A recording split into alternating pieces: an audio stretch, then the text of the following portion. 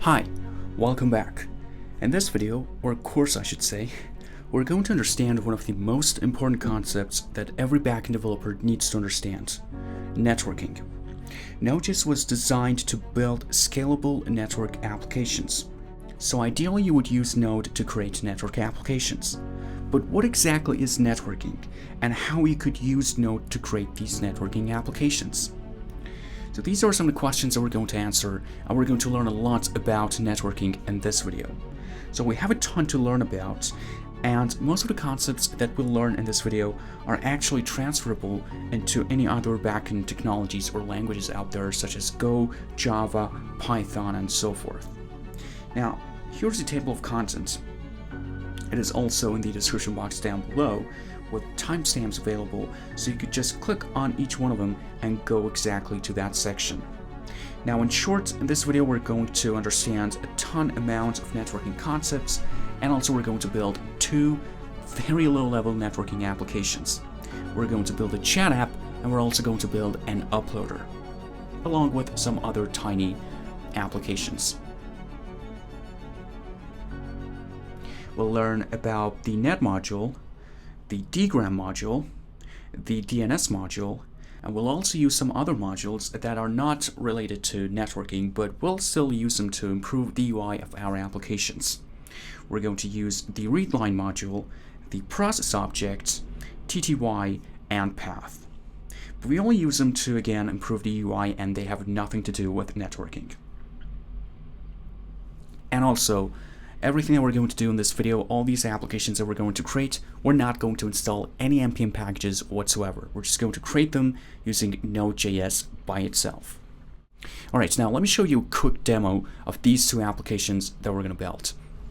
Alright, so let me just show you a quick demo of these two main applications that we're going to build. Right now I am in my terminal and I am in this networking folder. This is a folder that we're going to create in this video together, and we're going to put all the files and folders that we're going to create and write in this video here in this very folder right here, and we're just going to call it networking. Alright, so we're going to create two main applications in this video. One of them is called chat app. Well, as the name suggests, it's a chat application. And another one is called an uploader, and again, as the name suggests, it's going to be an uploader. So we could use this application to upload files to another endpoint, to another computer using networking. And again, we have this chat app, so multiple people could just connect to our server from anywhere in the world and they could talk together. So let me first show you a quick demo of the chat app first. So I'm going to navigate to that application, a chat app. So this is the folder that contains the two files that we're going to write for this application, for this chat application. So I'm first going to start the server like this, and now that I have my server running on this address and on this port, I'm just going to connect to it using the client.js file. So I'm going to create a new tab, and right here I'm now going to run my client.js file. Now this server.js file is going to be the server for our chat app, and these one, as the name suggests, are going to be our clients. So I could run many instances of this client.js file, and all of them will be a new user in our chat application. So I'm just going to hit enter, and as soon as I do that, you see that it says connected to the server, and this is my ID.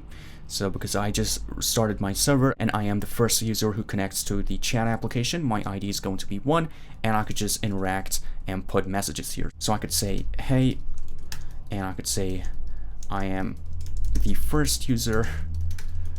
And as you can see, as soon as I put the message and hit enter, the message is going to appear right here. But this message was actually exchanged with the server, and it's coming from the server to my client. So I'm not just logging it, I am sending that message to the server. The server is going to get it, and it's going to return something back to me. Now if I create another client, so I'm going to create a new tab, and I'm going to run the client.js file again. Here, this is the second user who connects to the chat room, and this one's ID is 2. So I could say hey again, and if I hit enter, I'm going to see user 2 says this one. But if I go to my first client right here, you can see that the first client was also able to receive this message. And user 1 here could just talk to that user 2. Maybe user 1 could say, hey user 1.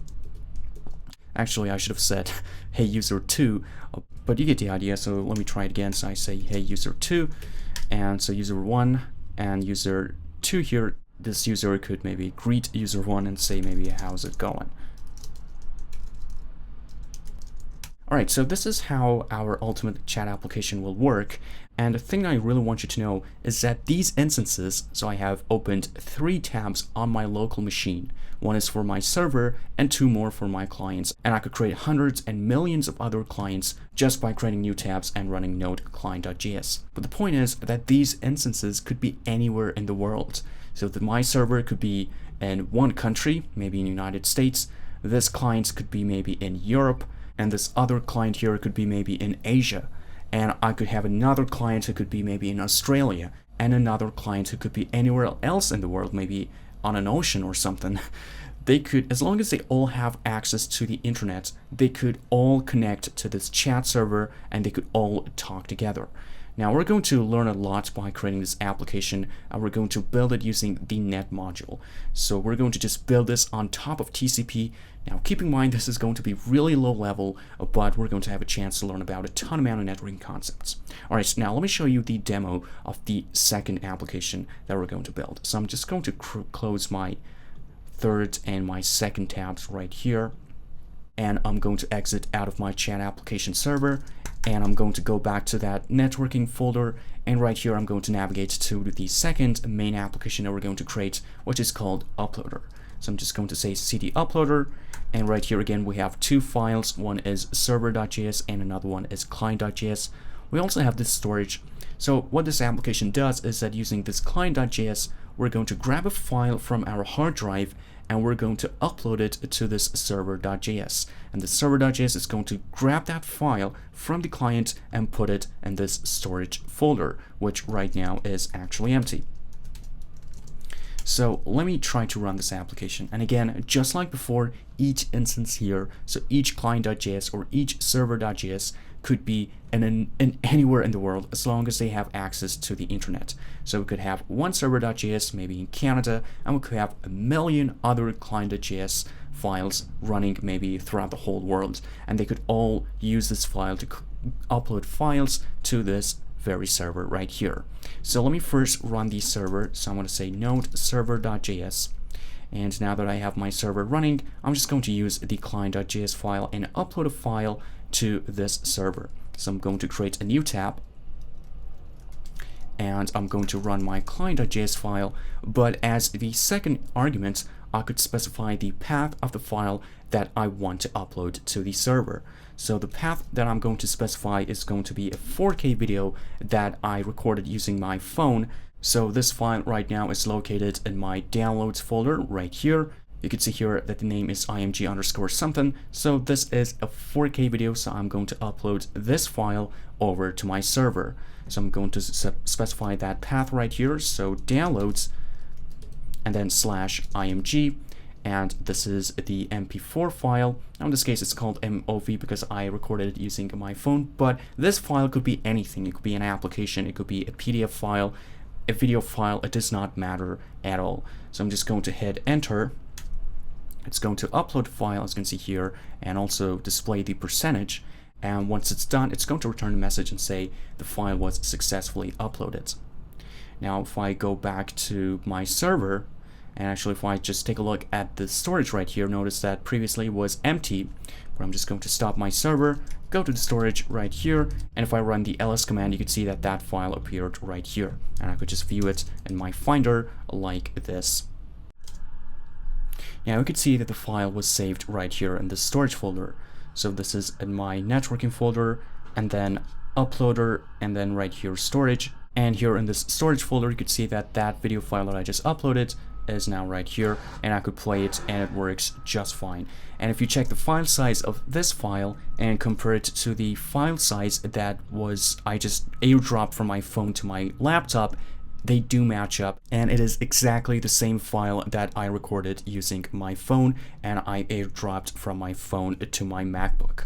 So exact file, we uploaded it using our Node application, using TCP, using the net module to a server, and here you could see the file. And again, you could upload any other file. We're going to grab the file name, we're going to save the file name, and again, as you can imagine, this server right here could be anywhere in the world, and also the client could be anywhere in the world. And again, by creating this application, we will enhance our understanding of networking and also practice our knowledge about streams, because we're going to use some streams to do the uploading. Alright, so this is a quick demo of these two applications that we're going to create, again, along with some other tiny applications, but these two are our main ones. And keep in mind that this is the lowest level networking that you could do in Node.js. What we're going to do is we're going to learn this whole TCP, this whole transport layer concept, and all the other protocols out there, HTTP, FTP, SSH, I don't know, email protocols, they are all built on top of this concept. So we're going to learn something very fundamental and very low level. And also we're going to take these two applications, the server.js files, and we're going to deploy them to an outside server. So in my case, I'm going to use AWS, Amazon Web Services, to get a server, to get a Linux server, and to run my applications on that server. And that server could be anywhere in the world. I could choose my location, I could choose a region that I want that server to be in, and I will launch that server and put these two applications there. So now everybody throughout the whole world, as long as they have access to the internet, could upload files to that upload application and could also connect to our chat room. Now, I'm going to use AWS. I highly recommend you to do the same thing, but if you can't do it, it's still fine. You could, as long as you could get a server from anywhere else, maybe from DigitalOcean, maybe from Google Cloud, it's totally fine. It's not going to be important, and everything is going to be just the same thing. You just need a server, which is just a computer, and you need to have a public IP address, and then you could do the same as I do. But even if you can't get your hands on any server whatsoever, it's still fine.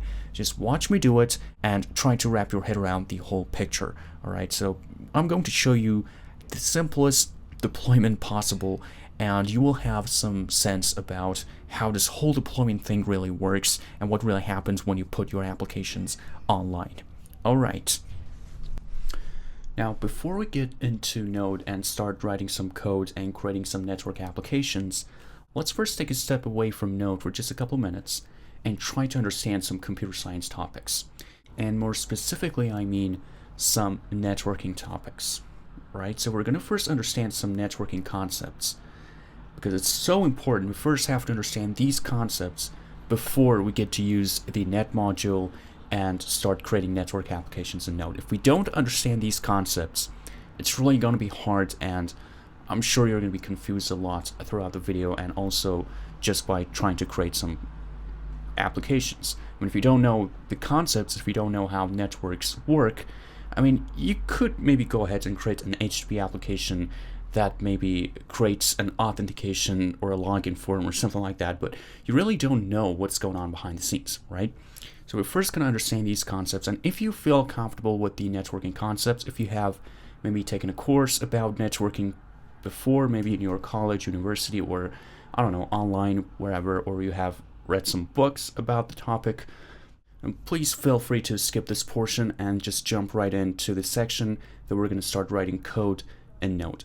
Otherwise, if you don't know what IP addresses are, if you don't know how the internet works, if you don't know about the network layers, if you don't know what is a MAC address, what is an IP address, if you don't know anything about TCP, UDP, and whatnot, please stick around and let's first understand these concepts, and then we're going to move on.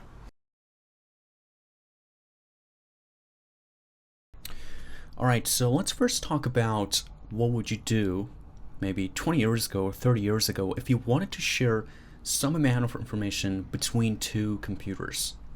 So imagine this is your computer and you want to share some information with another computer. So there might be this guy in your company, for example, his name is Liam, and this is his computer.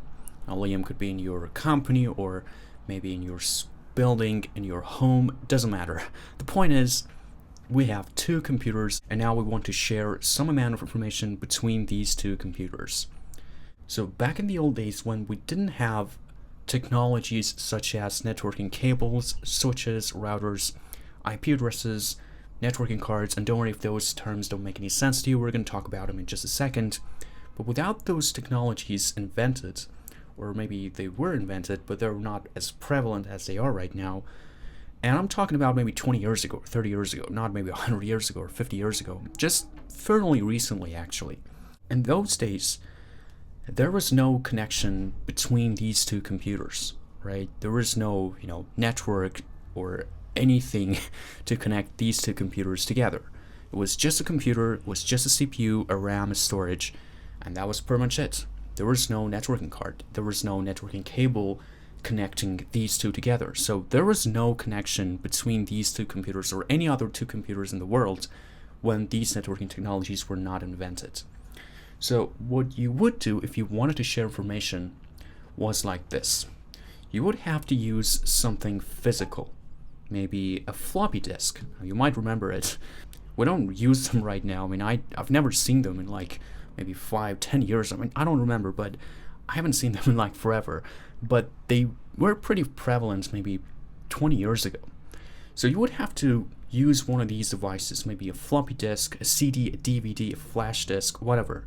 You would have to pick one of these up, and then you would have to physically insert that floppy disk into your computer, and then you would have to save that information, write that information onto that floppy disk, maybe that image that you want to share, and then you would have to pull it out and then walk all the way over to Liam's computer and put that disk into Liam's computer and then save that file off of that floppy disk onto his computer.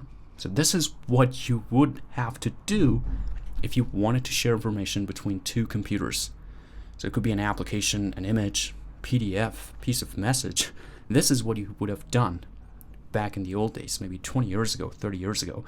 Now, if Liam maybe was in another continent, so you might be maybe in North America, and Liam might be in Europe, if you just wanted to share an image, you would have to board a plane, you would have to buy another plane ticket, fly all the way over to Europe, and then give Liam the disk. This is how you would have done it. And you can imagine that this was not practical at all. I mean, we would have two computers in the same company, and we would constantly want to share information between these two computers. It was super unpractical to maybe hire someone to just move a floppy disk around all the time, or you would have to, stand up and walk all the way over. It was just super unpractical, and this is how it was done a couple of years ago. So what happened afterwards, I mean, right now, with the networking technologies in place, so let's see how we would do it right now. Let's see how we can now connect these two computers together. So imagine this is your computer again, and then this is Liam, and imagine we have maybe a couple more people here in our company, so Janet and Bob. And now we want to set up a way to make sharing information between these computers in a much easier way than using a floppy disk or a USB or something like that. So what we would do in this case is we first have to use a switch. So switch is the most basic thing in networking. Well, first is an Ethernet cable. The most basic one is a cable, which simply just moves bits around, 1, 0. We're going to just talk about that in just a second, but after a cable, the most basic thing in a network is a switch. If you're wondering to know how it looks, this is how a switch looks like. So it's this device, and the size is pretty much maybe 10 inches or something like that. It's not that big, and it's not that tiny. So it's kind of like, 10 inches. So this length would be maybe 10 inches, and then this one would be maybe 2 to 3 inches. So this is how you would set up a network. You would first have to buy the cables, which is the most basic form. And then after you buy the cables, you have to buy one of these switches. And after you buy the switch, which is in this purest form, you would have to connect that switch to your computer, to your laptop, using a special cable that comes with the switch. And then you would have to log into the switch and manually configure it. Just like that you would SSH into your servers and, SSH into a computer and then configure it, you have to configure a switch when you buy it. So you would have to configure how data is flowing in this switch. So this is our switch, right? So these are our computers, and this is our switch. You have to go ahead, buy one of these switches, and then install it in your company. The next step is to connect these computers together using that Ethernet cable, that image that we just saw. So we'd have to connect each one of these computers individually to that switch. Now, if you want to do this, if you want to use the cables, your computer needs to have an ability to accept that Ethernet cable, which is a special type of cable. And the way that your computer does that is using a networking card. So nowadays, when you buy a laptop, a MacBook, an iMac, the networking card comes built in with it. And that networking card has a unique address associated with it, which is called a MAC address. So each one of these computers, assuming that they do have the networking card, either built in or manually. So previously, I don't remember how it's done if you want to assemble a PC, but maybe a couple of years ago, if you were to buy a PC and assemble it yourself, you would also have to buy a networking card and install that on your PC. And right now, as I said before, all the computers, laptops, that networking card comes built in with them. But if you want to assemble one yourself, totally from scratch, you would have to buy that networking card yourself. And also the first PCs that came in, I think maybe 30 years ago, I'm not quite sure, they didn't have the networking card built into them, so you would have to do it manually. You would have to buy a networking card which had this MAC address on it, and then you would have to install that on your machine. So these networking cards have a unique MAC address burned on them. So yours MAC address might be this, Janet's might be this, Liam this, and Bob this. Your computer right now has this MAC address. And by the way, these are real MAC addresses. And by real, I mean that they look real. A MAC address is 48 bits, and the bits in this case are represented using hexadecimal. So as we said before, whenever you see hexadecimal, it just means zeros and ones. Each hexadecimal character is 4 bits. So we have 12 of these characters, which in total means 48 bits. Right now, we could go on ahead and take a look at your unique MAC address. So each networking card, each device has its own MAC address. All the companies are working together to make sure that every MAC address is unique. So in my case, if I want to take a look at my MAC address, what I would do is to just go into my Wi-Fi icon, just click on it, and then click on Wi-Fi settings. And here I could click on details. And if I go into a hardware section right here, I could see that this is my MAC address, which is unique to my device and my device only. Now I'm blurring it out, not that I don't trust you, but it's an important piece of information and it's not really safe to put it out online. If somebody knows this, and if they're a hacker and they intend to hack you, it's much easier for them to hack your device, given the fact that they do know your MAC address, because now they could easily connect to your computer and do some harm or whatever they intend to do. So yeah, so this is your MAC address, and you could do the same procedure on Windows and Linux. It's pretty straightforward. I'm not going to show you right now, but if you're curious to know what your MAC address is, just Google it. Just Google something like Windows 10, how to find MAC address on Windows 10, or how to find MAC address on maybe Ubuntu, Linux, whatever. And I'm sure that a ton amount of tutorials will pop up, because there's only one MAC address and it's only unique to your device. All right, so now we have our computers and we have the switch, and we also have cables, and we also have these MAC addresses. Now, imagine that you want to send some amount of information over to Bob's computer. So what you would do in this case is that you would now send a packet.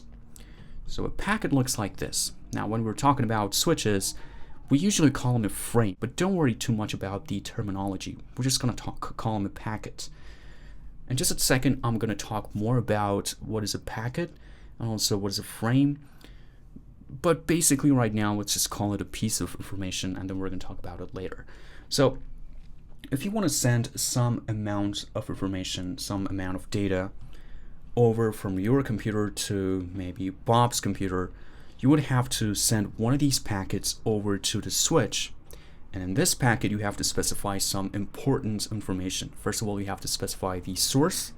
So you would have to say that this is me sending the information. And you would also need to specify the destination MAC address like this. And then also, of course, your piece of data that you want to send. Now you would send this packet to the switch. The switch is now configured. It knows all the computers that are connected to it and their MAC addresses. So it knows how to route this packet. It takes a look at this destination, which is F1, 31, and then the rest. It checks all the computers and sees which one has this MAC address. In this case, it's Bob's. So it's going to send this packet over to Bob's computer. And now Bob receives this packet through its networking card. So now its operating system could pull that information out and do whatever it wants with it. So it could maybe write that piece of data, it could extract this data and then write it to a file, or it could just display it on the screen. It doesn't matter. The point here is that now you could send some amount of information from one computer over to any other computer that is connected to this switch. And we call this a network. So this is how you would now set up a way to communicate between different computers in a much easier way comparing to using a floppy disk or using a USB. It's much more efficient, it's much faster. You don't really have to get up off your seat and then walk over to a computer if you want to send some information to that computer. You would just have to issue these packets. All you have to do is to just specify the source, which is something automatic. It's unique to you. So basically you just have to specify the destination and the data, and that's it. The switch will handle all the rest. So the switch is configured. It knows that each one of these inputs, for example, here's the real world example of a switch. It knows that each one of these inputs, for example, input 7, corresponds to a specific MAC address. So if a packet arrives with that destination MAC address, it will just redirect it through that input 7. So the data will come out from this input 7, which is connected to that computer with that specific MAC address. So this is how you would now set up a very simple network of different computers. And just by knowing the MAC addresses, you could now send information back and forth. Alright, so right now we have a small network of computers connected together. Now we might be wondering what will happen if we want to have multiple networks of these. So it's just a couple computers right now. What if we want to have millions of computers? What if we want to have another network that is maybe located in another city, and now we want to make this network talk to that other network? So this network might be right here, and then we might have another network right here. Now this network could be in another building or in another city or actually in another country. The point is that this is a separate network from this one, and we also want to have another network here maybe, and maybe millions of other networks and other computers. So how can we now make all these computers to talk together? And we can imagine that it will be really unpractical to try to use switches and connect millions of cables together. It's really messy, and it's actually not possible to do it because it will get super complicated. You can't have just one switch or maybe multiple switches but connect all these computers to those. It's just not possible. So what we do is that we add a layer on top of the switches, and we use routers to do this. So now we first just had a cable which only could transfer a 0 or a 1. Now then we had switches, and now we have routers on top of the switches. So when we install the routers on top of the switches, this is going to be pretty interesting. So now we could connect these routers together also using some cables, just like before. And now what happens is that a computer right here could talk to a computer right here. So the way that routers work is, instead of MAC addresses, they now work with IP addresses. Well, they're running on top of the switch, so they still understand MAC addresses, but now they mainly work with IP addresses. So a router has an IP address. For example, in this case, it might be 12.23.0.1. Now, don't worry too much right now about the format of an IP address. We're going to talk about it in great detail just in a couple minutes. Now, basically, an IP address is a unique address assigned to a specific device, and it's unique, just like MAC addresses. So each computer right now and each router will have a unique IP address associated with it. So just like what you see. Now this router, its job is to assign IP addresses to all the computers that are connected to it. So we'll automatically assign IP addresses to all these computers connected to it. And it will also route data. So it could route data from this network to the other network. So that's basically what routers do. So with these IP addresses in place right now, think of an IP address like your address, your home address. So you might want to send a package from your home to another person. Maybe they could be in the same city as you are, or they could be in another country. The thing is that you have a unique address assigned to yourself, to your home, and that's unique. So the way it works is that you might first say your city, for example, Toronto, and then your street address, and then your postal code. So you might say Toronto, and then maybe 200 something Adelaide Street, and then a postal code or your unit number. But that address, whatever you put down, is specifically unique only to your home. There is no other home in the world that has the exact same address as yours do, because you also specify the country and also the city and then street number and everything else. The same is true with IP addresses. Each computer, each device has a unique IP address assigned to it. Now, in this case, the first two portions of an IP address will act kind of like the city. So for example, these two computers are in the same network, therefore their first portions, as you can see here, 32.10, are identical. And then only the last two digits, or the last two portions, are now different. Same as here. This router, this network, its main portion, its network portion is 189.120, and then the last two portions are for the network. So it will add more to these numbers for other computers that connect to this router. So an IP address, we're going to talk again more about the format, but again, think of it like that. For example, I'm in Toronto, I will say Toronto, and then my street number, and then my unit number. Someone who's in New York will do the same thing. They will put their city, their street number, and then maybe their unit number or postal code or whatever. But the point is, our first portions are now different. I'll say Toronto, and the other person might say New York.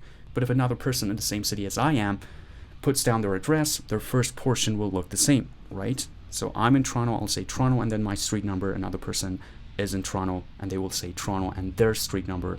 But people who are in New York will say New York and their street number. Same is true here. The first portion will kind of regard like a city, and then the last portion will act like, the subnets of that network. So all these children of that network, if that makes sense. Now we're going to talk about this more, but the point is that now we set up something that every single computer right now could talk to each other.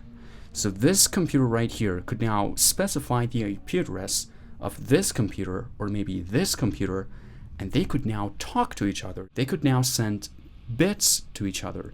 And if you can send bits, if you can send zeros and ones, you can actually send anything you want. You can send a huge file, you could send video file applications, it doesn't matter. So this is what the internet really is.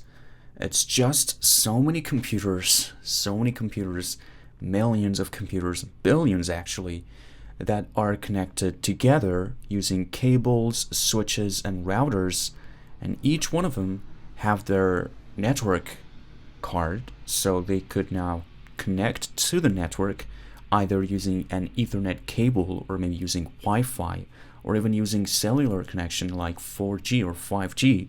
And now each one of these devices have their own unique IP address. So as long as you are connected to the internet, it means that you are connected to this huge, vast network.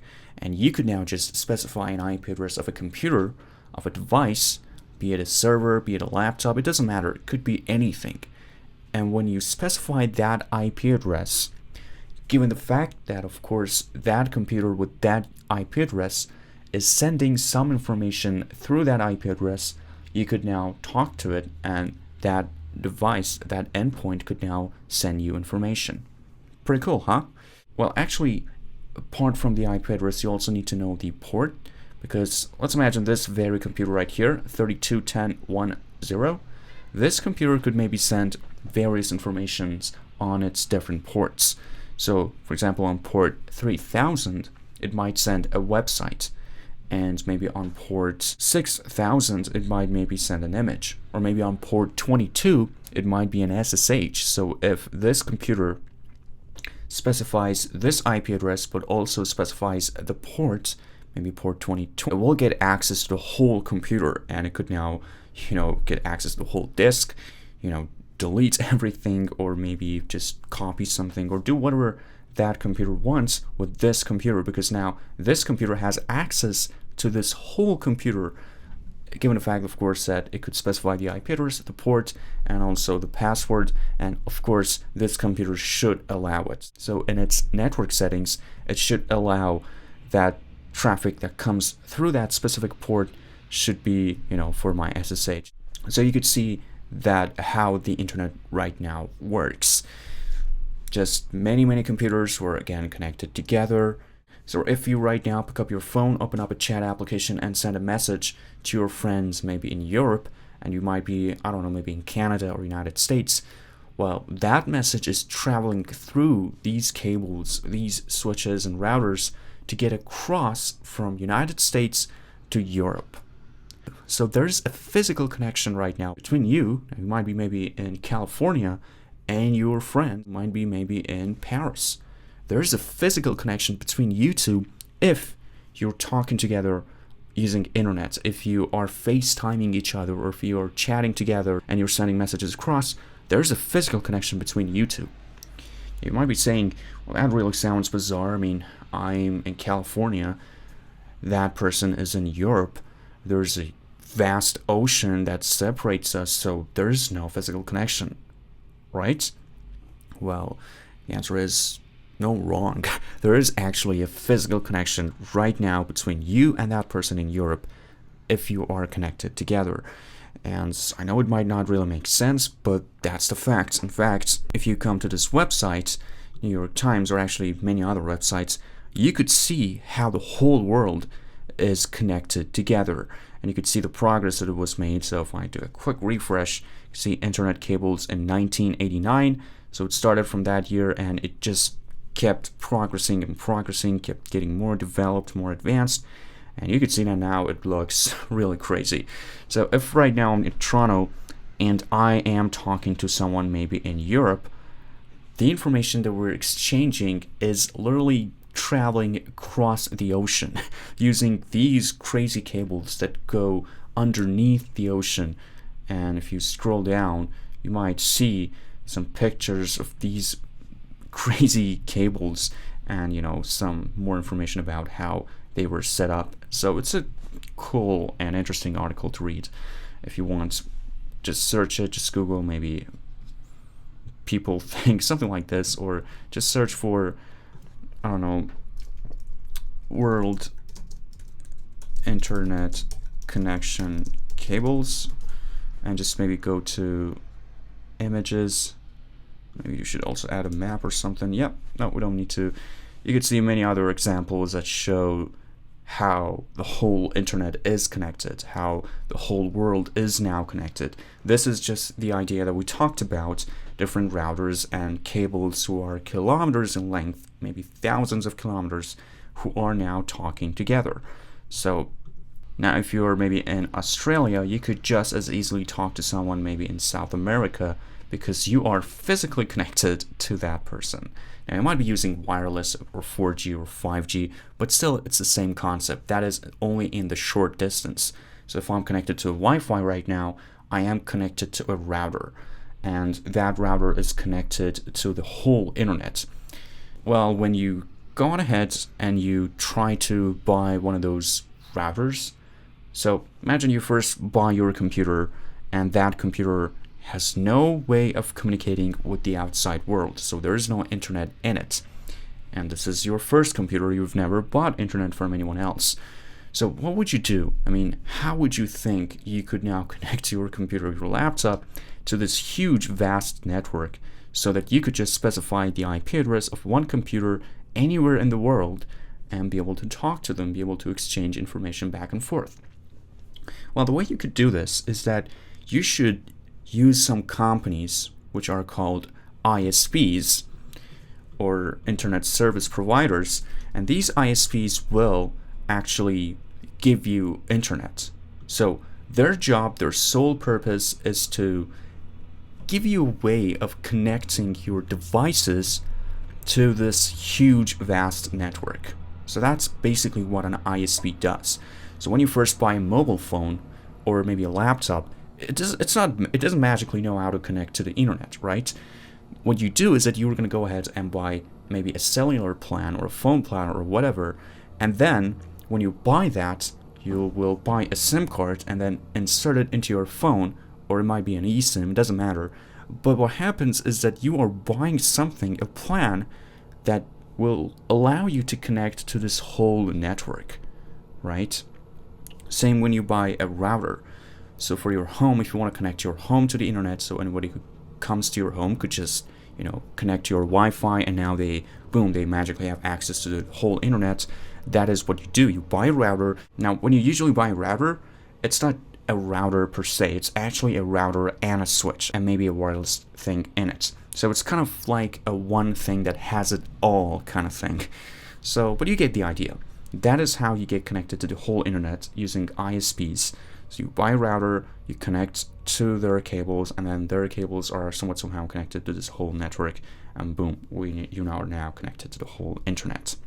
I mean, to me first, when I heard about this, that the whole world is connected using these cables, I had a hard time believing it. I mean, how in the world could you, wire a cable from North America all the way to Europe, or from North America to maybe Africa, or to Asia, or to Australia? It didn't just sound right with me. The idea was quite strange for me to really grasp, but, well, it is what it is. They're just huge cables, very interesting, and they are now connecting the whole world together. And what these cables do, they just move zeros and ones together. So if you are in Europe and you are talking to someone in United States, your voice is literally traveling across the ocean. So your voice is getting converted into zeros and ones, and those zeros and ones are traveling through this vast ocean to get to United States, and now you are talking to that specific person. Well, yeah, that is how the internet works. So let's take a look at one networking scenario right now pretty quick.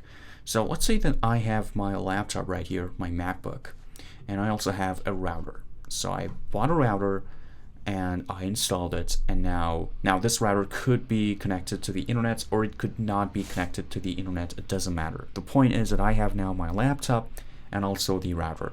As I said before, when you buy one of these routers, that router comes with a switch, and also in a lot of cases also with a wireless card. So you don't really have to worry about setting up switches. A networking engineer has already configured this router for your specific needs. So this router works perfect in your home, but it will not work maybe in a company. If you want to use this router in an Amazon data center, it's not really going to be practical. They have to buy their own switches and routers and configure them specifically for their own company, for their own infrastructure. But in this case, because you just have some personal use, so you have a laptop, you have an iPad, you might have maybe 10 more devices or 50 more devices, but it doesn't matter. That router is capable of handling all of these things. So you don't have to worry about switches, routers and whatnot, and then connecting it to the whole internet. That part is done using your ISP. All right, so you have your MacBook, you have your router, and you will connect your MacBook to your router. Okay, so you may be using wireless or using LAN. It doesn't matter. They will both work in a very similar way. So if you're connected either using LAN or wireless, you still could just talk together, specify IP addresses and receive bits and zeros just like before. Nothing is different. The only thing that's different is how the zeros and ones are now traveling. So instead of traveling through a cable, those zeros and ones are now traveling through the air using waves. Maybe instead of using electricity or using light, zeros and ones are now traveling through the air. So same concept, don't worry about it. It's just about how the zeros and ones are traveling across.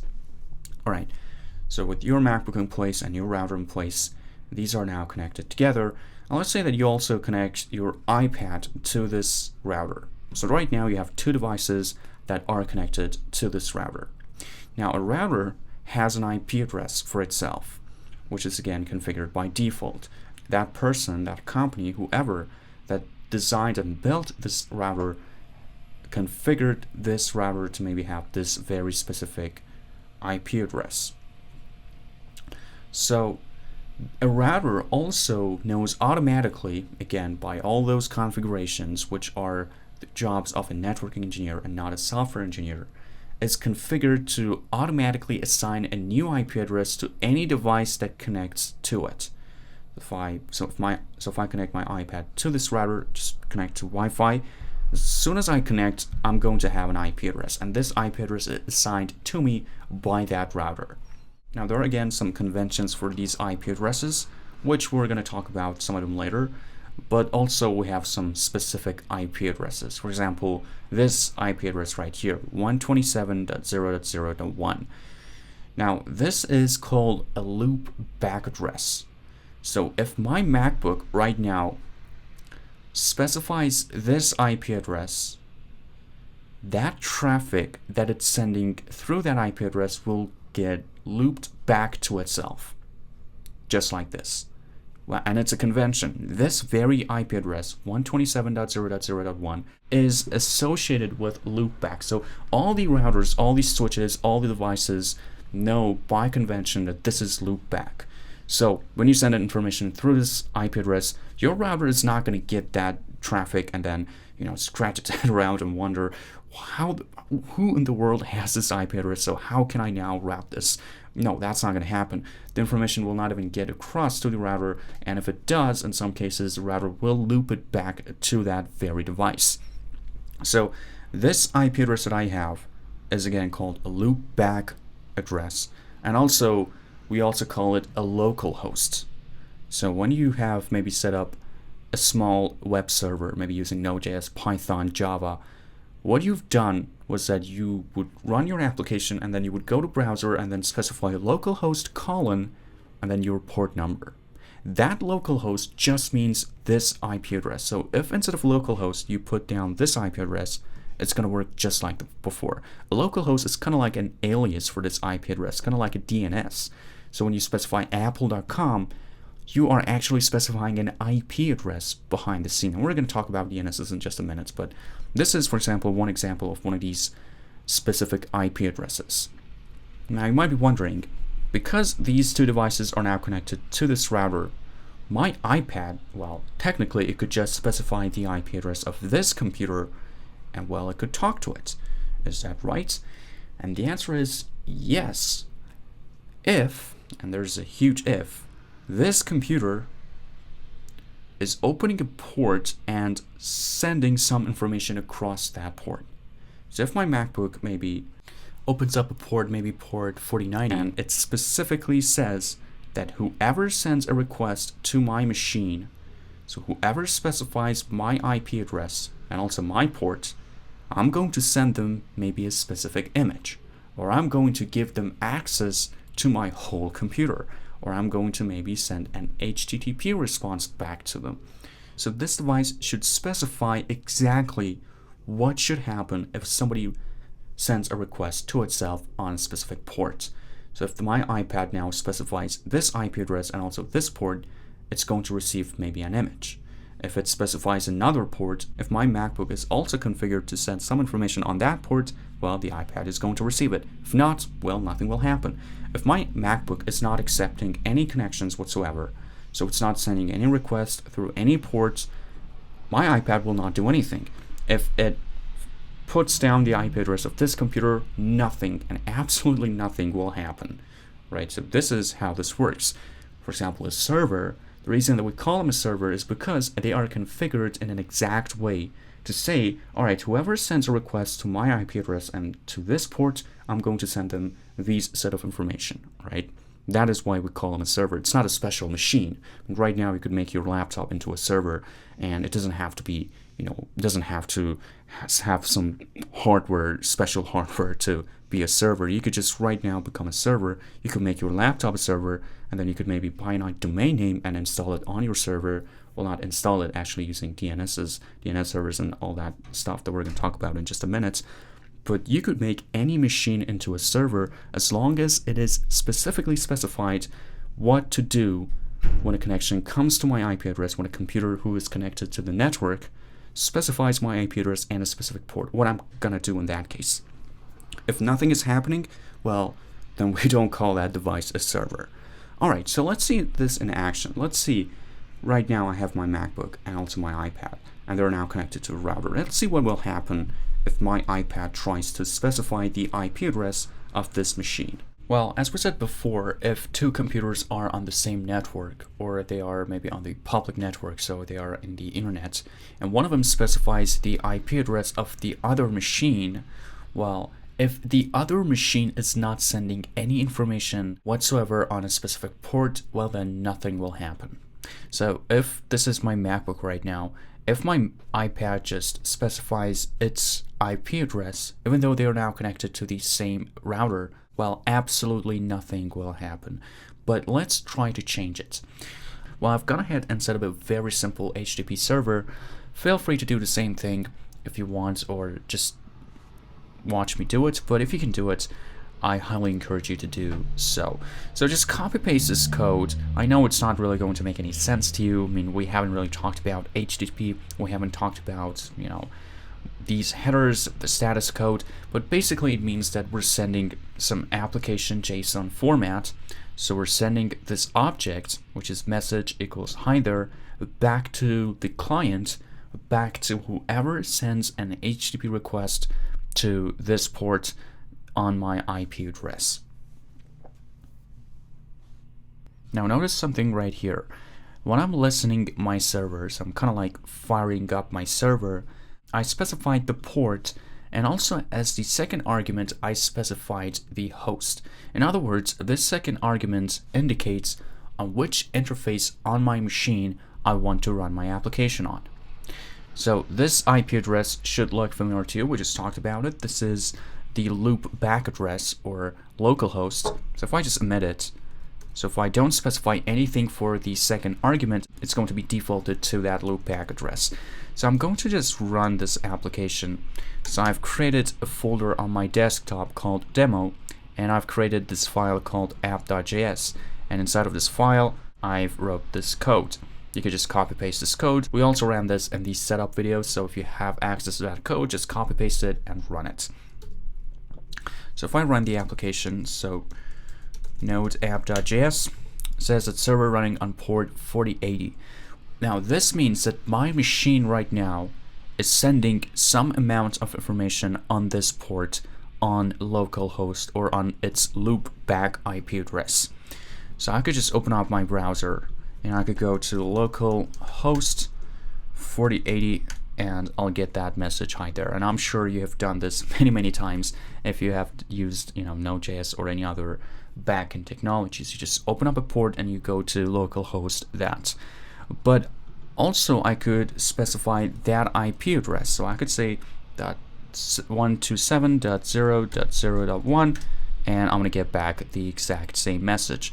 So we could also here, instead of after the port, I could specify maybe host name, and my host name is going to be 127.0.0.1, and I could just pass this here like this, and I could say server running, so server running at this, and then this. And because it's an HTTP application, don't worry too much about it. We're going to talk about HTTP in just a second. I'm also going to specify a URL. We don't need a URL for networks to work. So if one computer wants to talk to another computer, they don't need to specify a URL. They just have to specify the IP address and also the port, and that's it. But in this case, because it's HTTP, which is very high level, we're also going to specify a port because our browser will now identify this, a bit better. Anyway, we're going to talk about this in just a minute, but the point is that this is my IP address and this is my port. So let's run this one more time. So server running at this. So I could just copy this. I mean, I can just refresh and I'm going to get the exact same result. Or if I just put that again, I'm going to get that same message, hi there. So as we talked before, computers only understand IP addresses. They don't understand anything else. So if you want to make one computer to talk to another one, you have to specify an IP address, right? So what I'm going to do right now is that I'm going to open up my iPad and try to connect to my machine, and let's see what's going to happen. All right. All right, so on my MacBook, I have connected to my iPhone. So I have made my iPhone into a router and also a switch by turning on personal hotspot. So when you turn on the personal hotspot on your mobile will turn into a switch and also a router. So you could now connect to it. You could make use of the Wi-Fi and all of that kind of good stuff. So now my iPhone is acting like a router, which is just the same if I were to install a router right here and, you know, connect it to my wall and then connect to that Wi-Fi. So my iPhone is acting just like that. So my MacBook is now connected to my iPhone, which is my router in this case. And also on my iPad right here, if I go to settings and I go into Wi-Fi, you could also see that I am now connected to Joseph's iPhone, which is the exact same router that I'm connected to on my MacBook. So now we have that exact diagram that we talked about. We have a router, which is my iPhone, and also we are connected to it both using my iPad and using my MacBook. So basically these two devices are now connected to a same router. So as we talked before, when we have a case like this, so my iPad right here should be able to just specify the IP address of my MacBook and maybe that port and maybe get that message hi there. Do you think that's going to work? So let's give it a shot. So I'm going to open up Safari, and right here I'm going to put down that IP address of my MacBook. Now to see the IP address of the MacBook or on your whatever machine you have some options to do it, and actually many options. If you're on a Mac, you could just hold the Option key and then click on your Wi-Fi icon, and then your IP address will pop up right here. In this case, the IP address of my machine is 172.20.10.2. So this is the IP address of my machine. And this is the IP address of my iPhone, which in this case is my router, 172.20.10.1. So this is my router IP address, and this is also my machine's IP address. Now, if you're on Linux, I imagine that you could just open up your terminal and run the ifconfig command like this, or on Windows, I guess it's ipconfig, which is not going to be recognized on my Mac. Or actually, yep, I have no idea how this works, but I think you could use ipconfig or ifconfig on Windows as well. But when you run one of these commands, well, you could see the list of all the interfaces that you have opened up on your machine. Well, the first one is the loopback, which the IP address is this thing that we talked about, 172.0.0.1, and this is also the version 6 IP address of the exact same thing, which we're going to talk about in just a minute. But the point is, this is one of my interfaces, which is my loopback interface. So your machine could have many interfaces. Now, one of them could be maybe Ethernet cable, one of them could be Wi-Fi, one of them could be loopback like this, and you could run your Node.js application on some of these interfaces, or maybe on all of them. I'm not quite sure. It really depends on what that interface is accepting, which are the things we're not really going to get into.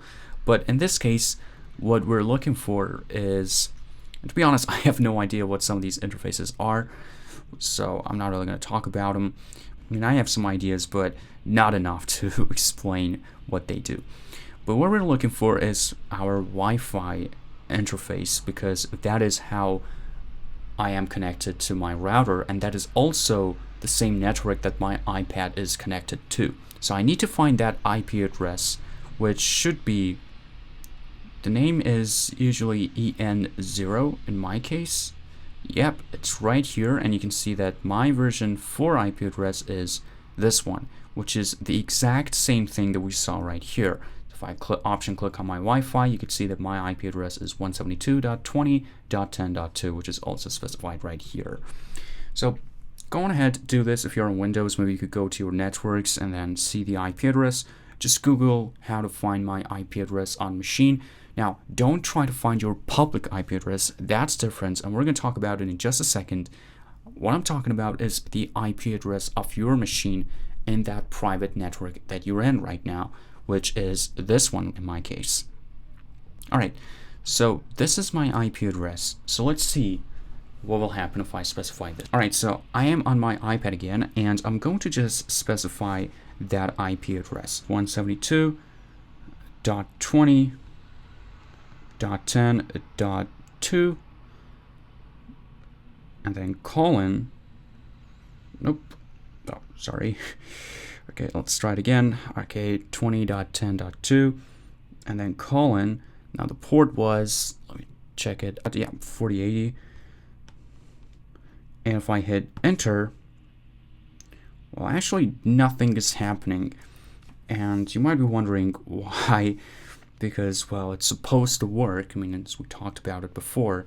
And the reason is, now I'm back in my MacBook. The reason is it's not going to work because I am running my Node application on the loopback interface on this IP address, which means that only people who send a request from my own machine could get access to this file.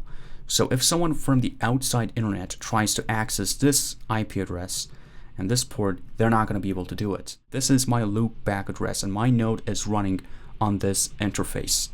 So nobody else could access this application. Now, technically, this is my machine, and if I run another application on it that is accepting traffic from another interface, and that application gets those traffics and redirects those traffics to my node application, because it's on the same machine, so it could also access my local host and then also get the response from my node machine and then send those data back through that interface. Well, then, yeah, I have some ways to connect to the outside internet.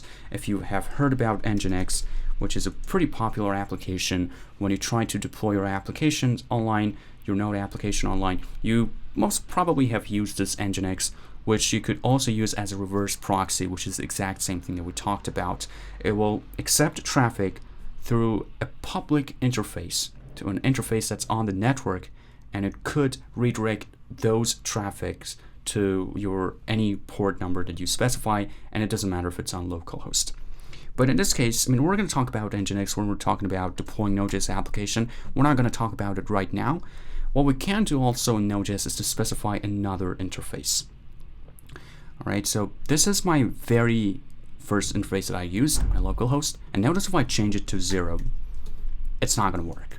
All right, so if I run the Node app again, so node app.js, it's going to say that address not available at this IP address because, well, yes, that's true, it's not available. The loopback IP address is 127.0.0.1, and that is only it. That is the IPv4 version of it, and it's not 00, it's not anything else. It has to be this one, otherwise it will not work. IP addresses have to be super accurate. If you just mess up just one digit, just by 1 bit, that's a totally different IP address. All right. So rather than trying to run my Node application on loopback address, on loopback interface, I'm going to run it on my Wi-Fi interface so that I could actually right now go to my iPad and access this application. As we talked before, my IP address is right here. It's 172.20.10.2. All right. So this is my Wi-Fi interface, and if I run my application on this one, so I'm gonna run it again. Now it will work, but if you change maybe 2 to 3, just like before, it will not work. It says that it's not available, so I'm going to change it back to 2, which is right here. And I also want to say that this is the IP address that was assigned to my machine using my iPhone router. If I now connect to another router right now, so if I just disconnect from my iPhone and connect to any one of the other networks that I have available, what is going to happen is that I'm going to have another IP address. All right, this is this one that was assigned to me by my iPhone, right? So I'm going to save it, and I'm going to run the application again. So server running at this address. Now, if I go back to my browser and I do a quick refresh, you'll notice that nothing is going to happen. So if I go to localhost port 4080, see, nothing will happen because my Node application right now is not running on localhost. It's actually now running on my Wi-Fi interface. So if I, instead of this, go to 172.20.10.2, I'm going to get that message, hi there. Make sense? So whenever you run your Node.js application, you're running it on some specific interface that has its own IP address. And you can only access that Node application right now if you specify that IP address. All right, I'm back on my iPad again. And now in this case, if I just hit go, you'll notice that now in this case, I do get that message, hi there, right here. So what I did in this case is that I specified the IP address of my MacBook, and now I can access my Node.js application on my iPad, which is technically now connected somewhat somehow to my MacBook, but using a router, using a network, right? There's no USB connection between them, so it's just a router. And you've noticed this maybe many times when you use your iPhone or your iPad tablet and you want to share some information with someone else. You've probably heard that they say those two devices should be on the same network.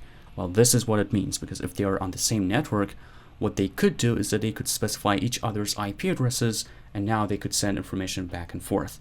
So I hit enter again. Well, here we have it. This is my application. This is my Node.js application, but in this case, it's running on my MacBook, and I'm accessing it through my iPad. And the reason that I can do it is because my MacBook has opened up a port on its interface, on its Wi-Fi interface, and I could just now specify that IP address and that port on my iPad, and I could access it. I could do the same thing using my iPhone. I could do anyone else. If 50 people are now right now connected to my iPhone, all of them could just specify this IP address, and they could get access to my Node.js application. If I specify another IP address, if I can't select it, so I say maybe 3 instead of 2, it's not going to work. It's going to search a little bit, but ultimately it's going to tell me that it's not able to connect to that IP address. Same if I specify another port. So if I specify port this, well, it's not going to work. It says that Safari cannot open that page. So you have to specify, actually in this case, it added some www, which is not supposed to be here. If you don't want to get that, you have to specify HTTP : and then / that. And in this case, it says, it displays a different message, but the point is that it will not be able to open it because you have to specify the exact IP address and also the exact port.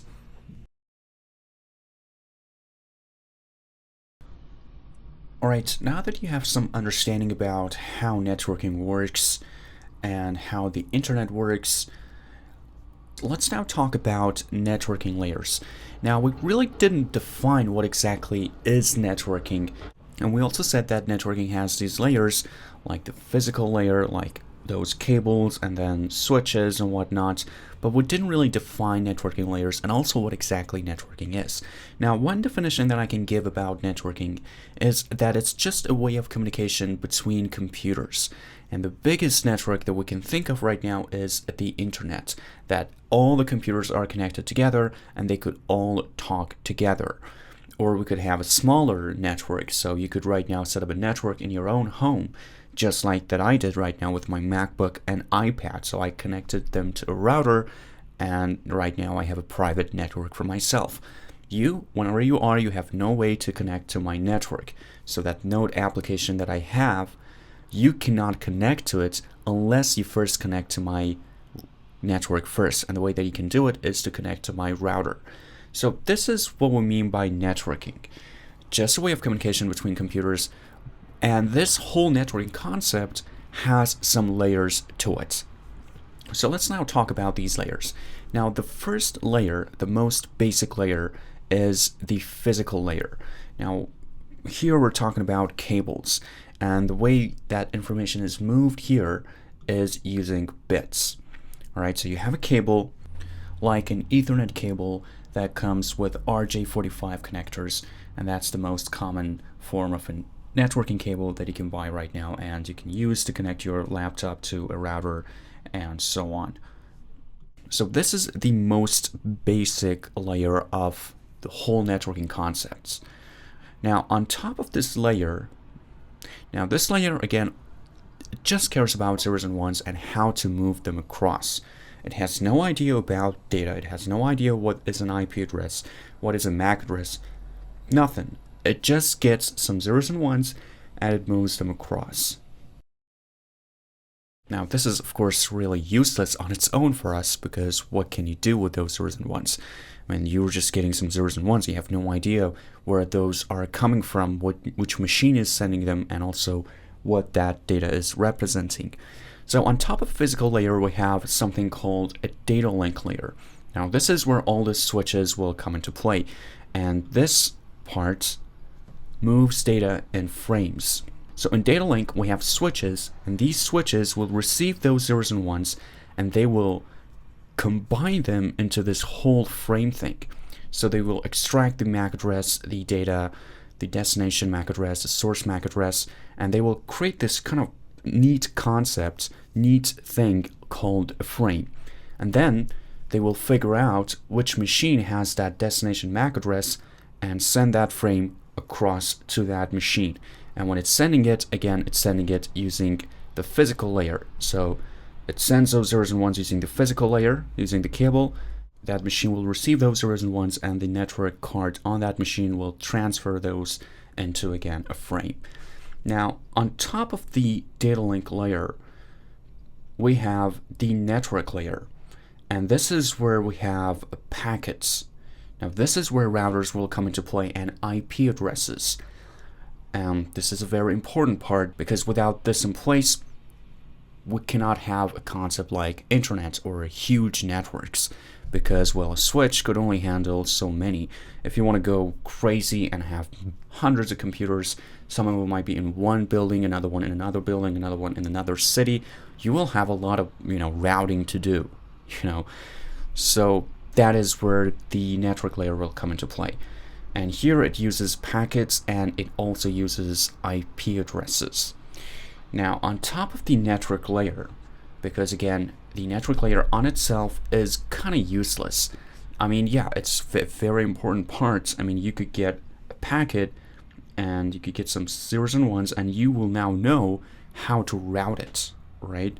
So you know which machines send that, and you know the destination that it should go. For example, you might send some data from San Francisco over to Toronto. There's a huge distance between these two, but the network layer, all those routers in between, know how to route that traffic. So they know which router now to choose to route that traffic to, and that router will now determine which other router to choose, and they do that based on IP addresses. Now, on top of this, we have something called transport layer. And here, when information is moving in this layer, we usually call them segments. Now, transport layer makes sure that those packets that you're sending gets across safely, and if maybe one of them gets lost, which is actually pretty common, it will maybe resend or retransmit that packet, right? So it will figure out that the packet was lost, so it will tell the destination, actually the source, to send it again, and then it will receive it. So it's all about moving the data and connection. Now, on top of this, now that we have a way to move data, to transport data, and make sure that we are receiving the exact bits that were sent, now we have this big layer, which is called application layer. Now in this layer, when we say that data is moving in this layer, we just say data. So this is where we really care about in Node.js. All right, so now this is where we set up our HTTP applications, where we set up maybe an email server application, an FTP server, SSH, and many, many other things. So now that we have a way of communication, so now that we know how to transport data safely, we could now set up something to kind of make sense out of those data that get sent across. So these are the layers of networking. It starts from the very bottom, physical layer, and then it goes all the way up to application. So a lot is going on when you just send an HTTP request or when you just open a Google page.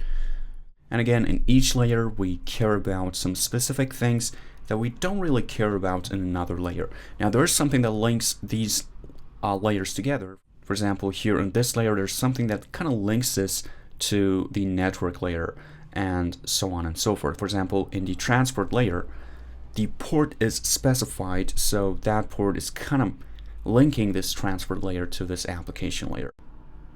Now, of course, not everybody agrees with this layering thing.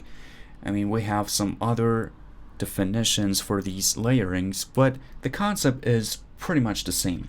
For example, there is this other model, which is called the TCP/IP model, which puts the bottom two layers into only one layer called the network access layer, and it also calls the network layer the internet layer, but the rest is the same. But as you can see, the concept is pretty much the same. The TCP/IP model just says that we could regard the bottom two layers as one layer. And also there's this other model called the OSI model, and in that model, it breaks the application layer into three layers: a session layer, a presentation layer, and an application layer. But then again, you don't really need to care too much about them. If you want to become a networking engineer, maybe you should just pick one of these models and stick with them. But for our purposes, because we are working as a software engineer, we could just regard those three layers, session, presentation, and application, into just one application layer. And we're going to see these smaller steps as we get to coding. Now, the whole reason that we have these layering stuff is because this networking concept is pretty complex. I mean, moving information from one computer end to another computer and making sure that we're receiving the exact same bits and also making sense out of it, it is some complex stuff. And because it's so complex, we try to break this huge problem into smaller problems so that now each team could just work on one problem at a time. So a couple people could just work in the physical layer, and then the data link layer is separate from that physical layer, and also the application layer is separate from the network layer, and so on. So this is why we do it. We're just trying to break a huge problem into simpler and smaller problems so that we can now work on one of them at a time. This is the whole reason that we have these layers. So you will see some other people who divide this concept into different things, but this concept is the same. We have bits, we have switches, routers, a transport layer, and then some way to move this data around. Now, somebody might call these layers into one thing, another one might call three layers into one thing. Again, it does not matter at all. So let's do another quick recap. So in physical layer, we care about signals and binary transmission. And the way it works is that, imagine you have a cable, and when there's light in it, it means a 1, and if there's no light in it, it means a 0. And that happens quite fast. And there's a time frame, kind of like a clock synchronization, that figures out how often this happens. For example, each millisecond, it will check it. So a second has 1,000 milliseconds, and it will see in each one of those milliseconds if there's light or not. So what it means right now is that in each second, it could move 1,000 bits, because each second is divided into 1,000 milliseconds, and it checks in each one of those milliseconds whether or not there is light. Now, networking cables that we have right now are much, much faster than 1,000 bits a second. In fact, the latest cable, Cat 8, I guess, which is again an RJ45 cable, it's a 10 gigabit Ethernet, which means that it could move information 1 billion bits a second, which is a lot of data. It means that you could now move data 1 gigabyte in each second. So we're talking about some fast speeds when we're talking about physical layer. It's incredibly fast, 1 gigabyte of data in each second. Incredibly fast. But again, you don't need to worry about these things. As long as you just understand how they work and just get a sense about how they work and the intuition behind it, that's pretty much it. You don't need to know how to design a cable, you know, how to set up all these clock synchronizations and whatnot. Not your job. Now in data link layer, here we care deeply about MAC addresses, because we want to know that if data is coming, what MAC address is sending that data, and also what machine that's connected to our switch has that MAC address. So in data link, we care a lot about MAC addresses. Now in network layer, we care a lot about IP addresses and also path determination. Now in this layer, we have to care deeply about how to assign IP addresses and also how to move information across. For example, you might have thousands of routers, and now you need to know how to get information from one endpoint to another endpoint and what is the shortest path to take. So a lot is going on here, but again, it's not really our job. We do need to understand IP addresses and have some sense about how they work, but it's not our job to learn how to assign IP addresses and also how to move this information and how to, choose the shortest path from one endpoint to another endpoint. Now in transport layer, here we care about end-to-end connections. And there are now two main protocols that we use in this layer. One of them is TCP and another one is UDP. So you could use one of these protocols to move information from one point to another point. And we're going to talk a lot about TCP and UDP, and we're going to see how they differ and which one to choose. Now, as a node developer, the layer that you really care about and the layer that you're working in is the application layer. All right, so this is your job as a node developer. This is the job of any other backend developer. You don't need to care about MAC addresses as a backend developer. These first four layers are the job of a networking engineer. And there are many job postings out there that are asking for a network engineer. So it's a different job from a software engineer. A network engineer cares about how to configure switches, how to set up all these cables, how to set up these routers, how to set up and how to assign IP addresses, maybe even how to develop a TCP protocol from scratch. But a software engineer doesn't need to know about these things. Of course, you need to have some intuition behind how they work, but the main thing that you care about is in this layer, application layer. So you already have a way to move data around. So all you have to do as a node developer is to figure out whether you should choose TCP or UDP, and that's pretty much it. Then you could just move your data around. You could just choose your endpoint using an IP address. So you also need to know IP addresses, but you don't need to know how the information is moved from one point to another point. You don't care about that. In Node, you just choose your protocol, you just choose your endpoint, your IP address, and boom, that's it. You just send your information across, and now you could create super complex applications. Now, some examples that would fall in this application layer would be one of them HTTP, another one maybe SMTP servers, which are for email servers, or in general email servers, SSH, FTP, which is a server to move files around. So it's not just HTTP. There are many more protocols out there that fall into this application layer. So it's a very complex layer, and you could do all of these things using Node.js. So you could create an SSH application from scratch using Node.js, because SSH is on top of TCP. FTP, which is a file uploading protocol, is built on top of TCP.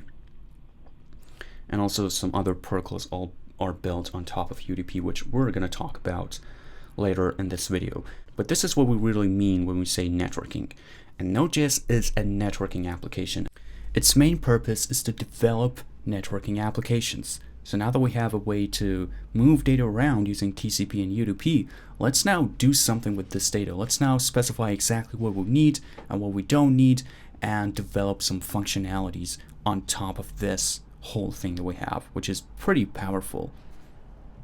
All right, so what we're going to do right now is to just jump into our code editor and create a very simple network application. So we're going to use TCP at this point, and we're going to move some amount of information from one endpoint to another endpoint. Now these endpoints could be maybe on an iPhone or on a MacBook. One of these endpoints could be right here on my home, and another one could be maybe in Asia or in Africa. It doesn't matter.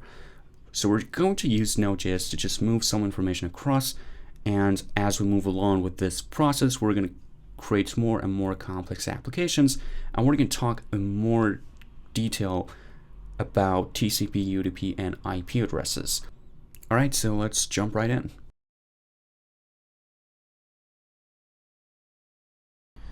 Alright, so I am in my terminal and I am in desktop.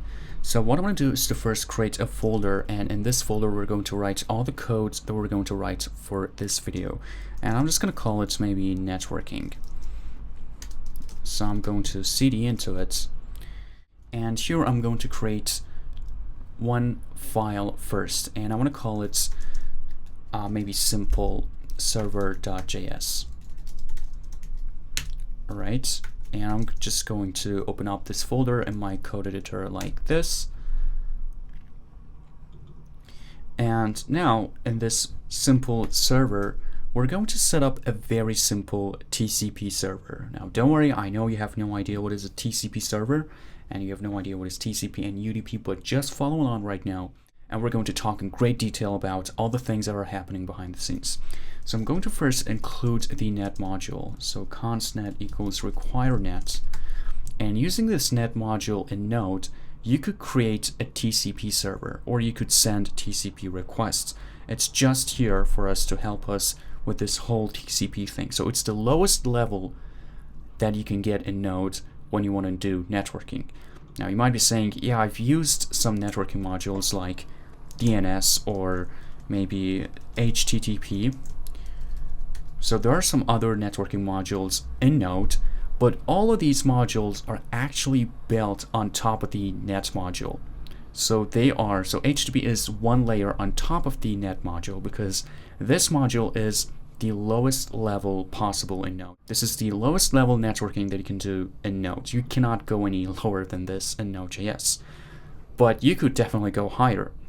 For example, HTTP is built on top of the net module. You could build an SSH server on top of the net module. So it's pretty low level and actually pretty simple to understand.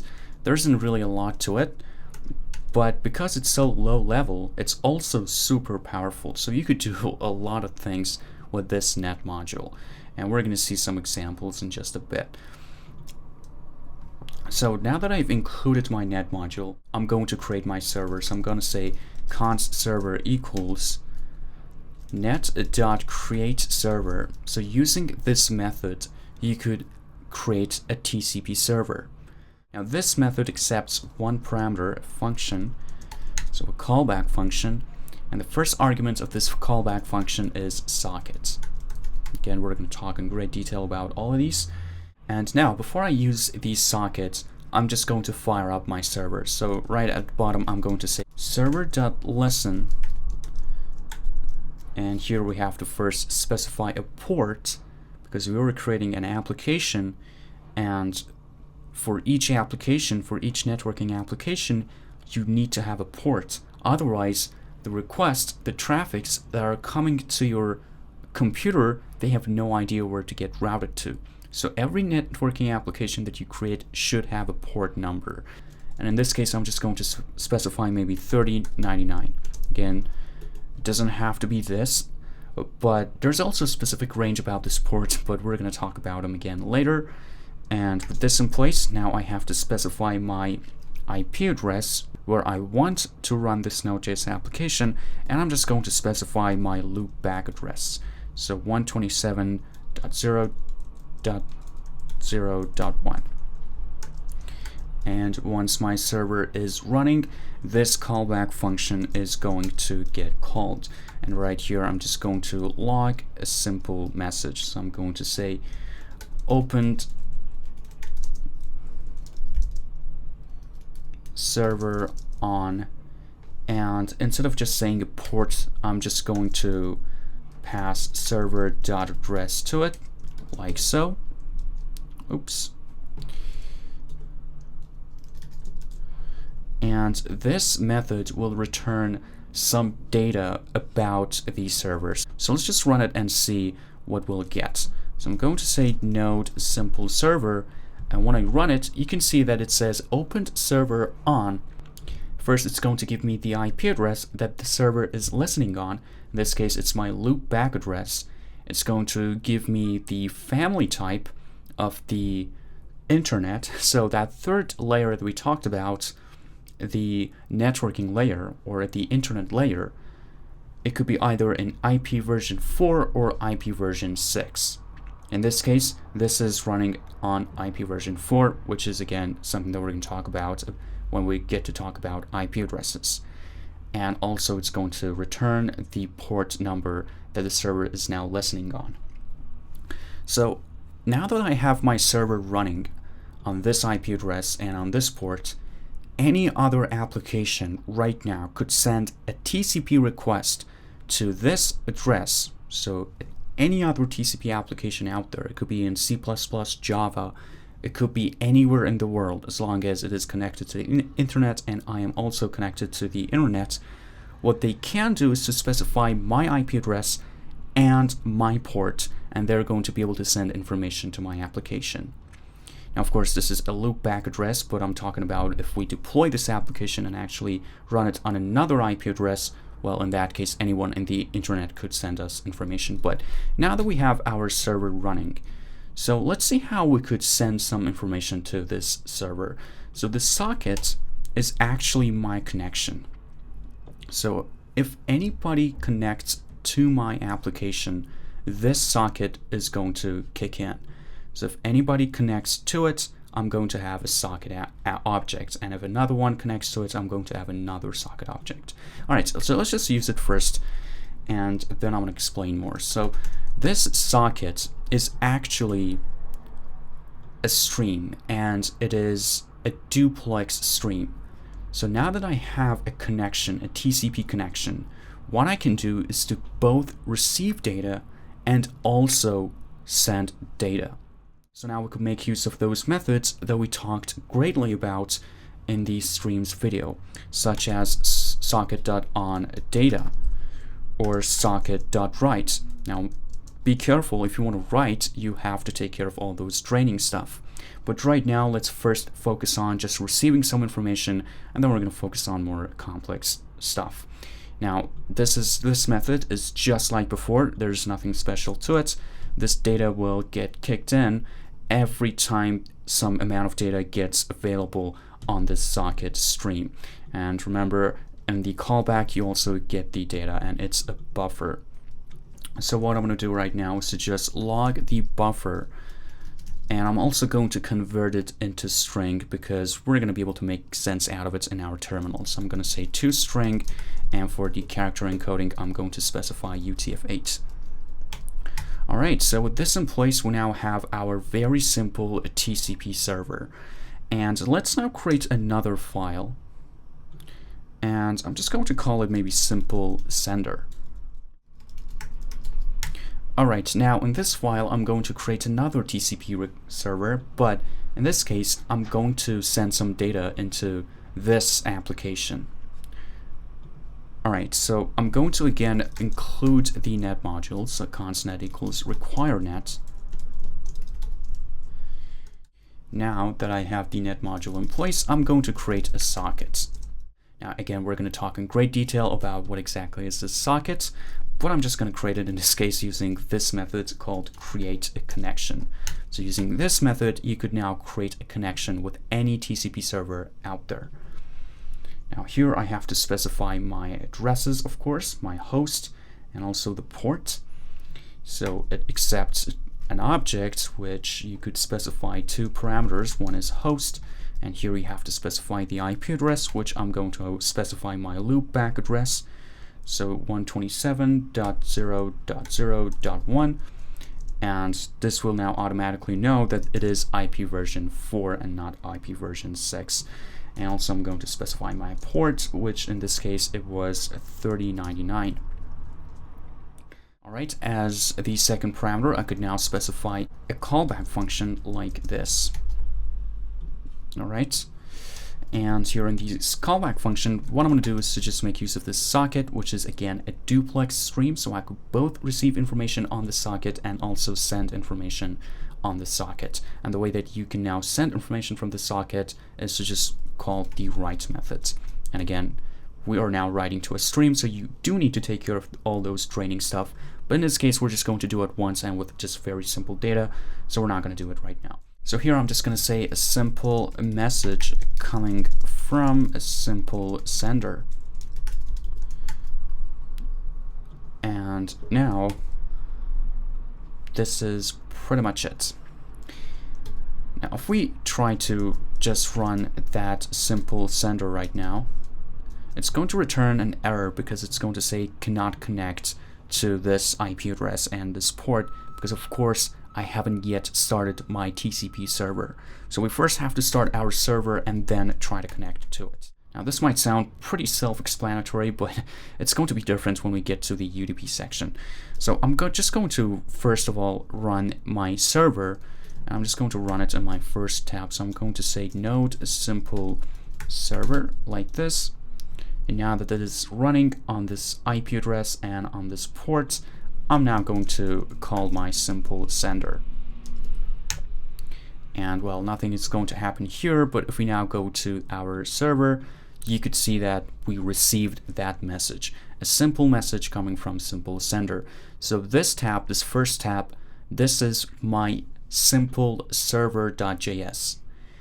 And right here in my simple server.js, all that's happening is that it's going to start up a server, a TCP server, and it's just going to log whatever data that it receives.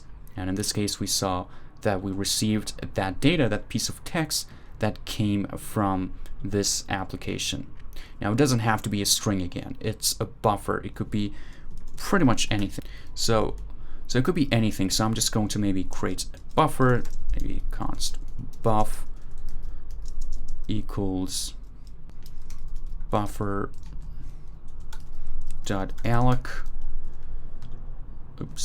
buffer.alloc, maybe 2 bytes, and for the first byte, maybe I'm going to say maybe 12, some gibberish stuff. For the second element, I'm just going to say maybe 34, and I'm just going to send this buffer to the other TCP server. And here I'm not going to run a character encoding on top of it. I'm just going to log the data. So let's try it again. My server is now in place, and I'm going to run this. Looks like we have an error. Oh, I mistyped buffer. So yep, should be E. And if I run it again, if I go back here, you could see that I received that buffer. So you could see now that we could now send zeros and ones, and we talked about this a lot, many times. So if you can't send zeros and ones, that means that you can send anything, any file, any application. It doesn't matter. All right, so that's pretty much it about this very simple application. And also, before we get to talk more about IP addresses and TCP and UDP, I'm first going to introduce another application to you. It's called Wireshark, and it allows us to monitor what's going on in our network. Now, right now I have this activity monitor that if I just go into network and search for node, here we could see that I have 2 processes. One of them is the sender and another one is the server, or in other words, receiver. But in reality, they could both send and receive information to each other. But here we could see that sent bytes and received bytes here, it's 2 bytes, and sent packets and received packets is 1. So this first process here that has received some bytes, this is my server, and this one that has sent some bytes, this is my node. And you see that it says 2 bytes, and the reason that it's 2 bytes is because my buffer has the size of 2 bytes. If I change this maybe to 8, and I save and rerun the applications, actually I don't need to rerun the server, but just because I want my activity monitor to reset that process as well. So now received bytes and send bytes is now 0 for both of them. So now that I have my server, I'm going to call simple sender. Right, received the buffer, and if you count the bytes, 1, 2, 3, 4, 5, 6, 7, 8. So received a buffer that has a size of 8 bytes. If I go into my activity monitor, you can see that received bytes and sent bytes are now both 8 bytes. So you could do this yourself. Just open up your activity monitor or task manager on Windows, or use the top command if you're on Linux, and go to your network tab at the top or anywhere else that it might be, and take a look and see how many bytes your simple node servers have sent and received. But also there's this other application called Wireshark that will allow us to really monitor everything that's going on our network. And I mean everything. You could see every single bit that is getting sent and received on any one of your networks. So it's not just some simple things like, you know, received bytes and send bytes and just some numbers. You could really see every single bit that is in each packet. You could simply install this application by just going to, you could just search for maybe install Wireshark. It's available on Mac and Windows and also Linux, I guess. You could just go into download Wireshark. It's pretty straightforward. They have an installer for macOS and Windows. So you could just download the installer and install the application. Again, it's pretty straightforward, just like Postman. And if you're on Linux, just scroll all the way down to the bottom of the page and you'll see some instructions. You could just use some package installers. So for example, if you're on Ubuntu, you could just make use of the apt command. So you could say apt install Wireshark, I guess. And there you have it. It's again, pretty straightforward. And when you install it, I'm going to just open up the application, Wireshark. Now it's going to search for all of your interfaces, and then you could just click on any one of them and see exactly what is going on in each one. Now, my interface right now, well, EN0, it's definitely not EN0, it's my whole internet. And if I just go into this EN0, I'm going to be able to see everything that's going on my internet. So if I just do a quick Google search, I'm going to see that here. But our node application right now is running in this loop back address. So I'm going to go to my loopback instead of going to my Wi-Fi. So I'm just going to double click on it. And here, any request that gets sent or received, I could see it right here. Now notice that here I could see the source, the destination, the protocol, the length of the packet, and also the actual info that gets sent. So if you click on each one of these, you could go into maybe the first option. So now each one of these are for a different layer, but it doesn't really matter. All of them are actually the same data. So each packet, if you click on it, you could see exactly all the zeros and ones that are getting sent.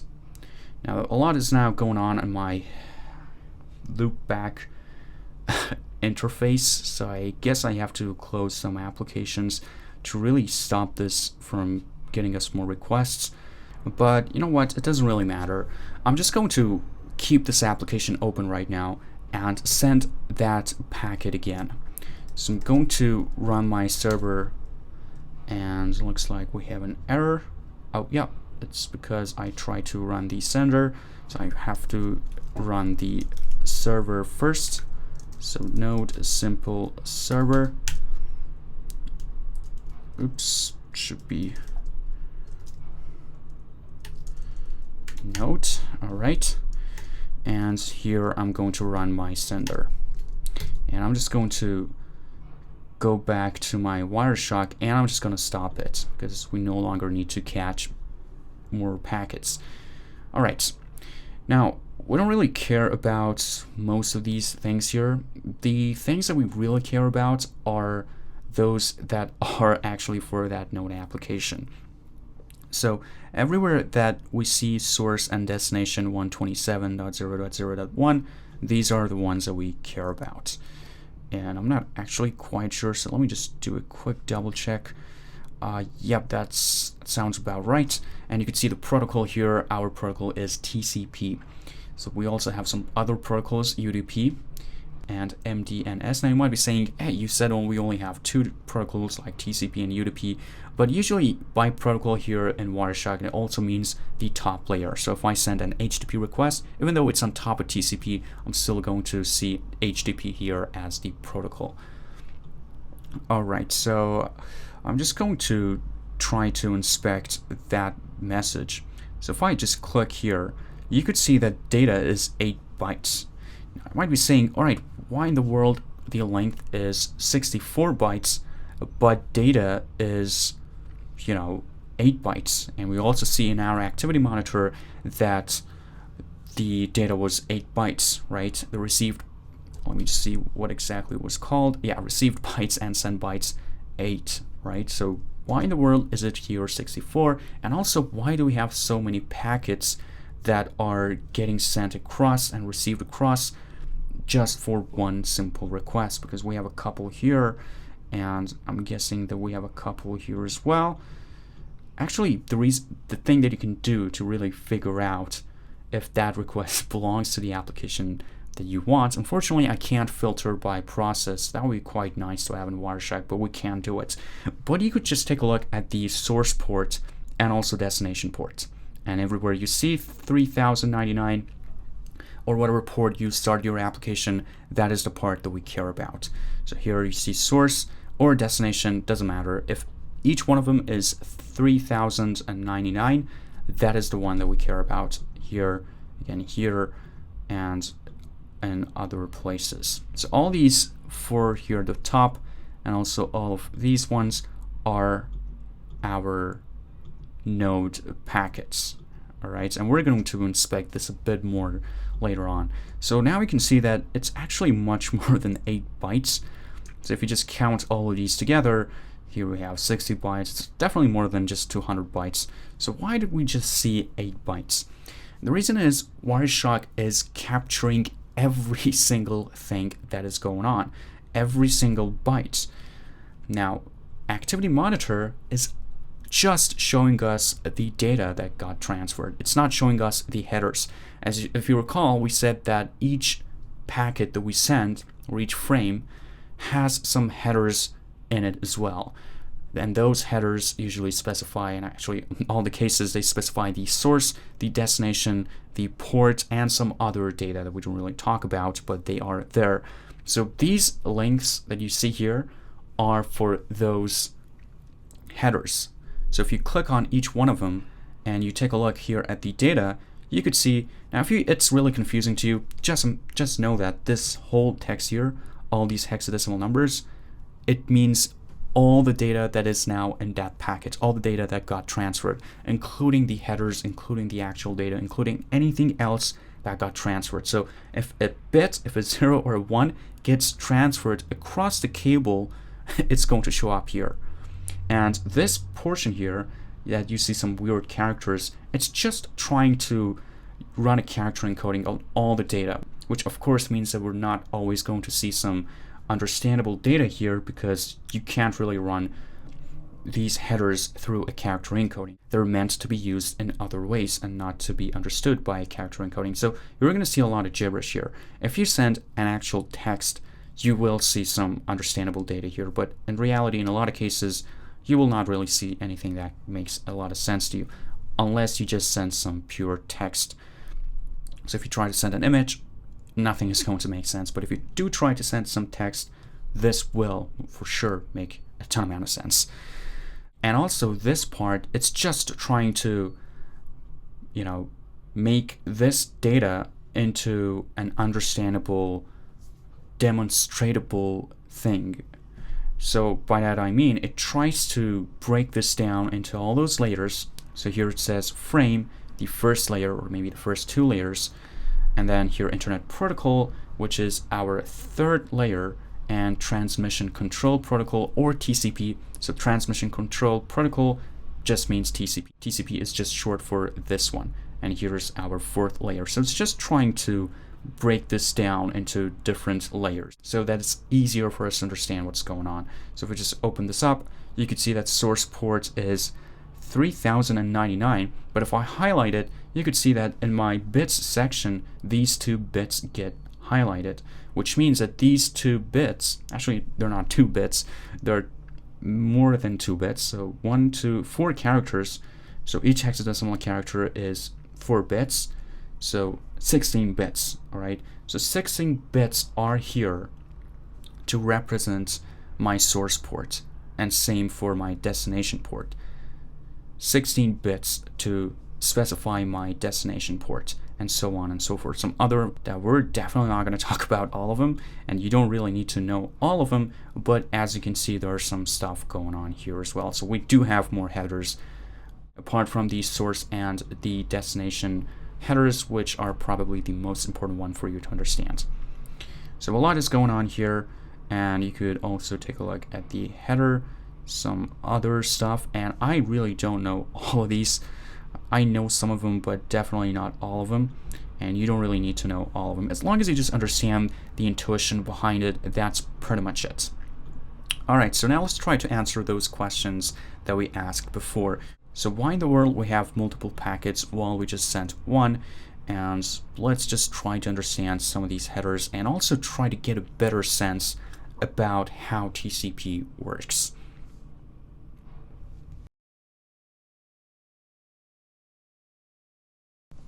Alright, so let's talk about TCP, which is in this fourth layer. Now, we talked about the network layer. We said that the network layer works with IP addresses.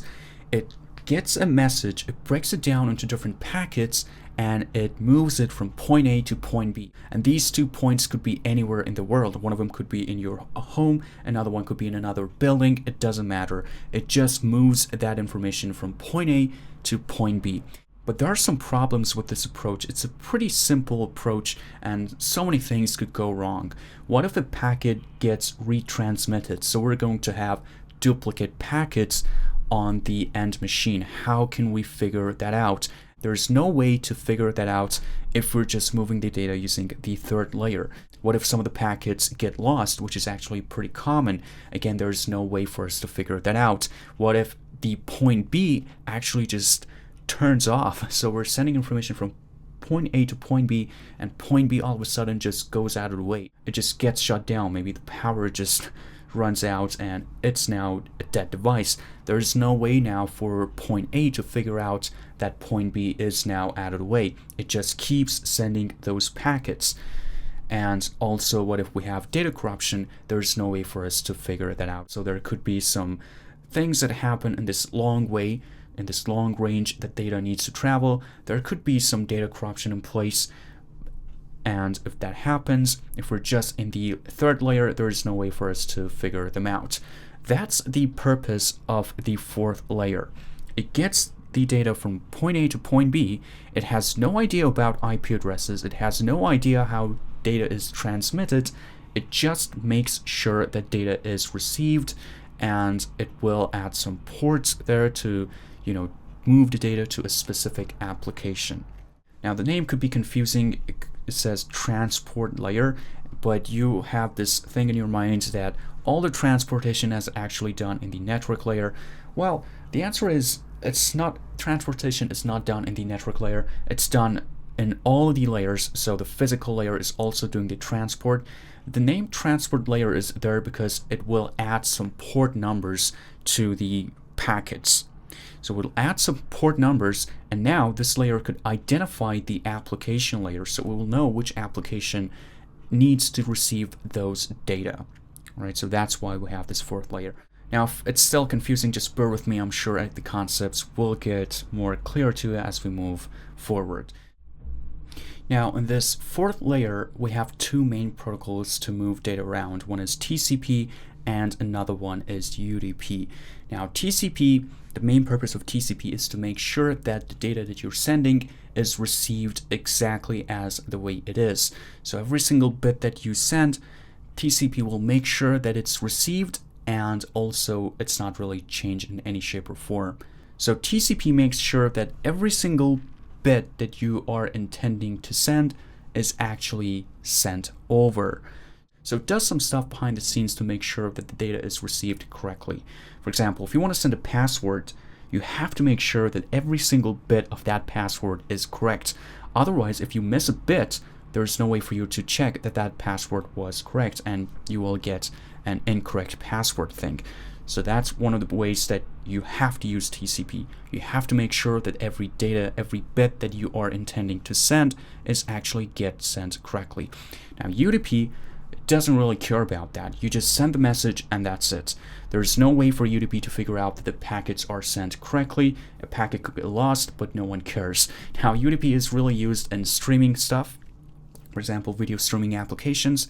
or voice talking, FaceTiming, and stuff like that. You have seen this probably when you're streaming a video or something like that. You have seen some lost frames, but no one really cares. I mean, there are some frames that get lost, but they will not be retransmitted. They're just lost, because in UDP we care a lot about speed. So UDP generally is much faster than TCP because it does much less work. It just gets some data and it transmits that data over. Some of those data could get lost, but it does not matter too much. So we have these two main protocols in this fourth layer. One is TCP and one is UDP. Now HTTP is built on top of TCP, SSH is built on top of TCP, but also some other applications are built on top of UDP. Now in Node.js we have this net module for TCP and this other module, Dgram module, for creating UDP applications, and we're going to see an example of that later on in the video as well. But let's first try to understand how TCP works. So let's say that we have two computers, two endpoints, and we want to send some data. Now TCP works in this way of three-way handshake. So it first sends a packet over to machine B or to point B. Now endpoint B will receive that segment and it will acknowledge it. So it will say, all right, I received this packet, and it will send another request to machine A and say, hey, there you go, I am right here, I am now ready to receive more packets or more segments. And then machine A will keep sending more and more information to machine B. And there are some headers in place that TCP uses to make sure that all the data is received correctly. So let's take a look at some of these TCP headers. The first header is source port, which is the port that the request is getting sent from. For example, if we open a TCP server and we start that on port 8000 and we send a TCP request from that server, the source port will be 8000. And of course, there should be a destination port. Now, apart from these two, we have a sequence number, which is 32 bits, and we also have an acknowledgement number, which is 32 bits. We're not really going to talk about how these work, but basically they're just some numbers. So packets that are getting sent over TCP are numbered. So the first packet has number 1, second one has number 2, and so on and so forth. So if we receive packet 1 and then packet 2 and then packet 4, now we have a way to figure out that packet 3 was not received. So the endpoint A will retransmit that packet 3. So endpoint B, the receiver will say that, hey, I didn't receive packet number 3, and then the sender will retransmit packet number 3. And then also the acknowledgement number, which kind of indicates what should be the next packet that the receiver is expecting. Then we have some other headers here, but we're not going to talk about them. For example, the window header, which indicates how big the packets should be.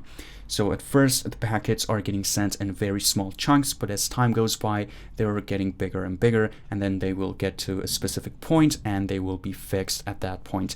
You have probably noticed this when you try to download a file. The network speed, as you can see, the download speed is pretty low at first, but after just a couple of seconds, it gets higher and higher. That's the window size, which is a header in the TCP header, and it gets bigger and bigger until it gets to a point that it will figure out that if I send a packet, if that TCP send a packet bigger than that, there's going to be some problems, so it will get it at that point. And some other headers, for example, something like fin, F-I-N, that indicates whether or not the request is finished. And a couple more that we're not really going to talk about. And then we have our data, which is actually optional. So we saw in the Wireshark that some TCP segments were getting sent over, but there were no data in place because data is actually optional and you don't need to send the data. For example, in the three-way handshake, when you're trying to make sure that the connection is there, well, you don't need to send any data, right? You just send some headers and that's pretty much it. So this is our TCP header, and well, the TCP segment, I should say, not really the header. This part is the header and this is the data. So this whole thing, we call this a segment.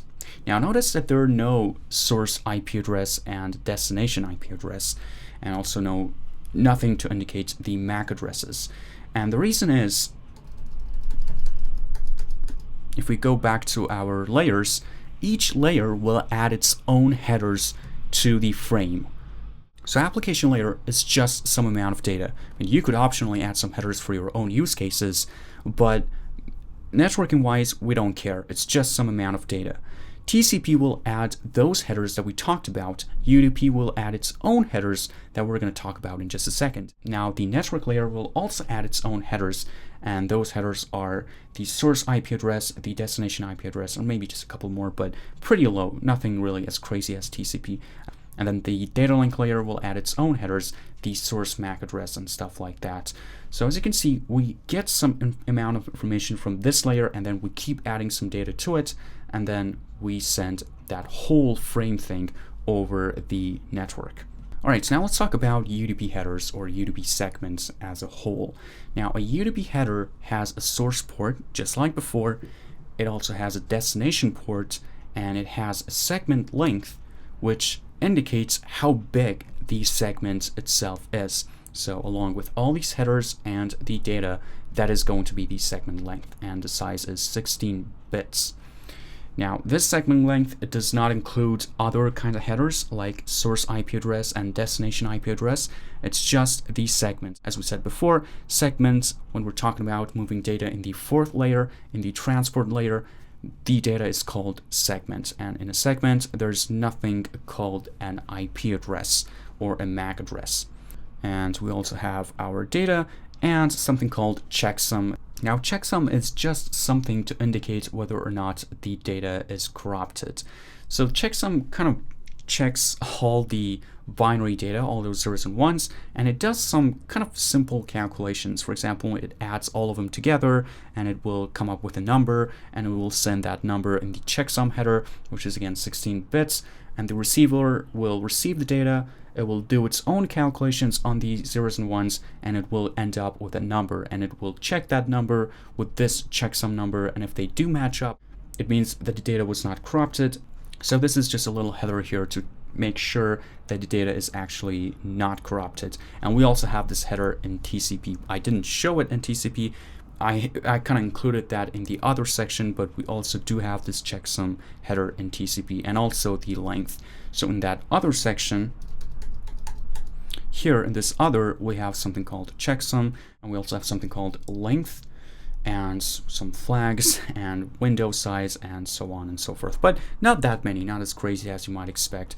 The size is as big as this size, so it's just a couple bytes. And there are also some optional things, but this could vary. So I can't really say how many bits is this other. It could be really anything, but again, not that crazy. For example, it couldn't be maybe a couple gigabytes or a couple megabytes, just a few bytes, and that's pretty much it.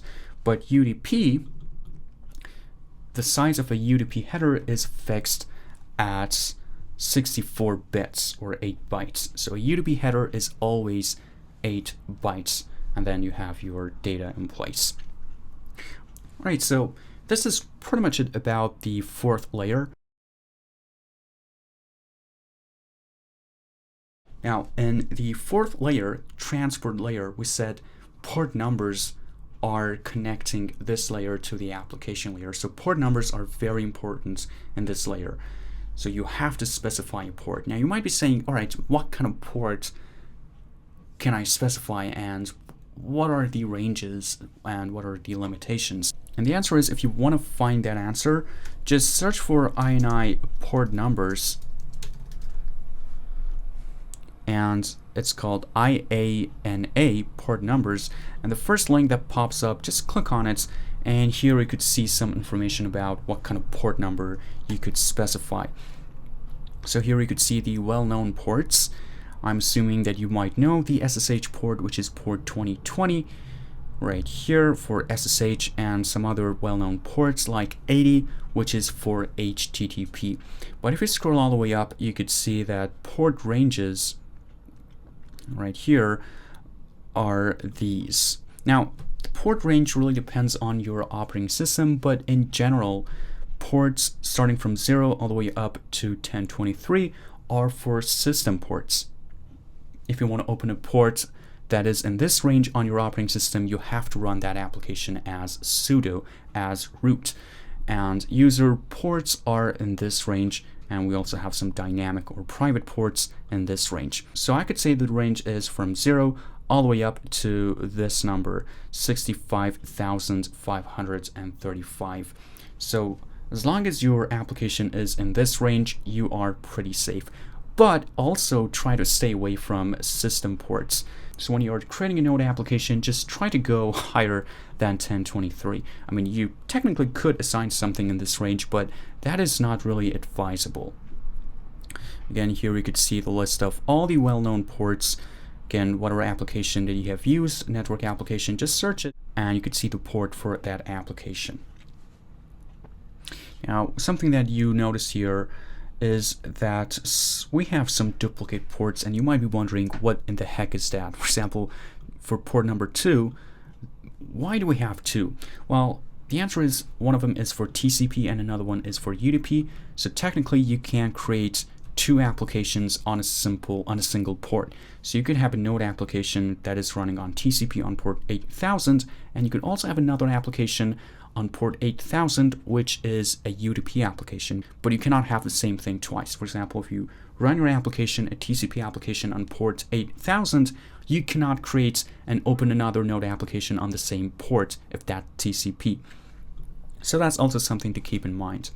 So you could see that these are the well-known ports, and they're actually quite big. It's not just this, there are 100 pages that are just listing all these well-known ports.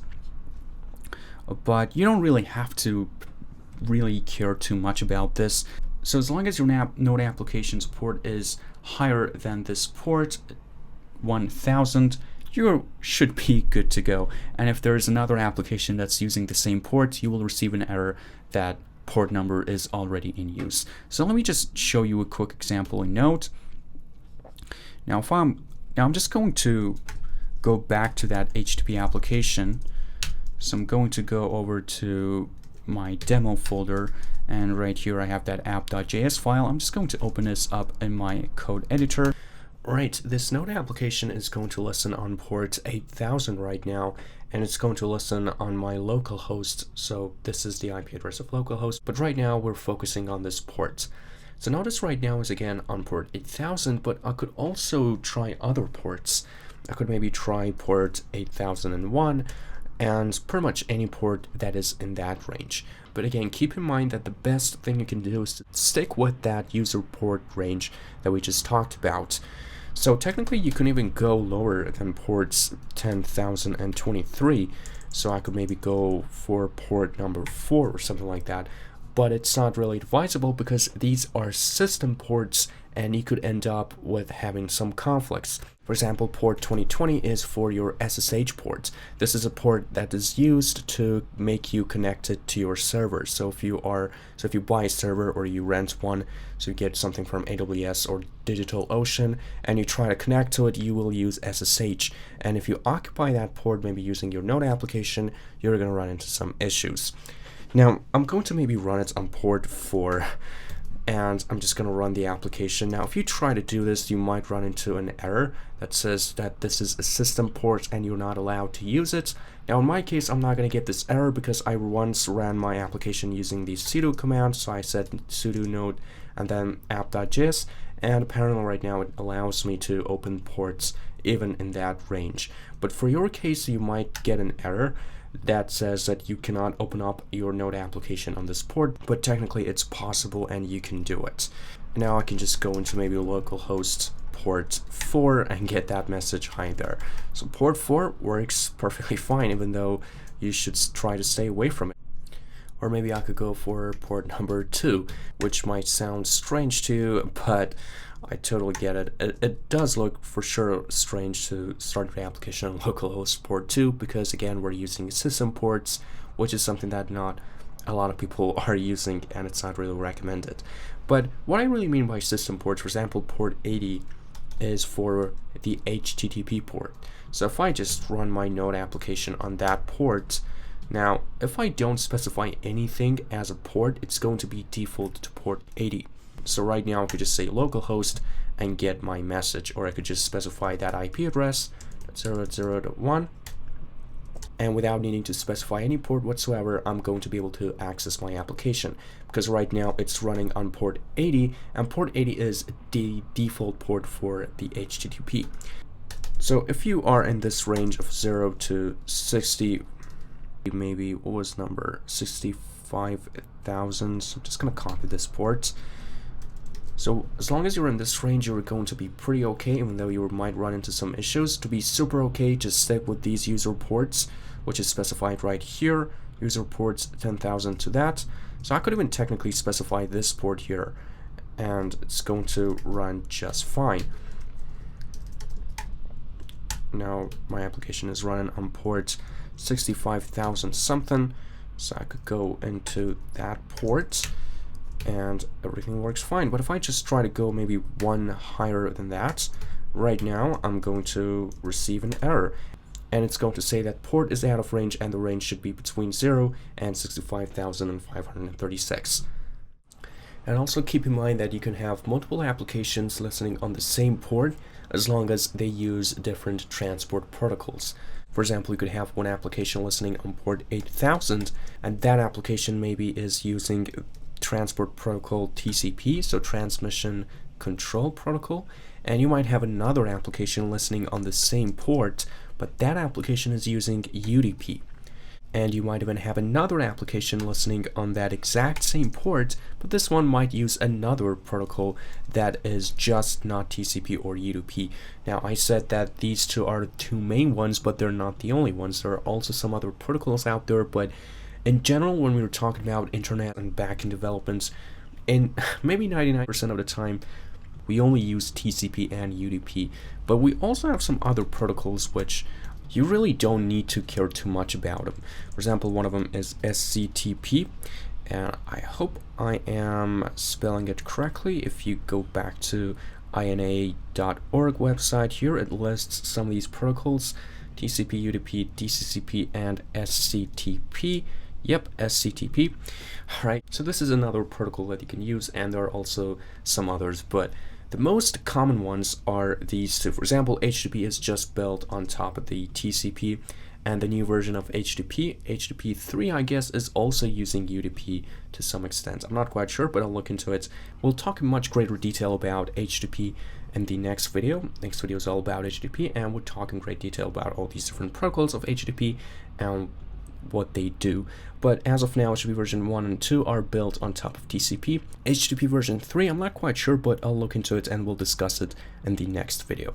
So these two are the only ones that you have to know about as of now. And actually, no, just supports these two. There are some ways to support other protocols, but not that great. They're not that great. I mean, Node itself only supports these two, but yeah, you could use C++ to develop some more NAPIs for Node and be able to add support for other protocols. But you really don't need to unless you're doing something really special. Alright, so that's our discussion about port numbers. That's probably more than you need to know about these port numbers. And now that we have a better understanding of this port, we're going to talk about IP addresses later on in this video. But let's now get on to create our chat application. And as we move along, we're going to explain other topics as well. Okay, I'm going to close this app.js file. And I'm just going to move these two files into a folder. So I'm going to create a folder and I'm going to call it maybe simple TCP, simple-TCP. And I'll move these two files to that folder like this. Now this is the first application that we just created, and it's just a very simple TCP server. Notice that now, well, actually not a server, it's both a server and also a client. Now this TCP server is listening on this port, whatever I specify, and also the IP address. Now notice that these two endpoints could talk together no matter where they are in the world. So as long as I can specify an IP address and a port here and start the server, now this client could be anywhere in the world, and as long as it's connected to the same network, as is my server connected. So my server could be connected to the internet, and if the client is also connected to the internet, it could just specify the IP address of that other server and also the port number and be able to talk to it. In fact, that's something that we're going to do later on in the video. We're going to create our chat application, and we're going to move the TCP server into another computer that's connected in the internet, and we're going to be able to talk to it from anywhere that we are. So we're just going to specify the IP address of that machine and the port that our Node.js application is running on, and then we're going to be able to talk to it. Right, so this was our very first simple application, very first TCP server using the net module. And now we're going to create our second one. So I'm going to create another folder outside of this folder, and I'm just going to call it maybe chat. So chat app maybe. And here we're going to create our application, which is going to be just like that first demo that we saw at the beginning of the video. So I'm going to first start with the server implementation. So I'm just going to create a new file. I'm going to call it server.js. And right here we're going to implement our server, and I'm also going to create another file, and I'm going to call it client.js. So the way it works is that the server is going to be our chat server, and this client is going to be anyone who could connect to the server. So we're going to set up some kind of protocol for ourselves and say that whoever sends us a specific message, we're going to be able to extract the message and log it onto the screen so that everybody else who's connected to our server is going to be able to see that message. Now this client, we could set up millions of these instances and they could all connect to the server. So we're going to implement one client, but we could have millions of other clients. We could run this client application many times and they could all connect to the server. So let's first start with the server, and then we're going to move on to the client. I'm also going to open up the documentation for the net module because we're going to use it a lot. So I'm just going to go into the Node.js website. I'm going to go into the docs, and I'm just going to click on the LTS version, and right here I'm going to scroll down and find the net module, and I'm just going to click on it. Now there's something I just want to say about this documentation. If you start reading this documentation, it says that the Node net module provides an asynchronous network API for creating stream-based TCP or IPC servers and clients. Now there's something that I just want to point out right now, that this IPC could be really confusing, because IPC could also stand for Internet Protocol Communication. Well, it doesn't stand for that in this case, but it could be really confusing because this net module is usually for these networking stuff, and you might see this and you might scratch your head around and wonder, what in the world is IPC? So we already know what is TCP and what is a TCP server and what is a TCP client, just two different endpoints who could talk together. But what is this IPC here? Now I just want to say that this IPC here has nothing to do with the networking.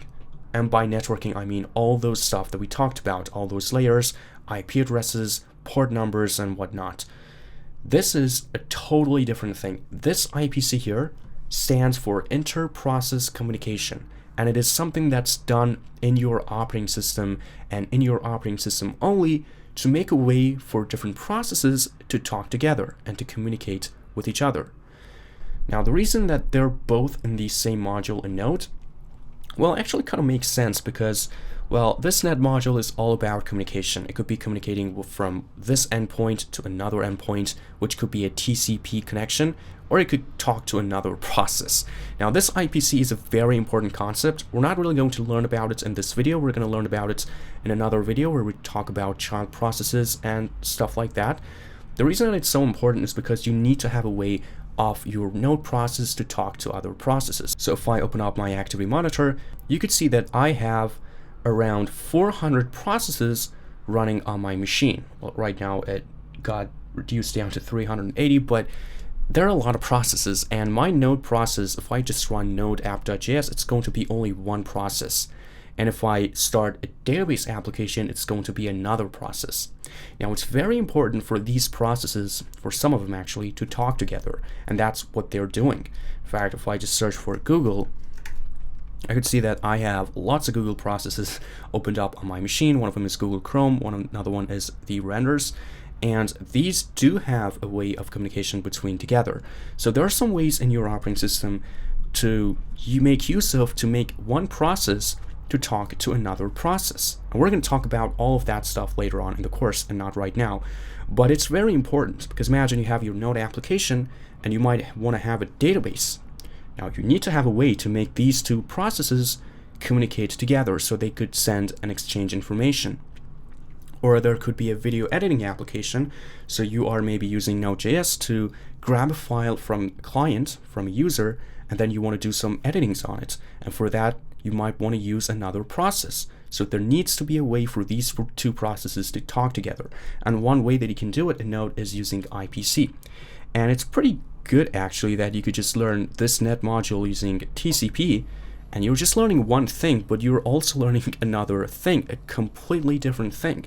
You're learning how to create TCP connections, but you're also learning how to create IPC servers, so how to do inter-process communications using the exact same module, the exact same function.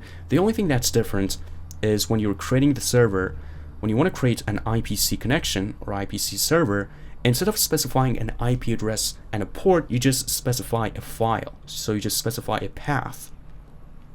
And two processes that are supposed to communicate together, they're going to use that file to exchange information together. And it's an operating system concept and really has nothing to do with Node.js. It's not an invention of Node. So you could now make Node.js to talk to another maybe C++ application, Java application, Python application, just by specifying a path and talking together. So again, we're going to talk about them later on, but notice that we are right now just focusing on the networking stuff and the TCP, but also you're learning something else on the side as a bonus maybe. Anyway, so that's just something that I just wanted to say because this IPC, we're going to see it a lot in the documentation. And again, it has nothing to do with all those networking stuff that we talked about. There's no IP addresses here. There's no ports. It's just a way for two processes to talk together. In fact, if one process is in one machine and another one is in another machine, they can't really talk together. For that matter, you have to use TCP. Alright, so let's try to learn more things about this net module. Now, in the net module, there are two main important functions that we need to talk about. One is actually, let me first include the net module. So const net equals require net. And we have two important methods on this object. One is create server, and another one is create connection. And these two are two of the most important ones. I mean, we have some other ones here as well, like is IP or connect, but they're really just some side stuff that come with the Node module. I mean, we're going to talk about them, but two of the most important ones are create server and also create connection. So let's talk about what these two do. Now, the first one, create server, as the name suggests, use this to create a server. So if I go back in the documentation, you see that it says this net module, you can use it to create TCP servers and clients. So a server is just an endpoint that serves something, and a client is someone who's making use of those services. So your server, it could be a game server, a chat server, a web server, it could be anything. But it serves data, it does something, it serves something to the client. So we could have hundreds and millions of clients who will talk to one single server, and they could all make use of all these services, or only maybe one service that this server serves. So using this method, you could create one of these servers, and using net.createConnection, you could create a client, and this client should be connected to a server. If there's no server, then there is no client. And that's how it works in TCP. So you first have to create your server, and you have to specify an IP address, port, and then in your create connection, you will specify that IP address and that port, and now this client talks to that server, and they could now exchange information. So in our server.js file, which is going to be our chat server application, we're going to make use of this method net.createServer. And in our other file, client.js, here we're going to make use of the other method, which is that create connection method. So I'm going to include the net module again. And I'm just going to say maybe net.createConnection. Alright, so now in my server.js file, I'm just going to save this into a variable called server. And if I hover over it, you can see that the type of the server is net.server. So let's go back to the documentation and read more about these. So again, you can see that it talks about IP support, and we have one of these classes called net.blocklist. And here we're going to see a lot of IP stuff. But don't worry too much about them right now. We're going to worry about them later. But basically they mean what kind of IP addresses you want to allow and what kind of IP addresses you want to forbid. So you might want to set it up in a way so that you will block everyone who connects to your application, maybe in a certain region or in a certain network. We're going to talk about these later, but let's scroll down. And here's another one, class net.socket address. Again, stuff kind of related to that IP address stuff, which we will talk about later. And one of the most important ones is this class, net.server. And again, as I hover over the server, you can see that the type of the server is net.server.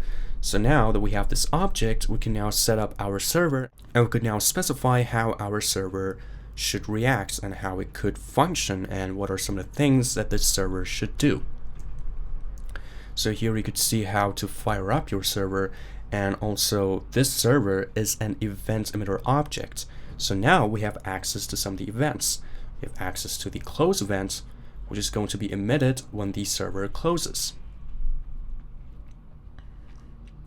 Then we have this connection event, which is something of interest to us because we're creating a chat application. So we do care when we have a new connection. So we're going to get this event, this connection event, and we're going to log something onto the screen that someone maybe with that name connected to our server. And you can see that it says emitted when a new connection is made. Then we have the error event, listening. So when you start to listen on a specific port, this event will kick in. And some more methods, server.close. You can use this method to close the server, get connections. You could use this to get a list of all the connections, all the people, all the clients that are connected to your server. And this lesson method, which is something that we're going to use, start server listening for connections. And net.server can be a TCP or an IPC server depending on what it listens to.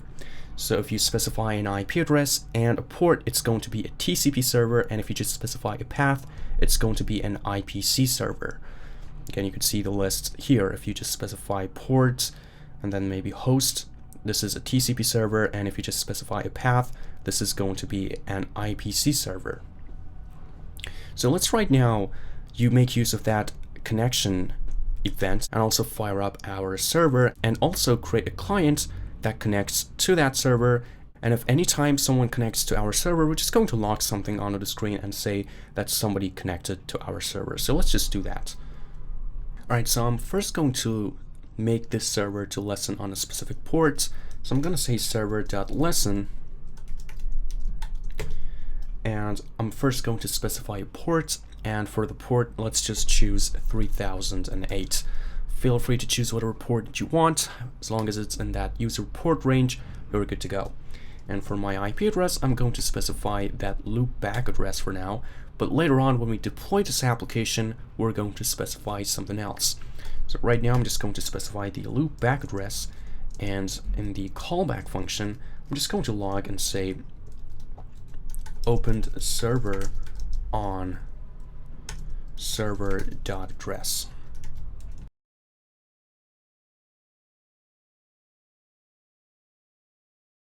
And you could learn more about this method in the documentation right here in that class server. I'm just going to search a little bit and see if I can find it.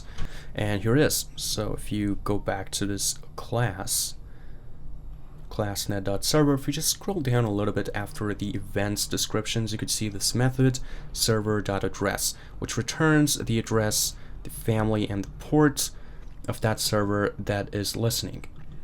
And you can see that it returns all the stuff if it's listening on an IP socket. But if it's listening on Unix domain socket, the name is returned as a string. So IP socket here just means that TCP stuff. So if it's a TCP connection, it's going to return this port, this family type, and the address. But if it is an inter-process communication server, it's going to return just the name as a string. So again, listening on a pipe or Unix domain socket, these are the terms used for IPC or inter-process communication, which is something that we're going to talk about later in the course and not right now. So we don't care about these two things, but I just want you to have some idea about it. So that piping is just a way for two processes to talk together. Unix domain socket is just another way of two processes to talk together, but they work in a slightly different way, but the concept is the same. Two processes on the same operating system talking together. And this one is an IP socket, which is, a TCP application.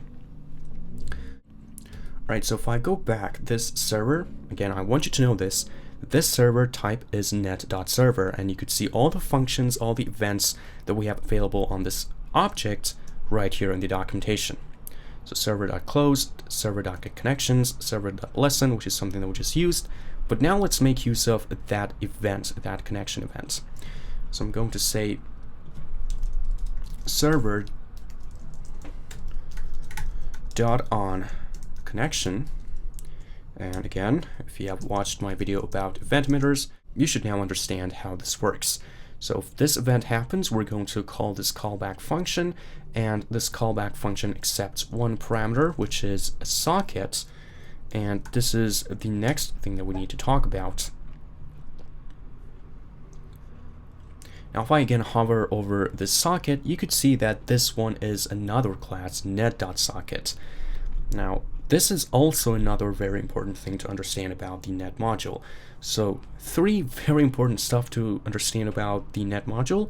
One is net.createServer, which returns a net.server, and another one is net.createConnection, which returns, let me just save this here, so const client equals net.createConnection, and this client, if I just hover over it, you could see that it's a class of type net.socket, which is the exact same type that this socket is right here.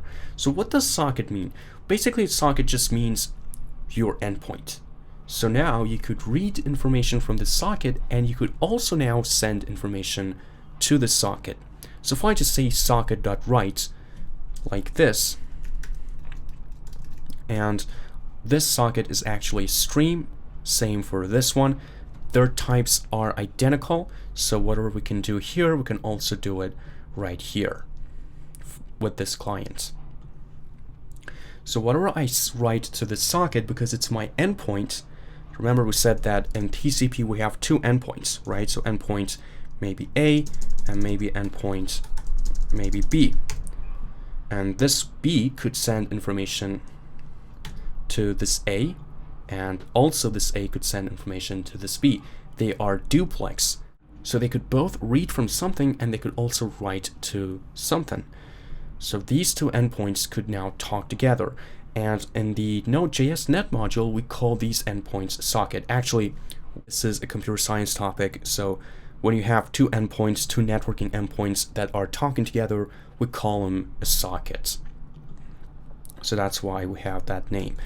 So now I could both write and make use of that on data event to figure out what kind of data I'm receiving on this endpoint. For now though, instead of just writing or reading, I'm just going to log something and say a new connection to the server. All right. And now in my client, I'm going to connect to that server. And whenever we connect, whenever we make a connection to our server, we're going to get this log, because this event is going to kick in and we're going to have a socketed object, well, which in this case we're not really making use of, but we're going to make use of it shortly. But we're just going to log something that a new connection was made to the server.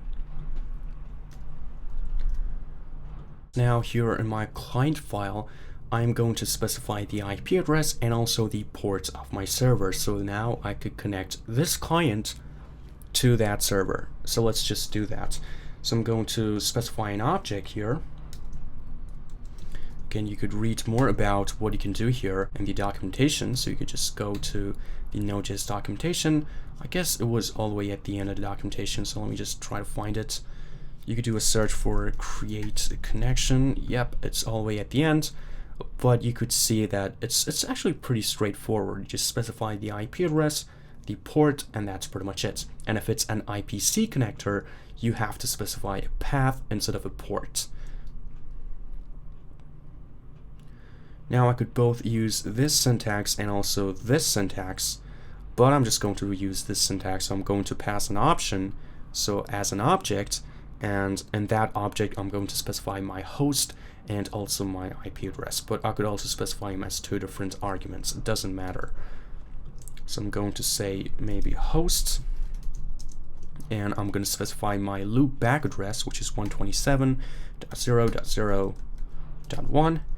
And as the second property, I'm going to specify the port. So I'm going to say port, and our port was 3008. So I'm just going to specify that port. And this function is going to have a callback. So if the connection is made, this callback is going to run. And here I'm just going to log something and say connected to the server. All right, so let's now run this application and see if we could make this client connected to this server. So I'm going to open up my terminal, and I'm going to close this tab that I have navigated to the demo folder. And here in the first tab, I'm going to run my server. Actually, I first have to navigate to that chat application that I just created. Same in the second tab. And in the first tab, I'm just going to run the server first. So node server.js, open server on this address and on this port. And with that server now opened, I could now run my client.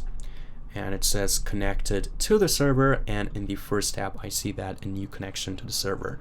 So works pretty good.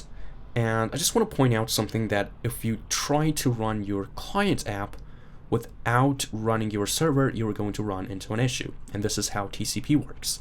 So if I just close my server, if I go back to my client, you could see that I got disconnected, and there are some events there that could notify me that says maybe, I'm not sure, but what was the server? If you go to the, maybe the socket, so I'm going to go to the table of contents first, and that main class, which is net.socket, I guess it's this close event if I'm not mistaken. Let me see.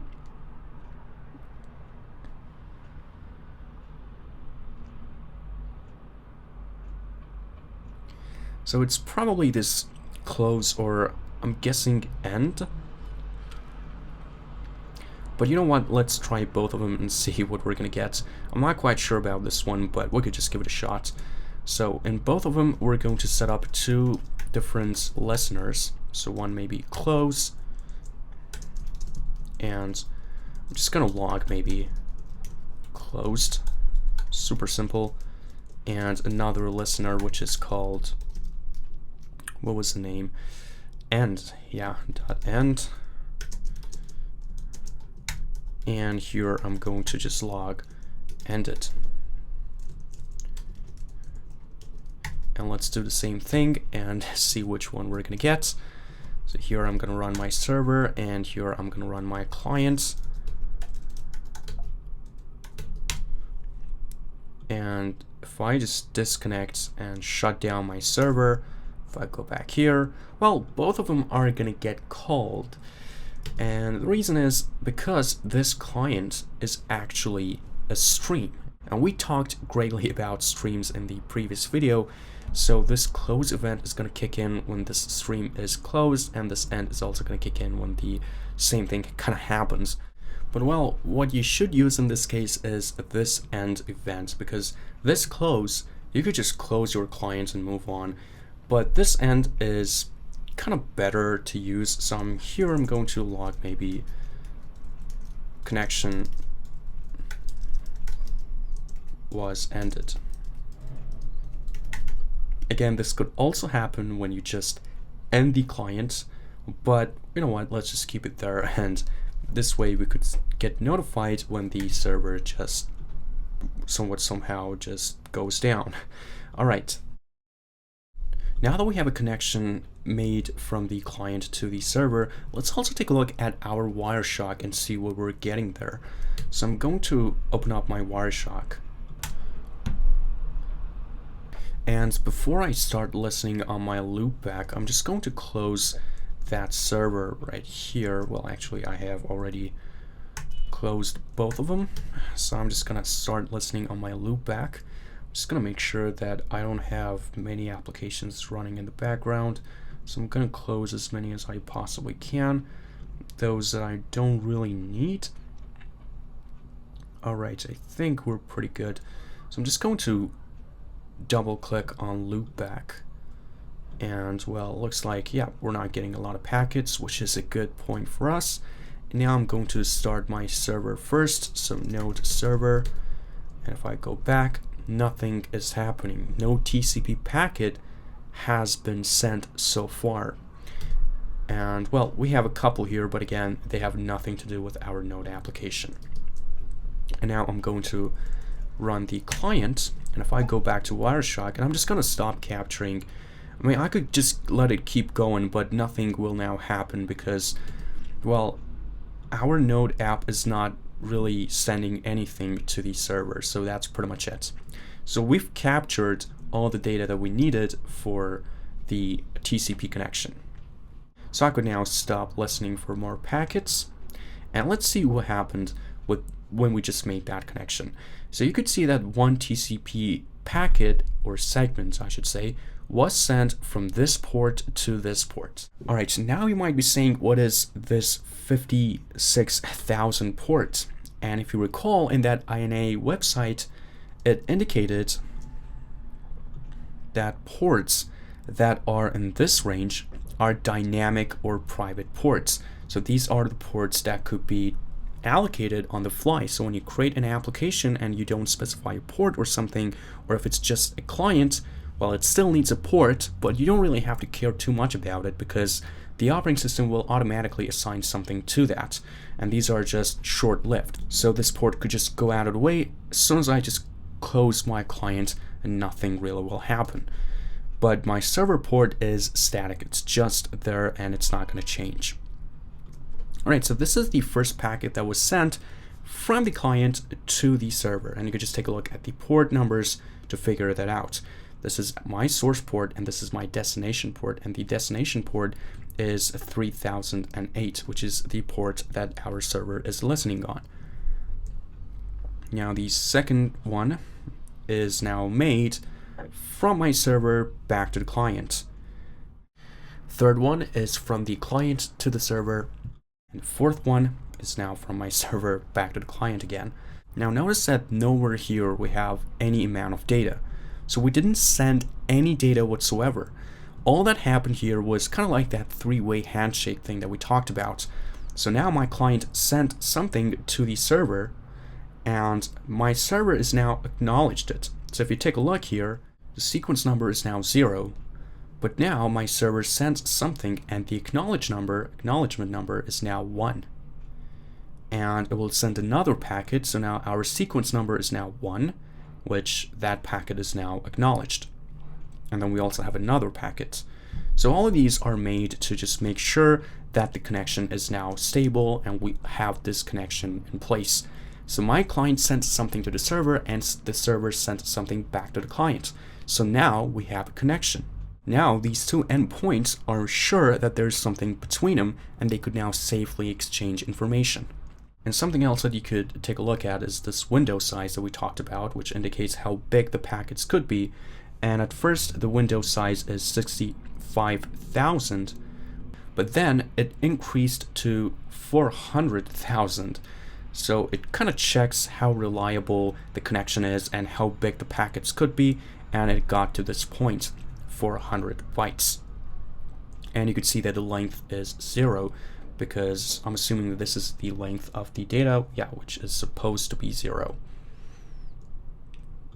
Right, so these are just some of the headers that we need to know about. There are some other things that are happening here, but we don't really care what they are. But the thing that matters is that the packets are numbered, and there are some things that are happening to make sure that we have a stable connection. But yeah, this is pretty much it about our connection. So we made a connection, but we didn't exchange any data, but some stuff happened behind the scene to make sure that connection is now stable. Alright, so I'm going to recap here. We talked about 3 very important things to understand in the net module. First is this net.create server, which you can use to create TCP servers or IPC servers. But you have to know these two are totally different things. One of them is for 2 processes to communicate together. Another one is for 2 TCP endpoints to communicate together. Again, the TCP endpoints could be one in one country, another one in another country, but in IPC, those 2 processes have to be in the same operating system, so in the same device. So this is the first method that we talked about. Now this method is going to return something that is of type net.server. And some of the events that we have available on this server is one of them is connection, which will be fired every time somebody connects to our server. We have another one, which is server.address. Now this is not an event, this is just a method, but you could use it to get the information about how the server is now listening. So you could get the address of the server, and you can now make use of these addresses to make any other client to connect to this server. And the third thing that is really important to understand is this net.createConnection method, which you can use to create TCP clients, or IPC clients for that matter. So you could use this method to connect to a client. Now this one returns a socket, so net.socket. And we have some stuff available on this object, and we only talked about this end one. So we'll have access to this end event on this socket as well. 2 important methods, net.createServer, net.createConnection, and 2 important objects, net.server and net.socket. And yeah, I guess, well, 4 things to understand. I said 3, I guess, but we have to really understand these 4 things right now. Use this one, which will return a net.server. So now you have a server, and now you could set up your server and use this method, net.createConnection, which will return this client object, which is a socket, and now we could use this object to talk to the server. And we also have the exact same object back here. So when you're creating a connection, you also get access to this socket.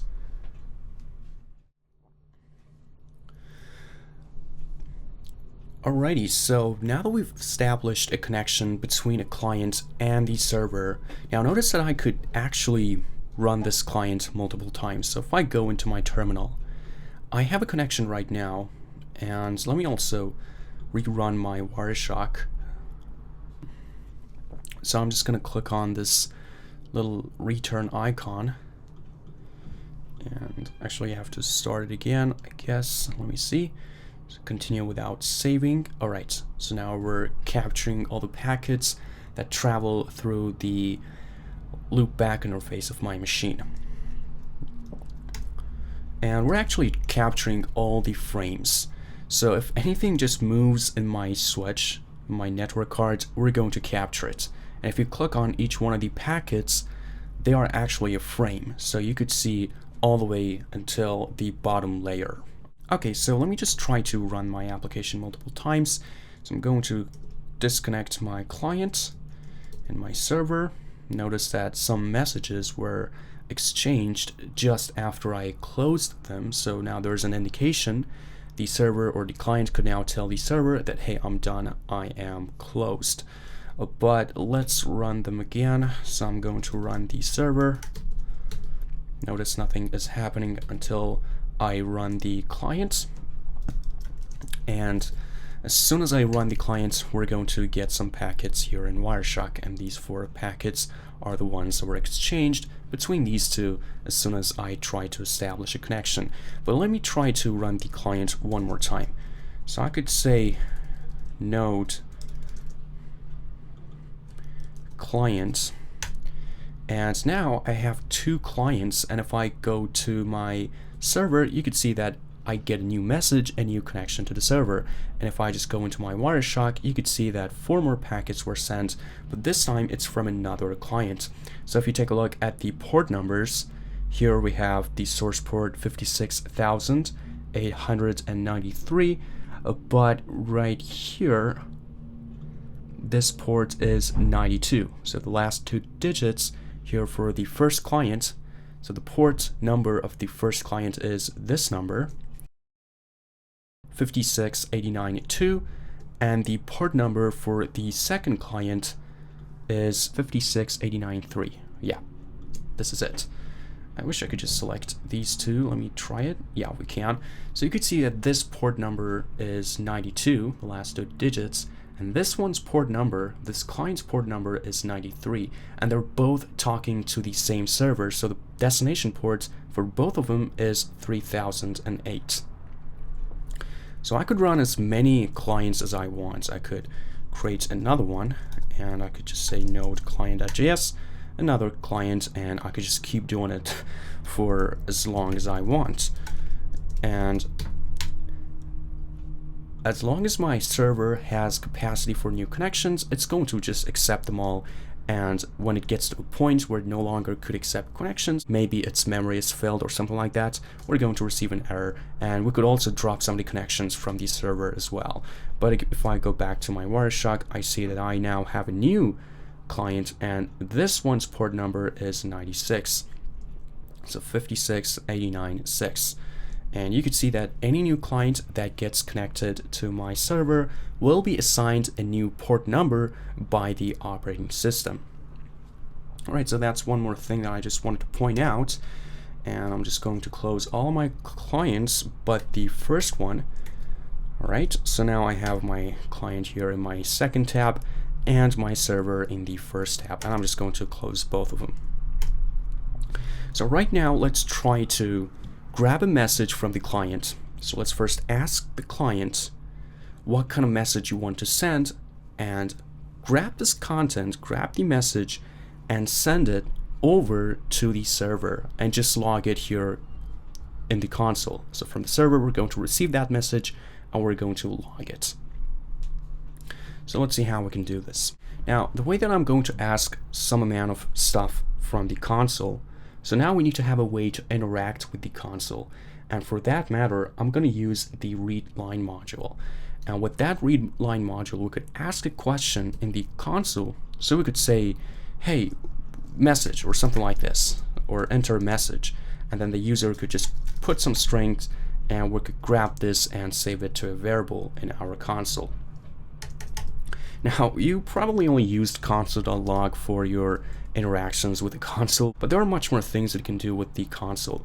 I mean, if I just run this top command again, you could see that now I have a whole different thing, and I could now interact with it. So I could now maybe put in some commands, and this definitely looks weird if you have only used console.log, and that's the only thing that you understand. But that's not the only thing that you can do with the console. You could create some interactive stuff with the console. So let's take a look at this module pretty quick.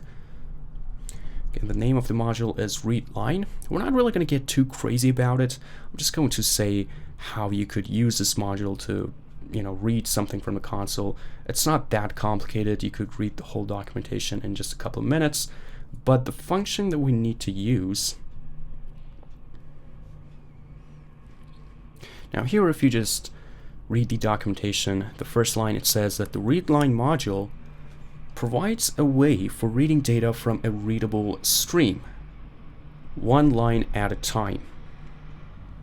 So you could also use this module from some readable stuff. So for example, you could create a readable stream off of a file and then use this module to read one line at a time from the file stream, from the read file stream. But this process.standard.in, this is also a readable stream. And you could read the documentation about it here in the process section. And it says that this property returns a stream connected to standard.in. Now again, we're going to talk about the standard in and standard out later on when we're talking about all those child processes, communication between different processes. It's an operating system concept, but basically it's an interface that you can use to interact with a process. So you could use the standard in to send some information to a process. Again, that's as far as I'm going to go. We're not really going to talk too much about these. This video is about networking and not all these stuff, but let's just try to use it. So we're going to use this standard in to send some information to our process. And there's this method that we're going to use to do just that, which is called ask. And let me see if I can find it. So here again, just like the file system module, we have two sections. One is for promises API and another one is for callback APIs, and they're just the same. So here is readline promises.interface and here it's readline.interface. Just like the file system we saw, we had two different ways to interact with the functions. Again, here, just the same thing. You could either use the callback version or the promises version, which we're going to use the promises version because it looks cleaner. Now we're going to use this function called rl.question to ask a question from the user. So the way it works, you could read the documentation here. You could just say rl.question. You first have to include the readline module, and when you ask this question, the user will put in some strings, and then we're going to get it here in the answer. And of course, it's an async await because the time that user takes to put that string, well, of course, it's not synchronous and it will take some time, so we have to wait for that thing to happen. And then we could just use this string and log it back to the screen. So let's just try to use this pretty quick. So I'm going to first include the readline module. So I'm going to say const readline equals require readline, and I'm going to include the promises version. Now with this in place, now I have to tell it what will be your input stream and what will be your output stream. So it could be a file, it could be process.standard in or process.standard out. So let's try to quickly initialize this object. So I'm going to say const rl equals, well, short for readline, equals readline dot create interface. And with this in place, after I created my interface, I could just use this object to ask a question from the console. Now my interface should read from process.standard-in, and it should output to process.standard-out. Again, we're going to talk more about these later. Not right now, but I just want you to know that using this readline, we could just ask a question from the client, and that's pretty much all that we need to know right now. So here I could just say const message equals rl.question, and whatever string I put here is going to be displayed in the console. So I'm just going to say maybe enter a message and add one of these arrows, and after user puts a message in, we're going to save that here in this message. Now this is a promise, so we have to wait for it to resolve. So I'm going to say wait, and I also have to mark my parent function as async, like so. And with this in place, let's just try to maybe log the message. Actually, we shouldn't really try to log the message. Rather, we should try to send this message over to the server. So let's do that instead. So I'm going to say maybe client.write message. Pretty straightforward. Now I know this readline might be kind of confusing to you, but you know what, let's also try to log the message here in the server, and then we're going to talk more about it.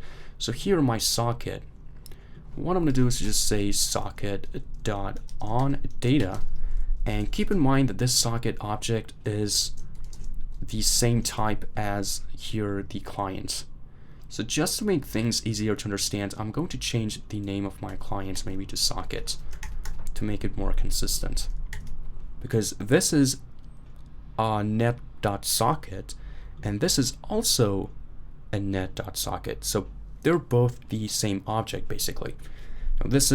Now this one refers to my server endpoint and this one refers to my client endpoint, but then again they're both the same object. So if I could write something here, I could also write something here, and if I could read something from here, I could also read something from here. Remember, a socket is a duplex stream, so you could both write to it and read from it. Alright, so let's grab the data. And let's just log this data onto the screen. So I'm going to say data.toString, because remember it's a buffer. And I'm going to use UTF-8 to change it to a string. So it's right now just some zeros and ones, but we're going to run a character encoding on top of it to convert it into a string. Same thing happens here. We're actually writing a string, but behind the scenes it will be converted to a buffer. So we could also create a buffer out of it and just write it, but it doesn't really matter. So with this in place, let's give it a shot and see how it works. So I'm going to head back over to my terminal. I'm going to first run my server, and I'm also going to run my client. Now notice that it says connected to the server, enter a message. If I go to my server, so far everything works just like before. But because now we're using that read line module, I could just interact with the console, I could put something, and I could move this information from my console to my node process. So using that standard in, I could move some information to my process. It's kind of like a communication between two processes. So what I'm going to do is to maybe put a message and say maybe a message from the first client. And if I send it over, notice that nothing is going to happen here in the client's application. But if I go into my server, you will see that that message actually is now logged onto the screen, a message from the first client. And are we capturing the packets in Wireshark? Yep, we still are. So let me just stop the capturing and let's try to see that data moving through the network card. And I'm guessing this is the one. Let me check. Yeah, this packet, this is the packet that contained our data. And you could see here at the bottom that we have data 32 bytes. And our data is actually 32 bytes, right? Because we have 32 characters. So if I just copy this and maybe paste it here and select the string, you could see at the bottom 32 selected. So I am sending 32 bytes, right, in my data. And if I just hover over it, you could see that it says a message from the first client. So we talked about this, that this section in Wireshark just tries to run a character encoding using Unicode on top of the data that we get. So the first portion that are all about the headers is going to be gibberish, and we're not going to be able to make sense out of it. But if we do send clear text, we're going to be able to see that message here in Wireshark. So this portion of the packet includes our data that we sent, and it was only sent once. I mean, there were some other packets exchanged here, but that is pretty much it. So we sent this one from the client to the server, and the server actually acknowledged it. So the server told us something and said, hey, I received the packet, you're now good to go. So you can see that we're doing a lot of stuff to make sure that we're receiving the exact same amount of information, the exact same bits that we intended to send. Okay, so now what we're doing is that we're receiving something from the client using this read line module. We're sending this information, this message, to the server using the socket. So this socket, as we said before, TCP is a connection-based transport protocol. So each socket that you have, it should be connected to an endpoint. So this socket is connected to only one endpoint, and that endpoint is our server. Right now, the socket is only connected to one endpoint, and that endpoint is my client. If I create another client, I'm going to get a new socket here. So now I have two socket objects, and both of them have their own endpoints. So if you just write something onto your socket, onto your endpoint, that message is going to travel across to the other endpoints. And if you use the onData method, so make use of this data event, whatever the other endpoint sends, you're going to receive that here using this method. So what I can do is to create another client. So here it says a message from the first client. I could now, just like before, create a third client, so node client.js, and as soon as I run this application, run this new client, I'm gonna get a message here that says a new connection to the server. And right here, what I can do is to maybe say a message from the third client. If I send it over, again, nothing is going to happen, just like the second client here. And if I go back to my server, you could see that a message from the third client was received. And Wireshark, if you keep capturing the packets, you will get some good insights about what's really going on. So some packets are exchanged to make sure that the data is actually received, and that data will be acknowledged. All right, so now we're reading something from the console using this read line, and we're saving whatever we receive from the console to this message object, and then we're sending that message over to our backend application, to our other server, and that server is just going to log it onto the screen.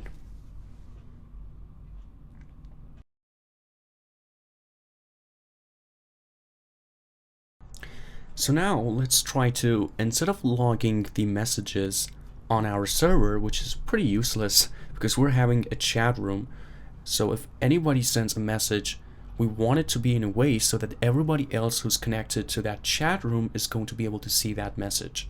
So rather than trying to log this message on the console, I'm just going to remove this line because, what can you do with that log? Just the server is going to see that, and whoever has access to our server console, which is not a regular user. So you could just keep that in, but I'm going to remove it, and instead of just logging that on the server, we want to send that message over to every single client that is connected to that specific server, to that specific chat room. Thus, they will all be able to see that message. So if somebody sends a message, everybody's going to be able to see it. So if I go back to my terminal, as you can see here, we entered a message, but we didn't really receive what that message was. So if I just run my client again, and if I just put a message, I'm not really going to see that message back to my chat room because this interface right now is actually our chat room. If anyone else, any other client sends a message, I want to see that message right here in this interface because I'm a client. I am in the chat room. I want to see what everybody's talking about, right?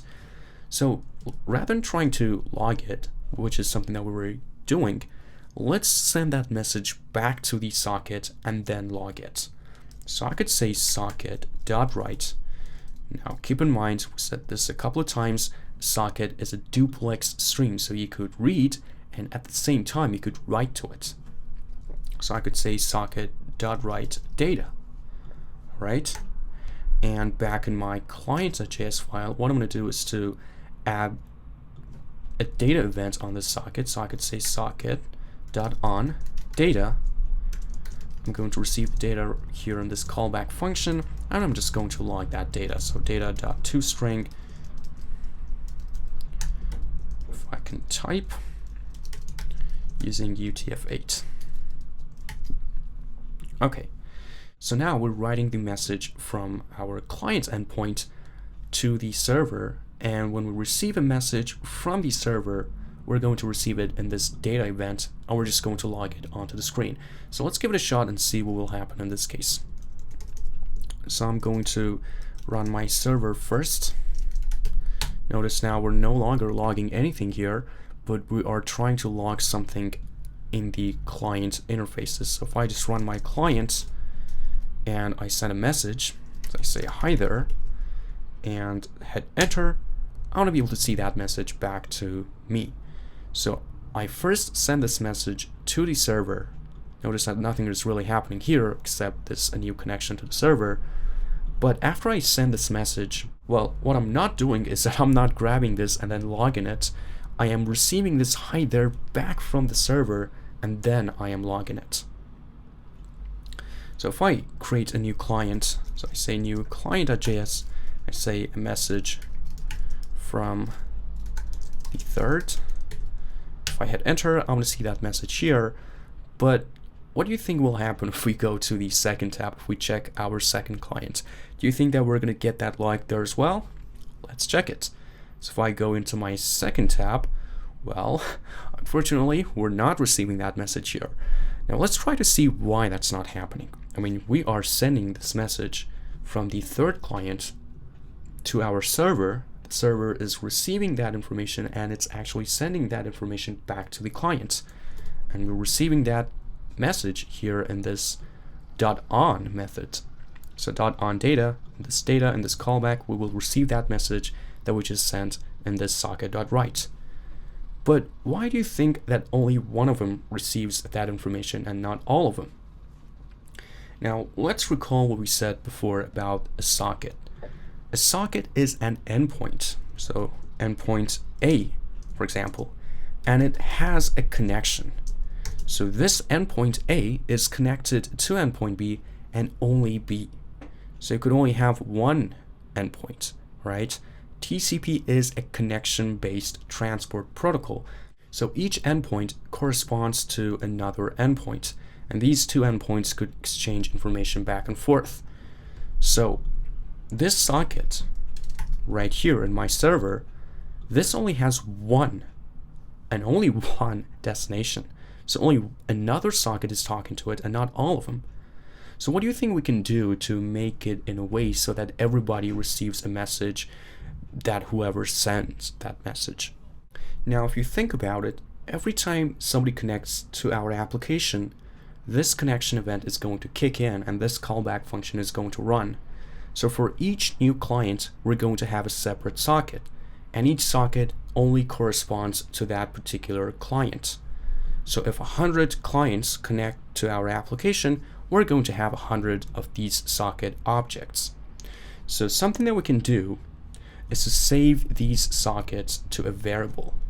So I could say maybe const clients equals just an empty array, and every time I get a new connection, I'm going to save my socket object into this array so that I could now keep track of all the connections that I have in my application. So this is one way of doing it. So now every time whoever sends a message, we're going to receive that message, we're going to loop through all the objects that we have, and we're going to send that message to every single socket, so to every single client. So let's try to do this. So a new connection to the server. After I receive this, right here at the bottom, I'm just going to say clients.push socket. So we're just going to push the socket to our clients. And here I'm going to say an array of client objects, or maybe an array of client sockets. And every time I receive some amount of data, instead of just writing it to that particular socket, I want to write it to every single socket that I have. So to every single connection that is now connected to my server. So I'm going to say clients dot map, and here I'm going to receive each socket. So this is a socket, and I'm just going to say s.write data. And I'm just going to remove this line, and I'm going to save. And let's just give it a shot and see if it works. So I have my clients, it's untouched, just like before. Every time we receive data, we're just going to log it. And in our server, now we're keeping track of all the sockets that we have. So every time somebody makes a new connection, we're going to push something into this array. And let's try running both of them again. Now notice that both these two clients are now connected to my server, but if I just stop my server, both of them will now get disconnected. So I see connection was ended and connection was ended.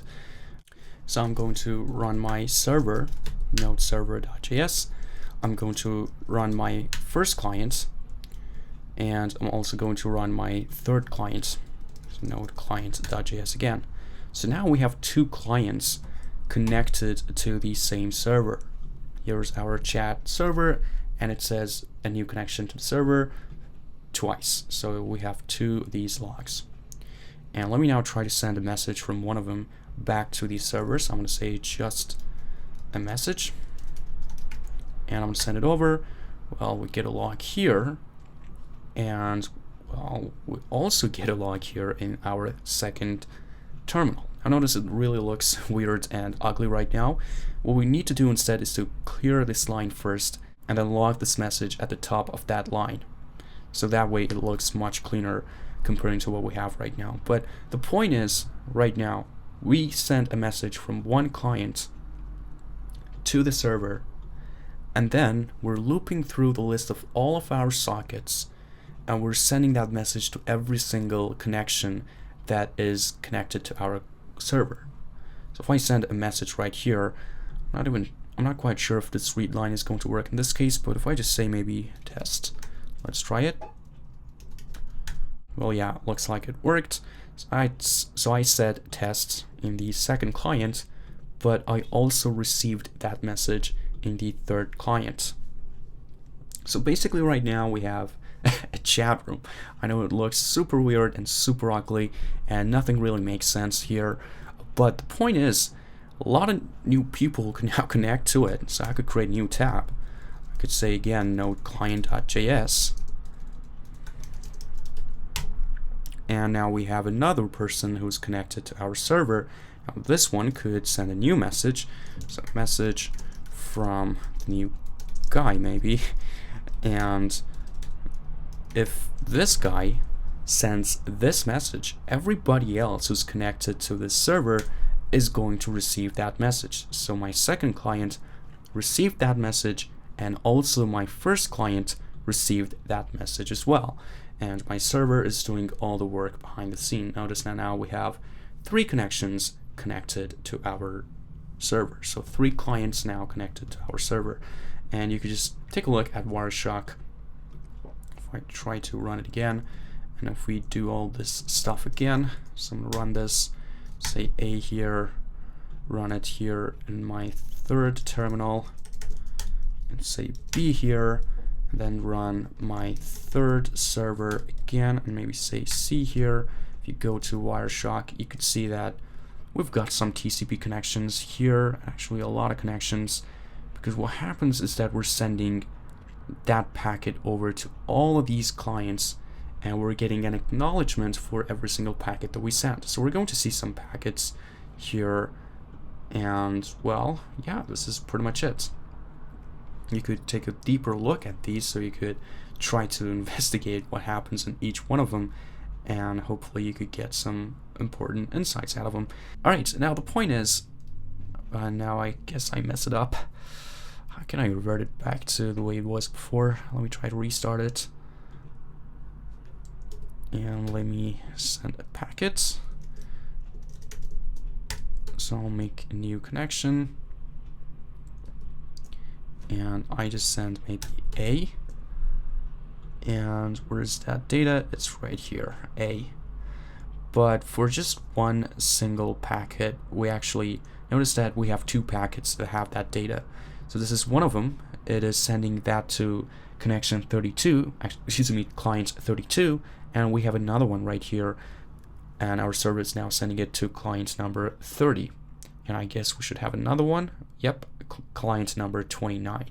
And the port number for these actually start with 5702. But you get the idea. So we're now sending information from one client to our server, and we're receiving the information. Notice that all of these connections are kept alive. We could just not do that. We could do it in a way so that every time we send a message, we're going to close the connection and we're going to exit after the console. But in this case, we want to keep the connections alive. In the next application that we're going to create, we don't care about that. It's a file uploading application. So we're going to upload the file, and as soon as the file uploading is done, we're just going to quit the application.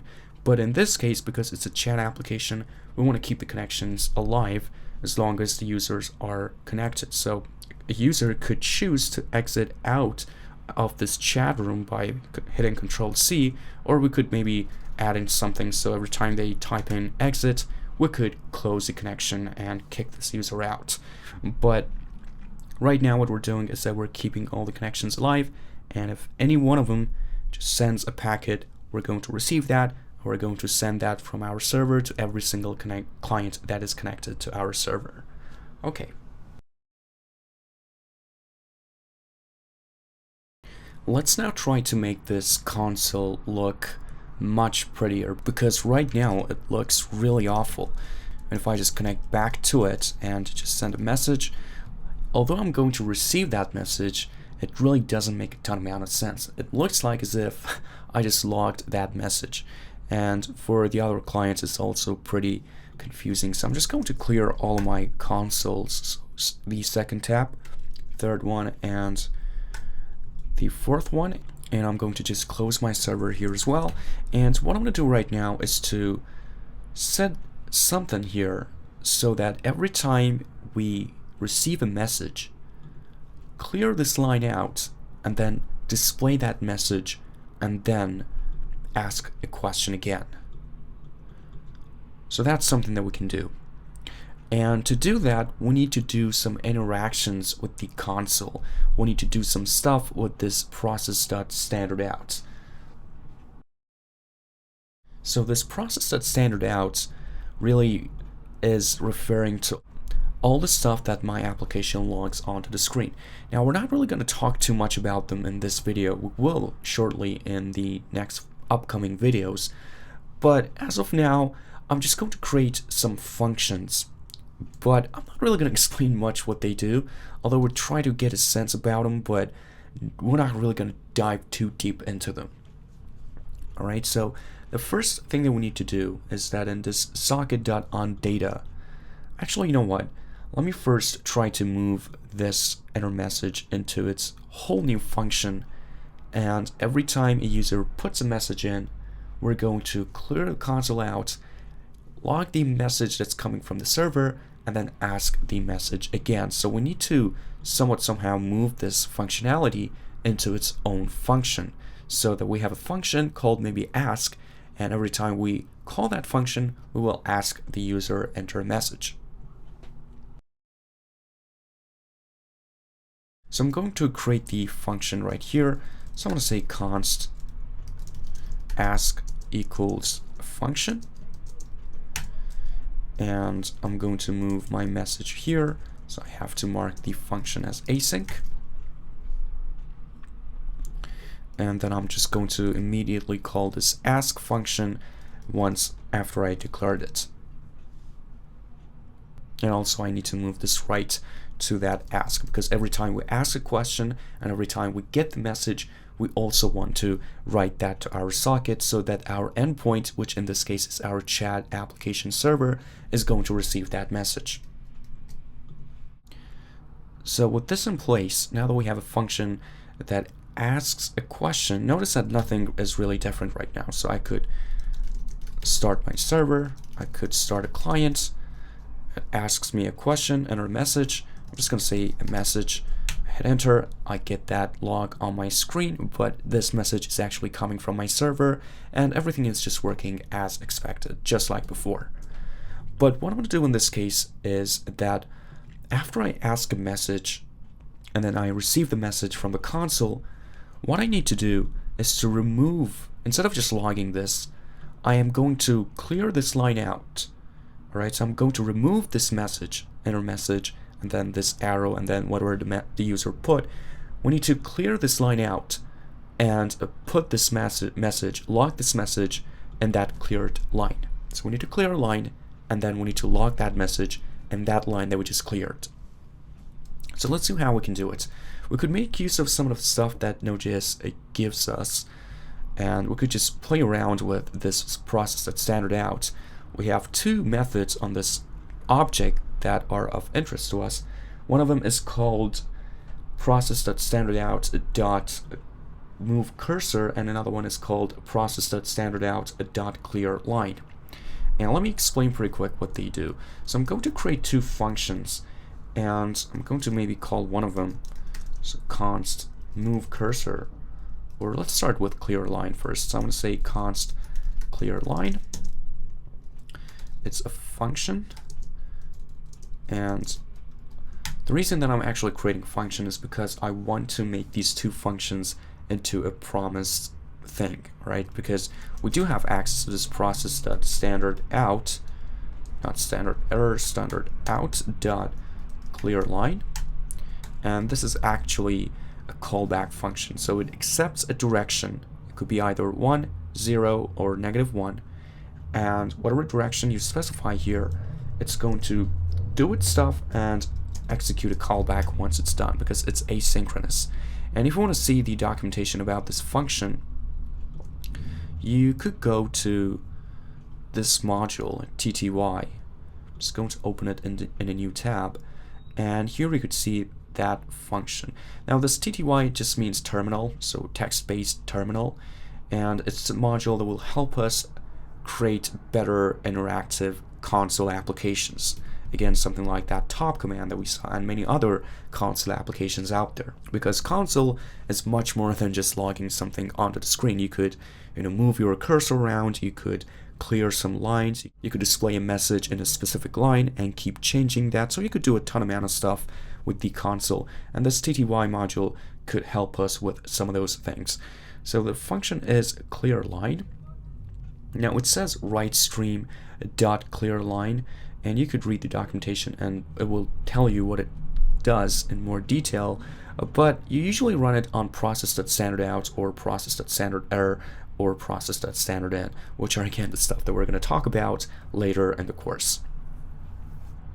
But we're first going to use the clear line, and I'm just going to click on it. So write stream, in our case that process.standardout is a write stream, and we're going to run this on that process. It's going to accept the direction. If you say -1, it's going to clear everything that is to the right of the cursor. If you say right, it's going to, if you say 1, it's going to clear everything that is right to the cursor. But if you say 0, it's going to clear the entire line, which is something that we want. And you could also pass a callback, and after it's done, it's going to execute the callback. Now, in order for us not to get a callback hell, I'm just going to define a function and convert this function into a promise-based version of it. So I could just say await clear line, and that's it. And I don't have to pass a callback, and then after the callback is done, in that callback, call another function that uses another callback and end up with a callback hell. So I'm just going to do this for that purpose. So what I need to do is that this function is going to return a promise, so new promise, and we have resolve, and we have reject. I assume that you know how this works. This is something related to JavaScript, how to create promise objects.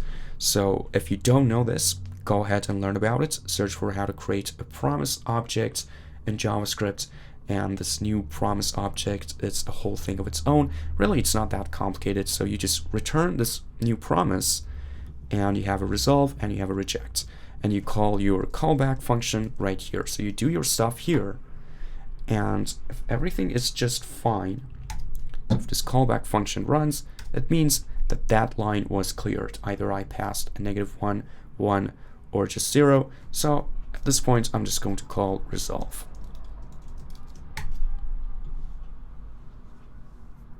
Now that I have this function, what I can do is to call that right here, and I can clear my text. So what I'm going to do maybe is after here, after I receive my message, before I write it, I am going to say await clear line 0. And I'm just going to add a line and say clear the current line that the cursor is in.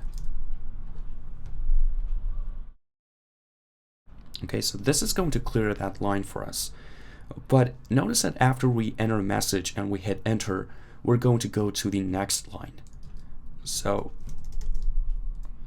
after I enter a message and I hit enter, we're going to go to the next line. So that clear line will only clear this line. Or actually maybe this line. I'm not sure. Let me check again. So if I just run this here before we log. So I'm going to mark this as async. And I'm going to run it again. Enter message. Well, I have to specify, right, what's happening here. dir is not defined. And yeah, for sure we have to pass it here. So dir, which means direction. All right, let me try it again.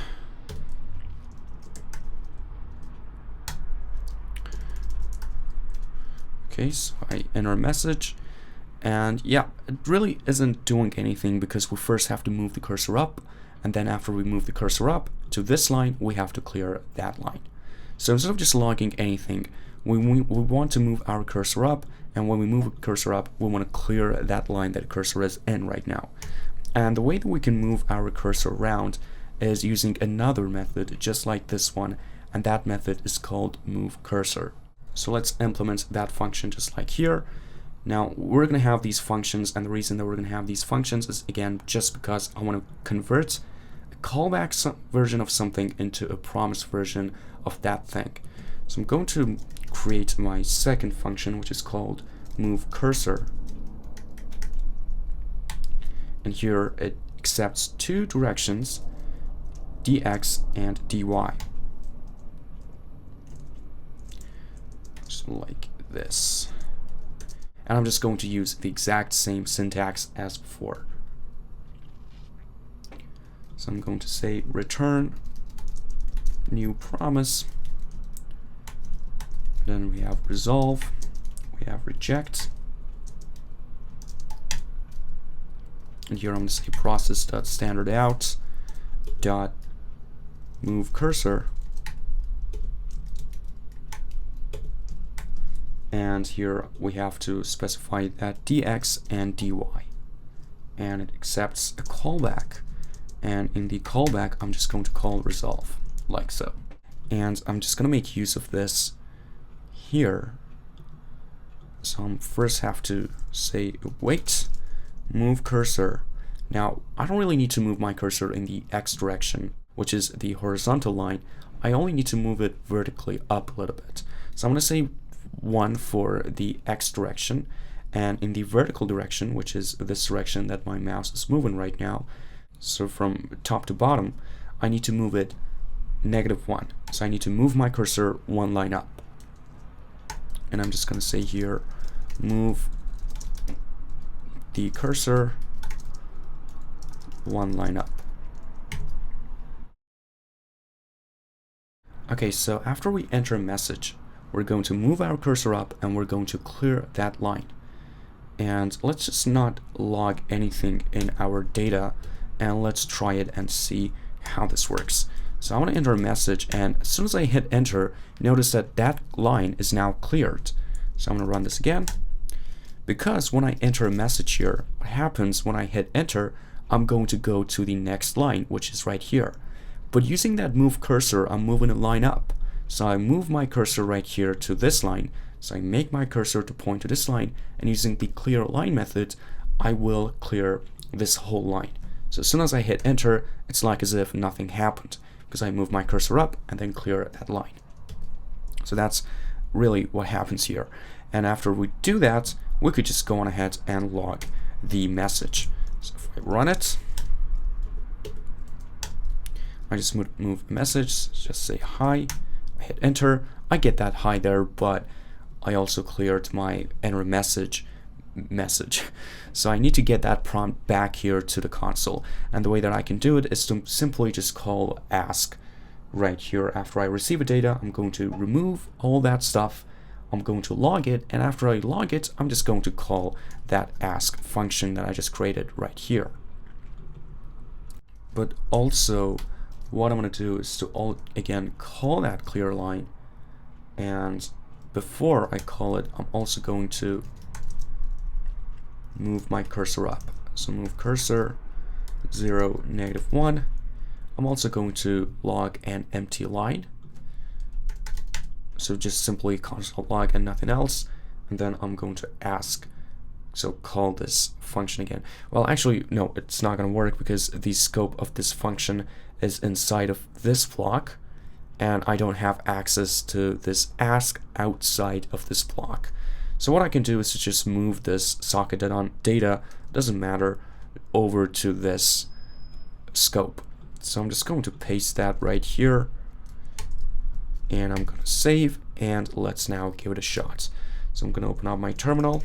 Let's see if we get an error. I'm going to run the client, and I'm just going to put a message. So say hi. I'm going to hit enter, and notice that I cleared my line, and I moved to the next line. And now I'm asking another message. So I could say another message. So I could say 3, 4, 5, 6, 7, 8. And The good point here is that if I do make a new connection to my server, so I create another client like this, I could enter a message, say a message from the second client, and if I hit enter, well, here it works fine. And also my first client, it also gets that message, because if you think about it, what we're doing here, whenever we receive a data, we're going to log an empty line. So we're going to go to the next line here, and then we're going to move our cursor up to that inner message. We're going to clear it, and then we're going to log that message in. So that's why it works both ways. So if you enter a message, if you don't enter a message, it's just going to work fine. And then we're going to call our ask method one more time. So I'm going to just say something here. I'm just going to say log an empty line. And here I'm going to say move the cursor one line up.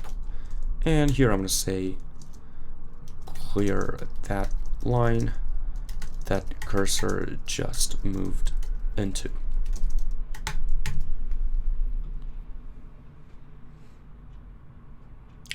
Alright, so now with this in place, notice that we really didn't do anything with the net module and networking stuff. All we did was that we just made our terminal to look just a bit nicer. So now every time we enter a message and we hit enter, the message appears at the top instead of just appearing at the bottom, which is really confusing. Because you probably used a lot of chat applications out there. When you're chatting with your friend and you enter a message, the message appears at the top, not at the bottom. And if it appears at the bottom, I guess it'll be really confusing. So this is really how the convention is for chatting stuff. So you enter a message, the message goes up. If somebody else enters a new message, the message again appears at the top of your input. So this is just something, just to work around with the read line stuff. So we used the TTY module. We also used the process object a little bit. Where is it? Right here, this process, and we also used the read line module, which is right here. So we just used them a little bit. We don't really try to understand deeply what they do. And in fact, I'm not even sure if I'm going to release a video just talking about these modules, because they're pretty straightforward to understand. I mean, sure, they could be confusing, but they're actually pretty easy to understand. I mean, about the process, definitely we're going to have a video about this one, because understanding the processes in the operating system is pretty important for us, and we have to know how a process works, how it communicates with other stuff, and what are some of the things that an operating system makes available to a specific process, in this case our node process. So we're definitely going to talk a lot more about this process, but about read line and TTY, I'm not quite sure. I mean, they're pretty straightforward, and just take a look here. This TTY just makes it easier for you to interact with the console. Same for read line. This read line helps you read one line at a time from a stream, from a readable stream. And there's some good stuff happening here. So, but they're actually getting pretty easy to understand. I mean, maybe I could push a video out just talking about how to create an interactive console application, something just like a top here. So you could just run the top commands, you could get access to an interactive console, you could see that things are just moving around. So this is possible to do in Node.js using that TTY, using that read line. And maybe I'm going to release a video just talking about these kind of stuff, but notice that it's not really related to networking stuff at all. I mean, this networking application could have been an application which its front end would be an iOS application or an Android application or a Windows application. In this case, we just decided to stick with Node, so we used just a console as the front end, but this front end could have been anything else. It could have even been a website. So we're not really going to dig too deep into what these methods really do. As long as you just understand that it moves the cursor up and it clears that line, that's pretty much all that we need to understand. Maybe later on we're going to dig deeper into these methods and also this read line, but for now though, just know that these three functions, even though they don't make a ton amount of sense to you, just don't sweat it. It doesn't matter. Right now, we're just focusing on understanding the networking stuff. I mean, you should understand how to do this, how to create a promise. It's something related to JavaScript, so if you don't, pause the video, search about it, Google it. There are a ton of good tutorials out there, great YouTube videos, great articles, free ones. You could just learn how this new promise syntax works. So if you call resolve, it means that the promise was successful. If you reject it, it means that the promise was rejected. So this is an easy, quick way to just return any callback function into a promise-based version of that function. So here we could just call await and call those two functions instead of having to, call process.standardout.moveCursor, and then in the callback call this clear line, and then in the callback of this log, and then ask, which could be again a callback hell. And I really hate callback hell, so I try to stay away from it as much as possible. And what you can do is to just easily convert your callback functions into a promise-based version, and that's pretty much it.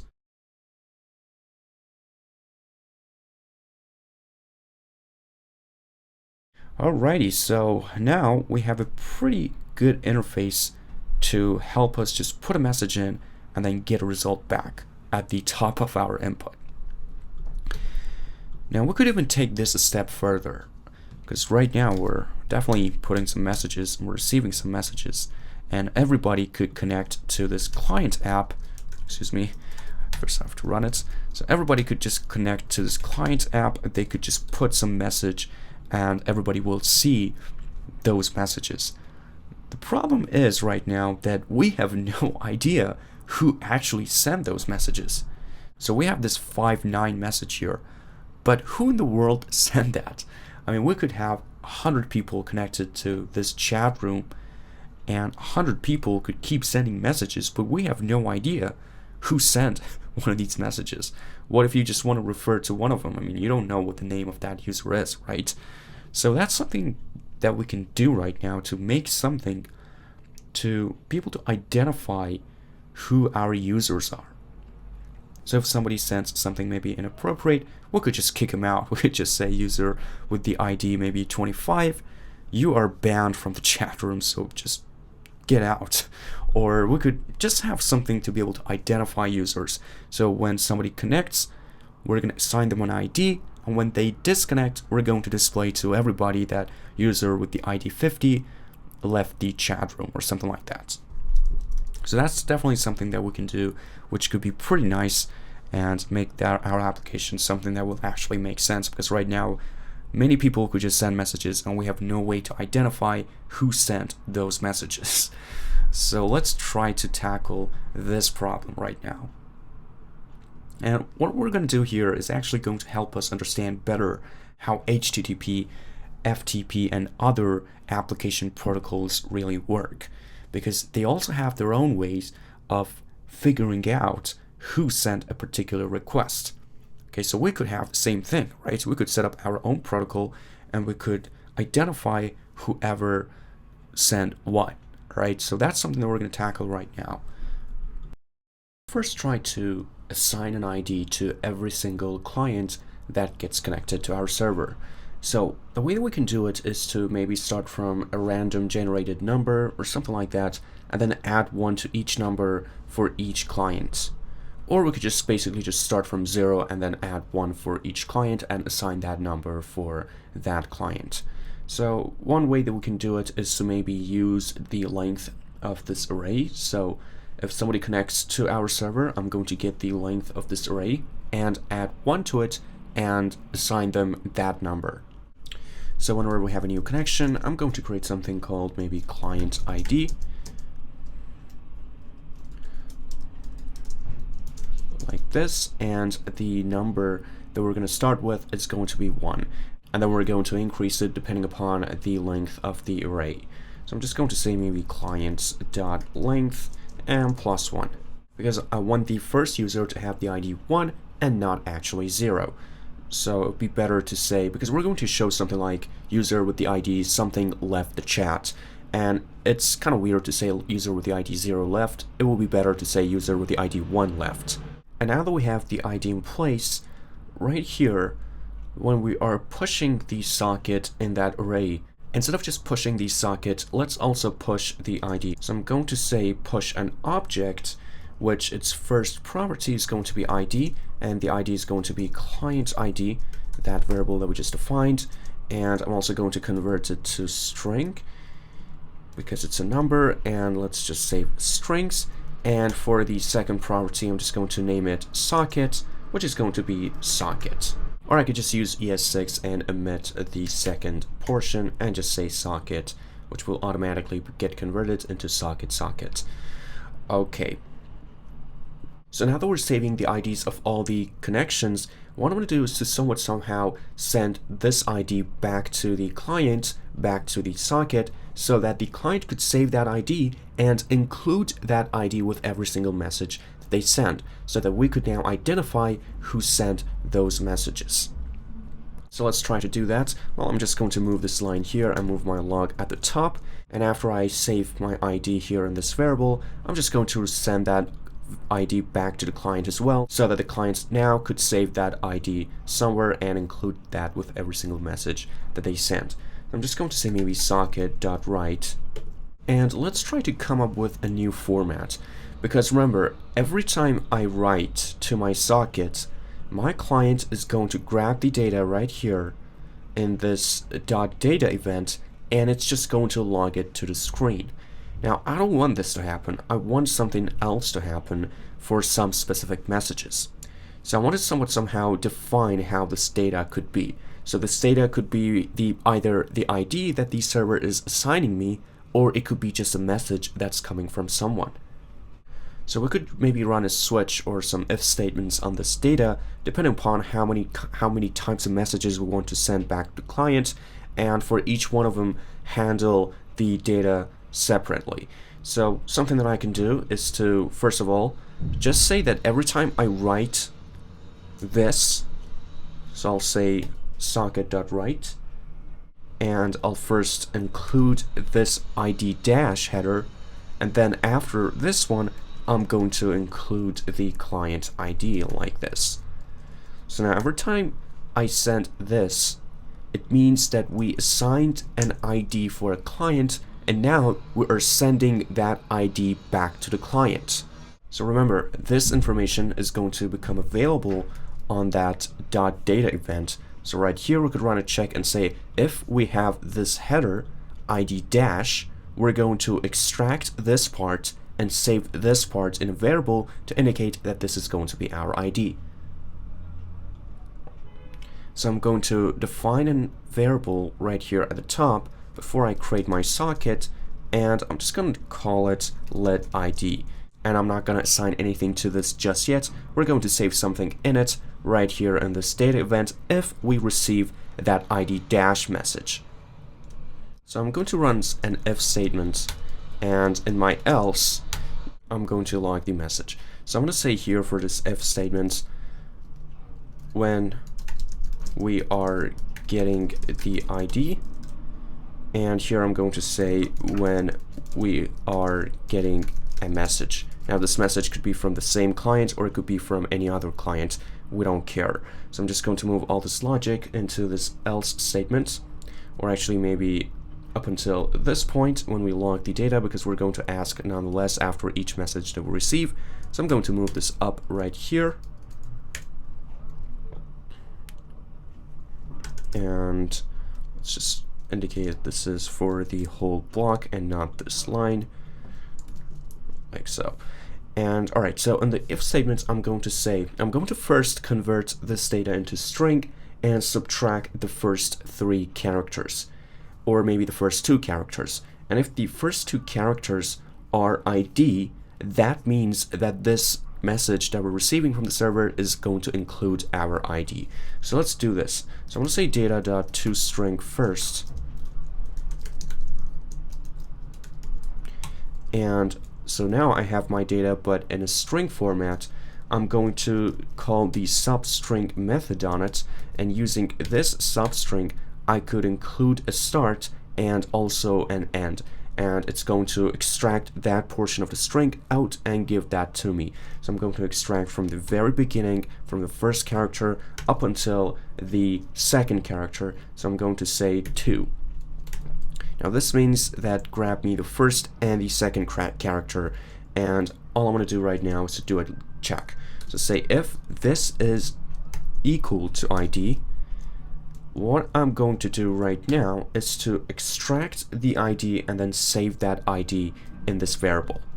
Now we could have also maybe grab the first 3 characters and then check for ID dash, but I'm going to stick with the other one.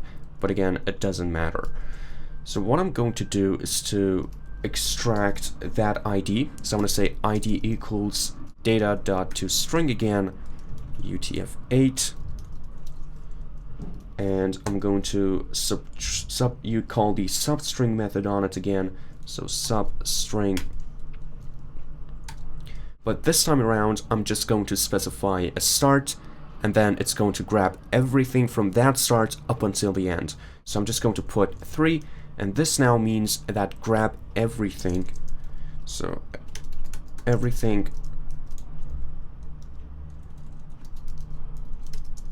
from the 3rd character up until the end. And let me just move this comment and put it here at the top, like this. Okay, so now that we have grabbed our ID and we're saving it in that variable, that is pretty much it. So what we can do is to maybe log something to the screen and say, alright, your ID is this. You just connected to our server and we assigned this ID to you. So we could just log and say, actually in the ES6 string, we could say your ID is, and let's also log an empty line character afterwards to just create some space. And you know what, we also need to move this logic here at the top, so we have to clear that asking message first and then show this. So I'm going to just move all that logic here at the top, or actually I could just move it all right here before even I start my if statement, like this. Okay, now let's give it a shot and see how this works. So now if I connect to my server using a client, I should see something like, your ID is this. So let's see if we get an error or not. So I'm going to, first of all, I'm going to start my server again because we changed the server.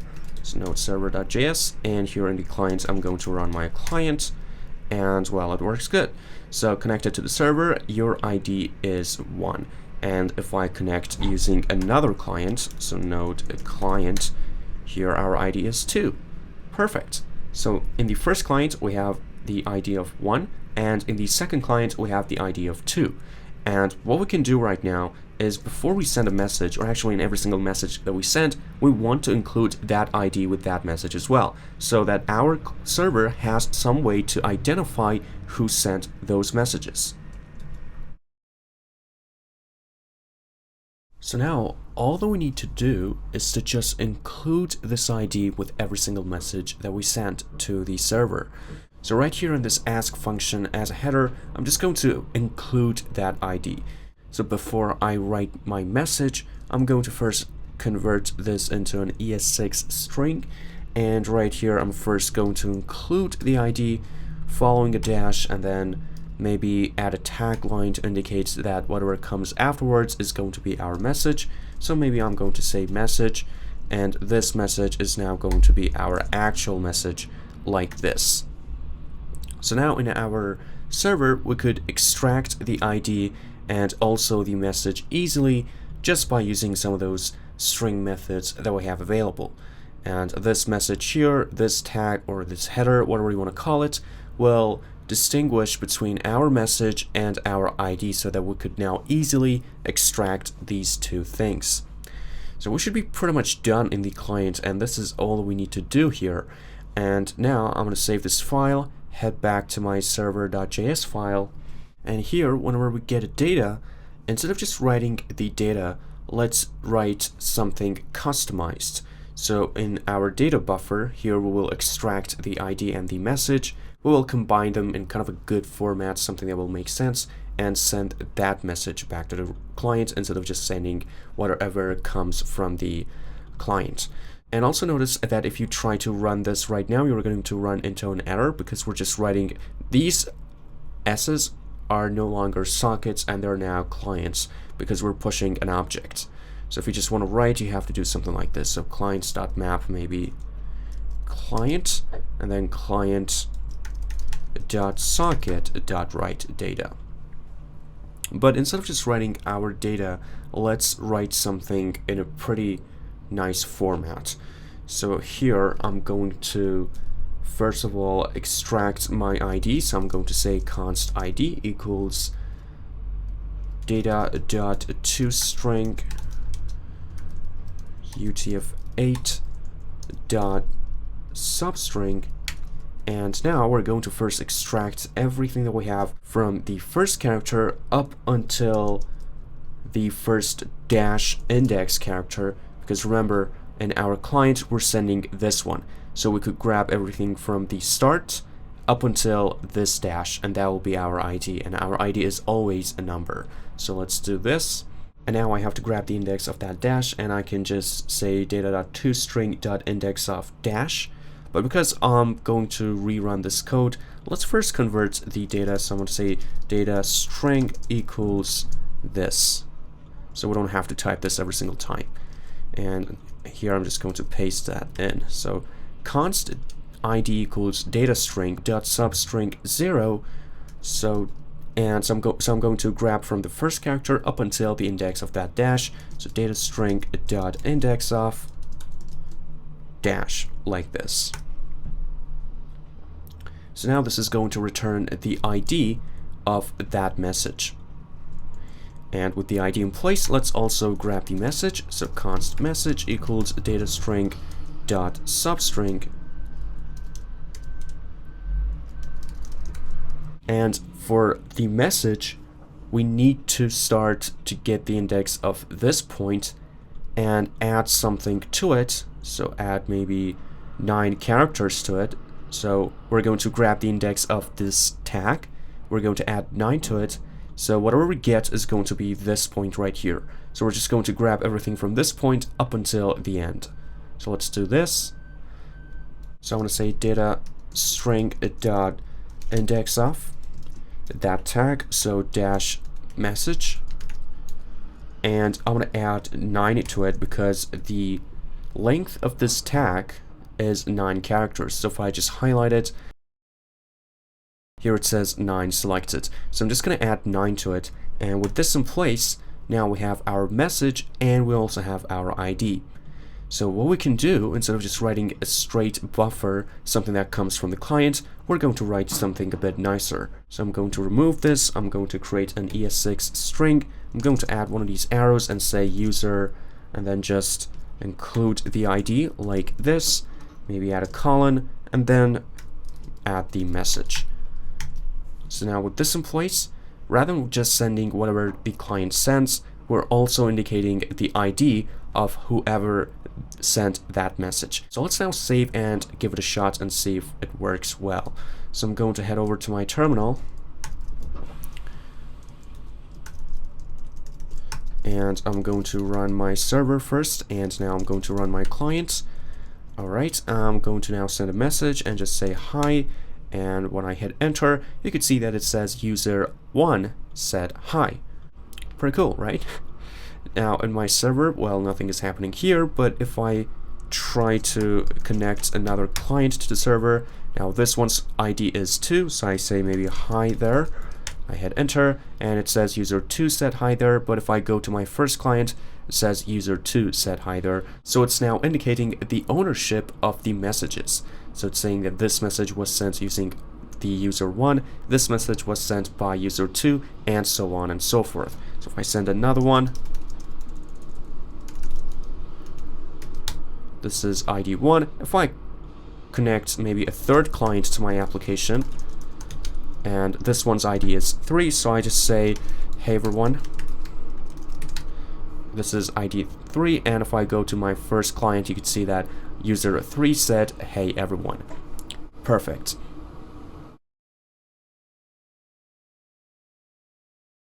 Okay, let's now try to do 2 more things to our application, just as a bonus maybe. Maybe we could do something so everyone, whenever somebody joins, we could display a message to everyone and say that user maybe with that ID joined, and whenever somebody leaves, we just say somebody with that ID left. So let's try to do these 2 things. It's actually pretty straightforward. Now, to tell everyone that somebody joined upon new connections, all we can do is to, after we grab the ID, we could just do another broadcast message over to all the clients and say something like this. So I'm just going to say clients.map function that accepts a client. And here I'm just going to say client.socket.write, and let's write maybe user and then inject the ID here. So user client ID joined. And I'm just going to do the exact same thing upon disconnections. So I'm going to, right here for each socket, I'm going to add another event on it and say maybe socket.onEnd. So I'm going to make use of this end method to indicate whenever a socket has ended. So if somebody, a client, just exits out of the terminal, we're going to get that end event here on this socket. So right here, all I can do is maybe say client.map, just like before. We're going to get this client object. And right here, I'm just going to say client.socket.write. For this one, let's write, I don't know, maybe user, and then ID. And I actually have to change it into ES6 strings like this. So user client ID left. Pretty simple. Okay, so with this, let's also add a comment. Maybe say broadcasting a message to everyone when someone leaves the chat room.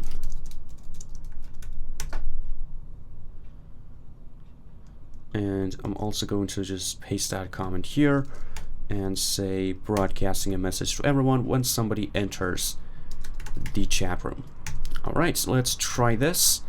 So I'm going to close all my clients, and I'm also going to rerun my server. Okay, I am now going to run my first client like this, and I'm also going to run my second client. But when I run my second client, if I go back to my first client, here I see a message that says user 2 joined. So user 1 could say, hey, user 2. And user 1 could say, hey, yourself, user 1. So user 2 told user 1 this, and user 1 told user 2 this. But now if user 1, for example, disconnects from the terminal, so if I just hit Control-C in my first client and my user 1 client, if I go to my second client, here it says that user 1 left. And if somebody else just connects back again, here they will be assigned ID number 3, and client number 2 will see that user 3 joined.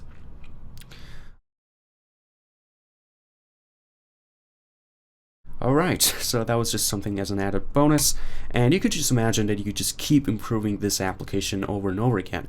The possibilities are truly endless. I mean, you could, instead of just grabbing the ID, you could, instead of just showing the ID, you could instead show a name. So whenever somebody joins, you would ask them their name, and then for each message, you will indicate their name. You could add in maybe reply functionality, edit functionality even, and so much more things.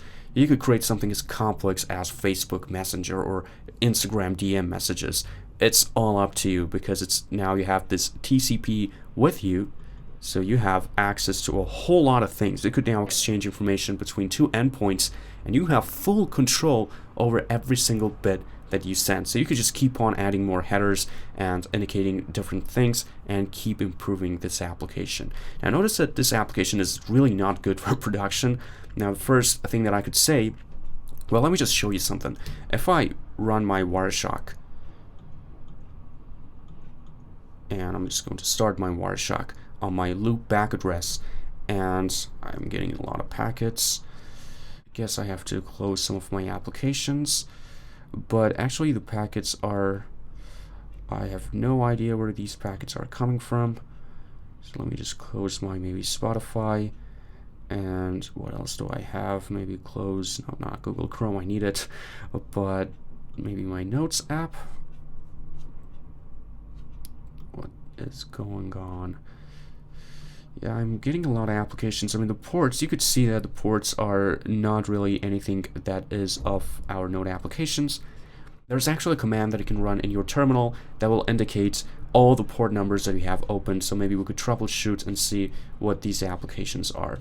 But you know what, we'll try our best and see if we could get this application running and take a look at some of the logs. I'm just going to close everything like this. And I'm just going to restart my Wireshark. Hopefully we're not going to get, well, yeah, we're still getting a lot of packets, but it's not really important, I guess. I'm not even sure what application is sending these. Maybe I should restart my application, but I know there are a lot, and they could be really misleading, especially because they're using IP version 4 and not IP version 6. So, okay. You know what, it doesn't matter, let's just run our application. I'm just trying to demonstrate a point and just tell you a very big problem with our application right now. So I'm going to run the server. Hopefully we could capture the packets. I mean, we will capture the packets, but hopefully we could distinguish between them easily. So now I'm going to also run my client, and I'm just going to say this is a very secretive app message. All right. So I'm just going to send this message over, and if I open up my Wireshark, well, a lot has happened, but let's just stop the capturing, and let me see if I could find that packet. Maybe we could just filter by port 3008. Let me see if I can do something like that. Well, looks like we can't, but I'm just going to try to find that packet. You know what, let me just rerun it and send that packet again like this, and I'm just going to immediately stop, and hopefully now I could find that message. All that I have to do is to find a port that says 3008, and right here it is. But this is a packet that is kind of like for that acknowledgement thing, so I need to find that packet that has that data in it, which is right here. Yep, here it is. And you can see that I could just, using Wireshark, what I'm doing right now is that I'm capturing all the packets, everything that's happening on that network card. And I could just easily see here that the user 1, now it's not really as simple as the messages we're displaying in our console, but it really is indicating that this message says this is a very secretive message. So what this means is that everybody right now could connect to my network and somehow see exactly what's going on there and see all the messages that are exchanging across. And you could imagine that this application could be running, it could be deployed to a server, and hundreds of users could be connected to it. So if someone could just connect to this network somehow, they could just sniff all this information. And this is actually a pretty common hacking thing that a lot of hackers do. They would just connect to your network, and they would easily see everything that is going on in your network. So something that is really, really easy to do is that you will connect to a public network. And when you do that, using some hacking tools that are really easy to use, you could just install Kali Linux and you could do something like that. You could see exactly everything that's going on that public network. And if somebody is sending some information, but that application is not encrypting that data, they could easily see whatever they're sending. A common problem that was here was a couple of years ago, it's not as common right now, was that HTTP was pretty common. I mean, right now we have HTTPS, but HTTP back in the day was a very common protocol, and a lot of applications were not using HTTPS, and it was not really as common as it is right now. So what a lot of people would do was that they would connect to a public internet to a public Wi-Fi, they would just be able to sniff all the information that's going on that network. So if a user is connected to maybe a Starbucks Wi-Fi and they just open up a website and HTTP application and they just put in their password to log in, that hacker, that user, they don't even have to be a hacker. It's a pretty simple process. That user who's sniffing all the information that's going on in that public Wi-Fi, they could easily go to something like Wireshark and many other applications that are built to monitor what's going on in your network, and they could easily see that password that user specified, and they could see the URL, and they could also see the email, and well, they have now access to that account. And this process is not really as complicated. You just need to install something like Wireshark, connect to the public Wi-Fi, and you could now monitor exactly what is going on in that network. Now, this is not legal. Where I'm living, if you try to sniff a public Wi-Fi, you will face some consequences. So I really don't advise you to do it, but, well, you know that some people don't care and they might try to do something like this. So what I'm trying to say is that our application right now, it's not encrypting anything whatsoever. It's just sending straight information from one endpoint to another endpoint. And this is really dangerous and not secure. So everybody could now, your ISP could easily see whoever is sending these messages because they have access to the whole network. They see exactly what's going on. And they could just run something like Wireshark, and not just Wireshark, again, as I said before, many other applications like this one. So they could now monitor what's going on in the network, and they could easily see all the messages that people are exchanging. What if this messaging application was intended for a very secure way? So only instead of a chat room, it would be something for two people, and they would exchange some passwords, some secret messages. This would be, of course, really problematic. So you don't just want to send straight data over TCP. Well, if you don't really care if everybody in the internet could see what you were sending, well, then not. But in a lot of cases, you do care about that, and you want to protect users' privacy, and you also want to make it as secure as possible. So you do need to run encryption on top of your messages. Now, this whole concept of encryption is not something that we're going to talk about right now. We're going to have a whole video dedicated to all these encryption stuff, but I just wanted you to know that this is a pretty common problem right now in the networks. HTTPS kind of changes this whole process. It will encrypt all the messages. So if somebody is sniffing your network, they will not be able to see what the messages were. They would still be able to see what URLs you were connected to. Right now, you could use something like Kali Linux, connect to a public Wi-Fi, and you could see what everybody is doing on internet. You could see the URLs, the IP addresses, but you will not be able to see the messages as long as you're using some kind of encryption, like maybe HTTPS or something like that. And one of the important points of VPNs, if you have heard about these before, is that what they do is that they will route the traffic of your machine to another machine, and they will send that traffic from that machine, assuming that that machine is in a secure network, and they will encrypt all the data. So VPN usually runs, well, once a guy asked me, can you build a VPN using Node.js? And, well, we're going to talk about this a little bit later, but the answer is it really depends, and usually no. I have installed a VPN application on my machine. It's called Star VPN, and if I run it, what this application will do is that it will change my IP. But we still really haven't talked about IP addresses, so let's save this discussion for just a little bit later. And this is just something that I wanted to say that's wrong with this application. And there's actually something else that's wrong with this application. Notice that this client could be anything. So anyone could create a C++ application, a Java application, or even use some TCP networking stuff like Telnet, and they could just send this server whatever they want. So they could send this message right here. Where is it? When we're writing this message, so they could indicate an ID and then include this message tag, and just send this TCP request to our IP address and to our port, and we're not really going to care. We're just going to display that message. So if they say maybe user with the ID something that doesn't really exist, maybe ID million, we're just going to tell everybody that user with the ID million said this thing. So this is, again, not secure at all, and you want to have a good way of authenticating users when using some tokens, using some passwords, some secure stuff. That, again, stuff that we're going to talk about later in the course. But I just wanted to say that this application is really not ready for production, and you have to run encryption, you have to run a good authentication system so that not everybody could pretend to be someone else. So these are all the things that you need to care about in the real world applications. But the point of this application was that I wanted to demonstrate how this TCP thing works and also how HTTP works. I mean, HTTP is just like this. It's built on top of NET, it's built on top of TCP, and they are using their own headers to indicate who is sending what. So if you recall in that slide, we said we have these networking layers, right?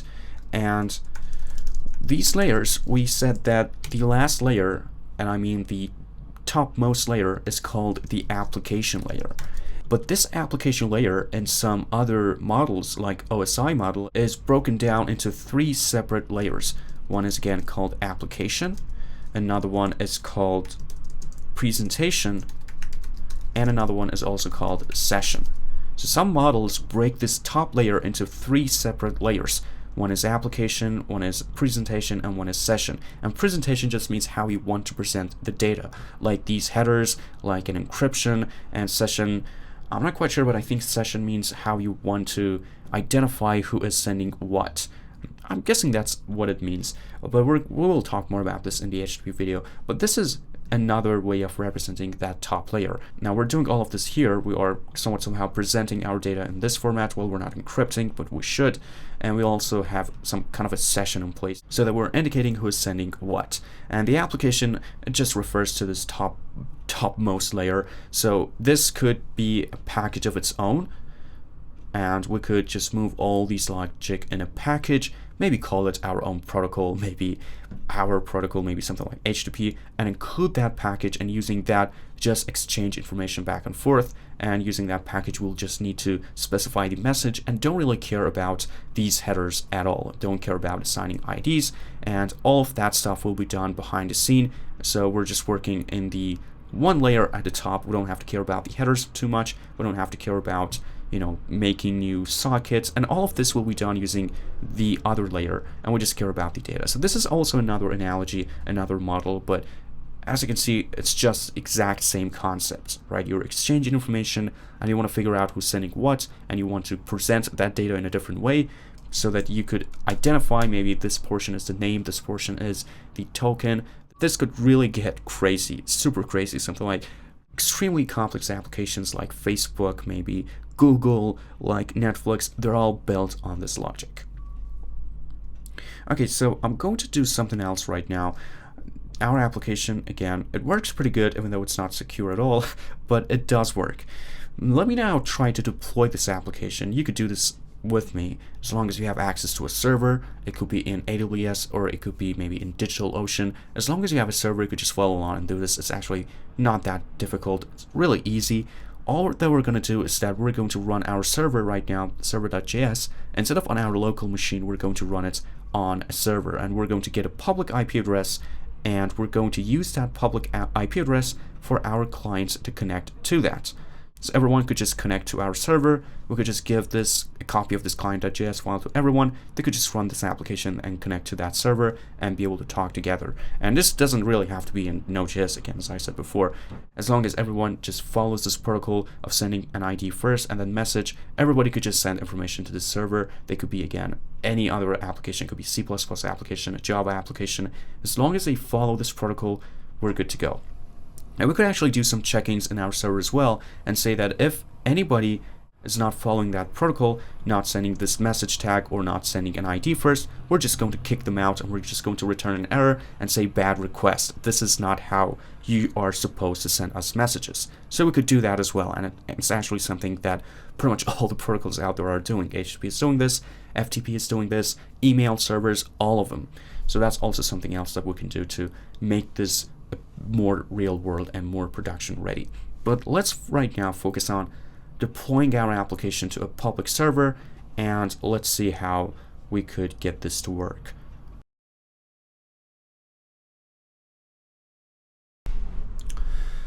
So I'm going to deploy this application into AWS. So I'm going to get a server from AWS and deploy my application to that server. But feel free to get a server from any other places that you want. You could get some cheap servers for like $5 a month, and also Google Cloud, I guess, and AWS for sure. They offer some great free tier services.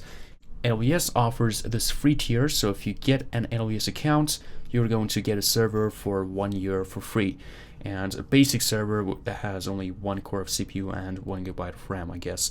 But that's a pretty good deal, and I highly recommend that you get an AWS account if you haven't already. If you go to AWS free tier, you'll see that they offer a lot of stuff for free for a long time. So for example, here in EC2, you get 7,500 hours each month of EC2 compute, which basically just means a server.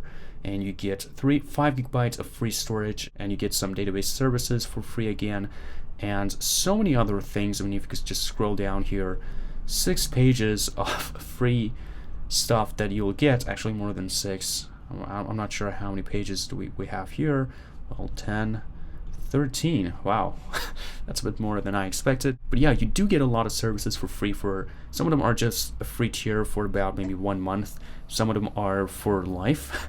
And AWS is a pretty good thing, and I think every developer needs to have something like AWS. Now, you don't really have to stick with AWS. You could also try other cloud services like Google Cloud or Microsoft. But the good thing about them is that you don't even have to pay. I mean, just get one of these accounts and you'll get access to a lot of things, and you could really practice your back-end development skills. But keep in mind that if you want to get an AWS account, you will need to have a credit card or a debit card.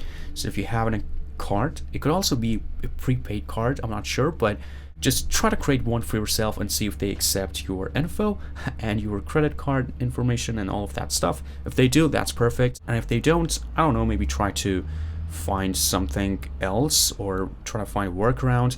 But anyway, I'm not really going to talk too much about AWS. The point right now is for you to get a server. So I'm just going to log into my console. Now I'm going to skip through the login part.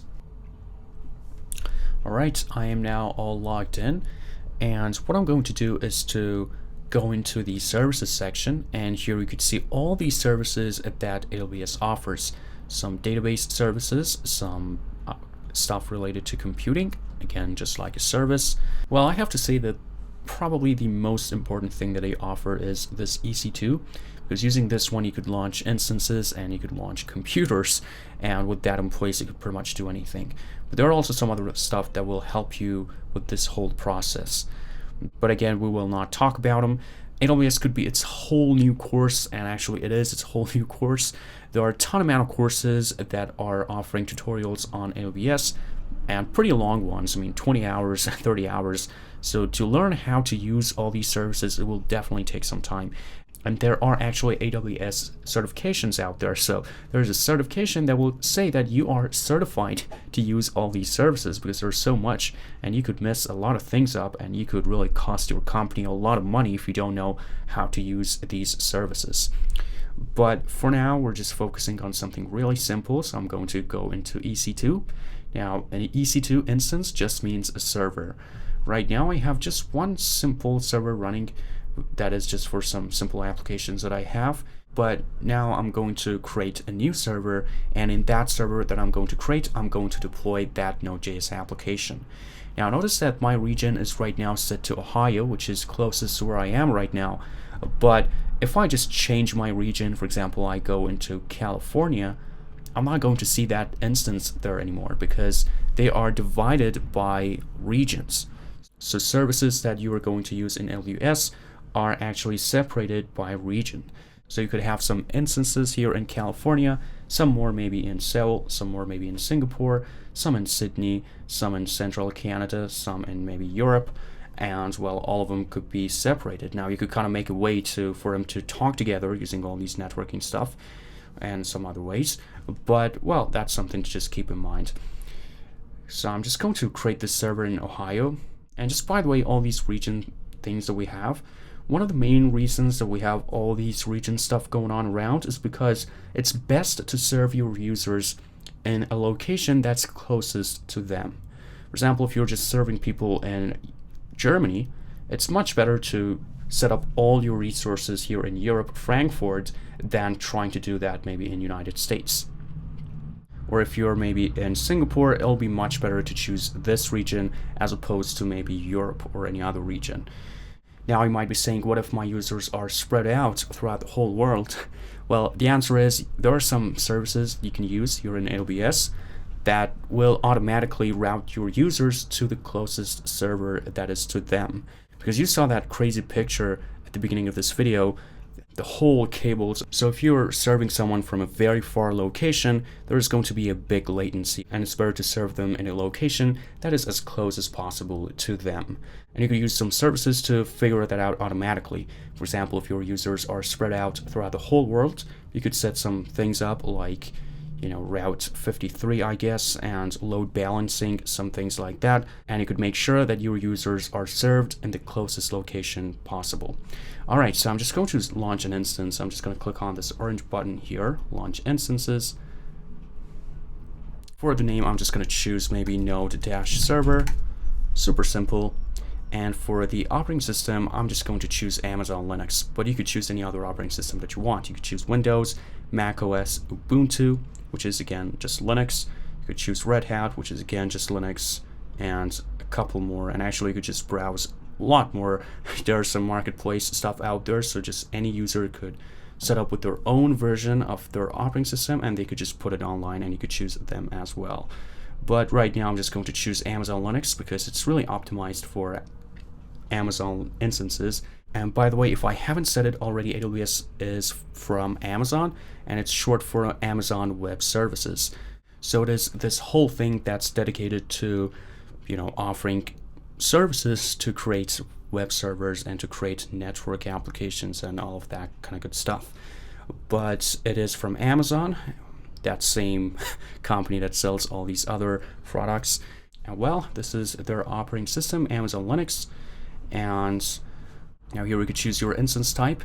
Here I'm just going to choose T2 Micro, which has only one CPU core and 1 gig memory. You could go as crazy as you want, choose servers that have maybe 100 CPU cores and 800 memory. So it's up to you. I mean, for our purposes, it really doesn't matter. And T2 Micro is pretty good for especially simple applications that might only have 100, maybe just a couple hundred users and not really anything too complicated. So I'm just going to choose this as my instance type. For my keeper, here I have to choose my SSH key. If you don't know what is SSH, well, you should. As a backend developer, you should. I'm not going to teach you in this course, but SSH is something really important. And if you don't know what SSH is, just pause the video right now. Just go ahead, maybe search for SSH tutorials on YouTube, on other places, and just get a sense about how this SSH works, because it's really important. Again, as a backend developer, you need to know how SSH works. And my network settings, here I am going to, well, you could just create a new security group and specify what addresses and what port numbers you want to allow. So you could say allow all SSH traffic, which is on port 2020, or allow all HTTPS traffic, or allow all HTTP traffic, which is port, again, 80. But I have already created one, which is called allow all. And this will just allow all the traffic coming through the application, coming through that network. So we'll allow on all the ports, all the IP addresses. I really don't care because I'm just going to terminate this instance after I created this video. And if you're just trying to play around, it could be good. But for production, definitely do not do this and only allow the specific ports that you want to open up. And for the storage, I'm going to just choose 8. And I'm just going to click on Launch Instance. Now it's going to take a while until my instance is launched and all ready up. If I click on View Instances, I do see that node server here. And I have one more here, which, well, I guess I have created this a couple weeks ago when I was planning this video. Yeah, that's, yeah, I remember that now. And it's actually terminated, so I don't need this. Don't worry about this one. This node-server is the one that we just created, and we're going to now connect to it. Well, I guess it's now, status is now running. I'll just do a quick refresh. I just want to filter by instances running. I'm guessing if I just go back here, I could get that there. Yep, here it is, a filter. Okay, now that one is gone, so it's not going to confuse us. So now we have this node server, and I am going to connect to it and run my application on it. Now, if you just select this and scroll a little bit down, you can see that my public IPv4 address is this one. So this is the address that I can use to connect to this very server right here. And I have another IP address for my other server that I have opened up, which starts with 18. Now, apart from the IP address, remember we said IP addresses are unique addresses for each computer. So we identify computers on the internet by their IP addresses. And also, if you take a look here, you can see that my private IP version 4 address is this one, 172.something. But if I want to connect to it, I have to use this public one and not this private one. This private one is that thing that we saw, that I ran my Node application on it, and using my private network, I could just connect maybe my iPhone and iPad to that private network, specify that IP address, and be able to connect to it. But we also have this public one for this case. So we're going to use this one to both connect to it and also connect our client applications to this server.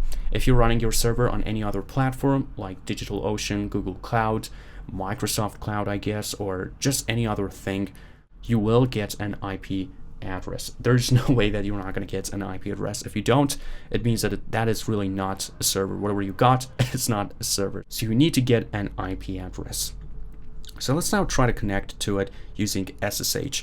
I'm just going to right click and click on connect, and when I do, there is this thing. It tells me that this is my public IP address, but I'm just going to connect using my domain name because the IP address could change. I mean, yeah, technically I could assign an elastic IP address to it. So if I just go into the IP addresses here, elastic, where is it? Elastic IPs right here, I could assign an IP address to my server so that it's not going to change at all and it's going to be static. But, well, I could just do that and also use my DNS. I'm just going to use DNS because we also get a chance now to learn a little bit about DNSs, which is something pretty important to understand. So I'm going to use this syntax to connect to my server, and I'm not going to use my iTerm. I'm going to use my other terminal, because let's just make sure that it is 100% clear that this is not on our local machine and it is actually on another machine, just another machine that is connected to the internet. Now let me just try to maybe change the aesthetics. So I'm just going to click on this one. Yep. So now whenever you see this terminal, that means that we are now connected to a server and this is not on our local machine. So I'm going to just say that, and I'm going to specify my PEM file, which is actually in my SSH folder. And let me see. Yep, it is right here. So I'm going to specify my PEM file, and I'm also going to specify my user, which in this case is ec2-user, and this is the domain name. Keep in mind that you could also specify your IP address here instead of the domain name, which is going to work just fine. I'm just going to say yes. All right, now we're connected to the server. Let me see if I can resize the window. Okay, cool. Just a bit more. I'm just going to zoom in a little bit, and this is our server. I could just run ls. Well, I have nothing here, and I don't even have Node.js installed, but we're just going to install Node. And once we install Node, we're going to just move that file here in this server, and then we're going to run it on the IP address. And once it's running, we're just going to connect to it using our client.js file. So let me try to first install Node.js on this machine. And the way that I'm going to do it is to first install NVM, and then using NVM, I'm going to install Node.js. So to install Node.js on Amazon Linux, you could just maybe go to the Node.js website. In that whole installation section, you could read up on how you can install it on a Linux machine. Now, for my case, I have already done this, and I have actually saved all the commands in a specific documents on my machine. So every time I want to install Node on an Amazon Linux instance, because I use AWS a lot, I just throw those commands in, and that's pretty much it. So I'm just going to just do that. So I'm going to copy the first line, and I'm just going to paste that in. I don't remember what this line exactly does, but this is for installing NVM. Yep, that's what it is. And after this one, so it's just going to grab a script from the internet. I am going to run this, Right, it worked, and I am just going to use nvm install, and I'm going to install Node.js version 16 because I remember a couple weeks ago when I was just playing around with this application, what happened was that Node.js version 18 it just had a slight problem with this code, or with the Amazon Linux. Actually, sorry, it's related to Amazon Linux. So at this time, it looks like Amazon Linux doesn't quite support Node.js version 18, and the reason is because I don't remember. I really don't. But I'm just going to install Node.js version 16 just to be safe. If you can install Node.js version 18, that's perfect. If not, maybe try to install version 16. If I just run node-v, now I do get a version back. So it means that we're now running Node.js perfectly on this server, which is, well, actually a server. It's not my local machine. Now with this in place, what I want to do is to create a file and call it maybe chat server.js, and I'm just going to use the nano command to open this file up in my terminal. And I misspelled that name, so I'm just going to create it again, chat-server.js, and I'm going to remove the previous one. Alright, so now we have this file, and with this file in place, I'm just going to run nano again, chat server, and this is now kind of like a code editor or a text editor, so to speak. So I'm just going to go to my Visual Studio Code and grab all the code in my server.js file. So I'm just going to select all, hit Command-C or Control-C if you're on Windows, and now I'm going to come here in this terminal, and I'm just going to paste that code in like this. But actually, well, we first have to grab the IP address, and the IP address, you know what, let's do something. In our server.js file, let's create two variables here, and I'm going to call one of them const port, and let's set it to maybe 4020, and const host, and this is going to be our IP address. So let's pass this port here, and let's also pass this host here. And with this in place, I'm going to use this file, but before I try it, let me figure out what is the IP address of this file. So I'm just going to exit, but I'm not going to save it. If you want to exit out of nano, all you have to do is to hit Control-C, and then you are going to be prompted to this interface. It says, do you want to save the modified buffer, yes or no? Now in this case, I'm just going to hit no, so I just have to say N, okay, because I want to use this new version, and I also want to grab my IP address. Now if I just run cat and then chat server, the file is empty. Alright, so let me try to grab the IP address first. Let's try to run ifconfig. And well, here we have two interfaces, a loopback. Well, this is much simpler than my machine. So we have only two. One is the interface 0, which is the same thing that I had, which was my Wi-Fi address. And we have another one, which is the loopback, which you should be pretty familiar with by this point, which, as you can see here, the IP address is 127, that exact IP address that we used a lot. But right now, we're going to use this interface. And if you recall, I'm guessing that this was the exact same thing as... Okay, let me check. If you go to instances again, you select that node server, and if you take a look at private IP version 4, it's 172 and then 3111 142. Yep, that is the exact same thing. So this is my IP address, and I need to run my node application on this IP address on this interface if I want to be able to access my node application from anywhere in the world. So let me just copy this, and let me head back over to my code editor. I'm just going to paste that here. Looks like it was not copied, so Command-C, paste, perfect. And now I'm going to copy this file over. So I'm going to select all, I'm going to copy, and I'm just going to clear my console out. I'm going to nano that file again, and I'm just going to paste that code in. And I'm going to hit, actually, excuse me, I said before to hit Control-C to exit out of this, but it's not Control-C, it's actually this command that you can see here, which in my case, it's Control-X. So it could be different depending upon what operating system you're using. Well, I'm guessing you in all Linux applications, it should be Command-X, Control-X, excuse me. So I'm going to hit Control-X, And now I'm going to hit Y because I want to save all the file. And now I'm going to hit enter to say that this chat server.js is going to be my final file name. All right, and if I just run cat, yep, we have all the content there. So up until this point, all that we did was that we launched a computer, and it's a Linux computer. It has only 1 core CPU and 1 gig memory. And right here we only have this file, which includes all the content of that server.js file that we wrote. And we also grabbed the IP address of the server and we used that one. So now I'm going to run this chat application, and you can see that it's now running successfully, open server on this address and on this port. So what I'm going to do right now is that I'm going to run my client.js application, but right now, instead of trying to connect to my server, which is on my local machine, I am going to try to connect to this server, which is in Ohio, which is in another country.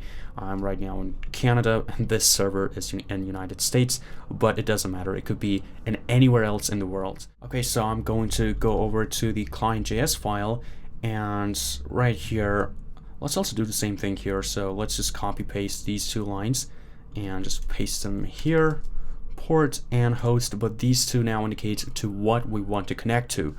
And I'm just going to pass them here. So instead of host, I'm just going to pass host. And for port, I'm just going to pass that port like so. And we no longer need to touch this file at all. I'm just going to close it. I'm going to head back over to my iTerm. And notice that I'm just going to close my server, and I really don't need to run it right now. We are now trying to connect to another server that is in another part of the world and not on my machine. So I'm just going to run my client app, and looks like something is not quite right.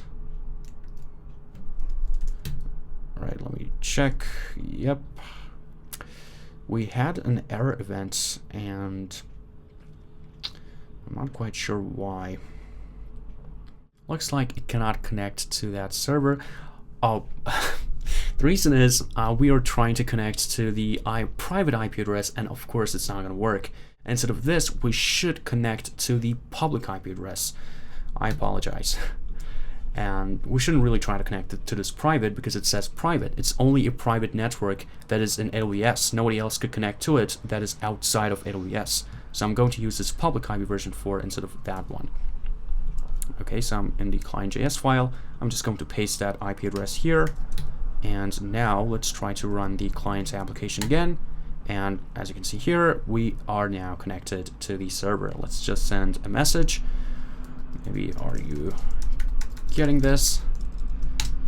And cool, user 1 said this. Now notice it's not really as fast as when I was running it locally, which is of course expected. Well, it's actually quite fast, but not maybe as fast, maybe just like a couple of microseconds, maybe slower, but we don't really care that much. So I'm going to go over and try to run another client. Now you could right now connect to this very server. So right now we could specify this IP address and connect to it. And by right now, I mean right now that I'm creating this video. Don't try this, because after I'm done with this video, I'm going to terminate that server. But what I mean is that everybody could just right now specify this IP address and be able to connect to it. It doesn't matter if you're in Asia or if you're in Europe or if you're in Africa. It does not matter. As long as you're connected to the internet, you could just run this exact file and you could connect to our chat room. So let me try again. Node client. Now this one's ID is number 2. If somebody right now connects to it, their ID will be 3, and I will see a message here that says somebody with that ID connected to our server, just like we see right here. And I'm just going to say yes, maybe. Well, actually, we're not getting the message here, but anyway. And yep, perfect. So now our application is working just like before. I could just put in commands here and receive them anywhere. So we have our chat room, but the difference right now is that our chat server, instead of running on our local machine, it is now deployed to another server online. And if I actually open up my Wireshark and just restart, I am still connected to my loopback address, and I'm still getting a lot of packets.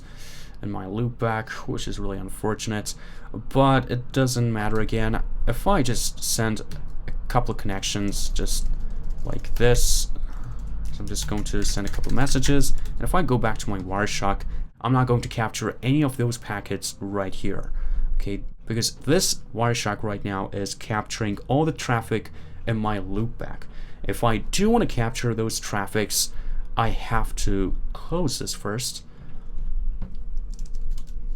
And instead of trying to listen on the loopback, I should now listen on my interface, on interface 0. Now this is my internet, and if I just capture all the packets here, I am going to see those packets. Now if you're wondering to know what these other 3 are, well, one of them, I guess this AWDL is for Apple, for stuff like AirDrop and Bluetooth, and well, you guessed it right, those are also in the networking area. And this LLW0, I have no idea, but again, there's just some stuff going on in my machine. Some of them could be actually for VPN, so that star VPN that I just showed you, I'm sure that one of these interfaces belong to that one. But let me try to listen on my Wi-Fi, so I'm just going to double click on it. Well, here it's absolutely crazy, even worse than the loopback, but yeah, it is really crazy. So let me try to send some messages and try to capture them. So I'm just going to say testing, and let me see if I get that here. Now our destination should be, what was it, 3 point something. So let me see if I can find an IP address with that. Yep, here it is. So if I just click on it, where is it again? Here, 3 point. This is now my packet. And if I just try to make it a bit bigger right here, I could just click on data and you could see that user 1 testing. So I'm now capturing all the packets that are going through my internet. And you could see again, the source destination is my private IP address, which is right here. Private IP address 10.0, and it ends with 218, which is the exact IP address right here. And my destination is, I guess I lost it again, right here, 3 point something. This is the IP address of that machine that we just created. And you could also take a look at the port numbers. This is the starting port, which is the port of my client.js, and this is the port of that server, which is 4020. All right, awesome. So we just deployed our application, and it's not really that difficult. I mean, you just saw how simple it is. You just have to create a server, which is just like your computer. Nothing is different, and all you have to do is to run your node just like you would normally do it. Now, in the real world, you want to do some other things. You want to run Nginx, you want to run a load balancing, you want to create multiple servers so that if one of them goes down, you still have something else. You want to do something so that you serve users from the closest location to them. You want to maybe run something like PM2 so that you could get an interactive shell when you're running your application, which is something that we will do in this video, but there are some other things that you need to do if you are really going production ready. But I just wanted to show you that this is how deploying is. You just take your application from your local machine and you put it online. And right now, everyone who has access to the internet could just specify your IP address and your port, and they could now connect to your application, which is pretty cool. So now that we've deployed our application, let's just talk a little bit about these IP addresses and see what they really mean. And while it could be really useful to get a better sense about the IP addresses and see what exactly they mean and how they are represented. So let's just take a pause from Node again and try to talk all about the IP addresses, and then we're going to come back here and create more applications.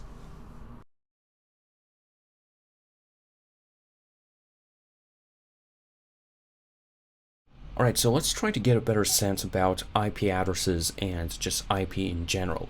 Now I just want to make something pretty clear right now. IP is totally different from IP addresses. Well, they're really related together, but when we say IP and when we say IP addresses, we mean different things. IP means Internet Protocol. When we're talking about IP, we're talking about that whole third layer. We're talking about how to get packets from one endpoint to another endpoint, all of that path determination, and all the stuff related to that third layer. When we say IP addresses, we mean an address that is associated with a computer. On the internet, each computer on the internet has a unique IP address. Two computers on the whole internet cannot have identical addresses. But these two concepts are different. Well, in terms of just talking and speaking informally, we might refer to an IP address as simply just an IP, but when you're reading technical networking books and when we're speaking technically, by IP and by an IP address, we mean two different things. Now, they're really related, well, the same as this whole package posting thing, package delivery thing is related to your home address. The same is true here. So an IP address, you could think of it like a home address. Your home address is unique. It's only assigned to your home. Two homes in the world cannot have the same address. Otherwise, if you're trying to ship a package internationally, it cannot just go to two different places, right? You specify one address and one address only, and that package will get to that destination. Well, this whole posting mechanism, if we convert it into a networking analogy, it will be our IP, and your home address, your business address, your just whatever address could translate into an IP address. So that's what we mean by IP and IP addresses. Now, we have two main versions in this part. We have IP version 4 and IP version 6. So let's first try to understand IP version 4, and then we're going to talk about IP version 6. Now, IP version 4 is in this format. It's represented in binary, and it's 32 bits. So if you count these, you're going to end up with a 32. Each one, again, could be a 1 or a 0. So this is an IP address, IP version 4 address. And an IP address has 4 portions. The first portion is this one, the second one is this one. Well, let's, as a convention, say that when we say an IP address portion, we just mean one of these. So when I say first portion, I mean this part. When I say second portion, I mean this part. Third, this part, and fourth, and the last portion, I mean this part. So let's just make this convention for ourselves because it'll be easier for me to explain some of the things moving forward. So this is how an IP version 4 address really is. It's just some binary numbers, 32 bits. It's not 30 bits, it's not 40 bits, it's exactly 32 bits. And all of these numbers, they should be either 0 or 1. If it's any other thing, that is not an IP version 4 address. This is what we mean by IP version 4. And as I said before, every device on the internet, or actually every device on a specific network, needs to have a unique IP address. Now, the biggest network that we have in the world is the internet. So when you're getting connected to the internet, you need to have a unique address assigned to you. Otherwise, you cannot communicate with other computers in that internet. So how many devices can we support using this notation? Well, as I said before, each bit could support only 2 things, and we have in total 32 of these. So the number of devices that we can support using IP version 4 is 2 to the power of 32, which is 4 billion addresses, more than 4 billion devices. So as of now, only using IP version 4, we could support 4 billion devices on the internet. Now this might sound a lot to you, but actually we're running out of IP version 4 addresses. When people were designing IP version 4, they didn't even dream of running out of IP addresses. They said 4 billion, wow, that's a lot. And well, they didn't really think that internet could grow into this hugely vast thing. So now it's a problem that we have right now, that we're running out of IP version 4 addresses. If you think about it, we have a ton amount of servers out there, all these IoT devices, all the computers, everything that's connected to the internet needs to have its own IP address. And we're quickly running out of these addresses. Actually, some of the companies have already run out of the IP addresses, IP version 4 addresses. That's why we have this new thing called IP version 6 that is 128 bits, which supports many more devices, and we're going to talk about it later on.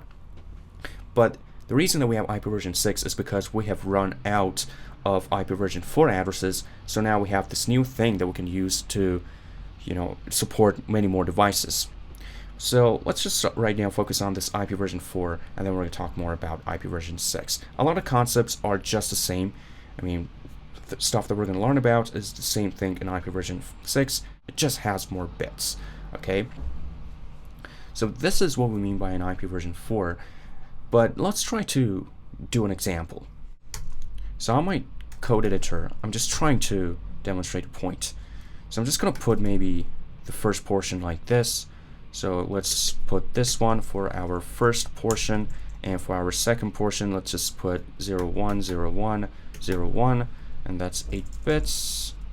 No, that's 6, so I just have to add 2 more bits. Here we go. Now for the third portion, let's just put 7, 1, so 1, 2, 3, 4, 5, 6, 7, and then that's 0. And for the last portion, let's put maybe 6, 7, 0, so 1, 2, 3, 1, 2, 3, 1, and then a 1. So this is an IP address. An IP address is just like this, and portions are divided using dots like so. So what will be the IP address if we convert this into a number? If you want to do that, you have to do each portion by itself. So if I just open up my calculator pretty quick, here it is.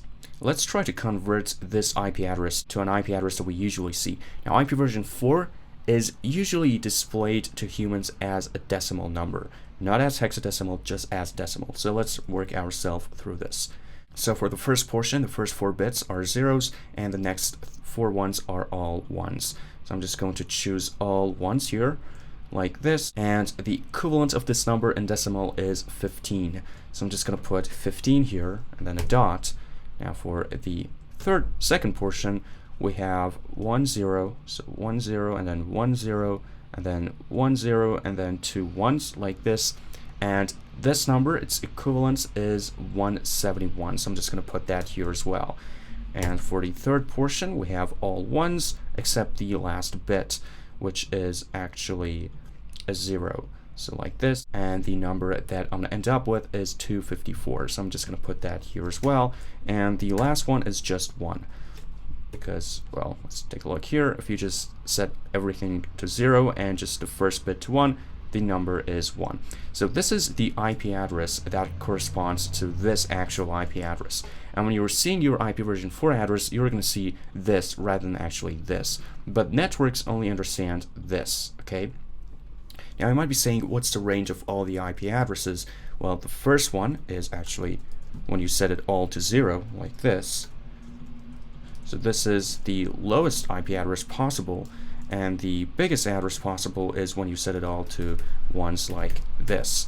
And if you're wondering to know what is this IP address, it's just 255.255.255 and .255. And the first one is .0.0.0.0. So all the IP addresses should be in this range. An IP address cannot be in a range like 320, 312, and then something else, right? This is just not possible. The maximum amount of a portion could be only 255, and you could just figure it out if you just go back to your calculator, just set all the 8 bits to ones, and the number is actually 255. So an IP address cannot have a negative value, absolutely not, and also each one of its portions cannot have a value greater than 255.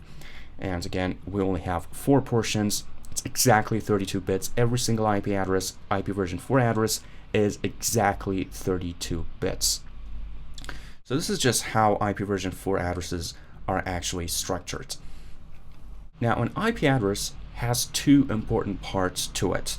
One part is called the network part, or the network portion, and another part is called the host part.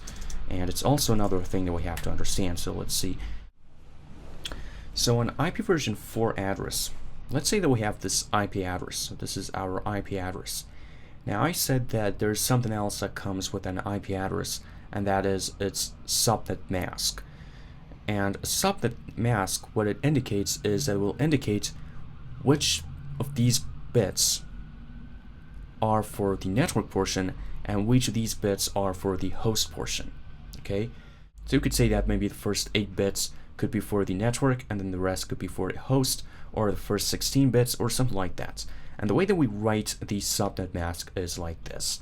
So you just like the IP address, it's 32 bits, but you just add a whole bunch of ones at the beginning. So you use a subnet mask like this to indicate up until what point is for the network. Now in this case, how many ones do we have here? Just count them, and it's 8, 8, 8, so 24. So it means that the first 24 bits of this IP address is the host portion, excuse me, the network portion, and then the last 8 bits are for the hosts.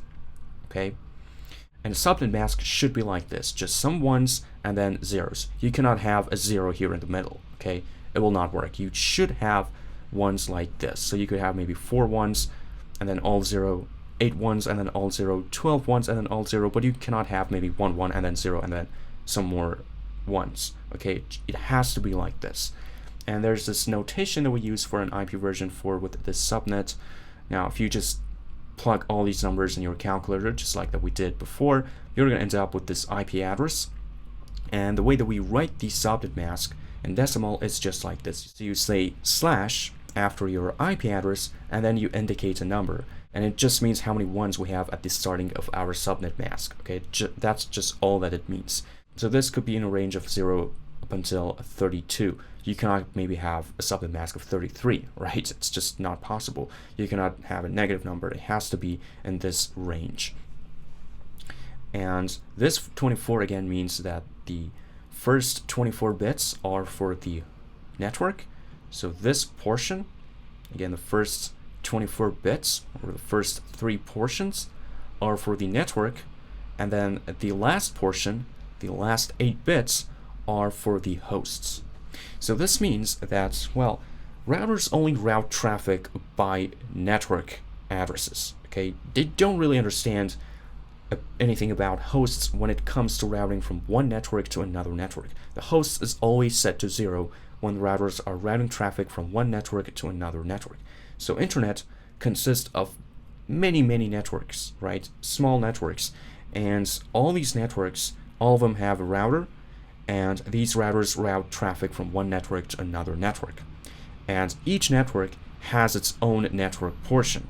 So if I have a network and its address is just like this, 62.37.7, this network could now support 255 hosts, okay? So if I assign this IP address to that network, let's call it network A, it could support up to 255 devices. Actually, 255 is assigned for broadcast address, which is something we're not going to talk about, but it's just something like broadcast. So basically when you send a request to something that has 255, all for its hosts, so all ones for the host portion, it just means to send a request to all the devices in that network, okay? That's what it means. And also you cannot have a device in the network that its host portion is all zeros, because all zero just means the whole network as a whole, right? So you could have 254 hosts. You have to omit 255 and you have to omit the 0. So we're going to end up with 254 devices or hosts. So again, let's imagine we have this network. It starts with 62.37.7. I have connected my MacBook to it. My address should start with this, and then my host could be anything between 0 and 255. If another person, another iPhone connects to this network, they will be assigned an IP address that starts with the same exact network portion, but a different host. So that's why we have a network portion and a host portion, because we want to distinguish between different networks. And we also want to know that when we were sending a request, are we sending it to someone who is on the same network as we are, or are we sending it to the outside internet, to the outside network, to another network? So that's why we have these two portions. Now we're going to talk about this again later on, but before we talk more about this, we also have some special private IP addresses that you need to know about. Now let's first understand the private IP addresses. So a private IP addresses, we have 3 different ranges for a private IP address. The first range starts from 10.0.0.0 up until 10.255, 255, 255, and the mask is 8. So this 10 corresponds to the network, and then the rest could be anything that you want. So if you just right now take a look at your IP address of your machine or of your router, it's possibly in this range or in 2 more ranges, which one of them is this one and another one is this one. Okay, so I'm sure that if you've tried to configure your router, you most probably have used an IP address that is in one of these ranges. Now, if you recall just a while ago when I was trying to connect my client.js file to that server and it just returned an error and said that you cannot do it, I immediately found out that there was a problem with the IP address because the IP address started with 172, and that meant that it's a private network, and there's no way that you could connect to a private network using the internet. Actually, all ISPs, internet service providers, block all the addresses that go into one of these private IP addresses. Okay, so it's a convention. We say that these are just for private IP addresses, and anything that tries to go outside that has specified for its destination at one of these IP addresses, we're just going to block it. It's just not going to happen. You could get a router right now, and you could assign any number in this range for all your devices as long as you're in private. And when you try to go in public, so you connect your computers to the internet, what will happen is that your private IP addresses will be converted into a public IP address. Now, we're going to talk about this later, but the whole reason that we have this whole private IP addresses in place is because, well, as I said before, IP version 4 addresses were running out. And people really pushed the limits in terms of how many devices we could support using IP version 4. So what they ended up with is that they said, okay, we use private IP addresses. So right now, if you have an organization, maybe a building, and 200 people are going to get connected to the same router, instead of assigning 200 different IP addresses to all those people, which is going to be 200 less out of that 4 billion range, what we're going to do is that we're just going to assign private IP addresses to all those people. And when they try to connect for that router, we're just assign a public IP address to that, so that we now are saving 200 IP addresses. So the whole reason that we have this private IP version 4 addresses is just because of that. We're trying to save as many IP addresses as we possibly can. Now, there's also another special IP address that you need to know about, and that is called the loopback address. And the loopback, again, its network portion is the first 8 bits, so 127, and then the rest could be anything. Now, this is really problematic, because if you think about it, what is happening right now is that a loopback could only be one thing, right? A loopback just means to send a request back to my machine. And it's usually there to test that our TCP is working correctly, right? When you send a request to a loopback, I mean, it will just get routed back to yourself. And it's also considered one of these private IP addresses, so your ISP will just block it, and actually your router will not just let it go outside, it will just route it back to you. And what happens here is that we are losing 16 million IP version 4 addresses just because somebody made a mistake and decided to use 127 with this mask for a loopback address. Now in IP version 6, a loopback address in IP version 6 is just 1. So all zeros and then 1 at the end, because they made sure that they don't make the same mistake again. Because wow, we're just losing 16 million addresses for the loopback, and the loopback just could have been just 1 address. So this is just one of the mistakes in IP version 4. There are many more mistakes in IP version 4, which people try to fix them all in IP version 6, and this one is one of them. I mean, losing 16 million just for a loopback, it's just crazy. But well, this is how it is. So this is again the network portion and the host portion. Now let's just do another quick recap on the network and host portion. Let's take a look at this last IP address 192. Now the network portion is 16 bits. So 16 bits means the first 2 portions, right? Because each portion is 8 bits. So 192.168. So if your router has this IP address, so your network has this IP address, 192.168.0.0, all the devices that connect to your machine, and by machine I mean that router, that whole network, should start with this first portion. So they should all start with 192.168, but the last 2 digits could be anything between 0 and 255 and 255. So you could support 2 to the power of 16 machines in that network, which is around 65,000, I guess. Yeah, 65,000 machines. So you could support 65,000 devices connected to a network that its number is 192.168. Now, if your network IP address is this one, such as 10 and then all zeros, you could support up to 2 to the power of 24 machines, which is 16 million again, because this mask is 8. This mask is 8. Whenever you see a mask of 8, it means that that IP address could support 16 million, because 2 to the power of 24 is 16 million. So that's a lot of devices you could support if your network IP address is just 10. And when you're in private, it's just all up to you. You could maybe go for 10, you could maybe go for 172, or you could maybe go for one of these. Now you could also go for any other thing that you want, but it's not a convention. If you just try to assign a public IP address to your maybe iPad, when you're going online, you're going to face some conflicts, and your ISP might block you and say, this is not possible. I cannot assign this address to you, because remember, IP addresses should be unique. Two devices on the internet cannot have the same IP address. They should all have their own IP addresses. Okay, so let's try to understand this network portion and this host portion just a bit better.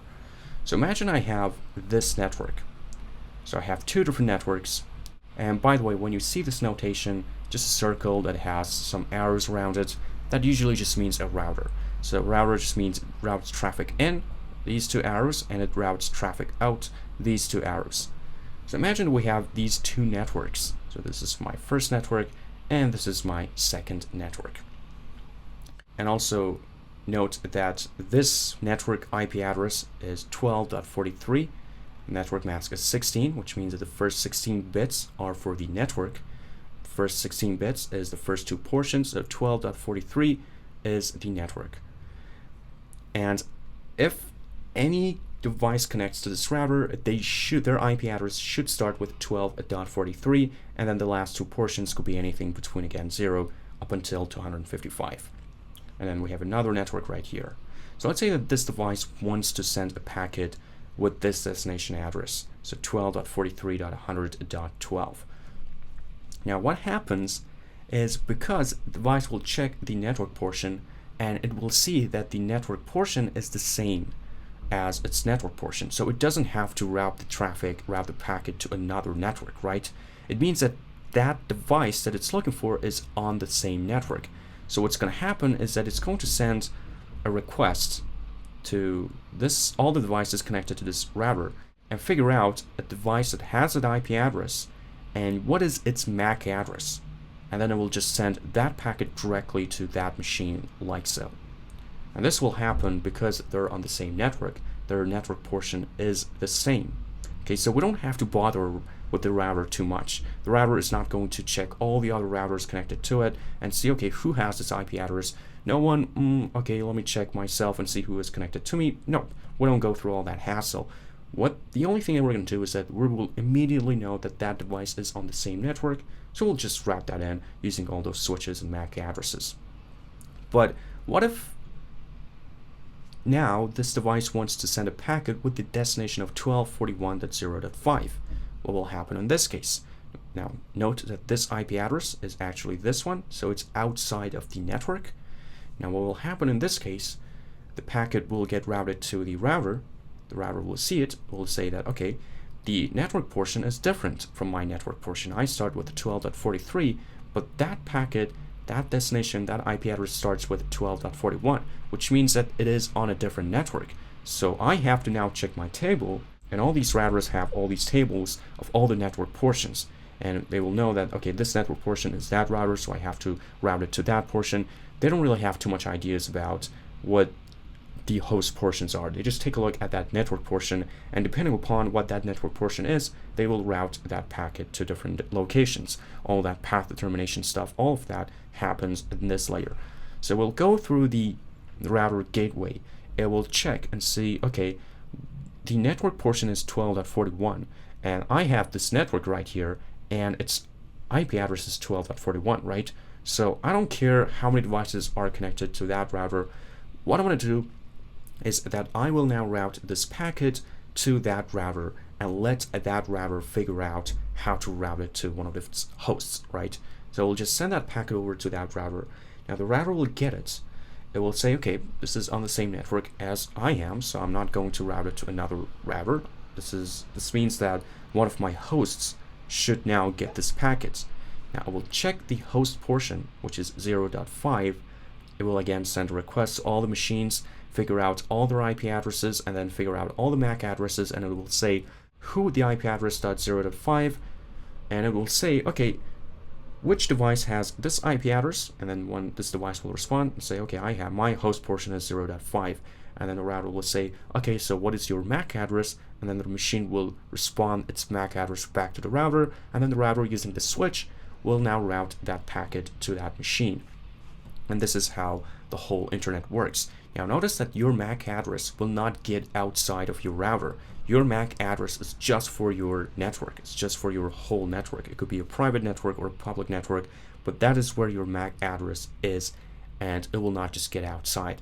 A website cannot know what is your MAC address because your traffic is going outside of your router, and then your MAC address will just get dropped. MAC addresses are just used for a simple network, for just one single network. When you just try to get outside of the router gateway, then there's no MAC addresses. And then the routers will just figure out who has what MAC address depending upon the hosts, and then route the traffic to that particular machine. So this is how the whole internet, how the whole networks really work. We have that first layer, which is just these cables, and then we have the second layer, which are all these MAC addresses and switches, which really work in the same network. And then we have routers, which all the concept of IP addresses will come into play. We have a host portion and network portion. IP version 4 addresses are only 32 bits, and the host portion defines how many of the bits, the starting bits, are for the network and how many are for the host.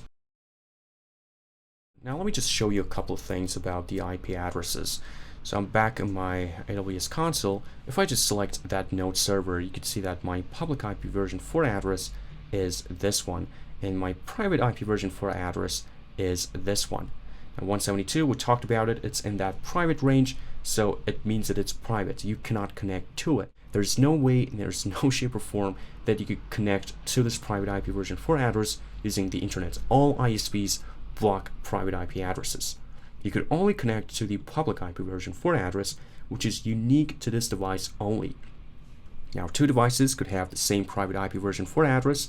It's actually totally common. So my IP address right now starts with 10, so it's in that first range, but yours could also be in this first range, and you could have the exact same IP address as I do. And this is actually pretty common. We could have millions of computers that have the same exact private IP version 4 address. But when it comes to the public address, it has to be unique, because if it's not, there's going to be conflicts, and we have to resolve the conflicts. So we have to assign a single IP version 4 address, public IP version 4 address, to every single machine. Now, if I just do a quick search and search for what is my IP address, now you can see that Google will return this number to me and say, okay, your IP address is this one. So this is how I appear on the internet. Everybody will know me by this number, and this number is just unique to my network. But my private address, as you recall, is different. Now you might be saying, why is this happening? Again, as I said before, it's just because we're trying to save as many IP addresses as we possibly can. And this whole thing that happens when we have a private IP address, but we're going to end up with a public IP address, what happens is the ISPs use something called NAT. Now, what NAT does, NAT stands for Network Address Translation. Well, as the name suggests, it will translate a private IP address into a public IP address. So let's say that I have my router right here, and my machine has this IP address, 192.168, which is a private IP address. I cannot appear on the internet with this IP address. Okay, it's just not possible. My ISPs will block. Actually, I only have one ISP because I'm connected to only one network. My ISP will block my IP address right now.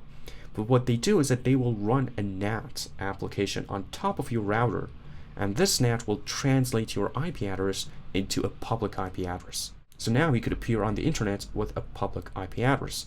And if you have many more machines connected to this router, they could all end up with the same IP address, which we're saving a ton of manual IP addresses. If you do a quick search, again, if you're connected to the same router and you just search for what is my IP address, you're going to end up with a number. And if your iPhone is also connected to that same router, if you just search the same thing, you will see the same IP address. So we're saving just one IP address in this case just by using private IP addresses. So this whole concept is just there for this whole saving things. The same is true here in AWS. All devices are assigned a private IP version 4 address, but when they appear on the internet, they will come with a public IP version 4 address, so there's a NAT running on top of the router. Now let's try to play a bit more with these IP addresses. Now, for the sake of my privacy, I'm just going to run a VPN on my machine, which is just going to change my IP address. So I'm just going to turn it on. And using this VPN, what happens is that now I appear on the internet a completely different person. So previously my IP address was this, which is in Toronto. So IP addresses are actually organized by location, by companies, and some stuff that we're going to just get into in just a bit later. But now if I just do a quick refresh, I will appear with a totally different IP address. And if I just go into what is my IP address location, now I am in Virginia. So my IP address just got changed. So a VPN, what it does is that it will route all of your traffic from your machine to another machine, and it will appear for all the servers out there that you communicate to as though that you are in that server and not in your own machine. And it will also encrypt all the traffic. Now let me try to answer that question that I asked before. Is it possible to build a VPN using Node.js? And the answer could vary, but usually it's no, because a VPN operates in layer 3, in that IP layer, because it will just route all of your packets to another location. And Node.js is that topmost layer. It's TCP, UDP. It really doesn't work in that third layer. So if you want to develop a VPN, you have to maybe use C++ and some other lower technologies, and not really Node.js. Node.js is not really meant to do something like this. A VPN is usually a layer 3 app. Okay, it just operates in that layer, not really at other layers. So my IP right now using that VPN is this, and just says that I'm in Virginia, which I'm not. It just says that location because I'm using a VPN. But you might be wondering how in the world this is happening. How in the world this website, this whatismyipaddress.com, could immediately find out where you are located at. Because if I just turn on my VPN and I just do a quick refresh, it will show my exact location. Well, not my exact location, but it will tell me that I am in the city of Toronto. And everybody else, every other website could just know that by knowing your IP address. So they could just use your IP address and figure out where you are located. The reason that we have this whole thing is because of IP addresses are, well, ISPs are doing a lot of things to just figure out that all the IP addresses are, correct, how to do all these path determinations, so through which path we should send packets. So IP addresses are divided by regions, and if you just go into this website, I guess it was called Light IP2 Location. Yeah, IP2 Location, it's an API that you can use, and if you just go into resources and IP address ranges organized by country, if you just click on it, and now you just click on one of these countries, it will tell you all the ranges for that specific country. So for example, if you try to go into Brazil, if you just click on it, it will tell you that 90 million IP addresses, and it will tell you an exact number, because you could come up with some exact numbers, are assigned to Brazil. Okay, and these are all the ranges. So range from 178.32 up until 178. This, and this range supports this many IP addresses.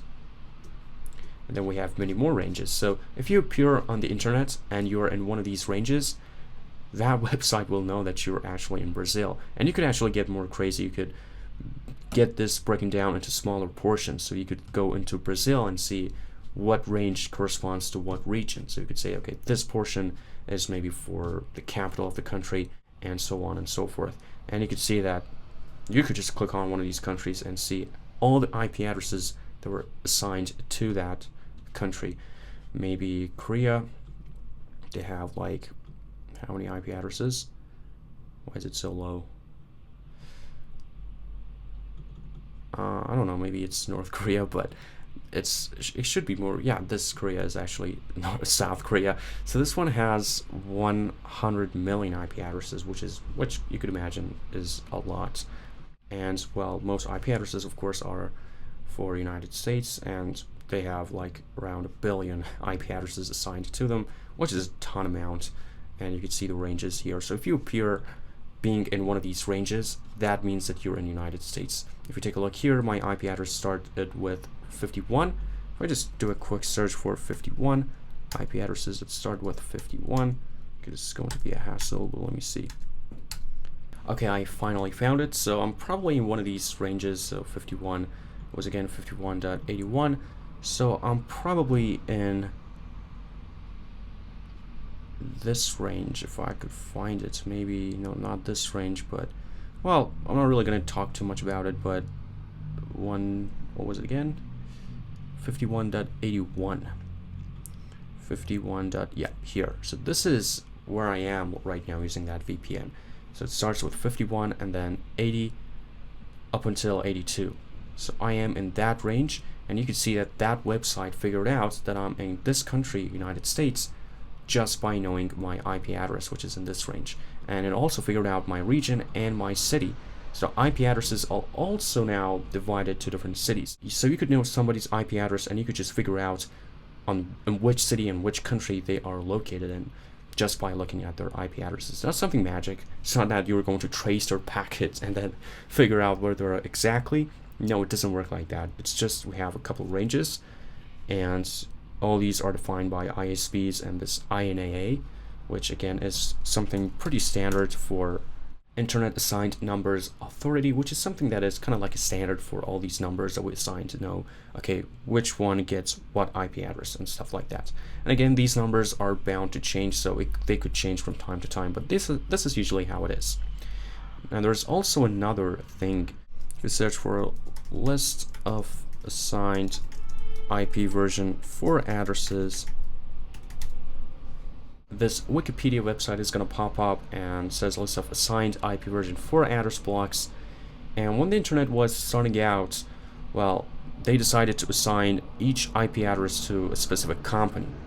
For example, you can see that again, this 00 stuff is for INA, and also this one is for INA, and this one again. And AT&T services, all the IP addresses that start with 12, they are all for AT&T. For Apple, if anything at all starts with 17, and you could take a look at the network mask, which is 8. So it means that the network portion is this part. So anything that is in this range, anything that starts with 17 is for Apple. And the INAA date was 1992. So in 1992, they decided to assign all the IP addresses that start with 17 to Apple. For Ford, it's 19. So if I just go to this website again, I just click on IP lookup, and I just put any IP address that start with 17, so 17.points maybe 23.1. maybe 99. And if I just click on get IP details, if you take a look here, you can see that ISP is Apple, and the location is, I'm guessing, in Cupertino, should be in California, right? Yep. City, Cupertino. So this is where Apple is right now, and all the IP addresses that start with 17 are for Apple. Again, anything that starts with 19, now all these ones are for Ford companies. If you just put anything that starts with 19 and just hit enter, you're going to end up with Ford, which is in Michigan. And again, you could see a list of more IP addresses for other companies as well. Everything that starts with 6 is for this company, 22, this one, and many more IP addresses. And here it's also talking about regional IP addresses. So anything that starts maybe with 47 is for this one, which is for Europe, I'm guessing. I don't know, I have no idea, but you could take a look and see that how IP addresses are actually allocated to different regions, to different companies. And you could also take a look at our IP address of our machine. That's why I told you that your server needs to have an IP address. There's no way that it cannot have an IP address, because then it cannot communicate with the outside world. Then it's not a server. You cannot connect to it. That server cannot connect to anything. It's just one bulk computer with no access to the internet.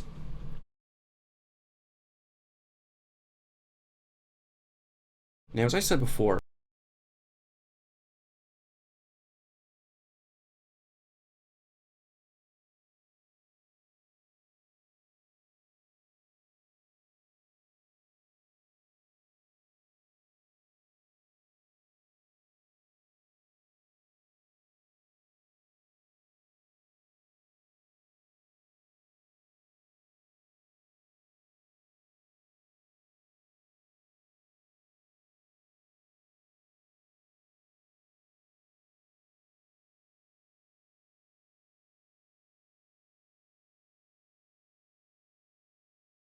Well, this is where DNS servers will come into play. Now, a DNS server is just a server that has a table of IP addresses and also locations. So that server says, okay, Google.com has this IP address. When you put this domain name, it's going to connect you to that computer using that IP address. So it's not magic, it's just some server that has this huge list of IP addresses that will say, okay, you specified that domain name. I know that that domain name corresponds to this IP address, so I'm going to return this IP address to you. Now we can connect to that website. Okay, so let's see how a DNS server works. Let's see what exactly happens when you just open up your browser and you put in a domain name. You put in something understandable like Microsoft.com or Yahoo.com or Google.com. So imagine this is your computer and you want to request Google.com. Now what happens is that you will first get connected to a DNS server. So let's imagine that this is our DNS server, and a DNS server is just another server. It's just a computer that has an IP address. You could connect to it, and what it does is that it has a table. So it says, okay, you want to access Google.com.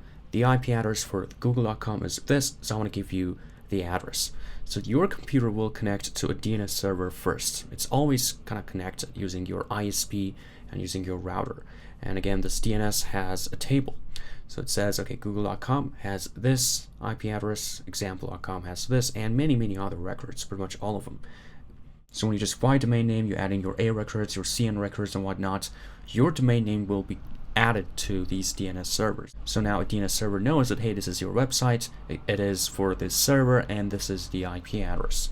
And as I said before, your laptop right now is connected to a DNS server, and in fact, let me just show you this pretty quick. So if I go into my network settings again, so I'm just going to hit option click and just click on Wi-Fi settings, and if I just click on details here, I could go into this section called DNS, and you could do the same thing on Linux and on Windows. And when I come to this section, I see this, that it says that your DNS servers right now are these two.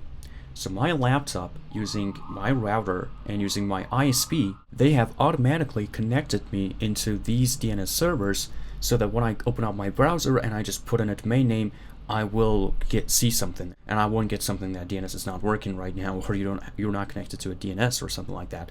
So my router will automatically connect me to some DNS servers using my ISP, and I don't really have to worry about it. You don't really have to worry about this one.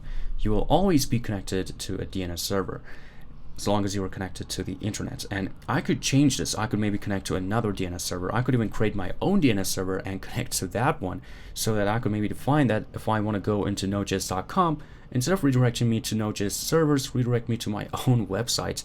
And that is totally possible. And actually we have something called DNS hijacking, that what hackers do is that they will change your DNS settings and they will connect you to a rogue DNS server. And a rogue DNS server just means a DNS server that is not intended to be a DNS server, and it's for malicious purposes, something that a hacker might use. So they will connect you to a DNS server like that, and when you put in maybe Google.com, instead of going to Google servers, you will be redirected to a website that has set up by that hacker, and now they will send you some files, and they will exploit your computer and hack you. So this is something that you could change. You could just maybe right here click on add in more DNS servers, or remove your DNS servers, and so forth. Okay, so let's see again what will happen if you want to go to Google.com. So you just put in Google.com in your browser, and that's just all you do. You just hit enter, and as soon as you hit enter, you will connect to that DNS server, and you will send a packet to that DNS server including that thing. So you will say, all right, I want to connect to this Google.com, but I have no idea what its IP address. You, the DNS server, you tell me what is the IP address, and you connect me to the other server.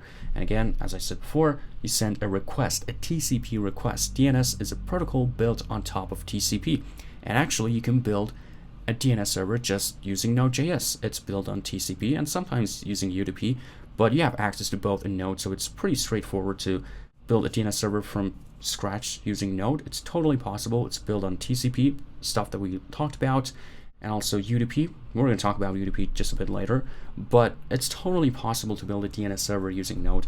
But in fact, you don't really need to, because it's something that already is done for you. So it's actually pretty straightforward. You could just use Linux, use a command, install a DNS, and that's pretty much it. And then you will define your tables right like this, and that's all that you have to do. But if you don't want to do that, if you don't want to use another DNS server, you could totally build your server from scratch using Node.js. That's totally possible. All right, so you'll send a request, a TCP request to the DNS server and say, okay, this is my domain name. What is the IP address? Now, a DNS server has this huge table, and it will look and say, okay, google.com is right here, and its IP address is this one, 173, whatever. So I'm now going to return to this client this IP address. So it's going to grab this IP address, and then using another TCP request, actually a TCP response in this case, it's going to send you that data. It's going to send you that IP address, and now you know what IP address you need to connect to. So imagine that here, this is that IP address, so this is a server for Google, and using all those routers, all those networking stuff that we talked about, because now we have the IP address, you could easily specify that and make a connection to the Google servers, just like this. So you'll first send a request to DNS, you'll grab the IP address, and then you'll reach out to the outside internet and say, okay, who in the world has this IP address? And then you will connect to it, and you will establish a connection, and now we could just do a ton of searches. So this is how a DNS works, and this whole process of figuring out what's an IP address of domain name is called usually a DNS lookup, and it's something that you can do in Node. And in fact, let me show you how it's possible. Now I'm just going to create a file here in my code editor. So I'm back in that networking folder that we created together, and I'm just going to create just one file and just call it simple-DNS. And we're just going to see how this DNS module in Node works. Okay, so there's this module in Node called DNS. I'm just going to include it. So const DNS equals require DNS. I'm just going to say node :DNS, and I want to use the promises version, so I'm going to also say -promises, just like before, just like with the FS module and also with the read line module. Now with this in place, because I want to use the promise version, I'm just going to create one of these immediately invoked functions and just gonna call it like this. And right here now I have access to await. So the way that you can do it is just like this. So you could just call a function pretty easy, which is called lookup. So dns.lookup, and then you will specify your domain name, so google.com maybe. And when you do this, you will get the results. So let's just save it into results, or just results. And I'm just going to call the results, and let's see how this works. So I'm going to go into my terminal, and I'm going to actually exit out of this chat application. So I'm going to go into my networking. Now I have one folder called chat app and another one called simple TCP, but this is the file that I'm going to run right now, simple DNS. So I'm just going to run it, actually simple-DNS. I'm just going to hit enter, and well, as you can see here, that DNS module returned to me what is the address of that google.com domain name, and in this case it's 172.250, and this is the IP address of Google. So what I can do right now is I can just copy this IP address. I could maybe go into my browser, and instead of just saying google.com, I could maybe specify that, just specify the IP address, and I could just hit enter, and I will get redirected to google.com. So instead of just saying google.com, I could also specify the IP address. Just like before that we saw that we specified the IP address of localhost and we got to that location, well, exact same thing happens here. In fact, localhost is also a domain name, and it's a domain name that is a private DNS. So my computer will first check my private DNS, and then it will reach out to the outside DNS, because a lot of times you want to do some caching, right? And I could take a look at this file here. If you're on Linux, you could do the same thing if you're on Mac or Linux, but on Windows, I'm not sure what that file is, and it doesn't really matter, just watch me do it. I can just run the cat command. There's this file in etc/hosts, and if I just hit enter, well, all these are comments, so I'm not going to worry about them, but you could see the address for my localhost. So it's kind of like a table. So localhost is this address, and you could also see the version 6, IP version 6 of that address, which is something that we're going to talk about. But if you recall, I said that in IP version 6, localhost is just one, because we don't want to really lose any IP addresses. So we're trying to make this localhost as low as possible because it's just one address. So just one is going to be sufficient. So this is kind of like my DNS, simple DNS that I have on my local machine, and they're always there. Now, just for fun, I also added another one, Microsoft.com, and I just added my own IP address for it. So this is the IP address of my machine, 10.101 and 218, and I just specified that if I want to go to Microsoft.com, give me this IP address and not another IP address. So if I just go into Microsoft.com, if I hit enter, I see that the site can be reached. But if I start an application on this IP address, which is my local IP address, so I'm going to go over to that demo application, that demo folder, which is on my desktop. And this demo, I only have one file called app.js. Let's just take a look at it. Here's the file.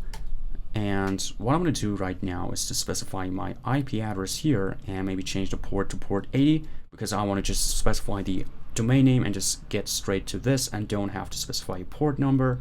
And right here, I'm going to also specify that IP address, which was, what was it? Let me see, 10.0. And then I guess 100 and 218, I guess. Well, actually 101 and 218. All right, let's now run this demo application. So I'm going to just say node app.js and server running on this IP address on this port. And what I'm going to do right now, I'm not trying to go into the IP address. I kind of hijacked my DNS. Well, I didn't hijack it, I just changed it because it's just my private one, but a hacker could just as easily do something like that. And if I now hit enter, oops, excuse me, I'm just going to go back, and well, you can see that I now get that message, hi there, and my browser tells me that I am visiting Microsoft.com. If I just do it again, so I just go into http://microsoft.com, if I just hit enter, now I am connected to my Node application. And it's just something that you can do as well. You could just figure out where is the setup for your DNS, or you could just change the DNS of your whole network. Instead of connecting to that outside DNS, you could connect to your own DNS, and that's also possible. But I also want to get access to all the other websites, so I didn't try to change my whole DNS, just my private one. So now my computer will check first, okay, what's the IP address of Microsoft.com? What did I save? Well, I saved this IP address, and it's now going to return this one to me. And all I did was that I ran this command. So just I changed that file, so using nano, actually sudo nano, because you need to be authorized. So I just said sudo nano, or you could do it using Visual Studio Code /etc/ what was the name? Hosts. Yeah, I just did this. I just put my password, and right here I could just specify new domain names. And keep in mind that you don't have to specify .com. You could, but you could specify anything you want here. You could specify maybe .ca, maybe .org, or maybe no extension at all, like localhost here. So it's totally up to you.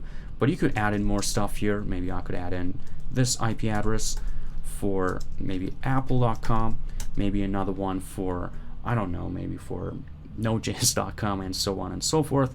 And I just have to save the file and restart my computer, and then I could just go into those domain names, and I will instead go into that IP address that I specified right here. I'm just going to remove these two lines because sometimes I want to go to the Microsoft.com and also Apple.com, and I'm just going to exit. But you could see that how DNS works. It's a simple server. You could set it up yourself. You could set it up using Node. You could set it up using some built-in applications in Linux. It's pretty straightforward. And then you could just specify your tables, and that's pretty much it. Then you could just specify commands right here. And then now I removed that line. Sometimes you have to restart, sometimes you don't. And as you can see right here, actually I guess you don't have to restart, but you have to clear your cache because DNS does a lot of caching. Because right now I didn't really did anything, and I'm browsing using guest, so I guess that's what happens.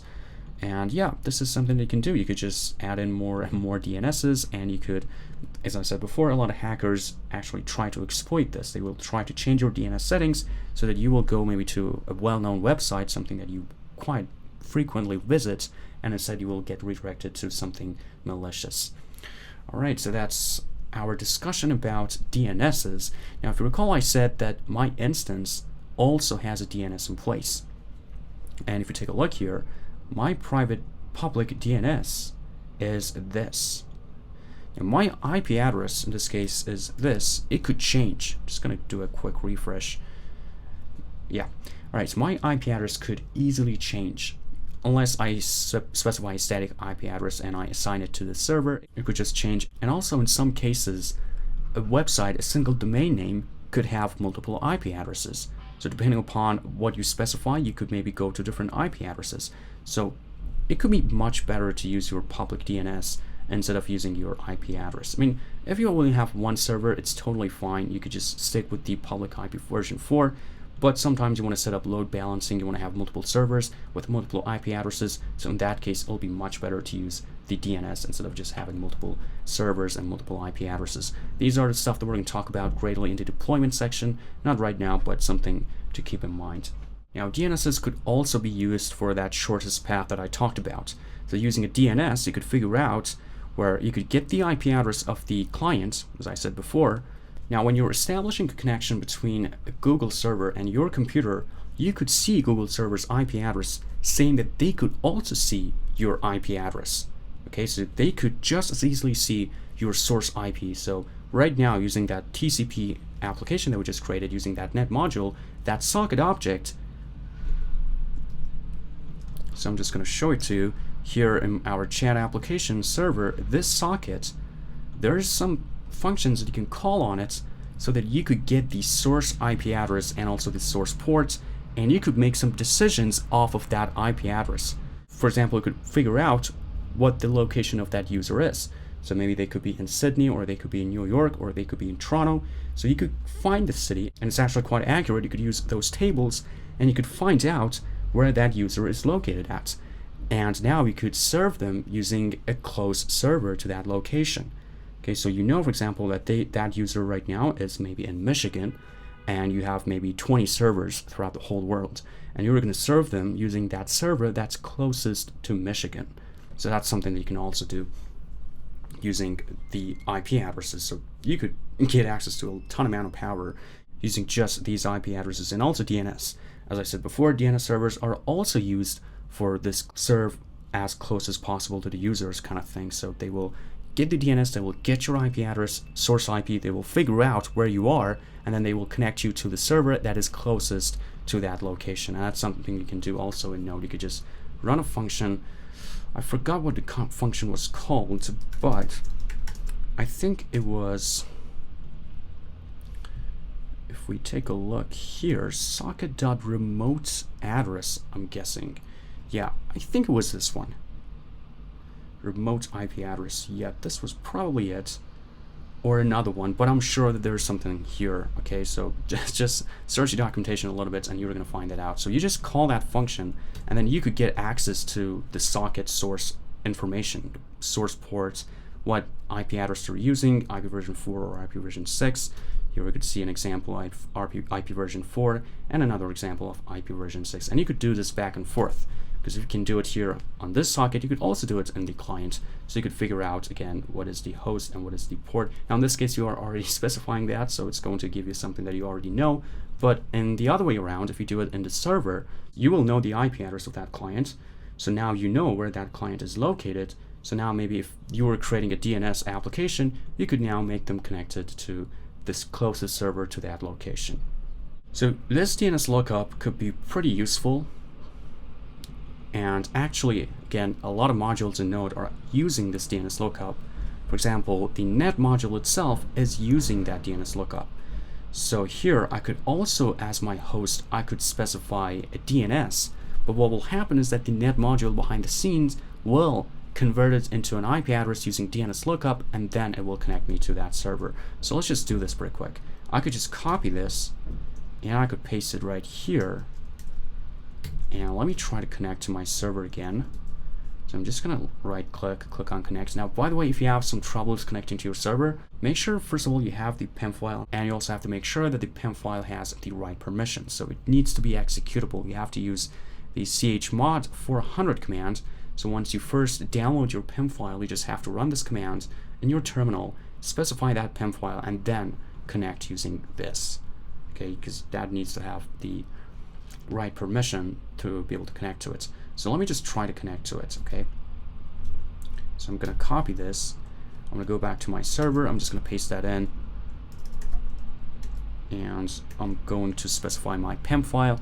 I always have this PIM file here in my SSH folder, so I don't have to download it again for every single time I want to set up a new server.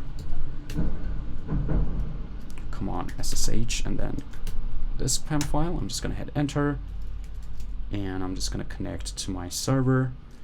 And we had set up this chat server, so I'm just going to run it on this IP address. And I'm just going to now head over to my iTerm. I'm going to now go into my networking folder and now into my chat app. And I'm just going to run my client.js file. And when I do, well, it looks like it might not quite work. Let me check. Let me do a bit of troubleshooting here. So let me first try to... Deployment involves a ton amount of troubleshooting, trust me. When you try to deploy, a ton amount of things could go wrong, so you have to just keep playing around and see how you could make that thing to work. So let me try this again. Maybe I should turn off my VPN. Let me try again. Yep, that was a problem because I don't know, but sometimes you just can't connect to a remote server using, if you are running a VPN. Okay, so now that I turn off my VPN, I could now connect, and I'm guessing I could also now connect using that DNS. So let me just do a quick save and run it again, and perfect. I could now connect, and well, everything works fine. I just send messages like this, but this time around, I'm not specifying my IP address, but I am specifying my actual domain name, and this domain name could be anything. It could be maybe apple.com, whatever you want to call it. As long as you have access to the domain name, you could just purchase the domain name and you could run it on top of the server, and instead of specifying an IP address, you could specify your domain name, and Node.js itself will use that DNS module to resolve the IP address. And you could read the documentation here. If you go into the documentation, there's this other networking module called DNS, which is again pretty straightforward to understand. Just resolves IP addresses for domain names. Let me just try to find it. It's right here, called DNS. And you could read more about it here. You could just say dns.lookup, specify your domain name, and you're going to get access to the address, the IP address of that family. And there are some various other functions that you could run, but ultimately it all comes down to that fact of resolving for a domain name. So if I just run my simple DNS here instead of google.com, if I just put that domain name in, I'll do a save, and I just go here and I run my simple DNS, I'll get the IP address, which is 3.144, which is exactly my IP version 4 address right here. So that's how DNS lookup works. You could look up an IP address for a specific domain name. And again, DNS is just another TCP application. I'm not quite sure if it's also using UDP, but I'm quite sure that it's TCP. I think it uses both, and the port number that it uses is 53. In fact, let me just double check. I could go into INA port numbers again here, and you could take a look at DNS. It should be here, so 53. I should go into the second page, and there it is, domain name server, and well, DNS just stands for domain name server, and you can see port 53, and apparently it uses both UDP and also TCP. But it's something that you can totally do using Node.js. So you could use the net module, you could open up a port maybe on 53, and then you could set up just your protocol and say, okay, this is the source IP address, and this is how I would try to resolve it. I have a table here. You might want to reach out to your database, grab the IP address, and then using the net module, send that IP address back to the user. So you could totally do this in Node. You could totally build a DNS server in Node.js, and you could build a ton amount of other protocols in Node. build HTTP from scratch using the net module. You could build an email server. You could build all of these things you could see here. You could build them all using Node. You could build a whole SSH thing from scratch. So this thing that you can see here that I just SSH'd into my server, SSH is just built on top of TCP, which is something that you can totally do in Node. So it's also something else you can do. You could make an application that will connect you to another server, totally possible in Node. And a ton amount of other protocols. It's not just HTTP. When you say Node, don't really limit yourself to just creating HTTP applications. You could create a ton amount of other applications, DNS applications, SSH, email servers, file servers, I don't know, a ton amount of others. And you could take a look at some of the most well-known ones right here. Again, HTTP, totally possible. In fact, Node.js actually has a module just dedicated to this HTTP, but you could build all the other modules that you can see here. You might not be able to build a VPN because VPN is built on layer 3. As we said before, I mean, I just ran my VPN and you saw that it just changed my IP address. And that's something you can't do in Node unless you're trying to build a VPN for a specific website or something like that. But as you can see, we have file transfer protocol, FTP, and we're going to build something like FTP in this video in just a little bit. SSH, it's again built on TCP. Anything that's built on top of TCP or UDP, you could do it with Node. SCTP, which is another protocol, it's not really supported in Node that much, and actually it's not really supported at all unless you use C++ to develop it yourself. But you could see that most of them actually are just TCP and UDP, and you could just develop all of these things using Node, and you don't even have to. The good news is that you don't even have to do it all from scratch. There are a ton amount of NPM packages out there that will do just that for you. If you just search for maybe SSH Node.js npm, here is Node SSH, here we have another one, SSH2. I haven't really used these things, but you could take a look. For example, this one is quite popular. It's 1 million downloads a week. SSH client and server modules written in pure JavaScript for Node.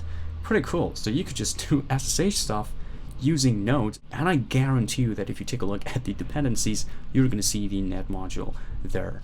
And well, this is how it works. This actually looks quite interesting. I haven't really used this, but I'm going to maybe one day. So you could just open up a shell and you could execute commands, which is pretty nice. You could just do something like that in Node. And here's another one. In fact, you know what? Let's just take a look at the source file, because I want to show you how powerful this net module really is. So I'm just going to maybe search for, maybe go into lib, I'm guessing. Here we have a ton amount of files. Let's try maybe index.js. Well, it's not here, but it should most definitely be somewhere. We just keep on looking. SFTP. This is interesting. But you know what? I'm just going to do a search for nets maybe. And well, I guess right. Here we go. Nets, that module, that SSH module, which is pretty popular, 1 million download a week. It's built on top of the net, and it's actually including it here to get the socket, and right here as well, and another one right here, and another one right here. And you could just click on each one of these files, and you could just see how this package is actually using the net module. So that's something pretty cool that you can do in all of the packages here in Node, here in GitHub. You could just go there, you could search for whatever you were looking for, and you were going to end up with a ton amount of things. So you could get a ton amount of inspirations out of these source code.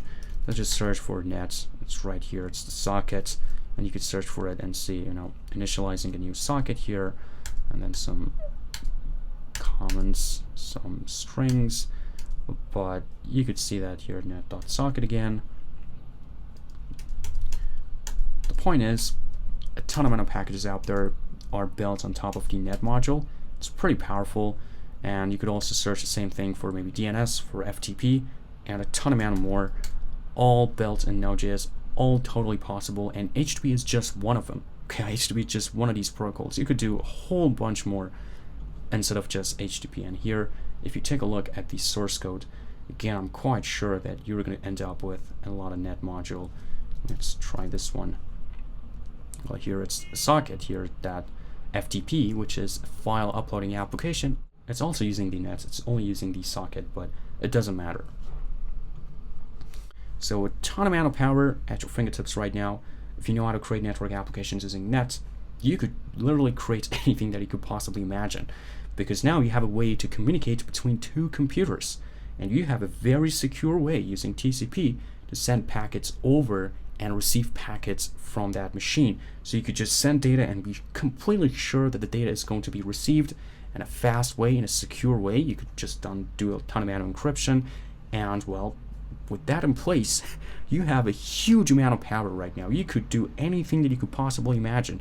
You could build Google from scratch. You could build Facebook, many other things. As long as you know how to communicate between two computers, between two endpoints, and you're doing it using programming, so you have full control over all the data. You could receive data, you could do calculations on it, and then you could send another data, do more calculations, and you could just build some pretty complex, pretty incredible applications.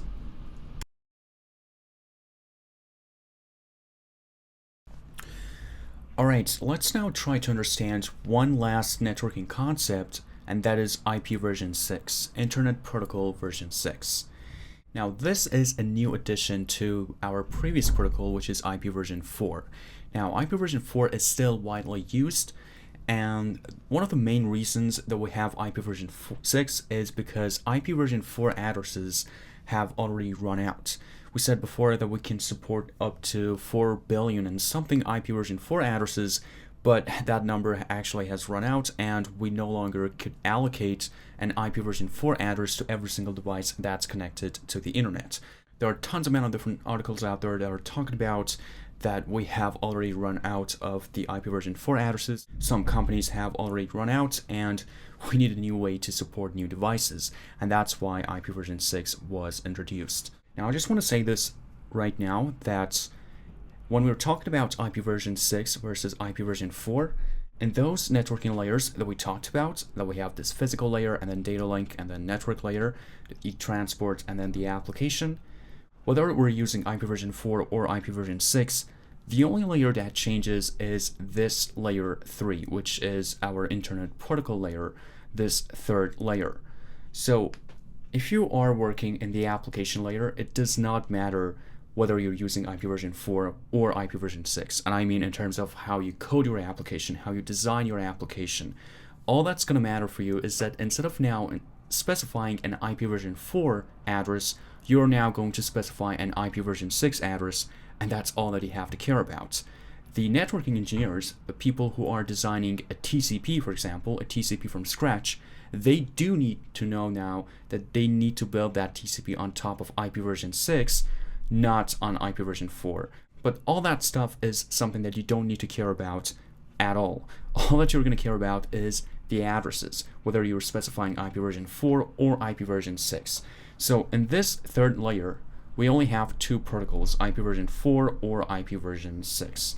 Now you could maybe come up with something for yourself, but this is the accepted way. This is how the internet works. On the internet, you're either using IP version 4 or IP version 6. And the way that you can know which one you're using is just simply by taking a look at the address that you have. So let's first talk about IP version 6 addresses. And honestly, the only thing that you need to know about IP version 6 is the addresses. Well, there are some other things that are different for IP version 6. IP version 6 might be a little bit faster in some cases. It could be a bit more reliable. It generally has been improved a little bit over IP version 4, but again, we don't really need to care too much about them. The only thing that we're going to care about is the addresses. So we already talked about IP version 4 addresses, which are 32-bit, and using IP version 4 addresses, we can support up to 4 billion devices. And as I said before, we have already run out of the addresses that we can allocate, so we needed to invent something so that we could connect more devices to the internet. And something that is now very widely used is IP version 6.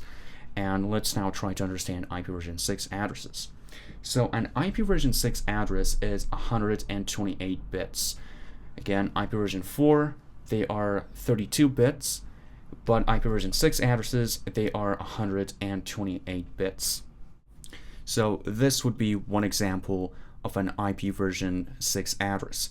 If you count all these numbers, you're going to end up with 128. And usually we represent an IP version 6 address in hexadecimal. And here it is. If you just plug all these numbers into your calculator, this is what you're going to end up with. And I want to say this one more time. We've said it many times. Hexadecimal is just one representation of binary number. In hexadecimal, each character corresponds to 4 binary bits. So each character that you see here in this IP version 6 address is 4 bits. So 128 divided by 4 is going to be 32. So we have 32 hexadecimal characters right here. And this is the binary representation of this IP version 6 address, which I know looks a lot uglier comparing to IP version 4. Actually, it's one of the main reasons why we still have IP version 4, because IP version 4 addresses look much nicer and much cleaner than an IP version 6 address. It kind of looks cluttered and way too complicated. Well, for a computer, it doesn't really matter. As long as we can have a unique address to each device, that's really all that we care about in terms of computers. But sometimes as humans, you want to work with IP addresses, so you want to know how to assign IP addresses, again, if you're a network engineer, or you want to connect to some devices, so you do need to know IP addresses, and in a lot of cases, you might want to work with IP addresses directly. And working with something like this could be way crazier than just working with something, just a couple of numbers, right? IP version 4 addresses are represented usually using a decimal. Well, ultimately, they're all just binary, but when you're looking at an IP version 4 address, we usually represent them in decimal. But in IP version 6, we use hexadecimal because we have a ton amount of bits. And if you want to convert them to a decimal, if you want to show this number using decimal, well, of course you can do that, but you're going to end up with some crazy numbers. Because an IP version 6 address has 8 portions, and each portion is 32 bits. 32, right? So 1, 2, 3, 4, 16 bits, my bad. So we have 8 portions in IP version 6, 8 16-bit portions. And well, this is an IP version 6 address, and this is really how all IP version 6 addresses are represented. Alright, so let me now jump into my code editor and try to demonstrate some points. So this is the IP address, the IP version 6 address that we just talked about. Here's the binary code, the binary number, and here's the representation in hexadecimal. And the only reason that we have a representation in hexadecimal is just for us humans to be able to make sense out of it. Because looking at something like this is much better than looking at something like this. Here you only have 32 numbers, but here you have 128 numbers. So this looks a lot shorter and a lot cleaner than this. Now, for an IP version 6 address, there are 2 main rules that we need to understand. One is that you could remove all the leading zeros in each portion. So in each portion, again, we have 8 portions. In each portion, you could remove all the leading zeros. Now, I just want to say this again. In hexadecimal, each character corresponds to 4 bits. So again, if you just open up your calculator, and I'm just going to switch to programmer mode. If I just plug this number, so 0 and then 110, so 0, 110, here's the binary number. Here we could see that if I change it to hexadecimal, so this is now base 10, which is decimal, I have to change it to base 16, which is hexadecimal. You could see that that is number 6, and I have that number right here. If I convert the next 4 bits, I'm going to end up with the character F, as you can see here. So this one corresponds to this one, and this third 4 bits corresponds to the third character, which is 7. And again, you could just open up your calculator and plug all these numbers in, and you're going to end up with this exact hexadecimal number, or this exact IP version 6 address. Now you could also do it all consecutively, so I could put maybe the first 4 characters. So here they're all 0, 1s, so this part, and then we have these one set to 1, and this one set to 0, and for the first 8 bits, this one is all 1s, and this one is 2 1s in the middle, and then 2 0s around it. and you can see that the number is 6F7F, which is exactly this one.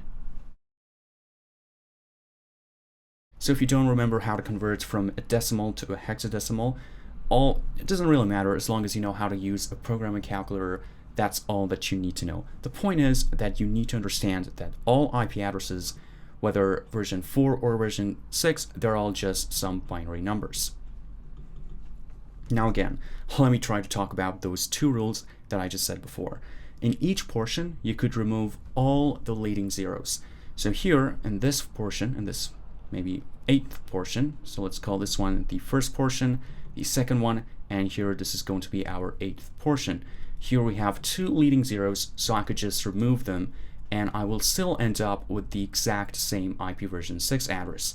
What will happen is that the IP version 6 protocol, when it's trying to convert this one to just binary, it will automatically figure out that, hey, there were two zeros here, but you did not write them, so I'm just going to put those two zeros when I'm trying to convert this one to the binary number. Because remember, each portion could have 4 hexadecimal characters, and if you just remove these two zeros, or remove all the leading zeros, so we could have 3 zeros, or we could have maybe 1 0 or 2 zeros, the converter would automatically figure out that you dropped those zeros, so it will count them and it will put them here in the binary number. But don't be confused if you see an IP version 6 address that does not have 32 hexadecimal characters. It could be because some of the leading zeros are actually dropped. So that's the first rule that I want you to know. The second rule is that you could drop all the consecutive zeros, all of them, and just replace them with 2 colons. But remember, you could only do it once. So if I just try one more example, so I'm just going to duplicate that IP version 6 address, and let's just convert the 1, 2, 3, the 4th and 5th portions to just zeros like this. This one and this one. So this is a valid IP version 6 address. Here in this address, 3 of our portions are set to just zeros. But remember, you could remove the consecutive zeros and replace them with just 2 colons. So I could do this right like this. So instead of this one, I could write this. So I could just remove these consecutive zeros, and I'm gonna end up with this IP address. But remember, you can only do it once. So if I do it here, I can no longer do it here, because if I do it here as well, then what's gonna happen is that when IP version 6 converter, converting from hexadecimal to binary, is not going to be able to figure out how many zeros we have here and how many zeros we have here. So you could only do it once, all right? If you do that, if you just drop all these zeros and you're gonna end up with 2 colons, you cannot do it again.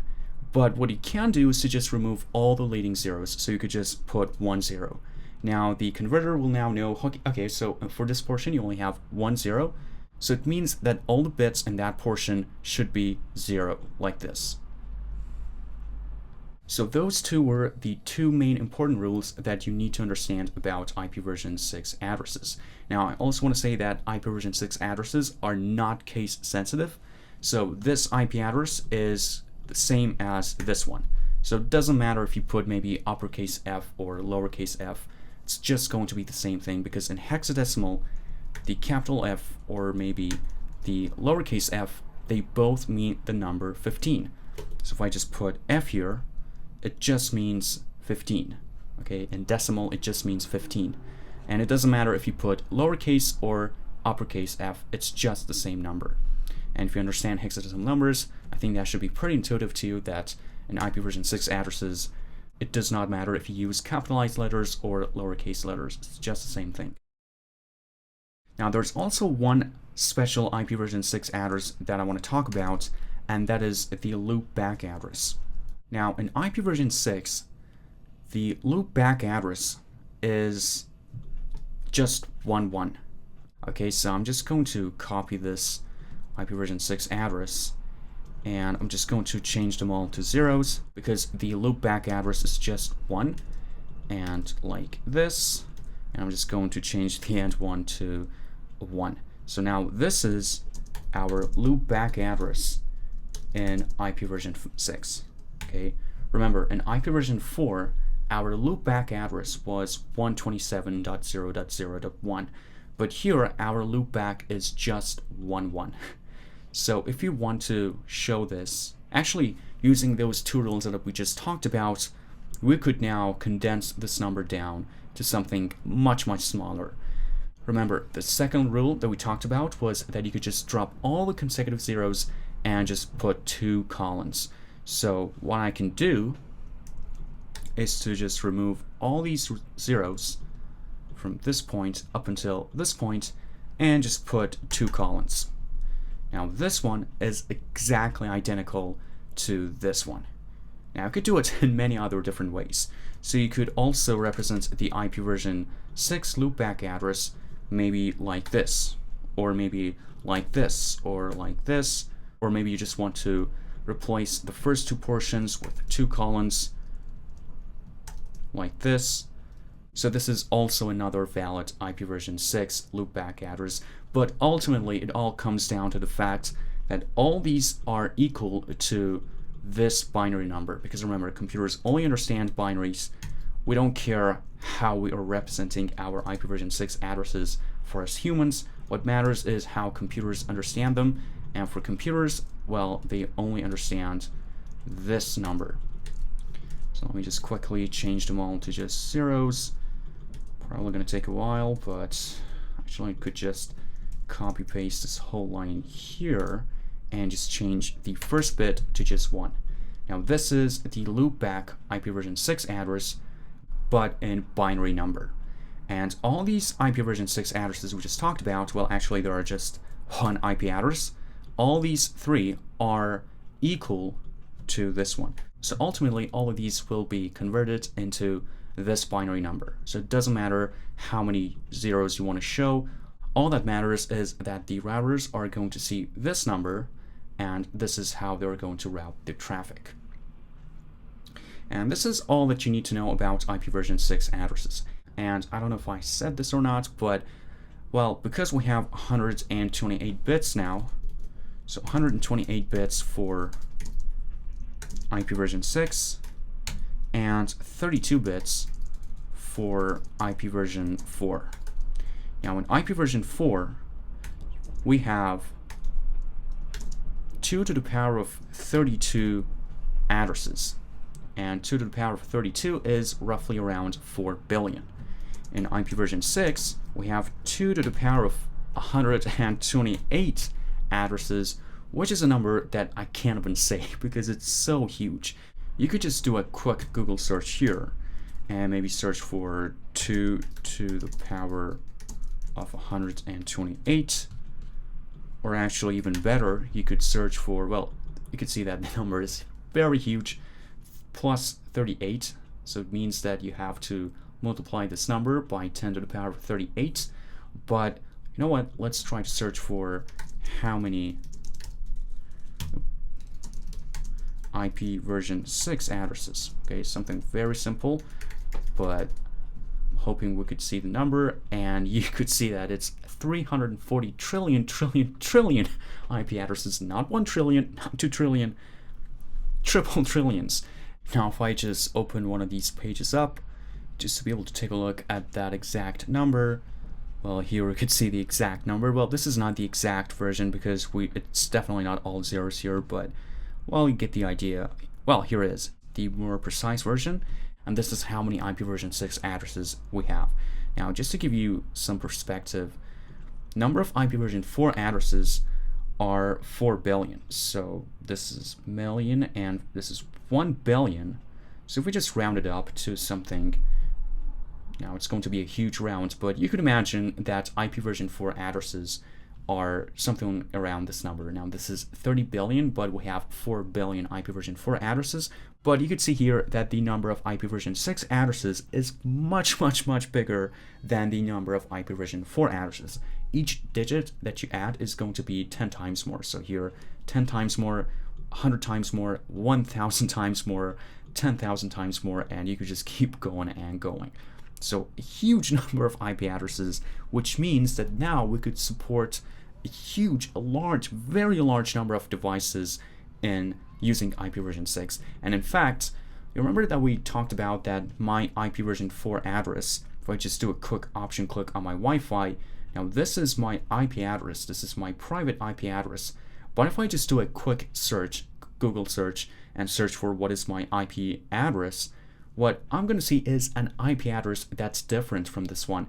And as I said before, that's because we were running out of IP version 4 addresses, so they came up with this whole private IP addresses thing. So now we have NAT, and we have something that will translate our private address, IP version 4 address, to a public IP version 4 address. And you could just do it yourself right now. You could just do a quick Google search and also grab your IP address, and you will see that they are different. But in IP version 6, they are not different. If you see an IP version 6 assigned to your interface and just search for what is my IP address, you're going to see the exact number that you have, given the fact that, of course, you are using IP version 6. Because, well, in IP version 6, we no longer need to translate because we have so many numbers. And, well, we're not going to run out of IP version 6 addresses anytime soon. But we could run out of them maybe, who knows, maybe in a couple of decades. We're not sure. People who designed IP version 4 first, they never even dreamed of running out of IP version 4 addresses. They thought that 4 billion is an insanely huge number, so we're never going to run out of them. But, well, here we are. We are already run out of IP version 4 addresses, and hence we have this IP version 6. But they really made sure that we're not going to run out of these ones again in any time soon. Alright, so that's pretty much all that you need to know about IP version 6 addresses. Now, I just want to say this again. Programming-wise, if you're working in that application layer or if you're just using some kind of TCP, it doesn't matter whether you're using IP version 6 or IP version 4. Now, ideally, you want to stick with IP version 6 as much as possible. Now, the only reason that I could think of using IP version 4 over IP version 6 is, again, because IP version 4 addresses are nicer and they look cleaner compared to IP version 6 addresses. So this could be one IP version 4 address, maybe something like this. And this is much nicer than this one. And keep in mind that in IP version 4, you could only represent your number using only one way. We only have one way of convention of using displaying IP version 4 addresses. There is no way to condense this down, right? But in IP version 6, you could condense them down in actually many ways, as those two rules that we talked about. But in IP version 4, it's just the same. Now, we could also try to represent an IP version 4 address using hexadecimal, which is something that you can totally do. Same for IP version 6. You could just represent each one of them using decimal. And in fact, if we try to do this, you're going to end up with some crazy number. So we have how many? We have 30, 19 selected. We have 16-bit again for each portion. So if you just try to represent the exact binary number now using decimal, instead of using hexadecimal, you're going to end up with some crazy number. So let me try to just show you how big and how crazy the number could be. So I'm just going to set all of these to just ones, and maybe these ones to this one. So this is our first portion, this portion. And if I just change it to decimal, this is going to be the number. So you could also maybe represent it using something like this, to a 28543, and then the next portion, and so on and so forth. But the number could really be not as clean as this one, because using this you could only easily tell that each character is just 4 bits, and I don't know, you could also do this, but it's not really a convention. The convention is that you would always use hexadecimal to represent IP version 6 addresses and just a decimal to represent IP version 4 addresses. Now, again, if you're doing programming, so I'm just going to maybe open up our simple TCP, maybe our server. The only thing that is going to be different for you is the addresses that you're going to specify, whether when you're maybe starting up your server or when you're trying to connect to a server. So all that you have to do is that instead of using an IP version 4 address, now you would use an IP version 6 address, and everything will just work just like before. And in fact, let me try to now start our server, but using IP version 6. So if I just navigate to my, again, simple TCP, and now if I run my server, so simple-server like this, you could see that open server on family type is IP version 4. Now this is going to tell us that third layer, and this third layer right now is Internet Protocol version 4, But what I could also do is that instead of using IP version 4, I could just specify my IP version 6 address, which I'm sure that you remember is just 11, but I'm not just going to specify all the zeros. All I'm going to do is to just specify 2 colons and then 1, 1, right, like this. And now if I run my server, I can see that my family type right now is IP version 6. And well, it figured this out automatically by the IP address that I specified. It said, okay, you're specifying an IP version 6 address, so what I'm going to do is that I'm going to now use this third protocol, but using IP version 6. But again, this stuff is something that you don't really need to care about. All of them will be done behind the scene for you. These are the jobs of networking engineers and not really software developers. As long as you understand IP version 4 and IP version 6, that's again all that you need to know. By default, if you don't specify anything here whatsoever, so if I just drop this second argument, it's going to be using IP version 6. So your Node.js applications will always use IP version 6, at least in this current Node.js version that I have, which I'm guessing was 18. Yeah, 18. In the previous versions, I think it was in version 10 or 12, I'm not quite sure. But previously, Node was by default run on top of IP version 4, but now it's by default IP version 6. But you could change it, of course, if you want. Again, your servers try to stick with IP version 6 as much as possible. It could be just a bit better. It's an improved version of IP version 4. But you could also use IP version 4, especially if you need to have clean IP addresses. For example, if you're creating a game server and you constantly need to give an IP address to your users, well, it would be a lot nicer to maybe give them something like this, comparing to giving them something like this, which could look kind of crazy. And if they're just trying to connect to your server just by typing the IP address, typing this one is much easier than typing this one. And this actually looks kind of simple. In reality, each character will be different, so it's not just 6F, 6F, and so on and so forth. It could be something maybe like this, or you get the idea, right? So in general, IP version 4 addresses are cleaner than IP version 6, but IP version 6 is an improved way, and actually with no IP version 6 in place, the internet could not function properly as of today, as of now that I'm recording this video, because again, IP version 4 addresses are exhausted, and now we need to use IP version 6 addresses, but still, IP version 4 addresses are widely used.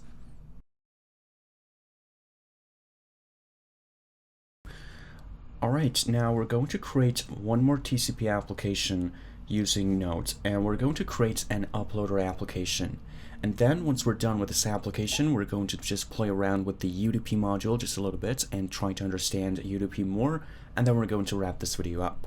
So let's now focus on creating this uploader application.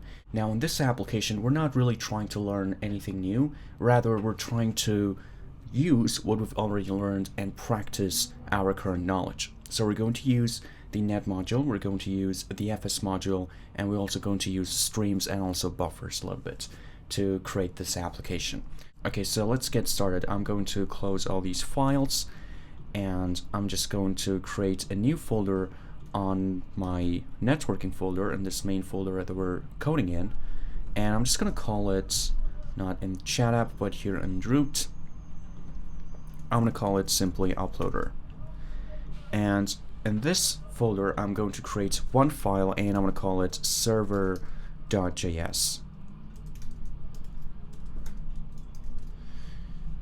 And I'm also going to create another file, and I'm going to call it client.js. So what we're going to do is that using this client.js file, we're going to grab a file off of our hard drive. So we're going to specify a path, we're going to grab that file, and then using the net module, we're going to move those zeros and ones, we're going to send those zeros and ones to our server right here, and our server is going to receive those bits, it's going to receive that data, and it's going to do whatever it wants with it. It could maybe save it to a hard disk, or it could maybe send it to another server, maybe to AWS S3 storage, or it might just do some editings on it and maybe extract some information out of that file and then only send that bit of information. It's all up to us what we want to do with that file. But the thing is that this server.js could be anywhere in the world, and also our client. So we're going to move one file from one endpoint to another endpoint, and this server could do whatever it wants with that file. So let's get started. I'm first going to start my server, so I'm going to include the net module like this. So const net equals require net. And now I'm going to create my server object. So const server equals net.create server. And I'm just going to pass a callback to it as well, like this. And I'm going to say server.on connection. Now every time somebody connects to our server, this event is going to get fired and we're going to get to this callback function right here. But before we do anything here, let's actually start up our server and make it listen on a specific port and on a specific interface. So I'm just going to say server.listen, maybe on port 5050, and for the IP address, if you don't specify anything, it's going to be default to just nothing, which means 0, and it means not specified, which is something that we saw previously. We didn't specify anything and it was just 2 colons, meaning only zeros. Now if it's just 0, what is going to happen is that it will automatically kind of run your application on all the interfaces. So some stuff will happen behind the scenes, but we're not really going to talk too much about them. I'm just simply going to run it on my local host like this. And for the callback, I'm just going to log a message and say uploader server opened on server.address. Okay, and here in this callback for new connection, I might maybe log and say new connection. Okay, just indicates that every time somebody connects, we're going to get a log and which says new connection. Now here, I'm going to grab the data. Now remember, this event, this callback has one parameter which is called socket. And this socket refers to the endpoint. In this case, it's our client's endpoint. So we could read from this endpoint or we could write to this endpoint. So just using the socket object, we could now communicate with our client, whoever it might be. So we could have hundreds and millions of clients. All of them will have a separate socket object assigned to themselves. So I'm just going to say socket.on.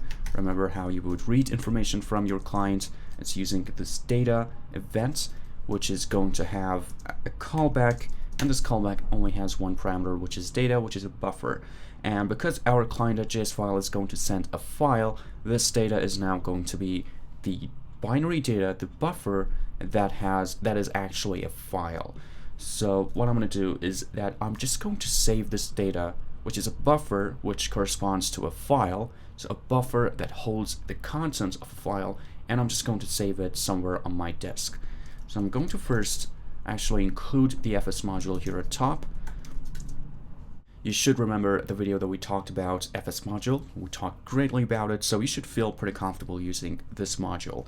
If you don't, well, you just need more practice, so this could be a good practice for you.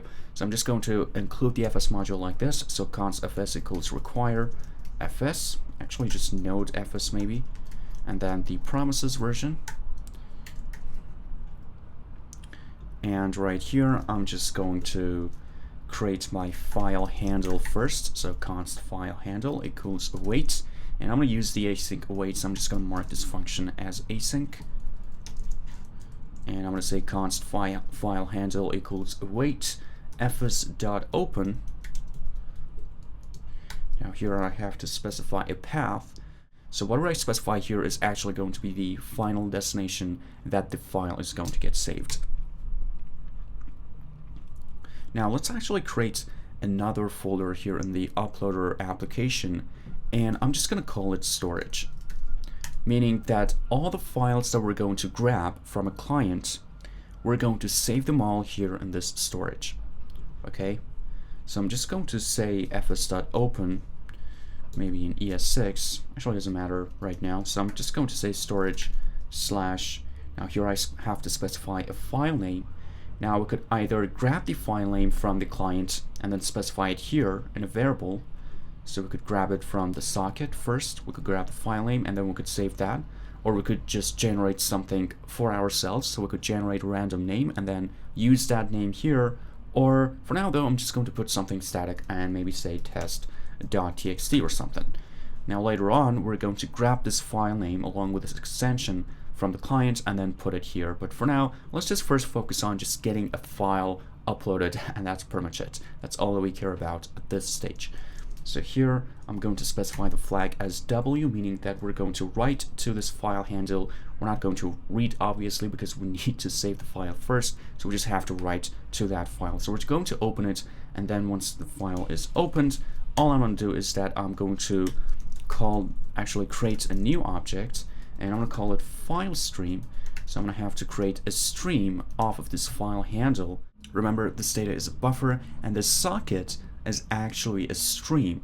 It's a duplex stream. So I could now read from that socket, which is exactly something that I'm doing. And also this file stream is also another stream. So I could read from the socket and I could write to this stream. Now you could also use piping and pipeline. It's totally fine. But right now we're just going to do it by hand and manually, because we also need to grab the file name and the extension. So it could be better to just do it all manually and have full control over all the zeros and ones that we're going to receive, so that we could set up our own protocol and be able to receive a file name and the extension as well. If you just want to pipe it, well, of course you could do it, and it would be much simpler. It will take care of all the drainings for you, but what happens is that you might have some troubles grabbing the file name. So I'm just going to create the stream and then manually write to it. So const file stream equals file handle dot create read stream. Actually create write stream, excuse me. Again, so far nothing new. We talked greatly about all these concepts before, and now that I have my file stream, I'm just going to use the write method because it's now a stream, so I could now write to it. I cannot read from the stream because it's a writable stream and a writable stream only. There's no way that I could actually call .onData on this stream. If I try to do it, I'm going to receive an error. If this was a duplex stream, yeah, sure, I could have done it. But now this is only a writable stream, so I could only write to it. So I'm just going to write the data to that file. And for start, we're just going to start with a very simple app file, and then we're going to increase the size of that file and the complexity of that file. Maybe try to upload a 4K video that is a couple gigabytes, and then we're going to see what will happen and whether or not we're going to receive all the bits that we were uploading. And we're also going to move this server.js file into a server, into that AWS server that we just talked about, but actually it could be any server in the world, and we're going to test it as well online. So we're going to deploy this application, and using client, we're going to grab a file and then upload it to a remote server, and we're going to see whether or not we're receiving all the exact bits of that file. Well, we should. That's our intention. Whatever we're trying to upload, maybe a video, 4K video, that's a huge file, maybe 10 gigabytes. We should exactly receive all the zeros and ones in that file. Even if we just miss one bit, our file will be corrupted. So we have to make sure that we're receiving all the bits that are that file, and we're not really missing anything, or maybe mistransforming the data in any shape or form. So if it's a 1, we want to receive a 1 and not a 0. Okay. All right. So with this server in place, actually I should write to file stream and not file handle. So file stream like this. All right. So we're with our server in place. Let's now try to write our client.js file. Now here again, we're going to use the net module to connect to the server and then send the file. So const net equals require net. I'm also going to include the fs module because I do need to read a file, and then when I read that file, I'm going to send that file to my socket. Now socket in this case would refer to our server. So const fs equals required node fs/promises, and I'm now going to create my socket. I'm going to say net.create connection and not server. Remember, you would use this function to create a server, which is exactly what we did right here. But now in our client, we want to connect to a server, so we have to use the function which is called create connection Now using this one, we could connect to an endpoint and then communicate with that endpoint. Now here we have to specify a host and also a port. Now the host is our local host, but using IP version 6. So I'm just going to specify my IP address, and for ports, our port was 5050, which is specified right here.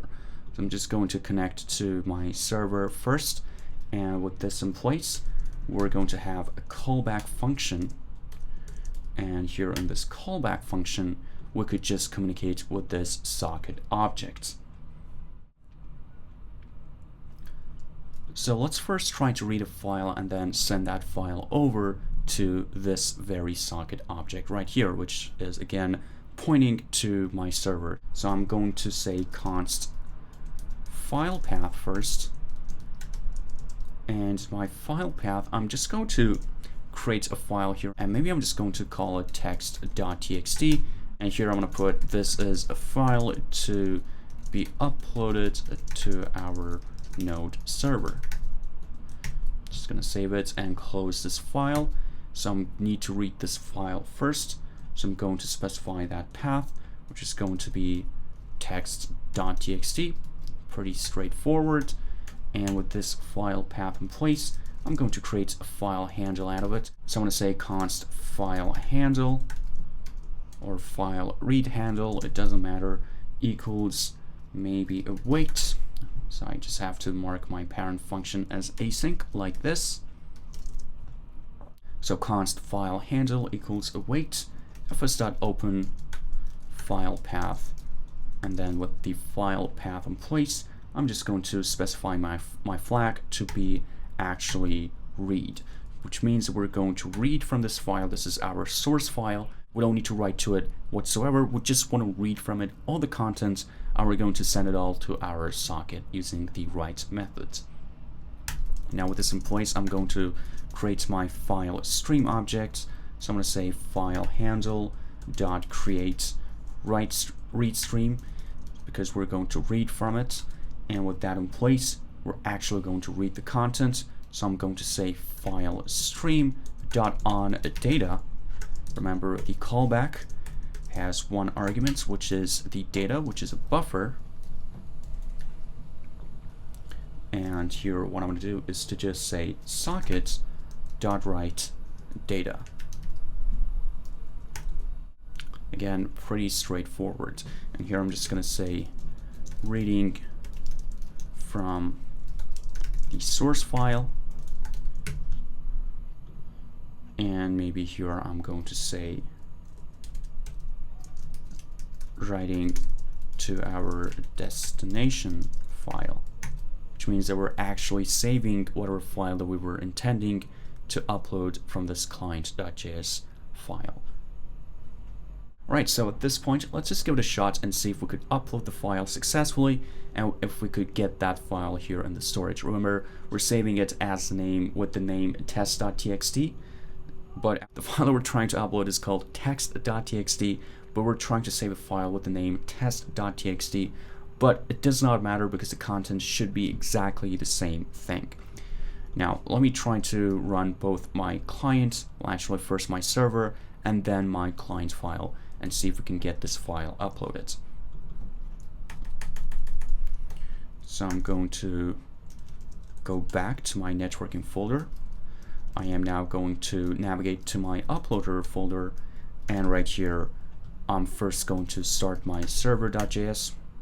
Uploader server opened on this address, this iloopback address, IP version 6, and on this port.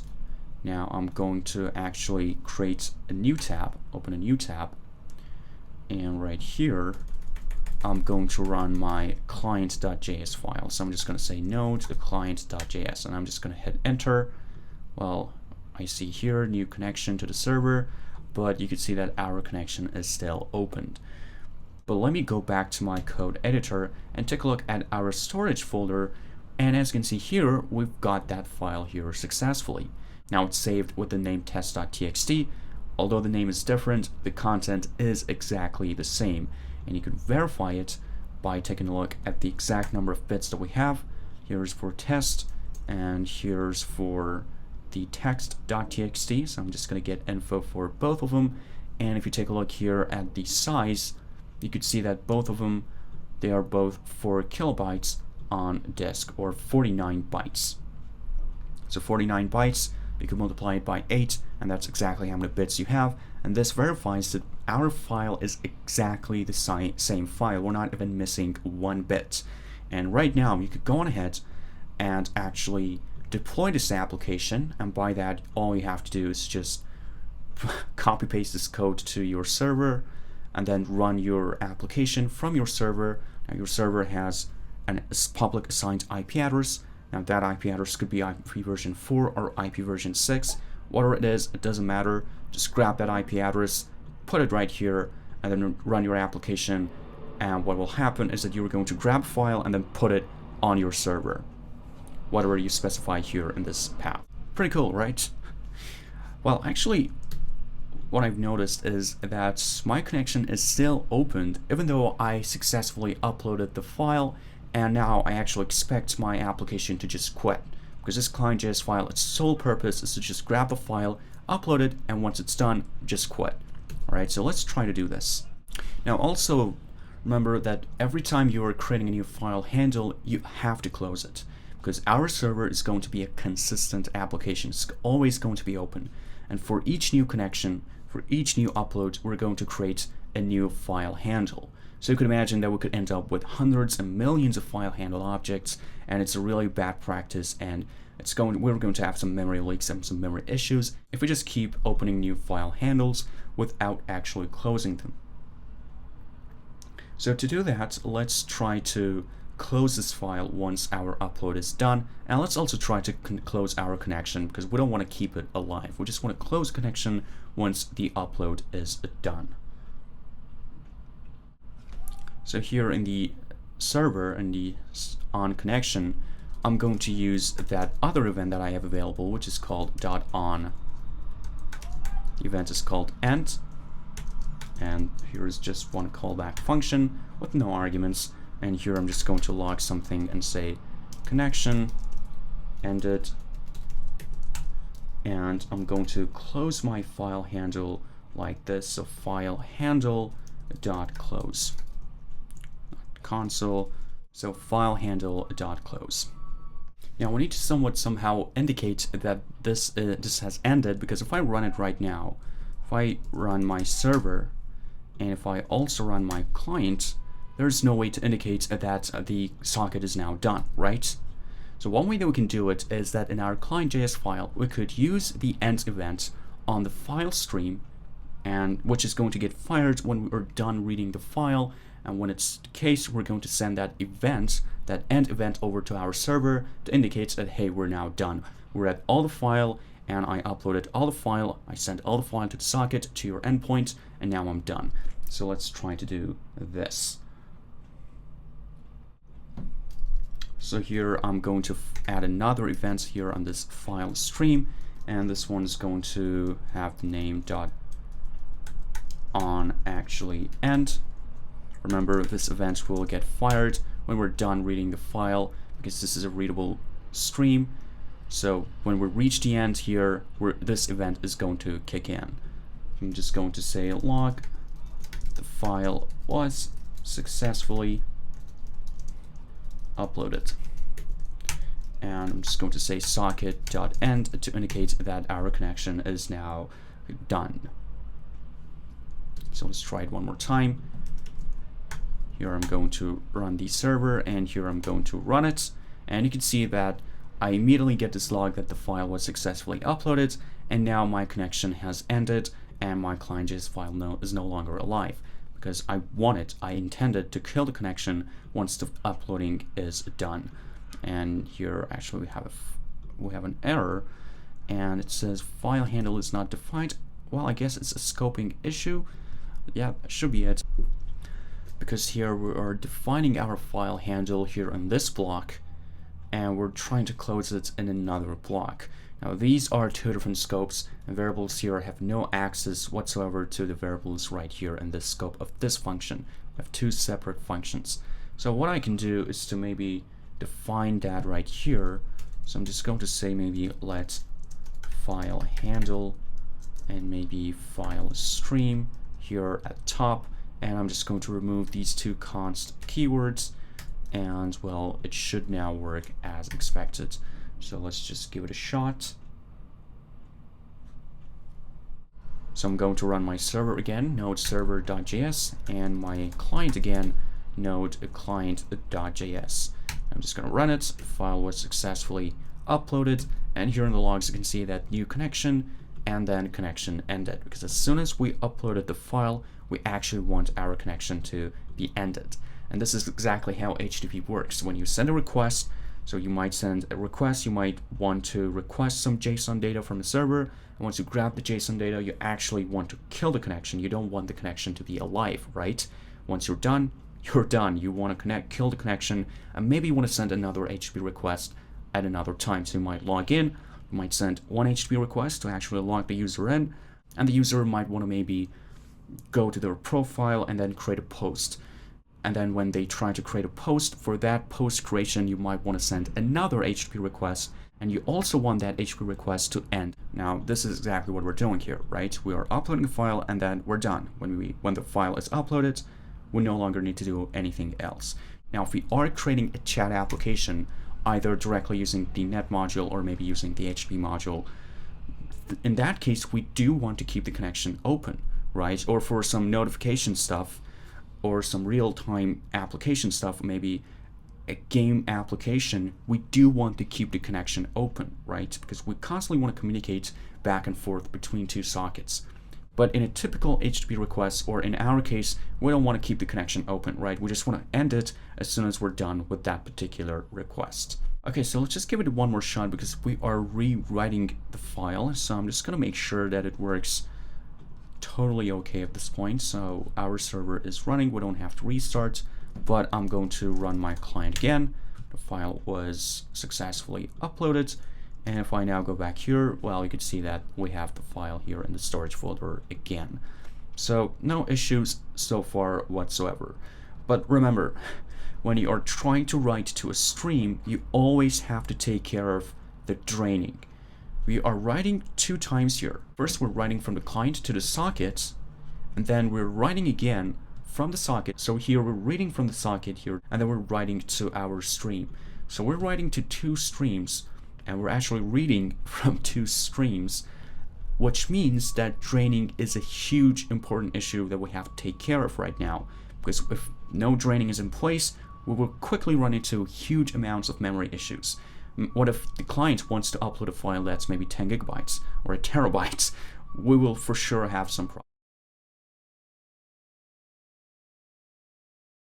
Well, let's first try to see this problem in action. So I'm just going to use that write mini file that we wrote previously in the previous video, in the streams video, and using that file, I'm going to generate a huge file, maybe a couple of gigabytes, and then I'm going to put it here and then upload it using the client.js file and also the server.js file. And let's monitor our memory usage and see how much it goes up. And then what I'm going to do is that I'm going to take care of all those drainings right here. Remember, when this write function returns false, you should just stop writing and you should let the internal buffer get emptied. And once the internal buffer is emptied, we're going to have a drain event, and after that drain event happens, you're free to write again to your stream. So if you want to take care of that, feel free to pause the video at this point, actually take it as a challenge. So pause the video right now and try to take care of the drainings, both here in the file stream.write, here we have backpressure, and also here in the client when we're writing to the socket. So you have to have two drain events. You need to listen for two drain events. So what you need to do is that when this write function returns false, it means that our internal buffer is now full and we need to let it get emptied. So when it's false, you have to immediately stop writing to it, and then you could just go on ahead and stop reading from the source. And then after the drain event happens, it means that our internal buffer is now empty and now you're safe to write more. There you have to resume reading from your source, and you have to do it both here and also here in the server.js file. So pause the video right now and take it as a challenge, and also monitor your memory usage and see what you can come up with. Alright, and now I'm going to show you my solution. Now what I'm going to do is that, well, I'm going to first open up my terminal, and you know what, it would have been much nicer if we had created one folder for the whole course, and then we would put all the folders in that folder. Well, now that I'm thinking about it, that would be quite nice, because this networking is right now on my desktop, which of course is not really practical, and it could get really disorganized. So what I'm going to do is that I'm going to create a directory here, because what I'm trying to do is to use that write many file, and I'm now kind of confused where I put it. So I'm just going to create a directory here in the desktop, and I'm just going to call this maybe node-course. Now, and here in this folder, I'm just going to put all the files that we wrote up until this point in the course, and also from now on. So we're just going to have everything here. Now let's also put all the files for each video in a specific folder. So I am going to, let me just close my code editor first. And I'm going to move that networking folder here in this node course like this. And I'm just going to call that same name, so networking. And let me make sure if actually node course, no, not node, cd node-course. Now I have this networking. Let me see if I have another folder. Well, nope, it's all good. So here in this node course, I have this folder, networking. Now here I'm going to put, well, actually all the files for this video are going to be here in this folder. And, well, let me think for a second. I had also this other folder, if I'm not mistaken, called streams. Yep, that's right. And this folder contains all the files that we wrote for that streams video. So I'm also going to move that to that node course. So I'm going to say move streams, and then node course / streams like this. And we also have that node file management, which contains all the files that we wrote for the file module, for the FS module video. So let me also try to move that one. Now we had some spaces there. Yep. And I shouldn't really have named it like this. I should just stick to that, you know, lowercase and then separate with dash thing. So let me try to do it here. So node course and then node file management. Now let me just double check if everything is here. So let me just open it up in my Finder. So here's streams. Here's for node file management. If you recall, this is the file that we wrote to handle the file management. Just specify commands and then, you know, delete a file, create a file, and so on. And here's the folder that contains all the files for this video, networking. One of them is the chat app, simple TCP, and now this uploader. So from now on in the course, I'm just going to write all the files that we're going to write here in this node course folder, which is located on my desktop. I apologize if it was super disorganized up until this point. I'm sure you've been confused a lot with these files and folders. So this is what I suggest that you do as well. Just create a folder, call it maybe node course, and then for each video we're going to have a separate folder, and we're going to write all the files for that specific video over to that folder. And I guess this is all that we did up until this course. I mean, we did some random stuff as well, like creating some simple testing applications, but I think this is the main ones. I mean, there was also this Hello World application, this simple HTTP application, which could also be quite nice to have here, because we also used that one. But you know what, let's just forget it. And let me now try to navigate to this folder. So cd streams, and using that write many, I am going to create a huge file and then put that file in my networking, and there I am actually going to try to upload that. So let me check the number of writes here. I am trying to, and I also wish at this point that I had actually wrote a comment here that I would indicate what will happen with different numbers here. So what would be the final file size if I specify 1 million or 10 million? But well, I forgot. I should have done that. So this is 1 million, and let me try it with 10 million. I'm just going to speed through the video. I'm just gonna call it. I mean, I have this file right now. It's file 1 megabyte. I touched this about a month ago, so my memory isn't really fresh about what I did here. But let me try to run this write many. And as a convention, we're just maybe going to call all the JS files in a camel case format, like write many, and all the folders here in this format, all lowercase, and also separate the names using a dash. So this is also another convention that we're going to stick with here in this course. So I'm just going to run it. Actually, name should be write many. Why can't I run it? Oh, sorry, first have to navigate to that folder like this, and now I have to run it like this, and it's going to take a while, so I'm just going to, actually 2 seconds. Let me check how big the file is. Yeah, here's test.txt. Okay, so I'm just going to reveal it. It's 90 megabytes. I need something bigger, so if I just specify one more zero, it will now be around 900 megabytes. And if I just multiply it by 5, it'll be around 5 gigabytes, which could be a quite big file to work with. And using that file, we could actually monitor our memory usage, and it will be pretty clear, because it would take probably a while for the application to be done with the uploading, and we could monitor what is happening in the activity monitor. So let me just run this, and I'm just going to skip through this portion. Okay, so it's done, and it took 2 minutes, so I had to wait for a while. And by the way, this is not the fastest way to create a huge file. I mean, we're doing a ton amount of writes to a file. You could instead try to lower the number of writes you're doing, maybe by using a bigger buffer or something like that, but we're not really going to talk about it here. So I'm just going to now move this test.txt, size of which is now 5 gigabytes, and I'm just going to move it to my networking, that uploader folder. So I'm just going to say use the move command. So move test.txt, now move it over one folder up, and now it would be in the streams folder, so we have to go another folder up, and now I have to navigate to the networking. Cool, the tab works, which means we're now in the correct position in that networking folder. And right here I'm going to navigate to uploader, and I'm just going to call it maybe just the same thing, text.txt, and I'm just going to hit enter.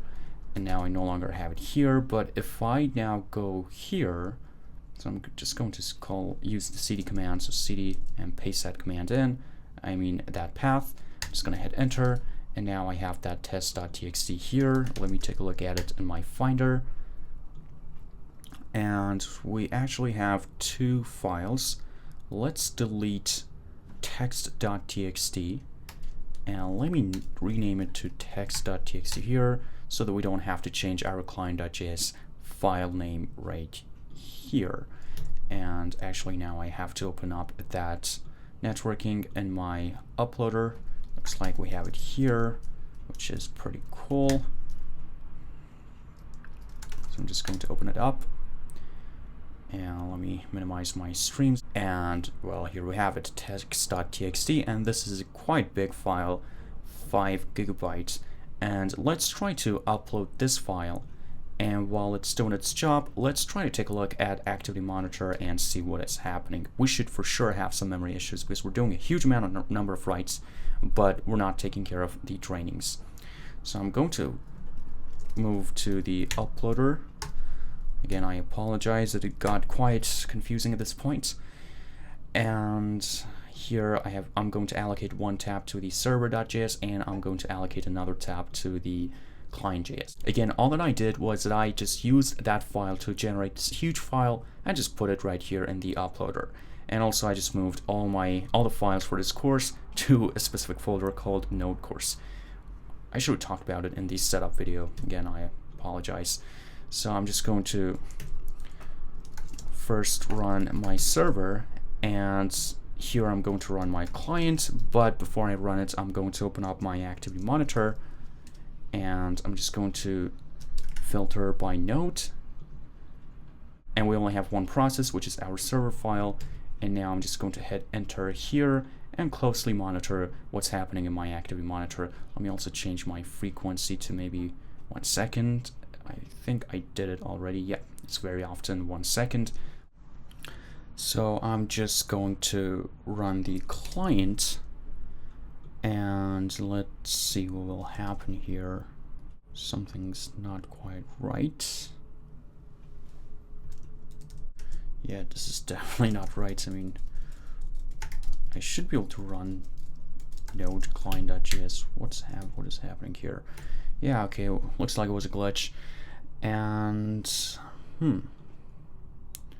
okay, it looks weird. I mean, I was not expecting this, and also our memory usage wasn't really that high. Let me just try to run it again. So node client.js, memory usage is around 30 megabytes. No, it's not right. I mean, it should be bigger. And also, yeah, definitely something wrong here, because here we have closing file descriptor. What in the world? Let me check my code editor. Looks like, yeah, this is definitely not gonna work, because we should not try to open the file here, because every time we receive a bunch of data, every time we receive a chunk, this callback is going to run, and in each one of these callbacks we're actually opening a new file, which is of course really problematic. So yep, should not be like this. Instead, I should try to open the file. Well, we can't also open it here. I mean, this is not going to work, because what are you going to call it? When you receive a new connection, you still haven't received any amount of data, so it will not just work if we move the file here and if we say, okay, open the file here upon each new connection, because we also want to grab the file. I mean, yeah, you could do it, and then here we could grab the file name and then rename the file, but let's not do that. Let me actually try to do a check. So in each write, we're going to check whether or not we have opened a file. The file is opened, we're not going to open it again, and if it's not, we're just going to open it for the first time. So here, I'm going to actually add a check. So I'm going to say if not file handle, maybe, just create the stream and the file handle like this, and maybe do a write. So also going to move it here. Crossing my fingers that this is going to work and we're not going to receive another error. And in the else, I'm just going to write it again like this. Now this should work. So let me just give it a quick shot. So node server and then node client. And nope. And it's actually because I need to open it here. First I have to open it and then create write stream. Apparently I misplaced the line when I was moving the lines. So let me run it again. I have a feeling that we're going to receive another error, but let's try. So node client. And well, looks like we are not. But let me check activity monitor. Oh yeah, this is not, this is now working in the way that we expect it to work. Well, of course, we have to take care of the draining, but you saw that our memory usage really jumped up, and I'm just going to try it one more time. And closing file descriptor, we're going to take care of this warning later on, but let me first make sure that we received the exact file. So I'm just going to reveal it in Finder, and yep, the file size is around 5 gigabytes, which is the exact file size that we used here. So I'm just going to run it one more time and then closely monitor my activity monitor. So let me just run this node client, and my computer is now kind of sluggish because I had this huge memory bump right here, but I'm just going to run it again. And as you can see here, looks like it didn't jump up as much as I expected it to. But the point is that it should definitely jump up. I don't know why it's not jumping up. It could be another glitch, I don't know. So let's run it. It's definitely a glitch because my computer is now super sluggish, and apparently it's not really getting updated, but it should go up. I mean, we saw that it went up to 1 gigabyte.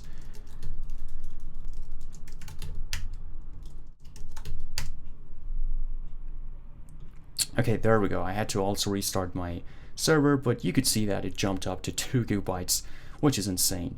And same happened also with the client file. And okay, well, it took me a while to get this error. I mean, I was intending to show you that this is going to go up, but it took me a while to get it right. But anyway, the point is that this is right now really problematic, and you should never ever do this. You shouldn't just try to write to a file. And we also changed some stuff here. Now, instead of every time opening a new file handle, which is of course not something that you want to do upon receiving chunks, we're now doing it only once.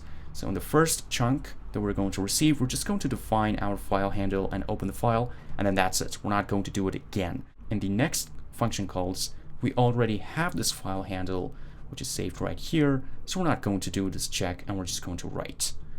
And now, let's actually take care of the draining.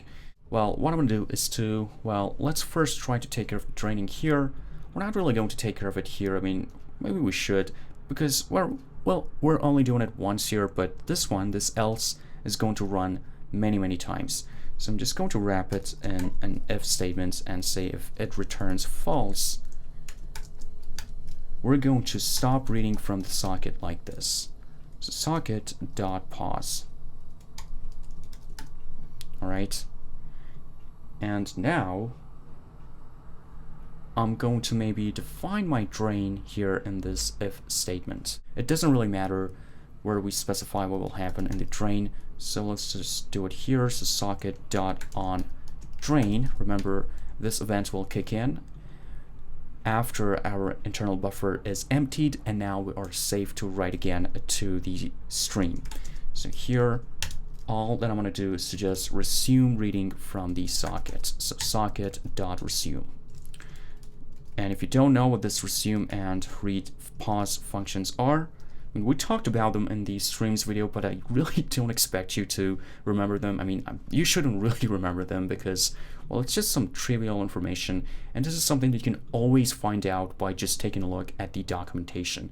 This is really what you should do. You should just understand the concept, you know, reading from a stream and then pausing it and stuff like that, and then figure out the exact syntax and the exact function calls maybe just by taking a look, but actually just by taking a peek at the documentation. You don't really have to get crazy. Just open up the documentation, go to the streams section, maybe search for pause or something like that, and you will quickly find it. Because in the real world, when you're having a software engineering job or when you're working on some production applications, some real world applications, you are maybe working on multiple projects, and one of them might be in Node.js, another one in Java. You might work with some databases there, so extensive amount of working with databases. In another application, you might be using some C++, or actually in the same application, you might be using multiple programming languages and multiple frameworks and libraries, and each one of them has a huge amount of functions, syntax, a lot of stuff assigned with each one of these, and it's really hard to try to memorize what they do. The best thing you can do is just open up the documentations and just quickly search for the stuff that you need, and then quickly move along and create your applications, because, well, this is what you should do in the real world. There are a ton amount of hundreds, actually not hundreds, I should say millions of function names out there, millions of methods, properties, different syntaxes, and trying to memorize all of them is really not possible, I think. And even if it is possible, it's really nothing really important, and you're just wasting your time. Instead, you should try to understand the concepts and the fundamentals, and once you understand them, just trying to figure out the name of a function or something like that is going to be pretty simple. So if you don't know what resume and pause do at this point, just refer to the documentation, and I'm sure that if you have watched my video about streams, and if you have practiced a little bit with the streams, you would really understand what they do in just a second, okay? So this is how I'm going to take care of the draining here in my server. So I'm just going to do a quick save here, and I'm just going to do the same here in the client.js. So where are we doing the right? Well, it's right here. So I'm going to say if not. Now at this point, it means that our internal buffer is now full, and we should not try to write more to the stream. Well, actually, you don't write to a stream, you write to the internal buffer. A stream isn't a data structure, okay? A stream is an abstract interface around a data structure. Our data structure is actually our buffer. Stream is just something around that buffer, okay? So saying writing to a stream really doesn't make a ton amount of sense, although you might hear that a lot, because we're actually writing to that internal buffer, to that data structure of that stream, which is an internal buffer. But anyway, so I'm just going to stop writing to the stream, and actually I'm just going to stop reading from my source, which in this case is my file stream. So I'm just going to say file stream dot pause. So file stream dot pause, and I'm just not going to use the suggestions again because I always get some weird stuff. So file stream dot pause right here, and let me see what else we have to do. And we definitely have to resume it, but let's try to maybe add the drain here, maybe before our file stream dot on end. So here I'm going to add the drain event, so drain, and in this function, in this callback function, I'm going to resume reading from that file stream, not file handle. Weird suggestions. Okay, file stream dot resume like this. Okay, so with this in place, we're now taking care of all the drainings. Well, I'm really hoping. let me give it a shot and see if we're receiving an error or not. So I'm going to, why do we have this again? I mean, I have to pause the video probably and try to troubleshoot this one for just a couple seconds. So let me first try to run the node server and then node client. Max listeners exceeded. I should probably do a quick pause at this point because so many things are going wrong. Why do we get this? I mean, and yeah, this definitely shouldn't happen. I mean, I have this here, so I'm only opening it once, and I'm only defining it once here. Well, I'm gonna pause the video. Alright, so I had to pause the video for just a couple minutes to really troubleshoot and see what's going on here. And well, actually, two things are wrong with the code at this point. Well, first and foremost, we shouldn't really add the drain on the socket. And it was my bad. So, I mean, our socket, we're not writing to it, right? We're just reading from the socket, and drain, you don't have a drain event for a readable stream. You only drain when you're writing. So this socket should be file stream. Hopefully you figure this out on your own. You always add the drain event on the write stream and not on read stream. But here in the client, we're adding it on our socket because our socket, in this case, we're using it to write to it, right? So it could get kind of confusing here between these two files, but yeah, I should try to add a ton amount of comments here and say maybe here the stream to write to, and this file stream here is the stream to read from. Maybe I should have added a read and a write in the names, but yeah, that's probably what I should have done. So file stream, maybe let me try to do this. So file write stream. So now I'm indicating here that this stream is a stream that we're going to write to, and here I'm going to change this file stream to subfile read stream. Okay, I hope now it's not really as confusing as it was before, but anyway. Okay, so with this fixed, well, actually this was only one of the things that was wrong with our code. So I could now run it again. So node server and node client, but I'm going to receive a warning. It says closing file descriptor. Well, the point is that it's not really going to work. And if you think about it, well, it took me a while to figure this out, but it's because we're getting this many times. And here inside of this function, we are doing a promise. Now this code is going to take a while to resolve because opening a file will probably just take a couple of milliseconds, all right? And while it's trying to open the file, we're going to receive another data event, and well, it's just going to keep happening and happening.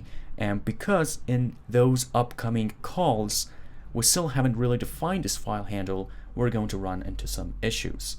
So what we should do instead is that while we're trying to wait for this file to be opened, we should stop reading from our socket. Okay, so we should just stop reading from it. And once this is done, once our file is opened, we should now resume reading from our socket again. All right, so let me try to do this. So here I should say socket.pause, because it's going to take us a while to open the file. And you can imagine we could actually do a whole lot of other stuff here, which could take maybe a couple of seconds, right? And we're going to receive many other chunks, which of course happen much faster than whatever is going to happen here. So socket.pause. Now here at this point, so no longer receive data from the client, or maybe I'm just going to say pause receiving data from the client, and I'm just going to open the file, and then once everything is done, and after I actually wrote to that, maybe here this would be a good point to resume reading from the socket again. So socket.resume, like this. And again, I'm just going to say resume receiving data from the client. Okay, now with this in place, with these two in place, our code should now work completely okay with no issues whatsoever. Let me give it one more shot. We're encountering way more errors than I expected. So node server and then node client, and also actually let me delete the file just to check that everything is working as expected. And I'm going to now open up my activity monitor, and now I'm going to run my client. So I'm just going to hit enter, and well, if you take a look at memory usage, it's consistent around maybe 23 megabytes, which is really good. And I'm guessing that the upload is now in progress. Well, looks like it was successful, but I'm not going to be too optimistic. Let me first check the Finder and let me confirm the file size. Well, we have it here, which is good news, but we could also not have the exact same file size, which is something that really happened a lot to me when I was troubleshooting. But let me check. Boom. All right, cool. So here the file size is 5 gigabytes, which means that at this point we are uploading a file and we're taking care of all the drainings. So which means that we are getting an incredibly great memory usage from our application. We're uploading a very huge file, and this means 5 gigabytes is quite big. And this is now working on our local machine, but you can imagine that you could have the server anywhere in the world and also a client anywhere in the world. As long as both of them are connected to the internet, they could just communicate, and well, this client could upload as many files as it wants to this server. Now if we try to run it again, you're going to run into an issue. And I know this because, well, that's something that I ran into when I was troubleshooting just a couple of minutes ago when I paused the video. And that is because when you try to run it again, let me just show it to you how it works. So connection ended, but if I try to run the client again, it's going to be stuck, okay? And we're not actually uploading the file. I mean, it looks like that it's doing some uploading, but if you take a look here, the memory usage is now really stuck and it's not really moving, which is not a good point. It should always move around, not just be something static like this, which means that something is definitely wrong.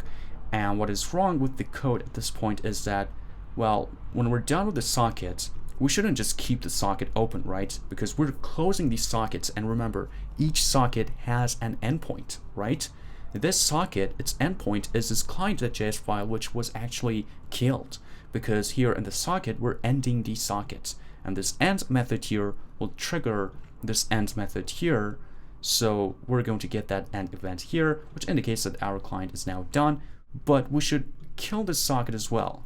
So here, this indicates that the client is now ended. There's no more client, so we should just maybe kill the socket here as well. So socket.end. And maybe here I'm going to log that connection ended. And now if you try to run this, you could just keep rerunning the code and it should work fine. So node server and node client. I'm just gonna run it. New connection. It's gonna take a while. and you can see that connection, new connection, and connection ended. But I could rerun the code again. I could rerun client again. And well, looks like it will not work again. Well, yeah, it's because we have to reset file handle and file write stream as well, because we're doing this check here. So every time we're done with these sockets, we also need to set them to maybe undefined. So file handle equals maybe undefined, and also file stream, file write stream equals undefined. And now this should really for sure work. Let me try it again. So node server. This is the most amount of error that I ever received while I'm creating a video. So node server.js and node client.js. Let me just hit enter. Let me check my activity monitor. Memory usage, it's moving around. It's not consistent. So it means that something is actually being done. Cool. So this is our first success message. Now let me try to run it again. Let me check my activity monitor. Please don't be stuck. Well, cool. It's moving around. So which means that, yeah, we uploaded the file again. And in our server, we're just constantly getting new connection, connection ended, and then new connection and connection ended again. And I could just keep on doing this. I could just delete this file. Let me first check the file size. Yeah, that's right. And I'm just going to delete the file, move to trash, and without trying to restart my server, I'm going to rerun my client and upload again, and you can see that it appears here and it's being actually uploaded. If you check the file size, it's 4 GB now, but it jumped to 5 GB, which means that now our upload is done, and I could just keep on doing this, and hundreds of other clients could connect and upload different files to this server. All right, now this socket is not really firing this event, which is something that could be confusing. Now I just want to add a comment here. So I'm going to say this end event happens when the client.js file maybe, okay, I want to say when the client.js file closes the socket, or ends actually, when the client.js file ends the socket, not this one, okay? This only corresponds, well, this socket is not actually leading to this event. This event is actually coming from the client, and I think if you just comment out this line, it will work just fine. Again, if I want to be extra clear here, I have to again pause the video and think about this for a second, whether or not this will work. But let me try it. Do we need this socket at end or not? Because I think when we end the socket from the client, this will automatically get destroyed. I'm not sure, but I think that is the case.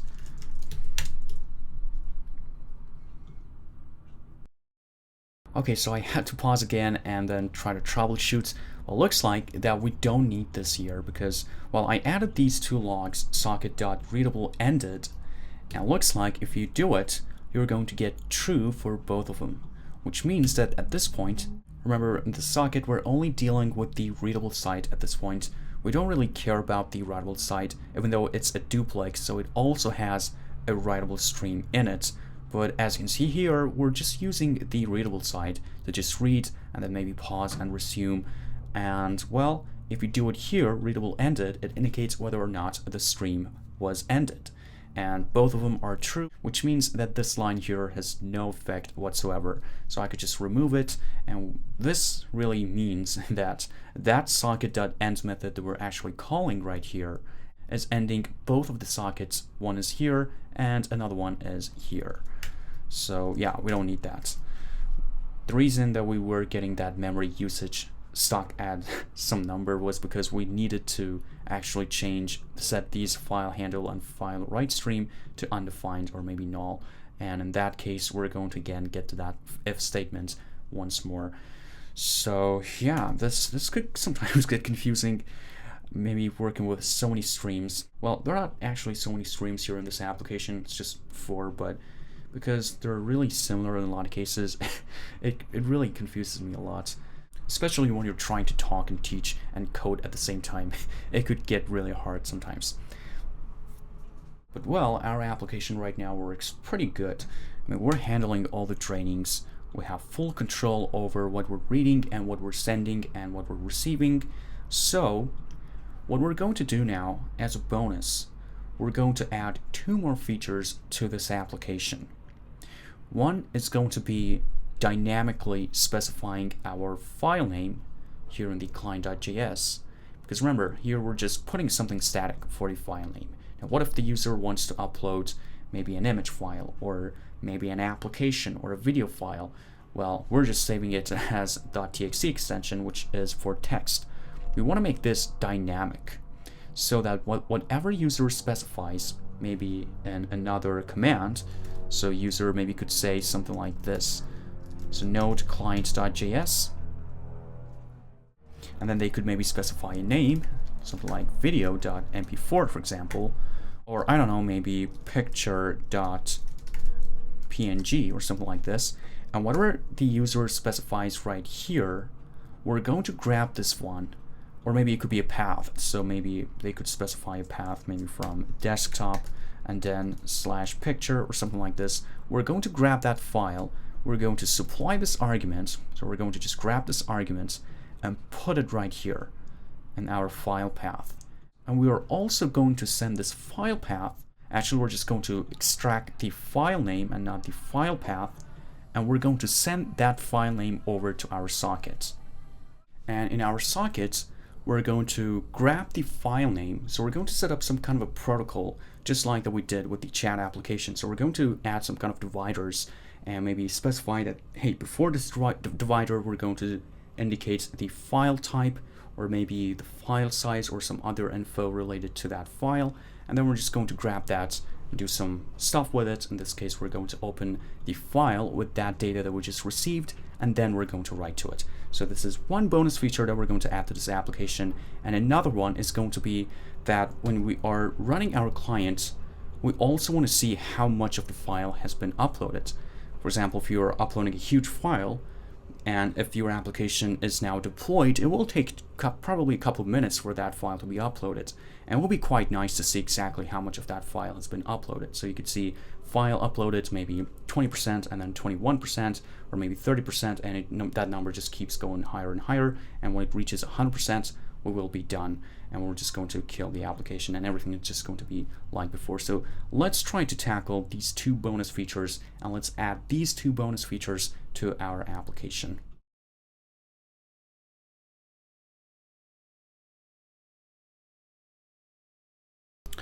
So let's first try to specify the file name dynamically. So let's see how we can do it. So in my client.js file, well, let me first show you what we're trying to achieve. So in my terminal, when I want to run my client.js file, well, as I said before, we want to specify a path right here. And you might be thinking about how can we actually get this path? Well, the way that we can do it is actually by using that process object that we talked about. In the chat application, we used this process, and we said that we're going to save the discussion of talking about this process object in great detail for later on in the course. But actually using that process, what we can do is that, well, that process object, well, this one, is simply just called process, and we have some amount of events, properties, and methods available on this object. Now, this is a very important object and node to understand, but we're not really going to dive too deep into it. But in general, if I just want to give a quick explanation about what it does, well, this process really refers to our process and the Node.js process, and using this one we could do some stuff. For example, we could kill it, we could make it communicate with other processes, and actually a lot of more stuff. But a lot of operating system concepts are involved, and we have to understand a lot of operating system stuff to be able to really understand this object. So we're going to have a dedicated video just to talk about this object. But the way that we can actually grab the path, and I mean grab the arguments that we specify while we're running our application, is by taking a look at process.argv. So let me first try to log this process. So console.log process.argv, and with this in place, I am just going to run my application. And actually, let's specify just a very tiny file because we don't want to wait So I'm just going to create something maybe called test.txt in this case. Here I'm just going to put some text. I'm going to save, and here I'm just going to specify that file name, which was test. And alright, this is a tiny file. So let's try to log this process.argv and see what we're going to get. So I'm just going to run the client.js, and I'm just going to hit enter. We have an error. Well, it's because we first have to run the server. So I'm first going to run my server like this. Actually, I have to navigate to my uploader, and then node server, and then node client. Alright, so that process.argv is actually an array, as you can see here. And each element in the array corresponds to one of those arguments that we specify. For example, I said node client.js, right? So this is my first argument. This is the first thing in this command, and this node is going to get converted into this one. Well, you might be saying, okay, this is a full path, but you only said node. Well, this node here is actually kind of like an alias. When you say node, you are actually specifying the whole path, the thing that is actually the path name of your node process, of your node binary file. These are all the stuff that we talked about in that Node.js under the hood video. So if it doesn't really make a ton amount of sense to you, please refer to that video. And also here we're only specifying client.js, but we are actually specifying a whole path. This is what your operating system understands, your whole path, but here it's just a nice and neat way to run that. Now if I just specify something here, maybe test. Now here, if I just run node client.js and then specify another argument, you could see that this third argument will appear right here. So this is how we're going to grab the file name. So I'm just going to save that right here. So I'm just going to grab the third argument, and we're going to assume that always the third argument that user is going to specify is actually going to be the path name. So I'm going to just save it and say const file path equals process.argv. Actually, I should say 2, because we want to grab the third argument, which has an index of 2, and this is my file path. And well, I no longer need to do this, so I'm just going to remove this line. And now that I have the file path in place, I am going to actually extract the file name. So I'm just going to say const file name. And the way that we can do it is by using a function here in the path module. So I'm first going to actually include the path module. So const path equals require path. And here in the path, we have this function called base name. And using this one, we could grab the file path. So I'm going to say file path like this. Now let me just show you how this method works pretty quick. So I'm just going to go into node, and I'm going to first include the path module. So const path equals require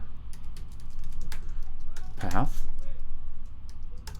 And now with the path module in place, we could use this base name, and whatever path you specify here, it's going to give you the base name actually. So if you say maybe folder/test, well, you can see that the base name appears right here as I type, and then you go maybe to another one, and then maybe one more, and then maybe here you're going to have a file, so it's going to be maybe file.mp4, for example. You could see that this method returns this end thing that you specify in a path, the ultimate thing that you're trying to get into, either be a folder name or an actual file. So this method is going to return that to you, and we're going to just save it as file name. Now that I have my file name in place, what I'm going to do is that I'm just going to send it over to my server. And the way that I can do it is that right here, before I start reading from my stream, I'm just going to write to my socket. So I'm just going to say socket.write. And let's just come up with our own protocol, again, just like the chat app that we just built. So let me call it maybe file name and then a colon, and then I'm going to inject that file name right here. And with that in place, I'm just going to maybe add a little bit of dividers. So I'm just going to add some of these, maybe 1, 2, 3, 1, 2, 3, maybe 7. So I'm now going to use some string functions to grab the file name. And this is really all that we need to do here in the client.js file to actually send the file name over to our socket. So we're writing this file name to our socket. This is going to be our first write And then at this point, we're going to write our actual file.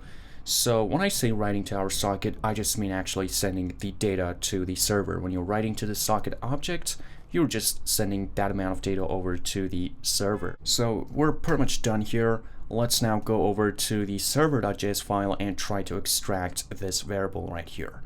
And maybe I should just capitalize this one just to be more consistent. Something like this maybe. Okay, so I'm going to now go over to my server.js file. And let's see how we can actually extract that variable. Now, if you think about it, here when we grab our chunks, in the very first chunk that we're going to get, now that first chunk actually includes the file name. Remember, we're using TCP, and TCP packets are numbered, meaning that we're going to receive the packets in order. So if we say this is going to be our first packet, even though the third layer might not care and it would just send the packets, now some of them will arrive sooner than the others, TCP will automatically rearrange all the packets so that now we have something in order. So here in our first write, we intend to send our file name, and here in our server.js file, and our first chunk that we're going to get, that is going to be our first packet, which includes our file name, which is pretty cool. If we were using UDP, even though UDP might be faster, but in that case, this would not be the case. There is no guarantee that we're going to receive the first packet as it is. We might receive the first packet that the client sent, maybe as our 10th packet, or we might not even receive it because the packet might just get lost, and in UDP, we're not really going to care too much if a packet is lost. We're going to see an example of UDP at the end of the video, but I just wanted to say that because it's TCP, we could be sure that the first packet that we intended to send is actually going to be the first packet that we're going to receive here in the server. So let's try to extract that file name.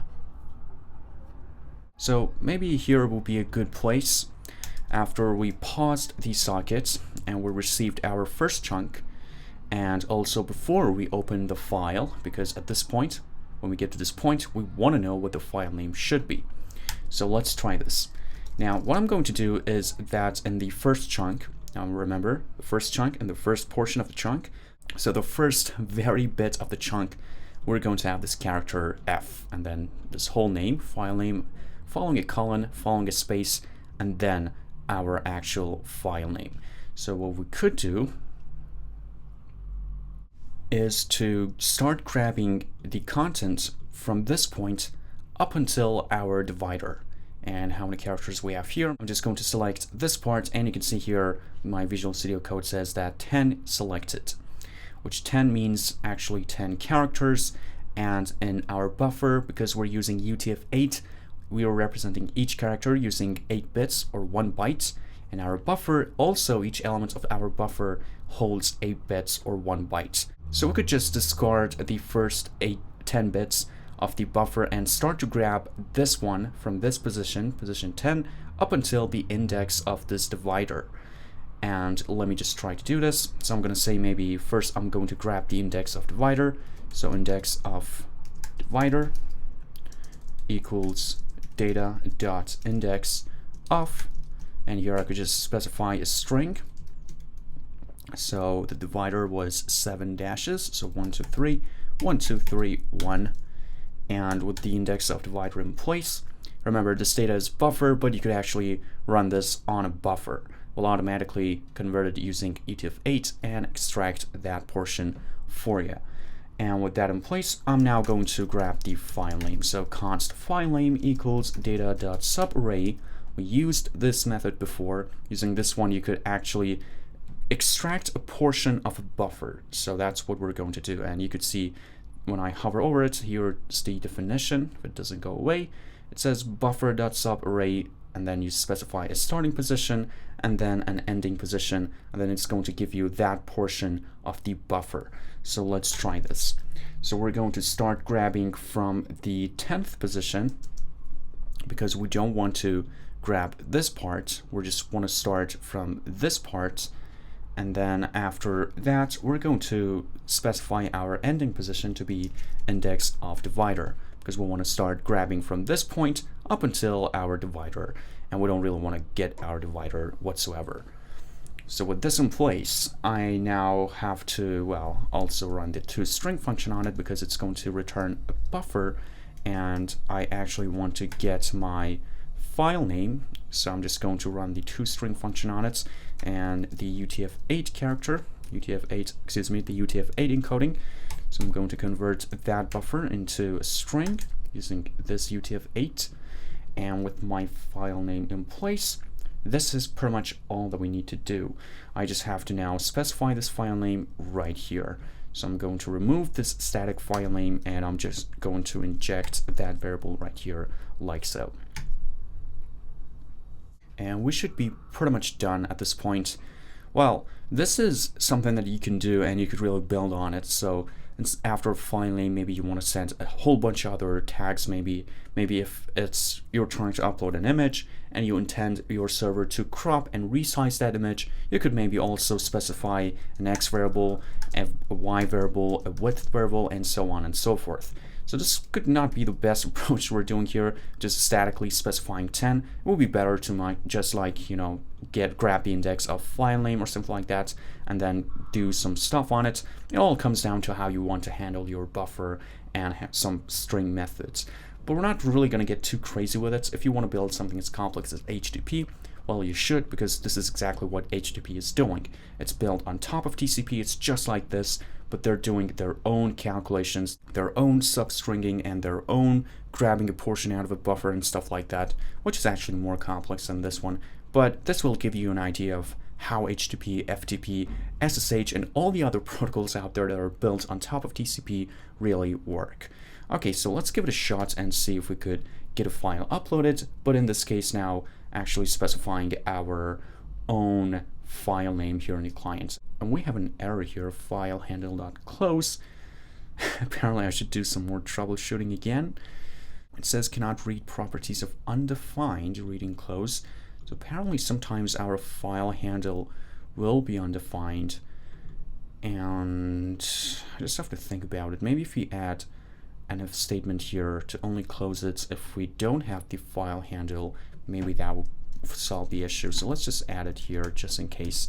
And if we get it again, I want to do a pause and try to figure out what is going on here. All right, forget about this one.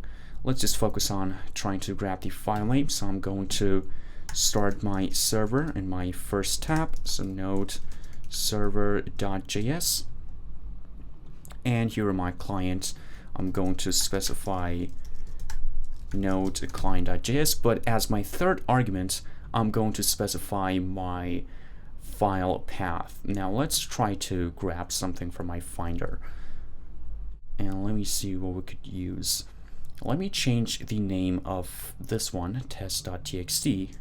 Let me change its name to maybe tinyfile.txt. And I'm just going to save it, and in my storage I'm going to remove that previous file, and let me now try to upload this tiny file. So I'm just going to specify that right here, so tiny-file.txt, and let's give it a shot. So I'm just going to hit enter. The file was successfully uploaded, and if we now take a look at the storage, perfect, you see that we got that file, and we have some troubles here because the file size did not match. Or do they? Nope, they don't. Well, okay, so we also have to do one more subtract and then write our data. Alright, so let me tell you what's going on here. I forgot to do this. So here we are writing the whole chunk to our file write stream. But remember, the first chunk that we're going to get actually also includes the other data, all those headers that we all want to specify. In this case, we're only specifying one thing, our file name, but we should not write the headers to our file. We should start writing exactly after our divider.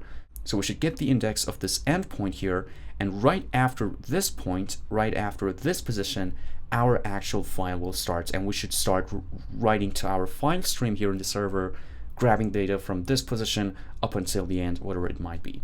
So let's try to do that. So here in my write data, I'm going to call the subarray method once again, And in this case, I'm just going to specify a start, all right? You could just specify a start and then just don't specify an end, which means that grab anything from that position up until the end. And our starting position would be index of divider, but actually plus something, plus its length, because index of divider is going to be here in this position. So we have to add 1, 2, 3, 4, 5, 6, 7 to that index so that we will now start grabbing the data from the position that is supposed to be grabbed from. So I'm just going to specify a 7. I'm going to save, and let's give it another shot.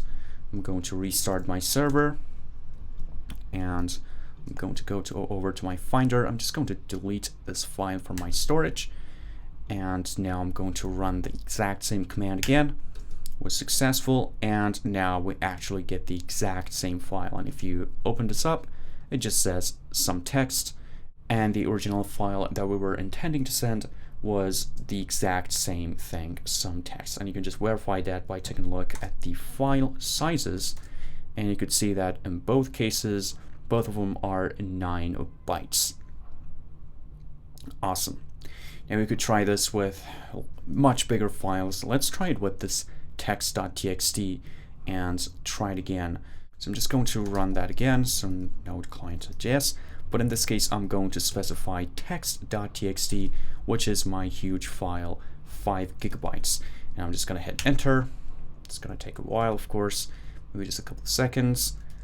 All right, it was successfully uploaded. So I'm just going to go over to my Finder, and sure enough, you can see that the text.txt file right now has a size 5.39 GB, exact same thing as my text.txt. And you could just try to open them both, and they should be the exact same contents. Every single character should be the exact same thing, every single bit, and both of these files should be the exact same thing. But now we're also sending the file name over in our first chunk, which is pretty cool. And again, as you can imagine, we could just build on this and just keep adding more and more headers to it. Maybe send anything else we want, maybe send some JSON data as well with this protocol, and it's just all up to us. The point is that we could send any data that we possibly can imagine, so it's all up to us what we want to build and what kind of data we want to send. And let me just add something here, writing to our destination file, and maybe discard the headers or something like that. Okay, our headers in this point is just something very simple, just a file name, but you could imagine that it could get much, much bigger. Alrighty, so this was the first added bonus that we wanted to work on. Now you could specify anything here as the third argument. It does not have to be even in the same folder. You could specify something maybe in your root. So maybe something here, tests, and then another folder, and then an actual file. It does not matter whatsoever. Whatever you specify here, it's going to be a path. Then we're just going to grab the end. We're going to grab the file name. We're going to send that over to our server. And also we're going to send the actual file. So it does not matter what you specify here. As long as that file exists in that path, that's all that is really going to be important. Okay, let's now work on our second bonus feature, which is adding a percentage sign, because sometimes we want to upload a huge file, and in the real world, our application might be deployed to an outside server, and that upload might just take a while. It would be nice to see how much of that file has been uploaded at a given point. So let's try to tackle this problem now. Now, for this one, we don't need to do anything in the server.js file. I mean, maybe you could also try to display something in your server, but I don't know, just might not really seem to be that useful. All we're going to do is to work here in the client.js file, and here every time we read a chunk, we want to kind of figure out how much of the file we have read, and then do some math, and then convert that number to a percentage, and just log that onto the screen. Pretty straightforward, nothing too crazy. So I'm just going to speed through this process, and I'm not really trying to explain much. It's just, again, some simple math. That's pretty much it. So what I have to do first is to grab the file size of the file that I intend to upload. So I'm going to say const file size. And if you want to know how to grab the file size, refer to the documentation for the FS module, there is this method called stat, and that stat will return some tags associated with a file. And one of those tags is actually the file size. We talked a little bit about them in the file system module, but again, it's nothing really that important. Each file has some other information associated with it, like its permissions, for example, its size, its name, its path, and so forth. And one of those tags is actually the file size. And let me try to grab it. So I could just use the file handle .stat method, and this will actually return a promise, so I'm going to await. And that's why I wrapped it around 2 parentheses, and after it's resolved, I'm just going to grab the size out of it. And the size is actually a property. So this is a function. This will return some of those stats, and then some timestamps associated with the file. For example, when was the file last opened, when was the file last maybe modified, and so on. And one of those things that we really care about is the size. And this is going to return the size to us in bytes, and it's really exact. It's exactly how big the file is. It's not roughly something, it's not an approximation, it's the exact number of bits that are in that file. So with this in place, I am going to define 2 more variables, and using these 2, I'm going to calculate how much of the file has been uploaded. And one of them would be the uploaded percentage, and this would, you could imagine this would be how much of the file has been uploaded, but in percentage. So it could be maybe 2%, 9%, 20%, and so forth. And then I'm going to define another variable here, and actually we're going to keep updating them as time goes by and as we keep uploading more and more content. So I'm going to define them as let and not constant. My second variable is going to be bytes uploaded, and this one is going to be 0. So every time we read something from that file stream, we're going to update this bytes uploaded variable to something else. And we also have the file size. So we know exactly now how much of the file has been read and how big the file is. So now it's just a simple math, and you could calculate the percentage and just display it onto the screen. Again, nothing too crazy, pretty straightforward. Let me just add something here for showing the upload progress. And now, the place that we can do this is maybe here after we wrote to the socket. So here, I'm just going to update that bytes uploaded like this. Bytes uploaded equals data.length. Again, this data is a buffer, and this length returns the number of bytes in that buffer. I'm going to say add the number of bytes read to the variable. And after this one, what I am going to do is to update my uploaded percentage. Before I do it, let me first define a new variable. Call this one maybe new percentage. And I'm going to set it to, well, I'm just going to do that little bit of math to calculate the percentage. So I'm going to first floor everything because we don't want to get something like 32 points, maybe 26 something uploaded. We want a nice number. We want a concrete number. So math.floor and maybe bytes uploaded. So I have to divide this one by my total file size like this. And whatever I get, I just have to multiply it by 100. And this is how you could get the percentage. This is the formula for getting the percentage from something. And with this new percentage in place, I'm just going to do a check here. So if new percentage, you know what, let's for now try to display something, try to log something by every 5%. Okay, it's because when if you try to do this every single time you get to this point, you're going to get a ton amount of logs, but let's just try to reduce the number of logs. I'm just going to say maybe new percentage. If this one, the remainder of this variable by 5 is equal to 0, and maybe, actually we'll also have to check if new percentage is not equal to uploaded percentage. Now in this case it would be a good point to actually do a log. So I'm going to update my uploaded percentage to new percentage. Again, it's just some simple logic. There's nothing really too crazy.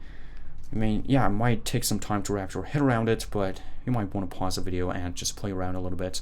I will just try to explain a bit more, but not too much, because I'm sure if you just think about it, you're going to understand what is happening here. Again, nothing too crazy, just some simple mathematical logic and some simple stuff like that. So now that I have my uploaded percentage right here, well, I'm just going to log. And let's log maybe uploading, and then just display the percentage. So let me change the string to yes6 like this, and I'm just going to put that right here. Now I don't know if it's going to return an error or not, but let's give it a shot. So I'm going to save.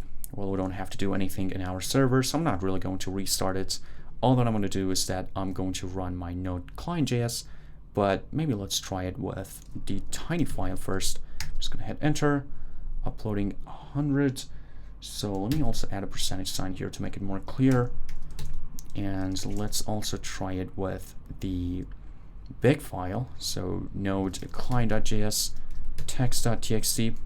Just going to hit enter. And cool. Uploading 5, 10, 15, and when it gets to 100, it means that our file was totally uploaded. So we could now say the file was successfully uploaded. So this is just one simple, quick way to add and display how much of the file has been uploaded. And if you've used some front-end development tools before, like Axios, and if you've done some file uploading and you somehow showed how much of the file has been uploaded, this is exactly what that really happens. It just figures out how much of the file has been read and just does some calculations, gets the total file size, and then it will display how much of the file has been uploaded. If you open up a web page and you try to upload a file and then you will see a percentage, that is how it's done. But let's try to make it a bit nicer, because we're getting a ton amount of logs. I mean, it would be nice to use those clear line stuff that we talked about in the chat app, and every time we want to update this, maybe remove the line and then put the other thing in there. So let me see if I could do it pretty quick. I'm just going to grab something from my client. We might need clear line and move cursor. So I'm just going to copy both of them, and I'm just going to paste them here at the top. And here, before I actually do a log, let me take a look. It might take me a while to figure out exactly what to do. So I might want to maybe move the cursor up and then clear at that very line and then do the actual log. And I'm guessing we have to mark it as async. And let me give it a quick shot. See if it works. Oh, cool.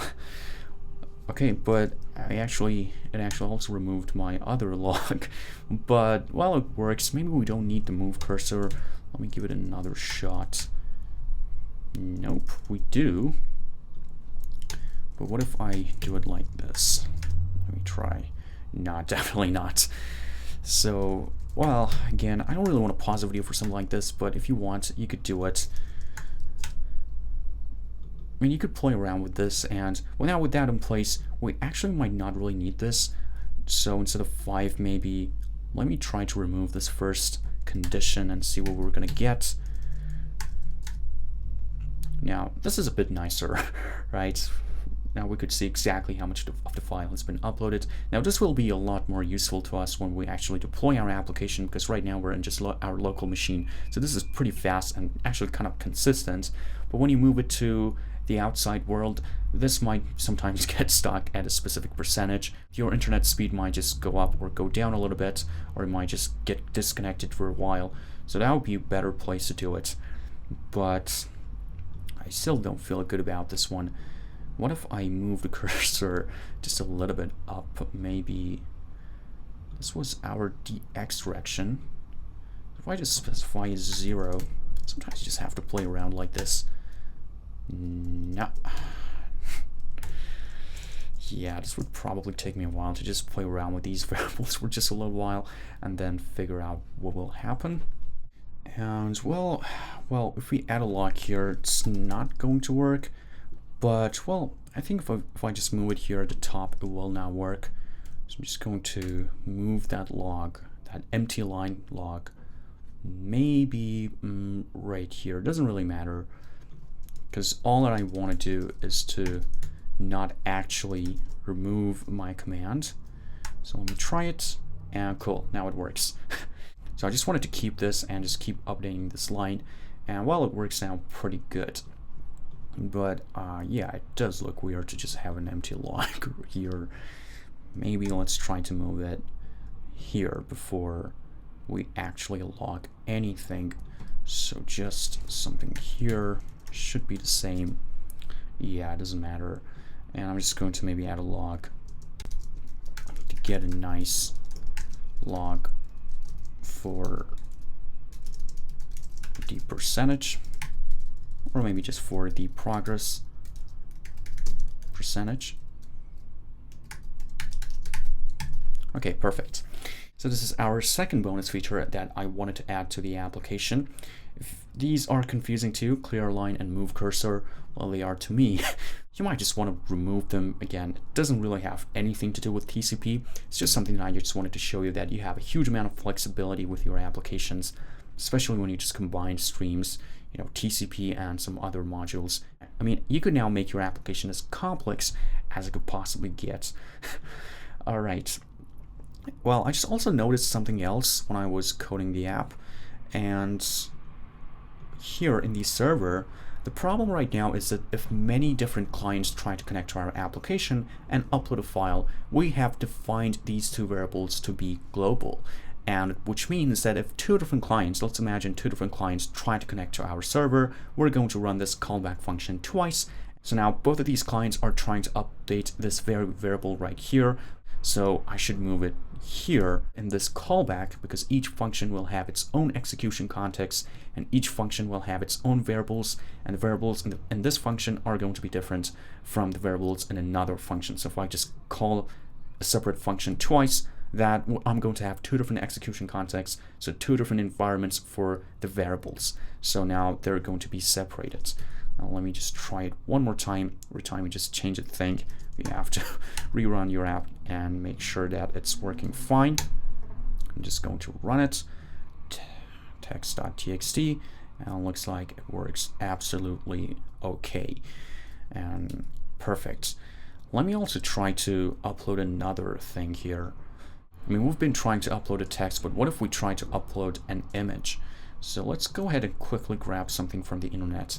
And let me also make sure that I'm not really doing anything copyrighted. So let's go into maybe an Unsplash website, which is right here. Let's just grab one of them, and this coffee one looks good. Please don't be a copyrighted content. Hopefully it's not. I'm just going to download it. If it's copyrighted, I'm going to have to blur this image one in the future. So if you see a blurred image right now, that means that content was copyrighted, but I don't think so. Okay, and now let me just try to move it to that folder. Actually, we really don't have to, because we could specify a whole path. So let me try it. Here in the client, I'm going to run my client.js, and as my third argument, I'm going to go to my downloads folder. So downloads, and then the name of the file was, what was it? LORE. I hope the tab works now. Perfect. Okay, so I'm now going to upload this file over to my server. So I just have to hit enter, and boom, that was quite fast. And everything is okay here. New connection and connection ended. But let's now go to the Finder and see what we have. So I'm just going to open the Finder. So I'm just going to open this folder in actually my Finder. Here it is. And in my storage, if I open it up, here it is, that image that I just downloaded. And the file size does. All right, so at this point, our application is now complete. And well, now you know how to do file uploading using Node.js. Now there's a very huge problem with this application at this point, and we actually talked about this problem before. We're not doing any kinds of encryptions whatsoever. We're just using plain TCP. It's like the plain HTTP. You should not use HTTP by itself. You should run an encryption on top of HTTP. And the kind of encryption that we usually do is the TLS, and there's a module in Node.js for that. It's called actually just TLS. And when you run TLS on HTTP, HTTP will become HTTPS. And when you run it on actually any other protocol, maybe on FTP, or actually I think SSH also uses TLS, I'm not quite sure, but I do know that a ton amount of VPNs and a ton amount of secure protocols, very secure ones like HTTPS, they all use TLS, and it's something we can do in our application as well. So we could just include the TLS module and encrypt all the traffic that we're actually moving to our server, all the traffic that we're sending, all the requests, all responses, and we could end up with something just as secure as HTTPS. And that's something that you should do in the real world, because right now everybody could just connect to the network, and just any normal hacker or just any person who knows how to sniff a network, and they would see exactly what is going on in that network. If they maybe connect to your server somehow, to the network of your server, to the network that your server is in right now, they're going to be able to see exactly what kind of files the users are uploading, and they will be able to see the content. So this is not something that you should do in production. If you don't care about that, sure, you could do it like HTTP. It's just as secure as DHCP. I mean, you could exactly sniff an HTTP protocol and see exactly what's going on if the HTTP is not using encryption like HTTPS. Same is happening right here. So in the real world, you want to make sure that you're doing encryption, but it's a whole topic. It's an important topic. HTTPS and TLS, it's something that we have to save for a video of its own. It's going to be pretty long, and well, it's very important. You have to understand how encryption works, how hashing works, the crypto module, TLS, and all of that kind of stuff. It's really important. I mean, yeah, sure, I could just tell you, hey, you could install this certificate on your application, and now you have HTTPS, and now it's secure. But, well, we're actually missing a ton amount of concepts here, so we have to talk about encryption, but we're going to save it for another video. Not this one, because it could probably take maybe an hour or two to just teach everything about this encryption. So we're going to save this discussion for later, but I just wanted to say that it is something you should keep in mind. Using a protocol, so building something on top of TCP or UDP without doing any encryption, is not secure. We saw that Wireshark. We were able to see exactly all the packets and all the content, and everybody else could also do the same thing. Your ISP, your internet service provider, they could see exactly what is going on in your network. So you should always do encryption. But let me now try to deploy this application and do it just a couple more last tests, and also just to show you that, well, you could build an uploader just using Node.js without really needing any other packages. And it actually works pretty good. You could upload a huge file and you could be sure that all the bits are going to be received. So I'm just going to go back to my Italy's dashboard. And right here, I'm trying to connect to my Node server again. So I'm going to right click and click on connect. And I'm just going to use this command. So let me open up my terminal. And let me now just paste that in.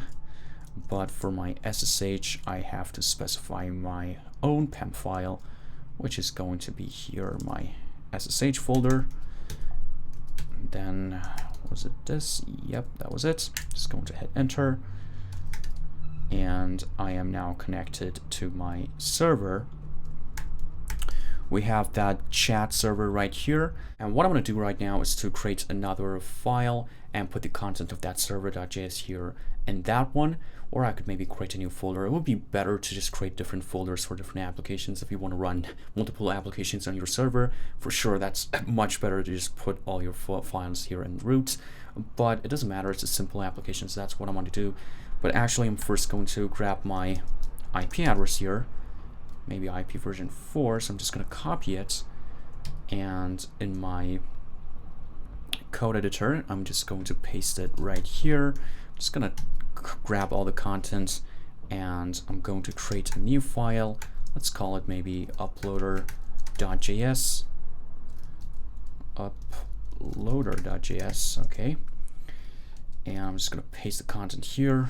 I'm going to hit Control X, and then here I'm going to press Y, and then I'm going to press enter. Now the file is now saved. I could now run the uploader like this, and it should now work fine, and I should now be able to connect to it and upload files here.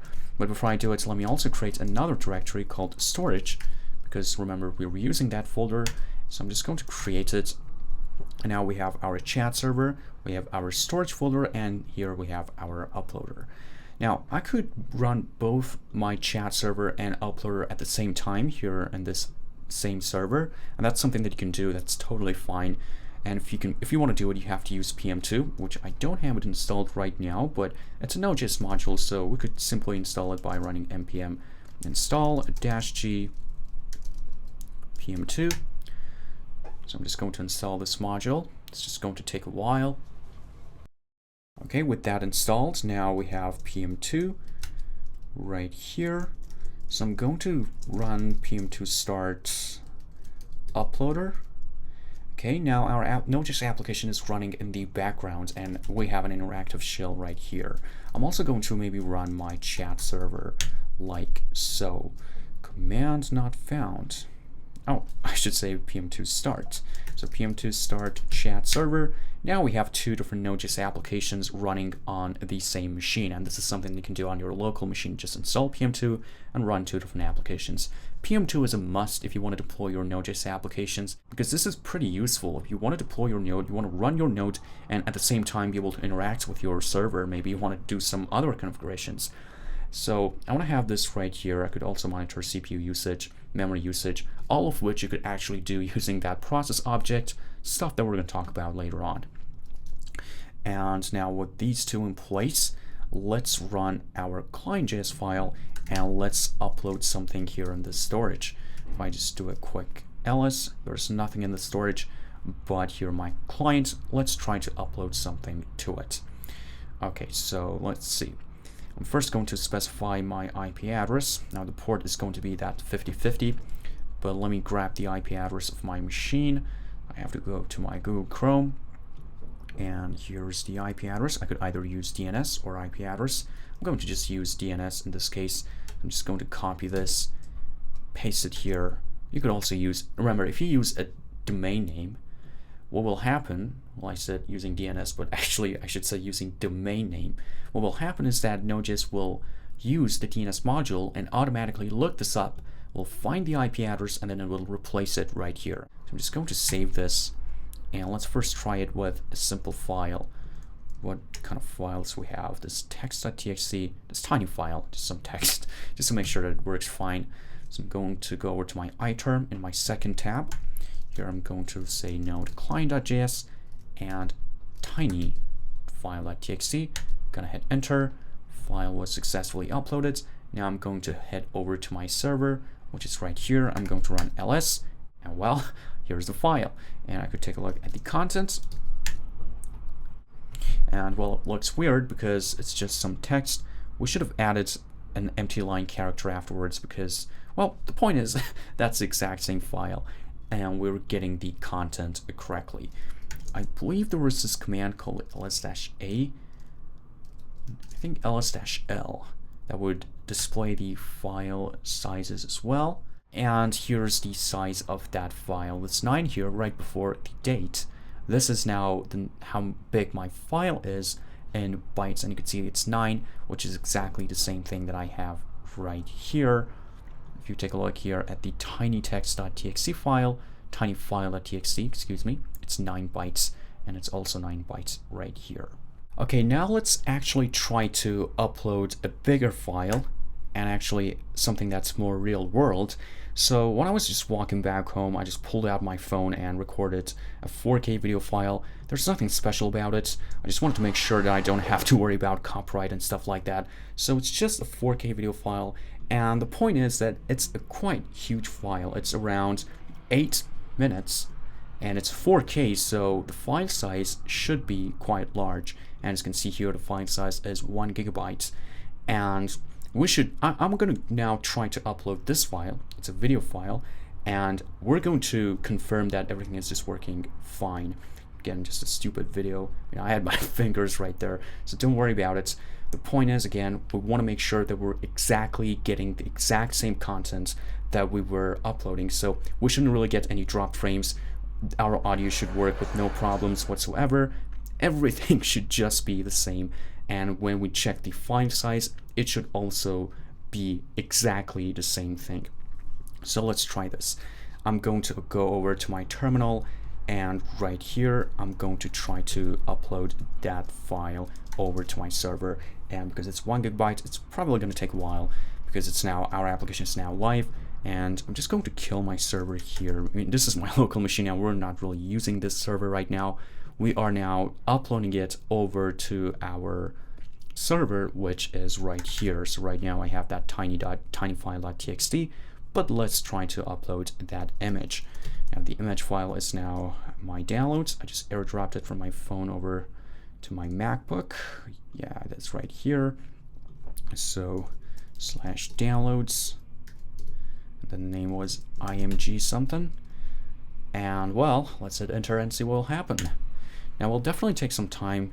So uploading 1, 2, my internet speed is now super slow.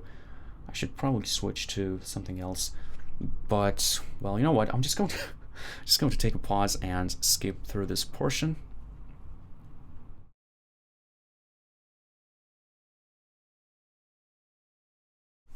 Alrighty, the upload is now done. That took around 2 minutes, I guess. And let's now check the server. So I'm just going to head over to my server. Here it is. I'm just going to run the ls command again to list all my files and folders. And here it is. But let's not get our hopes too high right now. Let's try to download the file and confirm that it's the exact same file. But we don't really have to, because if we run this ls-l, here we could check the file size in bytes. And if you check it back here, so I'm going to open it up here, my Finder. This is the video file that I just uploaded. I'm just going to hit Command I to get the file info, or just you could just right click or click on get info, or on Windows the same thing. And the file size, they're exactly the same number, 106, 106, and they both end with 27. So here's 27. And here's also 27, so we're not even missing 1 bit or 1 byte here in this huge upload. Now this upload took a couple of minutes, and it's a video file. It's 1 gigabyte, so it's not just a simple text file.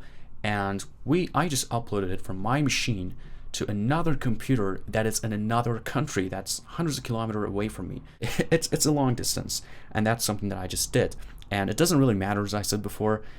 Wherever the server might be, my upload will still be successful. I could now put my server, launch a server in the farthest location from me, maybe in Australia, maybe in Sydney, or in Asia, I don't know. And I could just do the same thing and it will work just fine. Now, the uploading might take a bit longer. Not might, it will actually take a bit longer if it's very far away from me. Maybe not by that much. I'm not quite sure how much longer it's going to take, but definitely longer. But the point is, it will work just fine. And here's now our file in the server. Now this is just something that you can do right now. If you have a server and you quickly want to move files around with that server, you might have some files and try to upload them to your server. This is the application that you can use right now. And maybe you want to do some automations. For example, you want to say that, okay, if I want to upload an image file, I want that file to be here in this folder. Or if I maybe upload a file with this name, I want it to be there.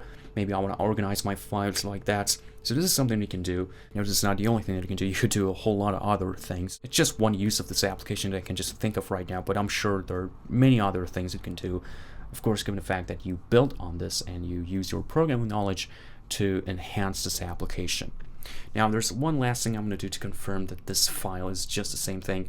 I'm going to now download the file from my server, and I'm just going to check it and see if everything is just the same as before. Now, I'm going to download this file using SCP. It's kind of like SSH, but usually for downloading and moving files around between 2 different computers. So I'm going to exit out of my server, and now I'm going to use this SCP command, which is again just like SSH, and I'm going to grab this file from my server and put it somewhere in my machine, and then we're going to do our checkings. So I'm going to use the exact same syntax as before. I'm going to specify my PIM file and also my server like this. Come on. So -i up until.com. So I'm going to copy, I'm going to paste, and here I'm going to specify my folder name, which is in storage, and then what was the name? Okay, so let me now also try to actually specify the exact file name. So I'm just going to copy the file name from here, hit Command C, just going to paste it here, hit enter. Let me check if it works. Yep, cool. So now I'm downloading the file. Again, my internet speed is super slow, but I'm just going to sit back again and wait for it to finish. and then we're going to double check and see if this is the exact same file that we actually uploaded using our client.js to our server. And now, after we grabbed it, it should be the same thing. So let me just wait for a couple minutes, and then I'm going to be back here, and then we're going to do our checkings.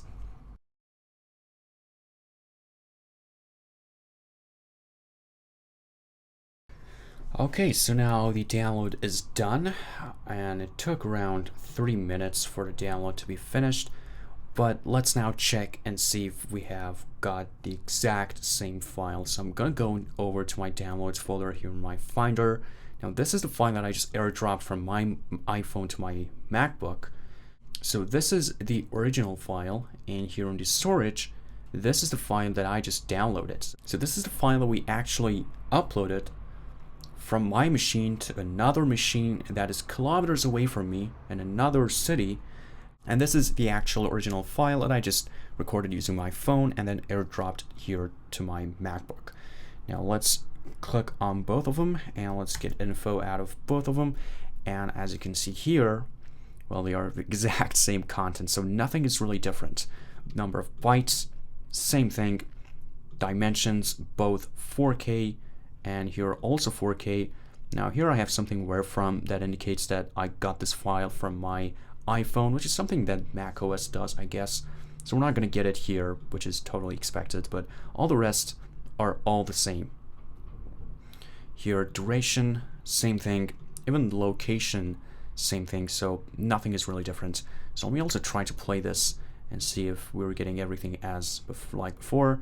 So no drop frame. I mean, if the file is corrupted, this QuickTime player that I have right now, it's not going to be able to open it. I mean, I've seen that error many times, that I try to open a file using QuickTime and it will tell me that it's corrupted. And by file, I mean a video file. But here you could see that this file, I mean, there was uploaded once and then downloaded another time, and it was actually uploaded using our own application that we just code using, we moved those recent ones from our machine to another machine with using no other packages. So pretty good stuff that we did, and the audio works just like before, so everything is just like before, and everything is just working as expected, and there's nothing wrong with this file. This is the exact same file that I airdropped from my phone to my machine, and I uploaded it, and nothing about this file is now different. It's just like before. Nothing is different whatsoever, and it's not even corrupted. And you could do the same thing using any other files. You could, that file could be an application, or it could be, or I don't know, maybe another video file or a zip file. It's going to be the exact same contents. And well, cool. So I hope that you learned a lot by creating this application.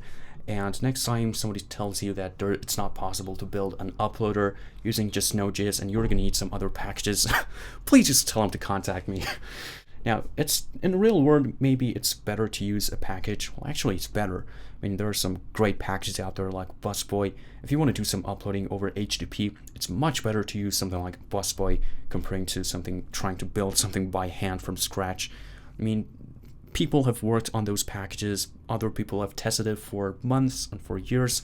It's definitely better to use that, but it's also quite important for you to understand the fundamentals and know how the internet really works and how the streams work and so much more. Okay, so now at this point we're done with this application. I also wanted to maybe do another test because I have in my server opened up 2 different Node applications, so I could both connect to my uploader. I could maybe try another client and upload 2 files at the same time, and at the same time maybe use the chat application. So that's something that I can totally do, and you can do it, but I'm not really going to do it here in this video because this video is getting pretty long at this point, and well, it's just more testing. So I'm not going to do it, but feel free to do it. Feel free to play around with it. You should play around with this. Just go with your server, change the code a little bit, try to run it on different interfaces, maybe, I don't know, change the code, upload different files, and I'm sure you could learn a ton amount of things just by playing around with these 2 applications that we just built, this chat app and also this uploader.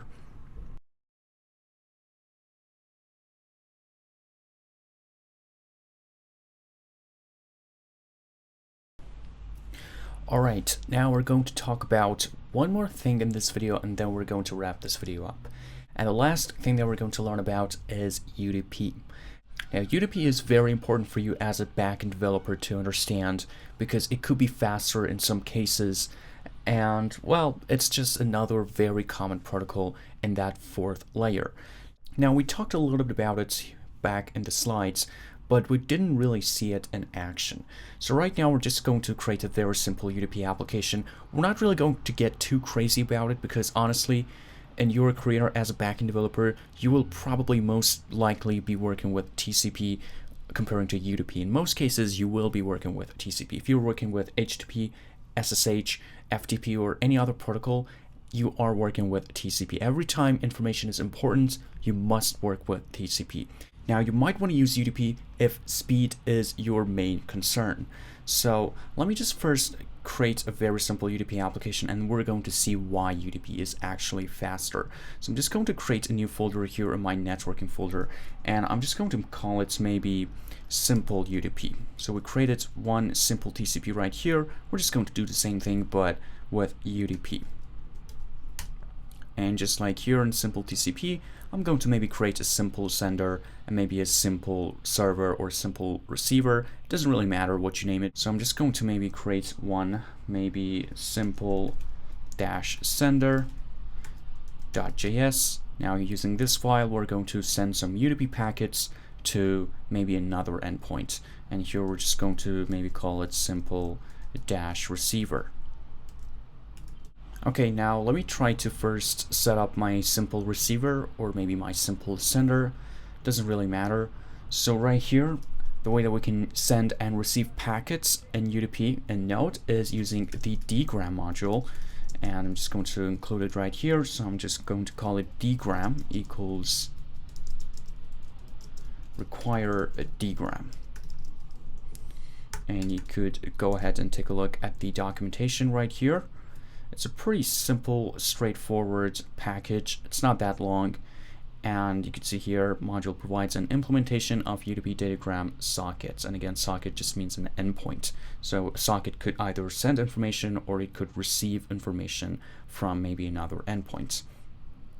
And here we can see just some examples of this simple package. And the way that you can actually create new sockets is just by doing something like this.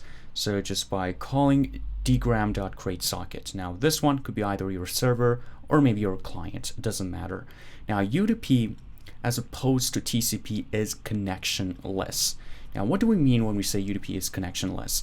Now when we say UDP is connectionless, it means that for a specific endpoint, for a specific socket, it does not matter whether or not that socket actually has an endpoint or not. That socket could just stand there by itself. Now in TCP, we saw that if we don't fire up our server, we're not going to be able to run our client, but that is not the case here in UDP because there is no connection. I mean, you send the packets and that's pretty much it.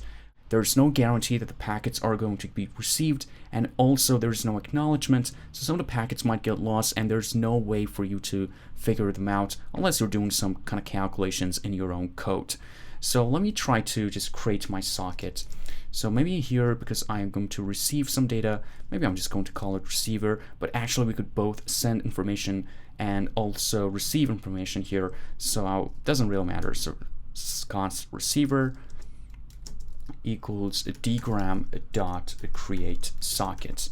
Now it's going to look a little bit different from TCP, but the basic idea is actually the same. We're just sending packets, right? So we could just fire up our Wireshark, and I'm just going to do it after I set up my server, receiver, and my sender. And we're just going to take a look at my network card and see what happens when we send a simple packet.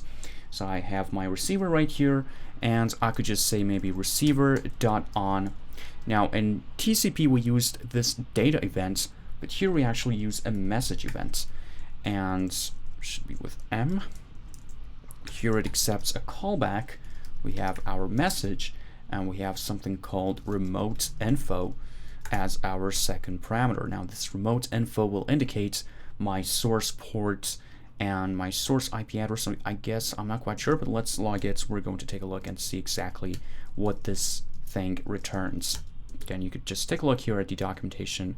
It's called, here's the event message, and here you can see that the second parameter is rinfo, which stands for just kind of remote info or something like that.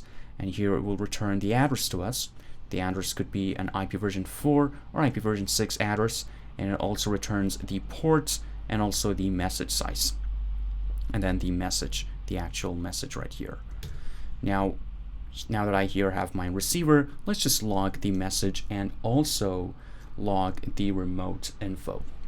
So I'm going to say maybe message, or maybe I'm going to say server got, and then colon, and right here I'm going to, let me change it to ES6 string like this, and I'm just going to log the message. And I'm also going to say from what endpoint, so from what point we received this information. So here I'm going to say from maybe remote info like this. And let's just have this right here, or maybe we could say from remote info.address, and then a colon, then another one, and here we could say maybe remote info.port, because we don't really need to get the size or get the family type. We could just immediately find out if it is IP version 4 or IP version 6 just by taking a look at the address. So just knowing the IP address and also the port is going to be sufficient for us. I have an extra space here. All right. So with this in place, we're actually just receiving the data and we're just logging it onto the screen. Again, looks pretty straightforward. I mean, right here, you're just creating your endpoint, and then here you're listening on messages, and that's it.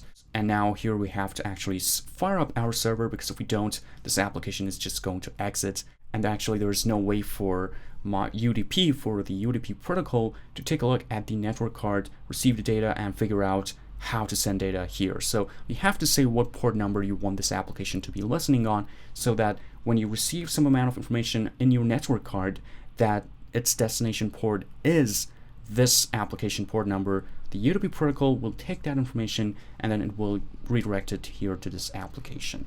So let me now do that. Now in TCP, we would use this thing called server.listen. Let me show it to you pretty quick. Here, server.listen, but here we actually use another name, which is called server.bind. So let's do it. Now here I'm just going to do it on my receiver. So receiver.bind, and now I could specify two parameters. I could specify my address. For my address, I'm just going to specify my loopback address like this. So 127.0.0.1, or we could specify an IP version 6. And then for the port, now I could specify a port that is also used in my chat application. So here I'm using port 8000. I could just specify that right here, and I could actually run both of the applications at the same time, because it's UDP and my other application is TCP. So there's no conflict in the ports. I could have this one and also another port number. So I could have one TCP application that is listening on port maybe 7000, and I could have another UDP application that is listening on the exact same port, because these are two different protocols. The TCP will grab the requests, it will redirect to an application, to a TCP application on its port, and UDP will do just the same thing. But I cannot listen on the same port twice, or actually just more than once, using the same protocol. So if I try to set up another TCP server on that same port, I'm going to receive an error, and it's not going to work. Same here, if I want to start another UDP application on that exact same port, I'm going to receive another error, which this indicates actually that UDP and TCP are separated. So I'm going to now bind my receiver. So I'm going to say, okay, this receiver, you listen on this IP address, on this interface, and on this port. And after you bind your receiver, you're going to receive an event called listening. So I'm going to do that. So I'm going to catch that event right here, receiver.listening. Well, I'm just going to use it because I just want to log something, but you don't have to. So listening.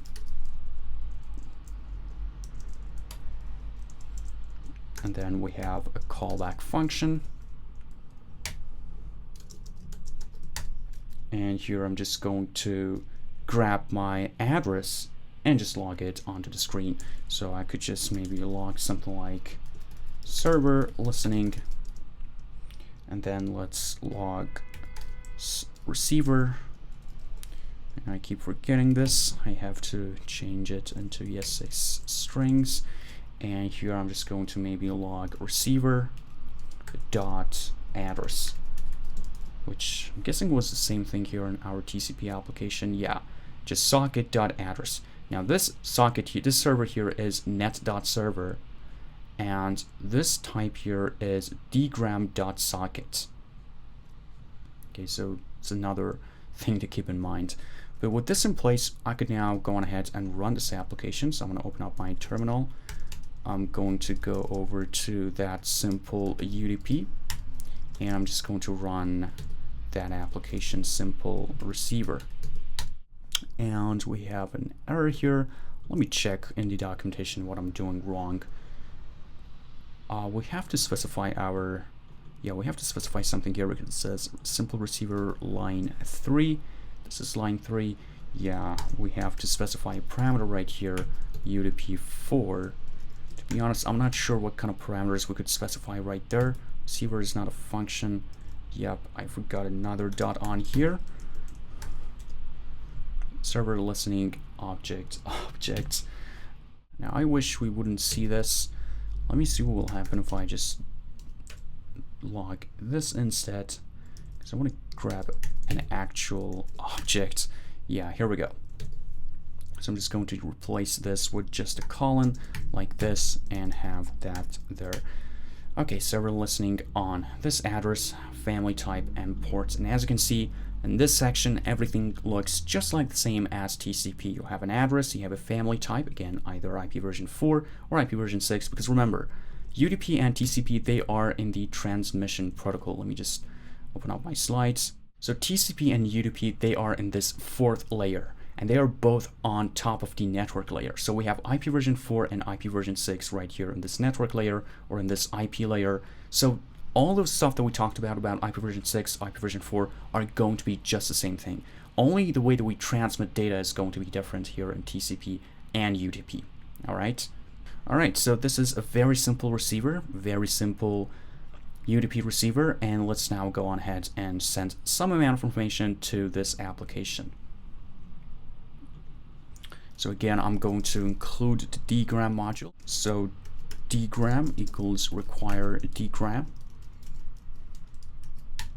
And then I'm going to create my sender, which is going to be dgram dot create socket. Remember, you only have this very function here to create your sockets. There's no create server or create connection like in TCP. There's just only this one function that you can use to create your sockets. And then using those sockets, you could send information or you could receive information.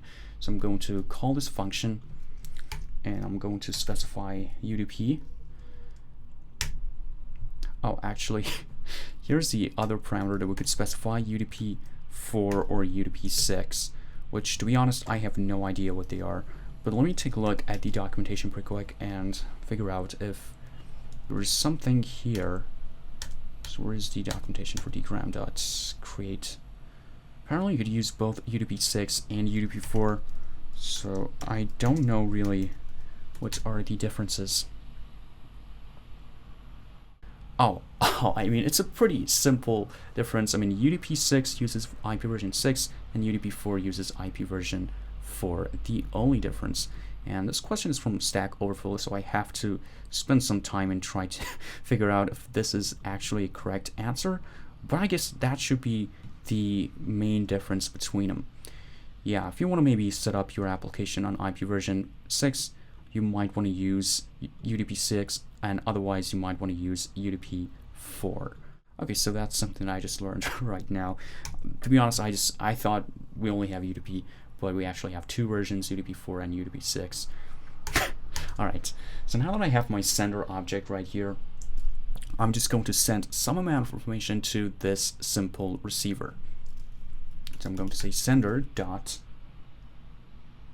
send, and using this function you could specify a message. I'm going to say actually a message should be a buffer, but let me just try to specify a string. It will automatically be converted into a buffer.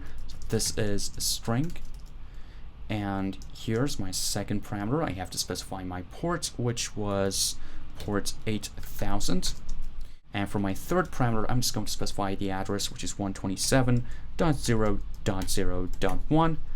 And here I'm going to just specify a callback function. It just gives me an error and also bytes, which should be the number of bytes that was sent. So let's just try to log both of them. So log maybe error, which should be null, or maybe I'm gonna add if error and then log error, so that we don't always get an undefined in our console. And then I'm just going to log bytes. So let's now try this and see what will happen exactly. So I'm just going to open up my terminal, and I'm going to create a new tab right here. I'm just going to zoom in a little bit, and here in the simple UDP, here I have my server opened up. I'm just going to run that simple sender application like so. And if I go here, we see that server got, this is a string from this address. So this is my local host. I'm sending it from my local host, and I'm sending it on from this port. And if you recall, we talked about the ports in this range are dynamically assigned port numbers by our operating system. So if you create a networking application, either using TCP or UDP, and you don't assign a port to it, well, your operating system will automatically assign something to it. And that dynamically allocated IP address range. Okay, so as you can see, we sent 16 bytes. And if I just count all these characters, you could see that it says 16 right here. So this is how you could send a UDP packet. Now, I'm just going to show you something right pretty quick. I'm just going to go back to my terminal and kill my server like this. And I'm going to run my simple sender application again. So I'm just going to say node simple sender. And I'm going to hit enter. And you notice here that nothing, and absolutely nothing happens. I'm not even going to get an error, even though my server is completely down. There's no receiver for the sockets. UDP doesn't care at all. I mean, if it was a TCP application, it would immediately return an error to me that there's no server, there's no connection, there's no endpoint for you to send your packets to. But UDP does not care whatsoever. You're just going to tell it to what port and to what address you're going to send your packet, and that is pretty much it. Nothing else will happen. And if you recall, in our UDP headers, we talked about it, that it's a very simple header, as you can see here. We only specify the source port, the destination port, and then segment length, which specifies how big our data is, and then some checksum value. And this checksum is just there, as we said before, to check whether or not the data is corrupted. It's not there to figure out whether or not the packets were delivered. It's just a number that will be calculated based on our data, and then there will be a simple check, and if the check does not match up, it means that our data was corrupted. But as you can see, the header is incredibly small. We only have 16 times 4 bits, and that's pretty much it. Now compare this one to our TCP header, and this is huge. This is a huge header, and it could actually get bigger than this, so it could be twice as this, as you can see here in the other section.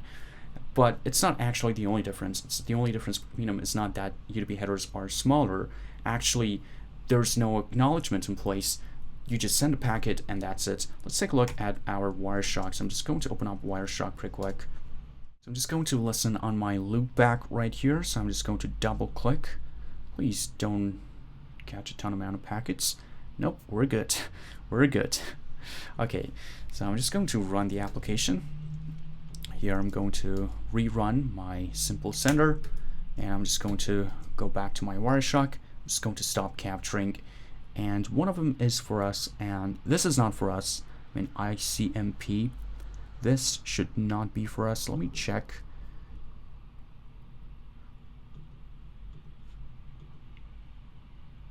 Well, actually, yes, it is just something that says port unreachable, but I really don't know what that is. Again, I'm not a network engineer, so I don't really have a ton of information about it. But here's our packet, and let me actually try to start my server first and then check it again. So I'm going to send it again. What in the world? Yeah, I have to start again. Continue without saving. Now let me try again. So node simple, actually node, oh come on, I wanted to run the simple receiver, and then here node simple sender. How many packets do we have? So these two, we're not going to pay any attention to them whatsoever. I'm just going to run my simple sender, And well, we don't no longer have that ICMP protocol here, but here's the packet that we actually sent. Apparently, if you send a packet and there's no ports, we're going to get this packet. Again, I'm not quite sure about it, but something is happening here. So I'm just going to stop capturing and take a look at this very packet here that was just sent. And if you take a look, the headers are incredibly small. I mean, here is the frame, which is 48 bytes, which is the size of our whole packet. And I should say frame actually, because this is the thing, the lowest level thing that was actually sent. If you just go one layer lower, we're just going to have bits. So this is our frame, this is in that switch thing. So 48 bytes, and my data was 16 bytes. And here you could see more information about that packet that we just sent. Here we could see the data and the source port right here. And here's the internet protocol. So here we have our IP addresses, and we've got what else? Let me check. And yeah, that's pretty much it. I mean, we're not really getting anything else. There's just some info about what was received. As you can see, there's nothing here that corresponds to these, just more info. It's just trying to tell us something so that we will make more sense out of this packet. But it's pretty simple. I mean, it's just a simple data and then just some more information. I mean, this is as lowest to the third layer, to the internet protocol layer, as you possibly could get just using UDP. I mean, the main thing that we have is just the source port and the destination port and maybe the checksum and the length, but that's pretty much it. In TCP, there were a ton amount of other things that were happening, but here it's just one thing. And this fourth shouldn't be for us because it's for IP version 6. There are some amount of data here, but they're gibberish, so don't pay attention to this. This is the only packet that we actually sent, and I could rerun it. So let me start capturing again and rerun my application and just stop capturing. Okay, we have the exact same packet. It shouldn't really be anything related to Node. Again, I'm not sure if I'm mistaken here, and I find this out later on. I'm just going to update by putting a comment down below or creating a post or something like that. But here's the packet, and it's a pretty straightforward packet. Now notice that in our TCP applications, if you could just do it right now, just run your chat application and send some packets back and forth, you will see some other packets getting exchanged, and those are the acknowledgements and some other stuff. I mean, you would see something that would say maybe retransmission. So some of your packets might get lost and then TCP will retransmit them, but here in UDP, none of that happens. So super simple, nothing really happens here. I mean, feel free to play more with this. We're just sending some very simple data, but you could just get more crazy with it. But let me just talk about when you would actually need to use UDP. Again, packets in UDP are not numbered. If you take a look here at Wireshark, you will not see anything that will indicate the number of packets. It's just the data that you send. It will transmit the data, but that's it. There's no guarantee that the packets will be received.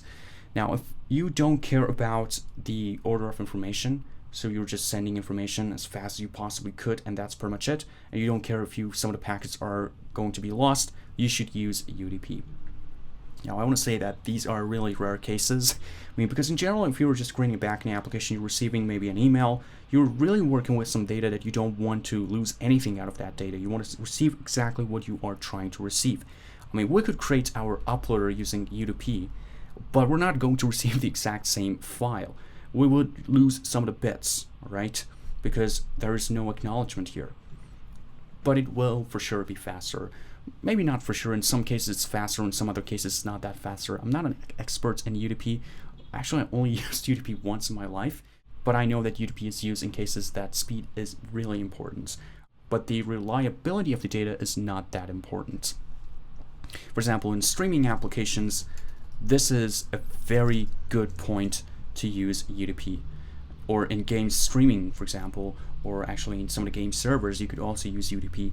But you've noticed that when you're playing a video, or you're streaming something from Netflix, for example, or you're on a call with someone, and sometimes their picture will just get stuck, or you will see some dropped frames. But there's no attempt whatsoever in trying to retransmit those packets, those data that were lost. We're just trying to move as many information as we possibly could to the end user, and that's pretty much it. Some of them will for sure get lost, but we're not really going to care too much.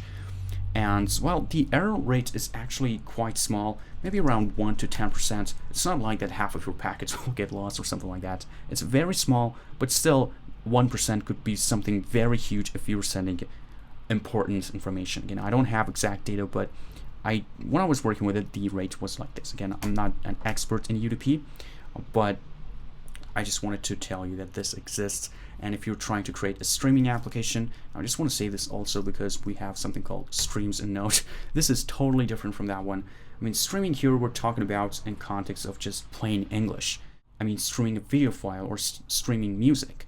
I'm not talking about Node.js streams because those are for moving data around and they are extremely accurate. So this streaming here, I'm just talking about the concept in plain English. So for cases like these, you would want to maybe consider using UDP, and for other cases, well, stick to TCP in general as much as you possibly can. Now there's this other article I just want to talk about. Here it is. I'm just going to put the link down below in the description box. It's in the skullbox.net website and then /tcpudp.php. Here's just a very nice, simple comparison between TCP and UDP, and here we can see a little image that says in UDP, this is how it works. So between two sockets, between two endpoints, there's only a one-way connection. So it's connectionless. There's not a two-way thing in there. So you just send the data and that's it. It says, are you getting all of this? And here it says, who cares? Just send it faster. So this is where you would want to use UDP. But in TCP, it says, are you getting all of this? And it says, no, slow down so I can save accurately. So this is kind of like a simple analogy where you want to use UDP versus TCP. Again, we're not going to create a crazy application using UDP. We might later on in the course, but not right now. I just wanted to tell you that this exists. If you want to play around with this more. And here we can see the TCP frame structure. It's much bigger than the UDP frame structure. And also there are no acknowledgements, there are no retransmission, no three-way handshake. So just send the packets and that is it. So feel free to come to the UDP documentation, create some applications. Now I noticed something when I was playing around with the UDP, and I just want to tell you this because it could save you a ton amount of headaches. If you are trying to create something using UDP and you're trying to send a huge amount of data, you might run into some issues. And the workaround that I found around it was this. So here in create socket, you could pass an object. This would be your type. And then, because there's a limitation in terms of how big your packets could be, but you could specify something called send buffer size. And here where you specify, then this sender could send buffers that are that big. I guess the max size was, I've written down somewhere. So yeah, here it is on my other screen. So the max size that I saw was 9 to 16 bytes. So if you try to send a packet that's bigger than this, you're going to receive an error. But if you specify something else here, you could send packets that are that big. So send buffer size maybe 2,000, actually maybe 20,000, because 2,000 is even smaller than this. So maybe you could specify 20,000, and then you could just go on ahead and send your packets. Now you could please just try to be creative and create some applications. I haven't really created, only one, and it was a couple of years ago. It was just in a streaming application, and we're trying to send some audio files back to the client, so we used UDP and Node. And I really haven't touched UDP for like a couple of years, but it's definitely something that I'm going to look more into it, because also Google is now using UDP. I guess Google Chrome, there's this protocol called Quick, I guess, I don't remember, but there's this new protocol in Google that is using both TCP and UDP. And actually I think it was HTTP version 3. Yeah, HTTP version 3 is actually using both TCP and UDP to try to make it faster. So sometimes some information will get lost, and I guess in those cases it will switch to TCP. I'm not quite sure how HTTP 3 works. We don't even have HTTP 3 just yet in Node, but it's coming out, and I will definitely look much more into it and create videos about it. But yeah, here it is about UDP. And you could send this many times. If you want to send multiple items to the exact same server, you want to use another syntax. It's again in the documentation. It's something like this. So you would first connect it to somewhere. So you would say server.connect, and then you would specify your port and address, and then you would send to that sender like this, and then you would need to omit these two parameters right here.